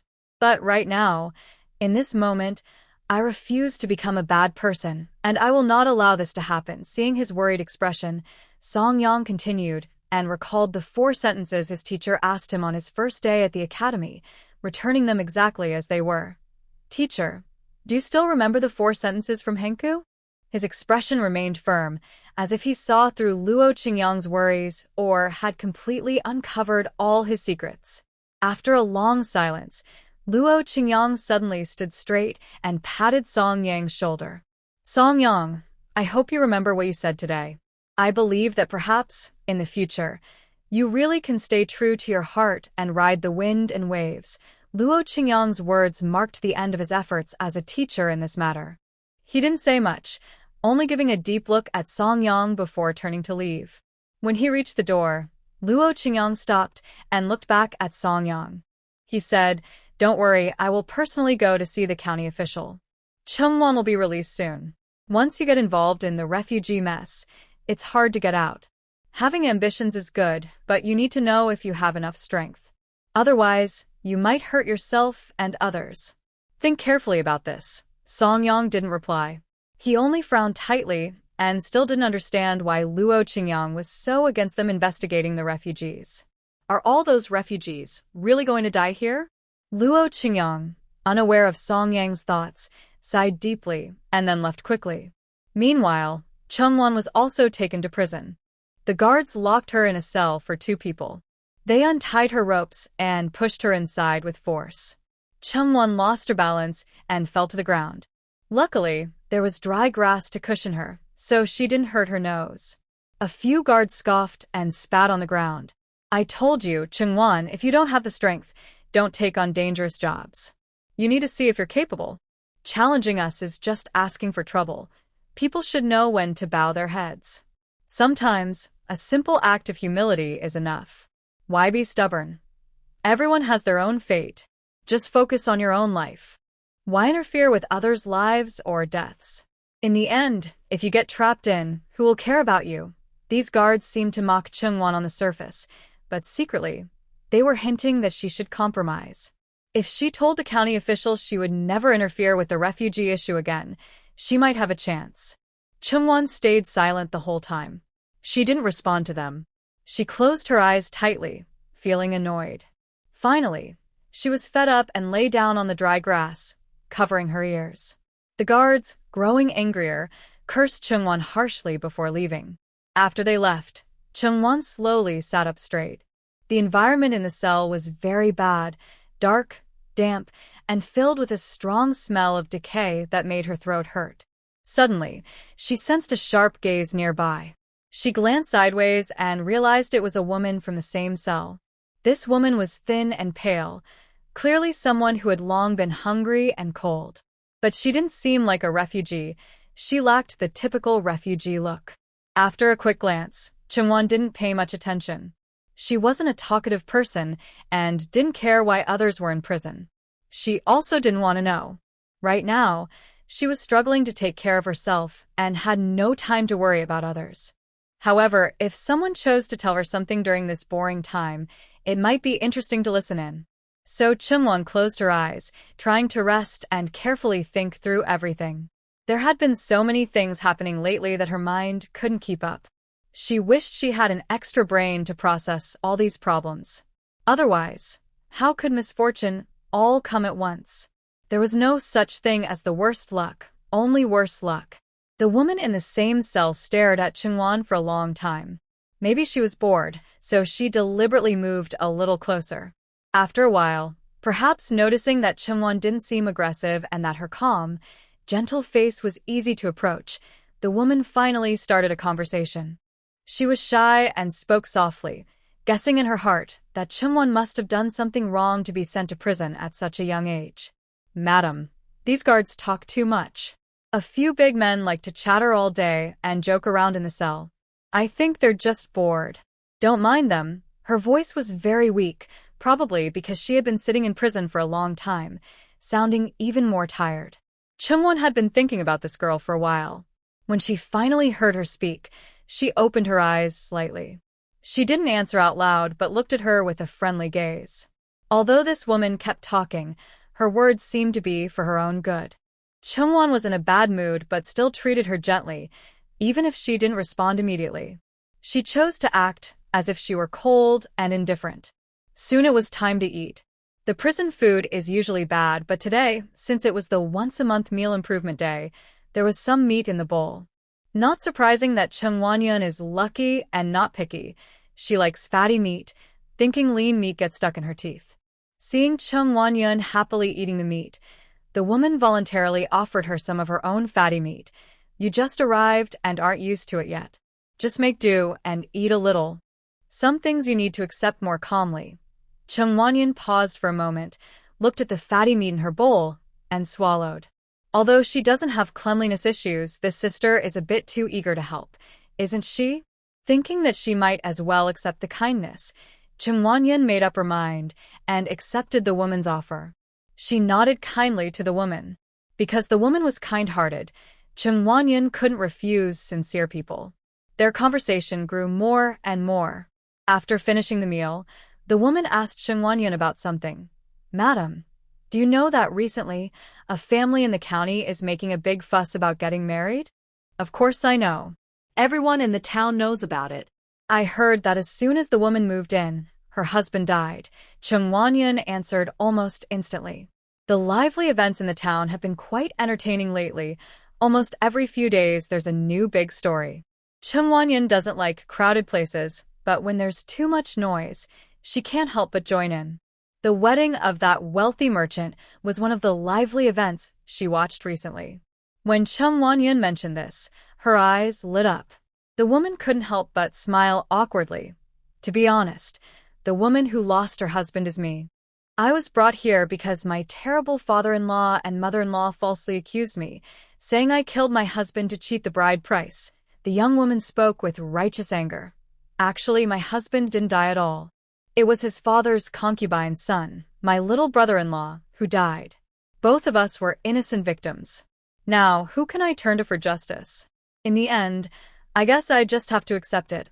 After hearing all this, Chungwon adjusted her clothes as if she had just heard a shocking secret. Wealthy people still like to play around. But seeing the young woman look so sad, As if abandoned by the world, Chungwanyan still felt quite sympathetic. Especially since she is so pitiful, yet still tries to appear strong. Her delicate, weak-looking, and emaciated body makes it impossible not to notice her suffering. So, Chungwan gently pats her shoulder, hoping to give her some comfort. She can't help but feel compassionate toward women, especially those from the feudal era, who suffer so much. You've had a tough time, huh? Facing such a terrible family. Actually, I'm not much better off, or I wouldn't be here either. To distract the young woman, Chungwan shares her own unlucky story. She hopes that knowing she's also unlucky might help her feel a little better. What happened to you? Were you harmed by your husband's family too? The young woman wipes her red eyes and suddenly becomes curious. Wow, someone as gentle as Chungwan, and her own family would harm her? Of course, Songyang wouldn't have the ability to do that. Chungwan just thinks about the hateful face of Magistrate Huang and sighs helplessly, pretending to be very distressed and regretful. It's not my husband's family who harmed me. My husband treats me very well and loves me deeply. I was framed because of a business deal gone wrong.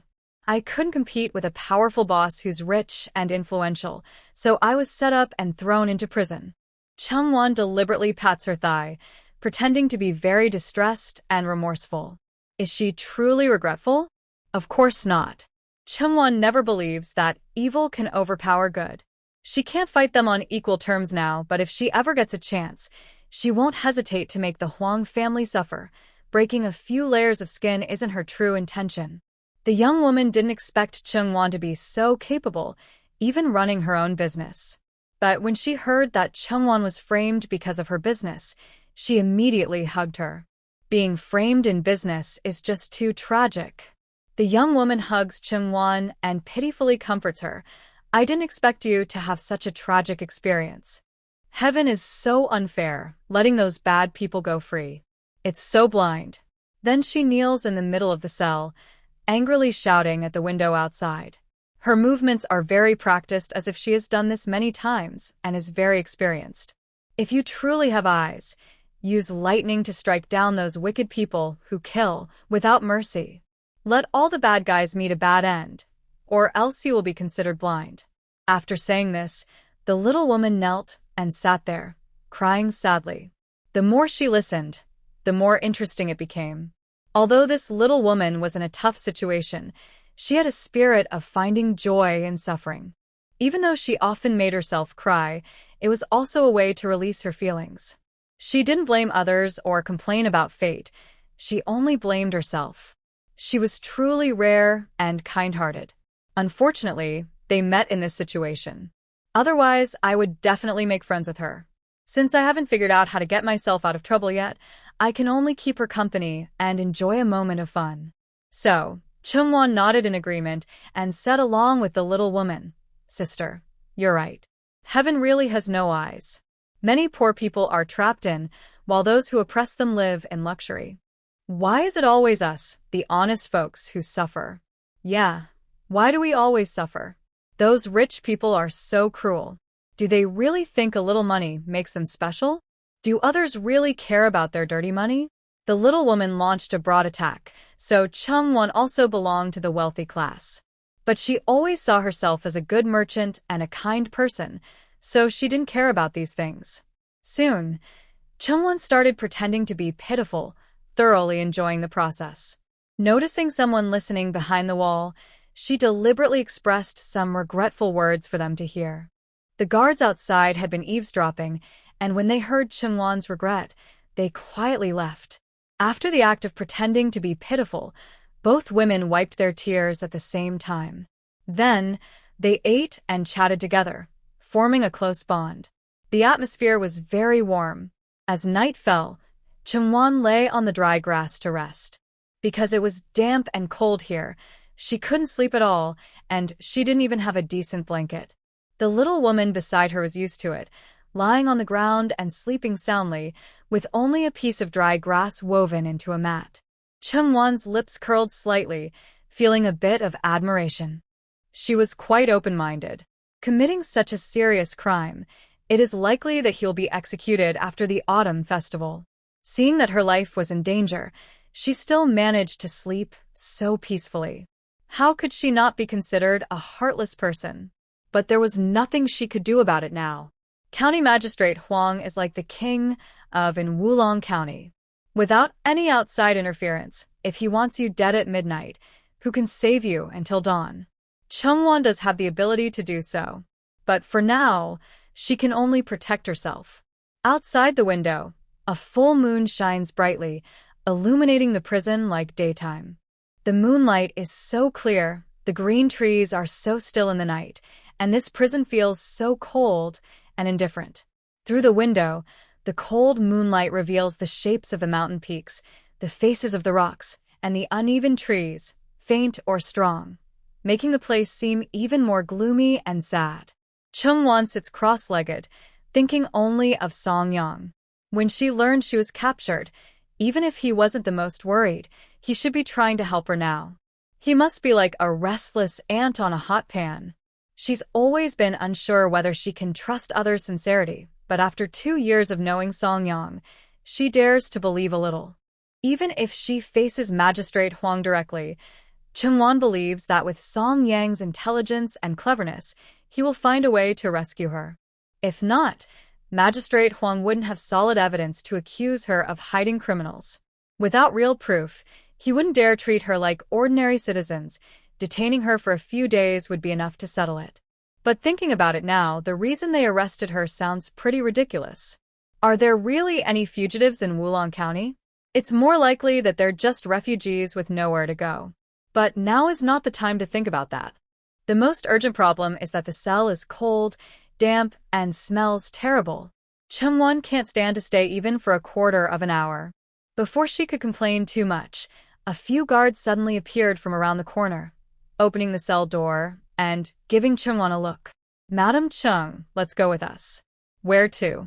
Chungwon raised her head coldly, showing a proud attitude that her humble status could not shake. When outside, a person's identity, status, and character are all given by themselves.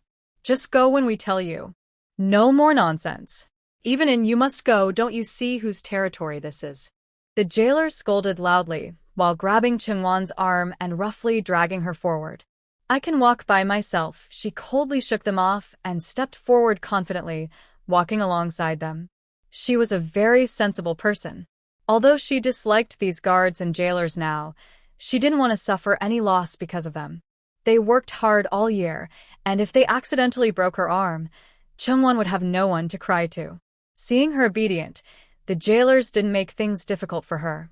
After about 15 minutes, they finally arrived at a very luxurious study room. When she pushed open the door, the first thing she saw was a row of neatly arranged bookshelves. The shelves were filled with various classical books and works related to people's livelihoods. Some books had slightly yellowed covers, and some pages were curled, showing they had been frequently read. It was surprising that Magistrate Huang was a person who loved reading, especially books about the hardships of people's lives. But she wondered why, knowing how difficult life was for the common people, he still deprived refugees of the right to live in the county town. Everyone was citizens of the same country, so why did they behave like this?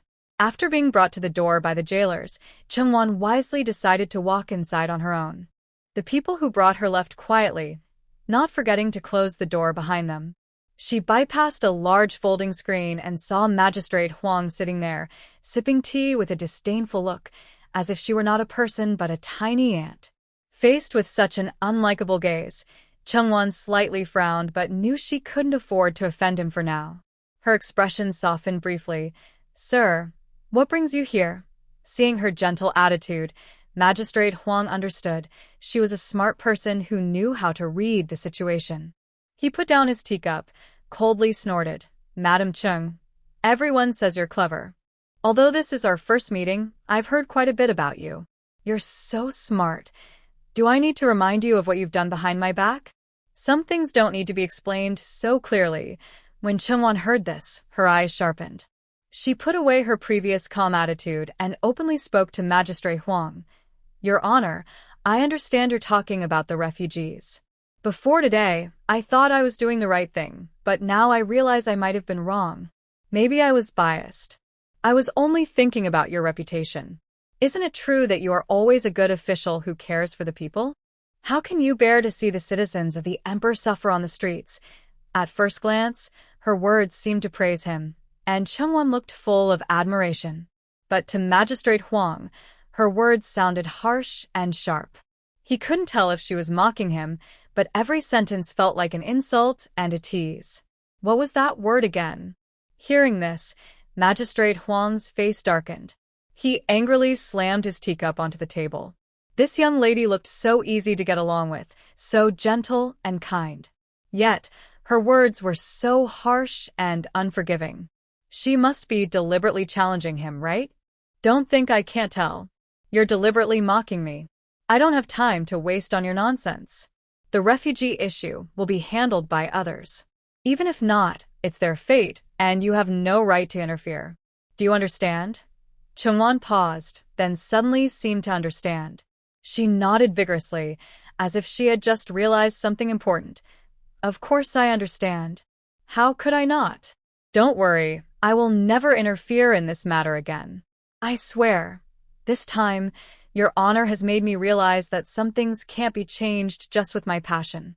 Since that's the case, I might as well keep a low profile. I also want to thank you for teaching me a lesson. I am someone who knows how to read the situation. From now on, I will follow your words and not meddle in other affairs. Her tone was very passionate, almost as if she was swearing on her life. Seeing Magistrate Huang's satisfied expression, Chungwon secretly wished she could slap him a few times. For her, the refugee issue was no longer a trivial matter. It was something she had to get involved in. But she also knew how to protect herself. Sitting in prison was uncomfortable, and she didn't want to spend the whole night there. In such a harsh environment, she was determined that one day, Magistrate Huang himself would experience it. It would be best if he suffered like the refugees, displaced, unable to find a meal. Apart from these matters, Chungwon was also quite surprised that Magistrate Huang had come to see her tonight. It seemed that someone was secretly involved in the situation. She wondered if it was Song Yang. After hearing Chungwon's passionate speech, Magistrate Huang finally relaxed a little. He was most afraid of dealing with stubborn problems, but now that this troublemaker was resolved, he felt relieved. For him, any trouble involving refugees was a matter of life and death. If someone was against him, he would fight back fiercely. All right, as long as you admit your mistake, I won't hold a grudge. Magistrate Huang sighed in relief and spoke more kindly to Chungwon than before. Be smarter in the future. Don't oppose me. I promise that if you cooperate, you will have endless wealth and a bright future. Why stubbornly become the annoying troublemaker? You're right, sir. If there's nothing else, I'll take my leave now. Chungwon was sore all over. When she saw Magistrate Huang was about to let her go, she didn't want to stay in this confusing environment any longer. She was eager to go home, take a hot bath, and get a good night's sleep. However, Magistrate Huang didn't immediately agree to let her leave. Instead, he took out a memorial and sighed with some headache, as if Chungwon should also be worried. How is the potato seed situation? I'm still waiting for a reply from the Imperial Commissioner. Sir, it's almost winter now, and the planting season for potatoes has already passed. It's too late now. The earliest we can plant is next spring. If we do plant potatoes, the yield will only be about a third of what we get from rice. Is that true? Don't lie to me. Magistrate Huang's sharp gaze swept over Chungwon, but inside, he was very anxious, even a little scared. He knew the Imperial Commissioner was coming to Wulong County soon. He had to present something to make a good impression, to succeed in his career, and to offset some of the mistakes made in managing the refugees. But if, as Chungwon said, they missed the planting time for potatoes and handed over such seeds, the harvest would be poor and the Imperial Commissioner would be furious. His good days would be over. Without potatoes, what should he do? He looked at Chungwon with a gloomy face and said, although that's the case, we can only try our luck now.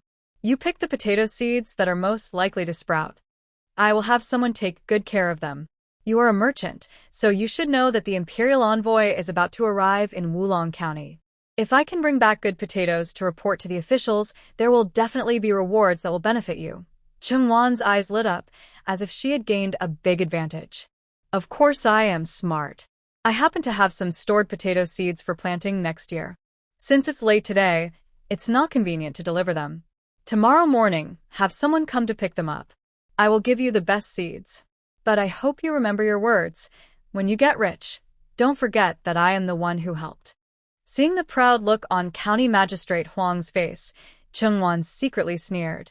All those seeds were the worst batch. Only 1 in 10 might sprout. When the imperial envoy gets angry, he will surely make County Magistrate Huang suffer for his recklessness. Someone who cares so little for the lives of the people still wants to climb up by stepping on their blood and tears. Potato seeds will protect hardworking farmers, but they will never protect like County Magistrate Huang. County Magistrate Huang continued to scold Chungwon a few more times, even though he was the one begging, and he still acted so high and mighty. When the maid took Chungwon away from the county office, she kept cursing silently in her heart. At the same time, at the entrance of the county office, Songyang was waiting for Chungwon. Half an hour ago, Luo Qingyang had told Songyang to go to the county magistrate's gate to pick up Chungwon. Now, half an hour had passed, but she still hadn't appeared. Songyang knew Luo Qingyang wouldn't lie without reason. What he said must be true. Could something have gone wrong again?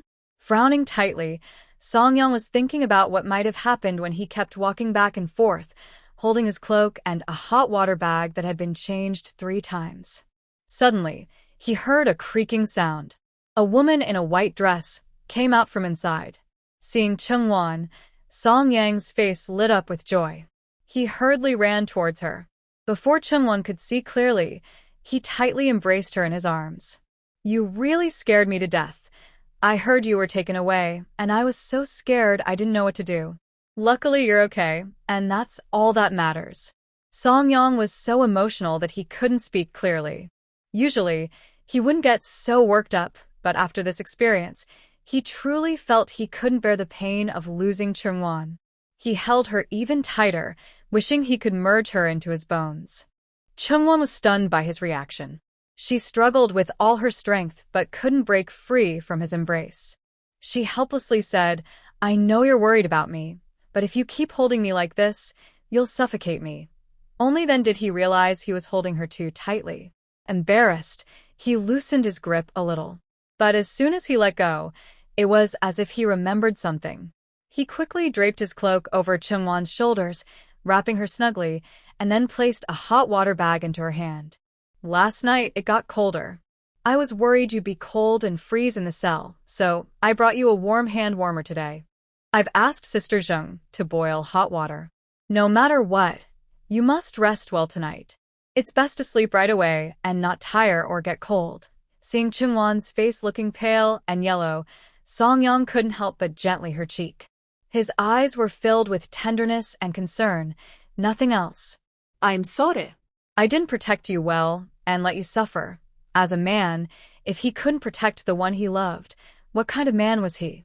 This time, he was careless and didn't expect that Magistrate Huang was such a person. It was just a moment's oversight that allowed them to take advantage of the situation. Songyang's gaze on Chungwon grew deeper and darker. Suddenly, he clenched her hand as if making a vow and said, Don't worry. I will work hard to gain power and protect you well. In his eyes, Chungwon saw deep determination and felt the love shining in his gaze. Her heart felt like it was being burned. She slowly leaned against Songyang's chest. He held her tightly again, making sure her clothes were adjusted. Suddenly, he sneezed unexpectedly. The romantic atmosphere cooled instantly. Chungwon was amused and laughed softly. She felt a bit helpless and said, Songyang, are you 3 years old? Don't you know to put on a coat? Songyang looked down awkwardly. Only then did he notice he was still wearing thin clothes, with no time to tie a sash, looking messy, as if he had just been robbed. But even in this messy state, Songyang made Chungwon feel very happy. She felt surrounded by warmth and happiness, so she took his hand and led him forward. There was a shop nearby selling buns and wontons. Worried Chungwon might be hungry, Song Yang ordered 3 baskets of buns. Chungwon was indeed very hungry, just as Song Yang expected. The food in prison was terrible, and she could hardly swallow it. She tried to eat more, but couldn't fill her stomach. So she ate 2 baskets of buns in one go, gaining enough strength to talk to Song Yang. By the way, how did you convince Magistrate Huang, that old thief, to let me go? Chungwon finally asked after eating and drinking. From what she knew about Song Yang, although he was now a popular scholar in Wulong County, he probably didn't have the power to oppose Magistrate Huang before earning an official title. Hearing this, Song Yang slightly smiled bitterly and explained what he did. When I heard you were taken, I was very worried. I went to ask Master Luo Qingyang for help. He agreed but set a condition, that I must pass the imperial exam next year. Originally, Song Yang wasn't qualified to take the scholar's exam next year, but because it was a year of famine, he could take a special exam. Chungwon didn't expect there was such a secret behind it, but she trusted Song Yang unconditionally and blindly in his studies. She gently held his hand, her big, bright eyes shining. Then I believe you will easily pass the exam and become a scholar. Just believe in me like that? Aren't you afraid I might fail? Song Yang touched Chungwon's forehead and jokingly said, things that haven't happened yet, I wouldn't dare say I'm confident about them. His reaction immediately earned a roll of Chungwon's eyes. She looked at him speechlessly and poked his chest. If you don't pass, there won't be many scholars in Wulong County who succeed. If you do this, you're leaving no way out for them. With Song Yang's talent, he can't pass high school? That would be a real joke. Chungwon trusted him completely. Song Yang is the most talented and capable scholar in Wulong County. Chungwon's reaction made Song Yang smile happily. He gently stroked Chungwon's soft hair and spoke softly and affectionately. Don't worry, even if it's not for myself, I will study hard all night for you and the children. I won't allow you to say that. It's not just for myself, but for you and the children that I need to study well. Not for others, but for himself. There is no one in this world worth Song Yang saying that for, including Chungwon and the children. Everyone is an independent individual. Everyone works hard to improve for their own good. Song Yang knows that Chungwon is always like this. If she has the ability, she will never rely on others. So, after hearing this, realizing he said the wrong thing, he quickly apologized to Chungwon. All right, it's all for myself, for the person he loves, and for himself. After dinner, the two of them held hands and went home. Walking along the road, Chungwon's thoughts drifted far away. Luo Qingyang is Song Yang's teacher and knows his abilities best. His willingness to make this offer was probably just to help them on purpose. Chungwon has never regretted standing up for the refugees. Now she only regrets that she should have been more tactful at that time. She tried her best to keep her friends and family away from trouble so they wouldn't be caught up because of her, and so they wouldn't provoke the Huang family's suspicion and hostility. Chungwon also decided that the next day she would personally bring a generous gift to thank Luo Qingyang. Back home, a hot bath was ready. She enjoyed a relaxing shower and then lay in bed, sleeping peacefully. The next morning, Chungwon and Song Yang were awakened by the noise of the officials. After getting up and washing up, she handed over the seeds. The soldiers then left. Watching their backs as they departed, Chungwon couldn't help but silently curse them in her heart. They're quick when catching people and quick when taking things. Those who don't know better might think they have 3 heads and 6 arms, always staring at my stuff. It seems that Magistrate Huang is truly at his wit's end. But why did he wait so long to act? If only I had honestly acted as a good official and done some real things to help the people. Then I wouldn't have to run around so much, trying to show off and please others. But that special envoy, I don't know if he's easily fooled, or if he will be easily won over by County Magistrate Huang. If he is so easily pleased, then it will be hard for us to handle our affairs. Suddenly, Chungwon thought of Luo Qingyang. Song Yang, this time Luo Laosher helped us a lot. I plan to go to the academy with you later to thank him properly. After breakfast, let's pick a decent gift from the market. Going empty-handed, Chungwon couldn't do it or express her gratitude. Since he sincerely cares for their family, she must give him a good gift. Okay, bring Amu along too.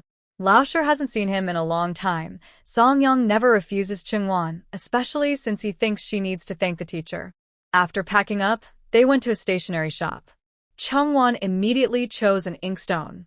Although worth 50 taels of silver, which is a huge sum for ordinary families, to her, it was just a small expense.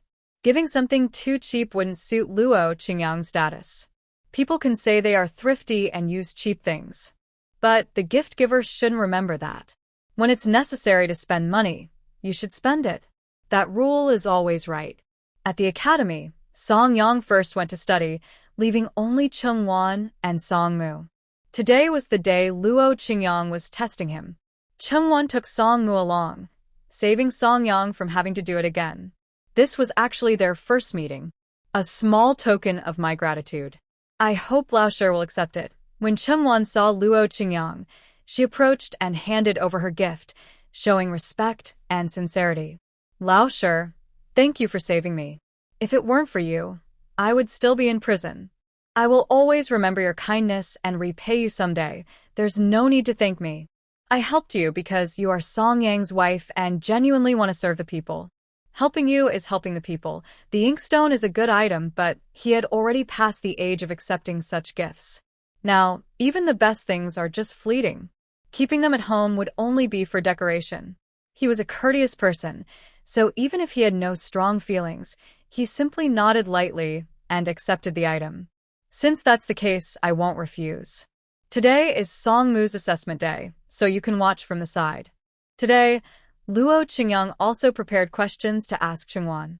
The famous Madam Chung was not only of curiosity to ordinary people but also caught the attention of him, a mountain master who rarely left the academy and stayed in one place. He had heard students talk about Chungwon more than once. Having such a talented wife, he wondered if it was a blessing for his students or a fate's challenge. Chungwon said nothing and sat down beside Songmu voluntarily. However, when it was time to answer questions, Songmu stood up in the middle of the room.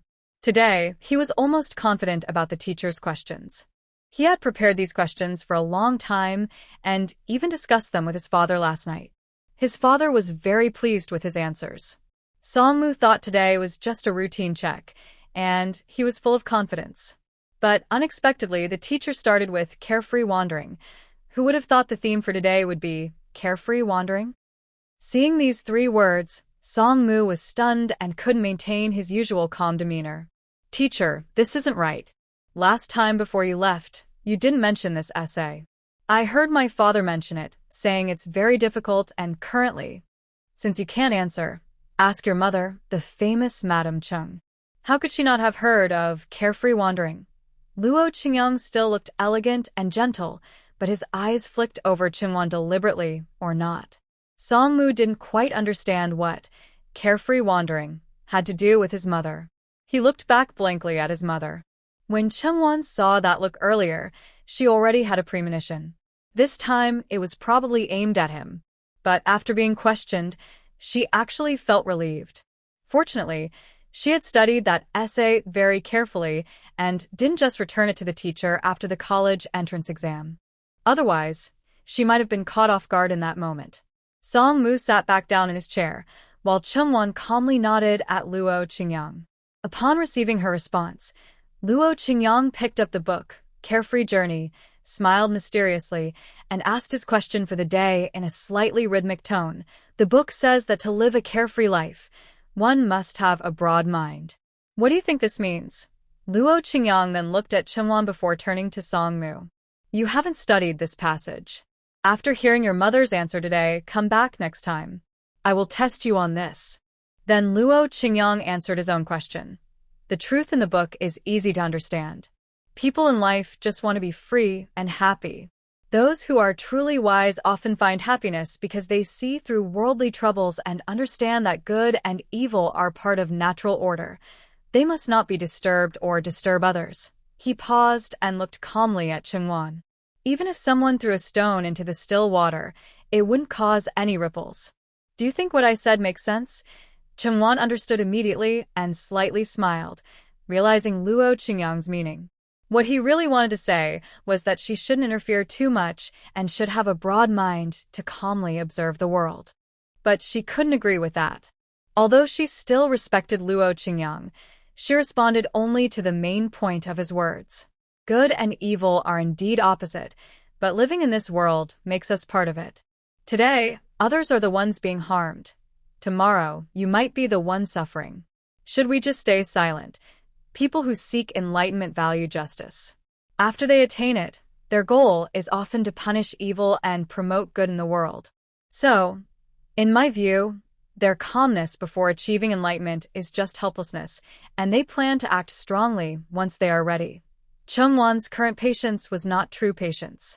She knew her current strength couldn't destroy the Huang family in one.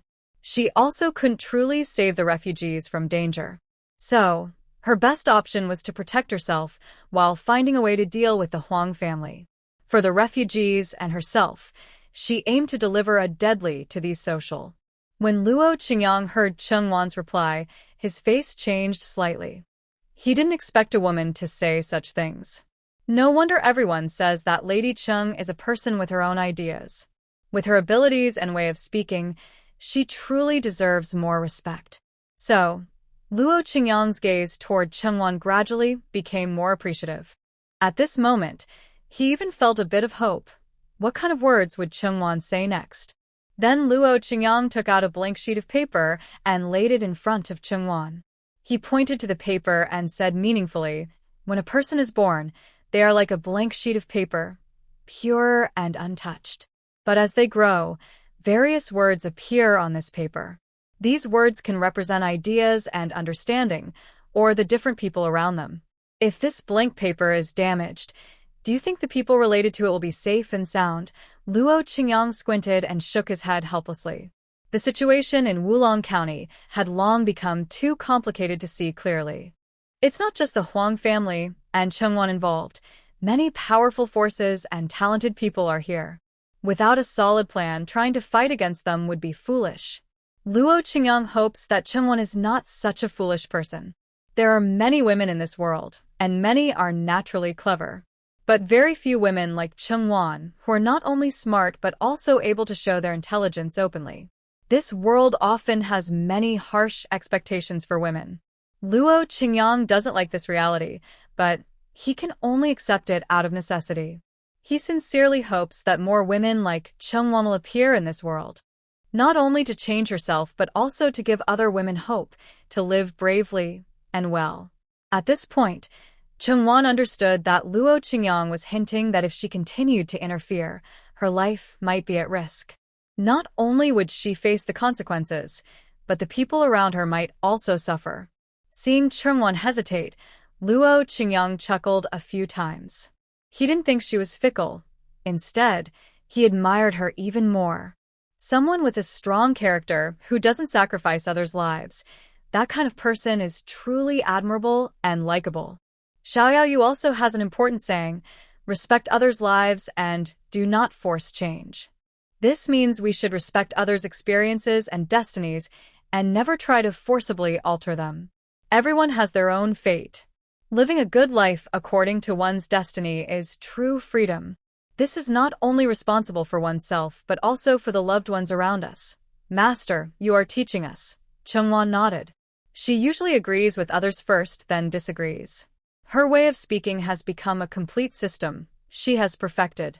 Then Chengwan began to argue with Luo Qingyang, explaining her own reasoning. But as a person, if you know you can change unfair things in the world but choose to do nothing, it's like seeing someone fall into water. Master, would you choose to save them or walk away without caring? Chengwan raised her eyebrows, her eyes full of confidence, with no fear or hesitation. This made Luo Qingyang's face flicker with a subtle change. He looked more helpless, but his eyes grew brighter. Only he knew how much he admired his disciple's wife. Enough.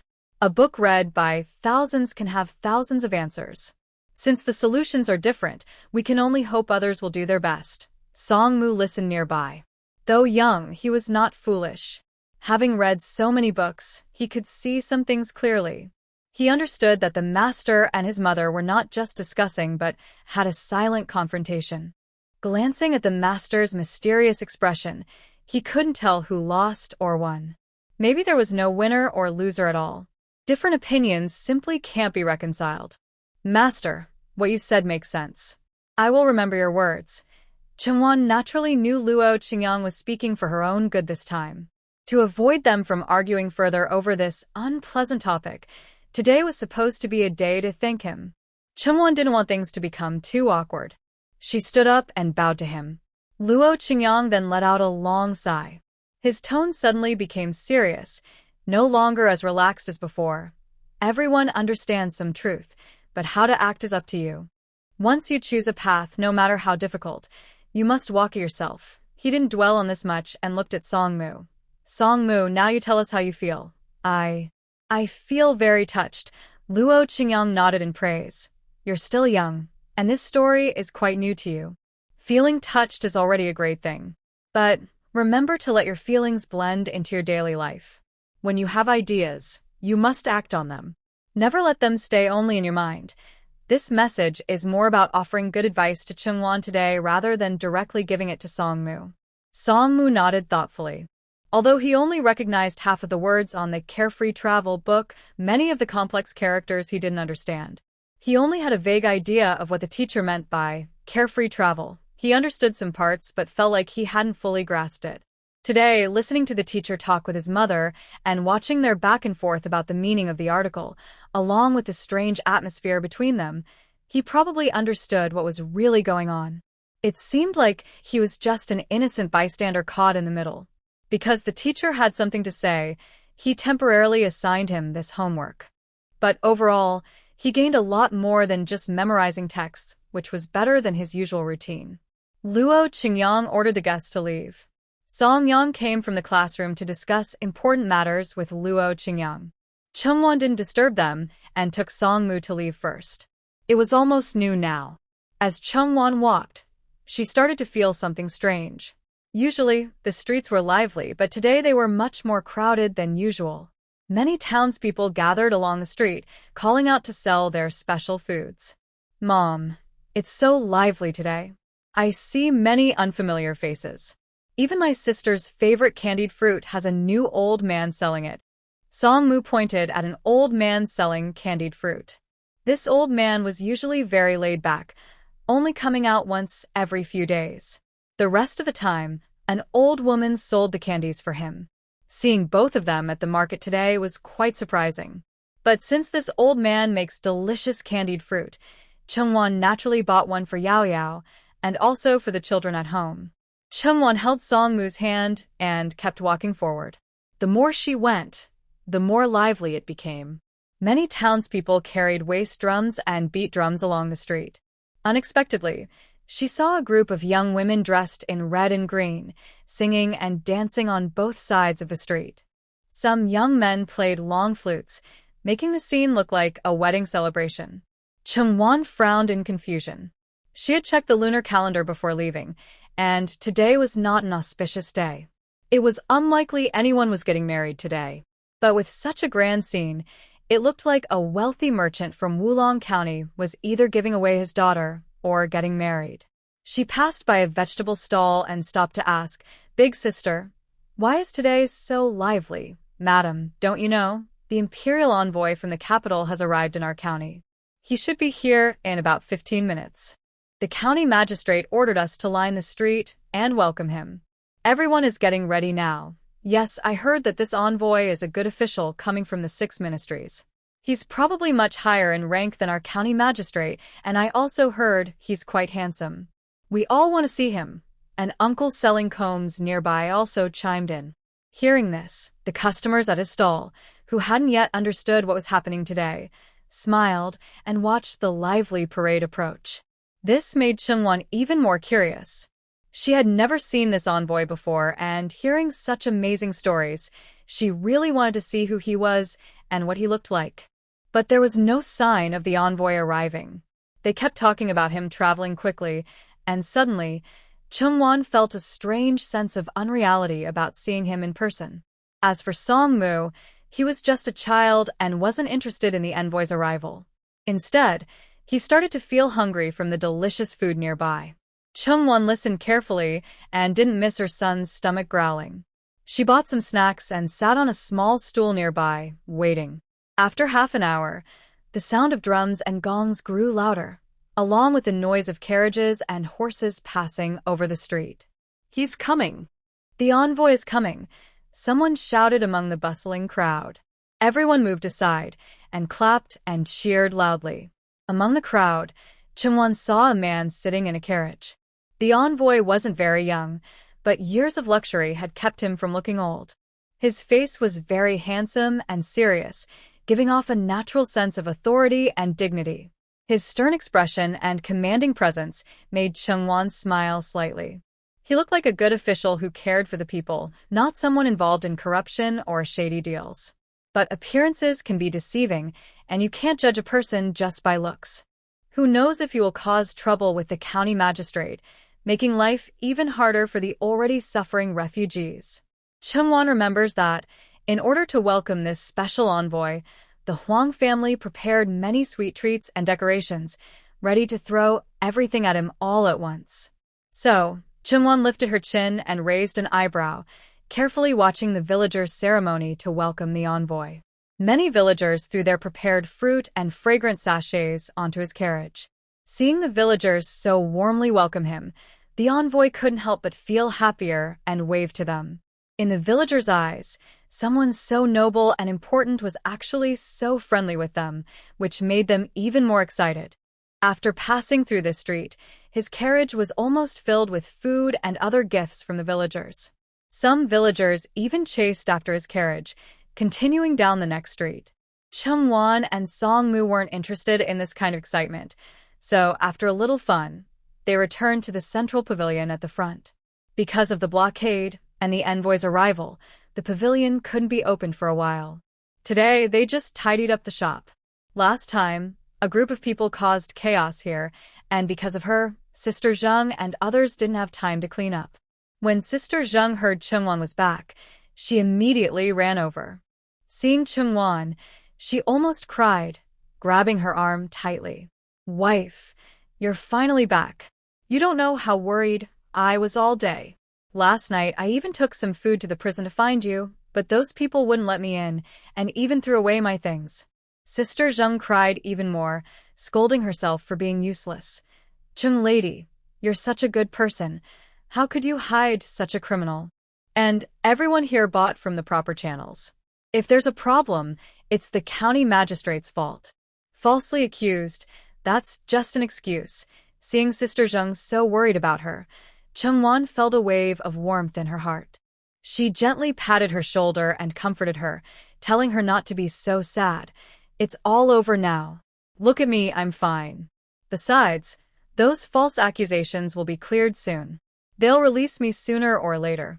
By the way, our central pavilion can't do business for a little while. Let's give everyone a break and rest for a few days. Tomorrow night, bring Brother Zheng and a few kids here for hot pot. I just bought a young lamb that was born full term, and it's the most delicious now. We'll all gather together, and it's on me." Today, Chungwon checked her space. The young lamb was given hormones 20 days ago, and it must taste incredibly good now. Hearing this, Sister Zheng's eyes lit up with excitement. "That sounds perfect. Einer loves lamb the most. I'll go home now and tell her. We also bought some greens recently, so I'll bring those tomorrow night. Okay, please also help me send a message to the Shen family and the Huang family, asking Miss Shen and Miss Huang to come tomorrow too. Remember to bring the kids along.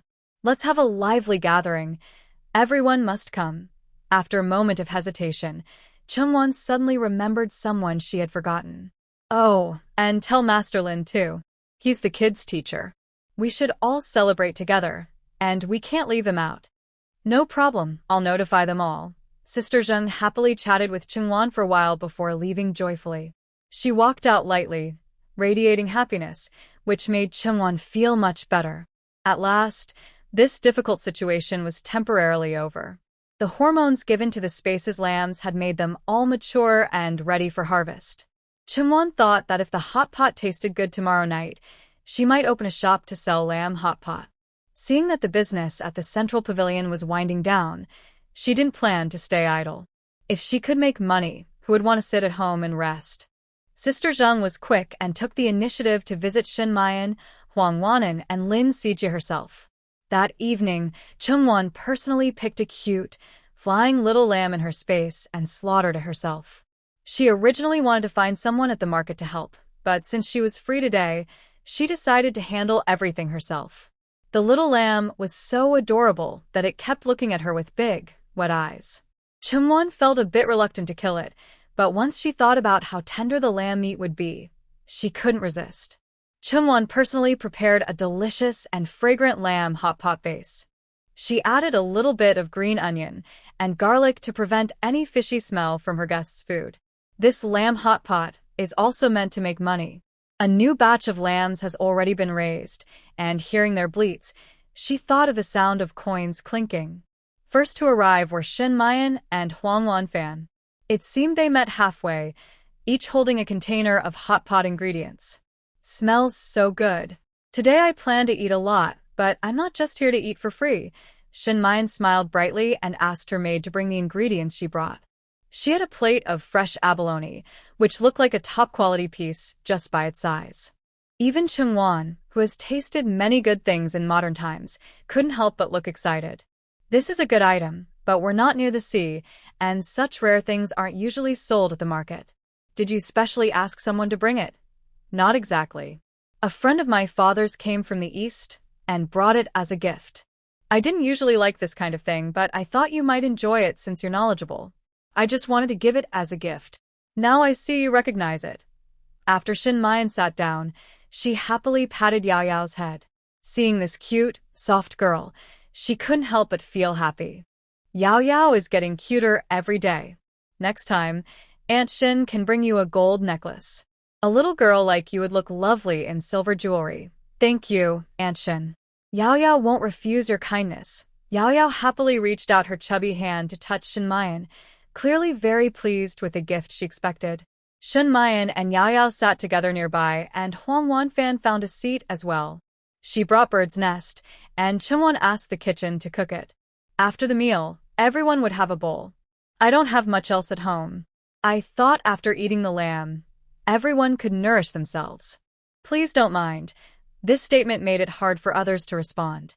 At this time, bird's nest was a rare delicacy, usually only for high officials and nobles. Chengwan didn't usually like the taste of the bird's nest saliva, but if it could help the children, she thought it was worth trying. Huang Wanwan delivered the item, so could anyone really say it was just a casual gift? I hope you send more, she said. Such good things, I wouldn't dare to refuse. Chengwan and Huang Wanwan sat together. She had many things she wanted to say to Huang Wanwan. After dinner today, they should find a good time to sit down and talk. Zheng Daisa arrived with her children. Because their family was modest, she brought simple ingredients like homemade sausages, cured meats, and some vegetables. Zheng Yin liked Chengwan very much. As soon as she saw her, she grabbed her hand and cheerfully greeted, Lady Cheng, thank you for inviting us to Hot Pot. No need to thank me. I'm already happy you came. We're all family, so there's no need to be so polite. Chengwan patted her head and arranged for her to sit next to Songmu. The two children quickly started whispering to each other, though she didn't know what they were talking about. Seeing how close they were, Chengwan was a bit surprised. Perhaps because of his personality, Songmu was very close to Chengwan and always took care of Yao Yao, acting like a good older brother. But outwardly, he was becoming more distant. Others rarely saw him smile or hear him speak kindly. Today, however, he was talking comfortably with Zheng Yin, which surprised Chengwan. She sat quietly beside Songmu and Zheng Yin. He wasn't very enthusiastic today, but appeared to be listening carefully to their conversation. The children were happily playing, and Chengwan felt her mood brighten unexpectedly. Everyone else had arrived, and only Lin Sijie and his sister were left. After waiting nearly 15 minutes, they finally arrived, looking tired and hurried. Sister Shuang had a stern face and didn't say a word. She went straight to an empty seat upon arrival. Lin Sijia didn't expect his sister to be such a serious person. He awkwardly smiled at everyone. Sorry for being late, everyone. Please forgive me. I came empty-handed today and I feel bad about it. Lin Sijia and his sister looked exhausted, as if they had traveled a long way. Shuang Shuang's face was stiff, and she sat down immediately. Lin Sijia didn't expect her to be so serious. He felt a bit embarrassed, but still smiled at everyone. He said, "Everyone, I'm really sorry for being late. Please forgive me. I came empty-handed today, and I feel bad about it." Lin Sijia looked like he had traveled from far away, tired and hurried. Chimwan knew he was usually very modest and poor. His family was struggling, and he had been busy studying lately, so he probably didn't have much money now. Moreover, he usually doesn't care much about food cravings. Chimwan doesn't expect him, as a grown man, to prepare ingredients. Besides, he usually eats out on the street and handles his own meals, so she tends to be more forgiving of him.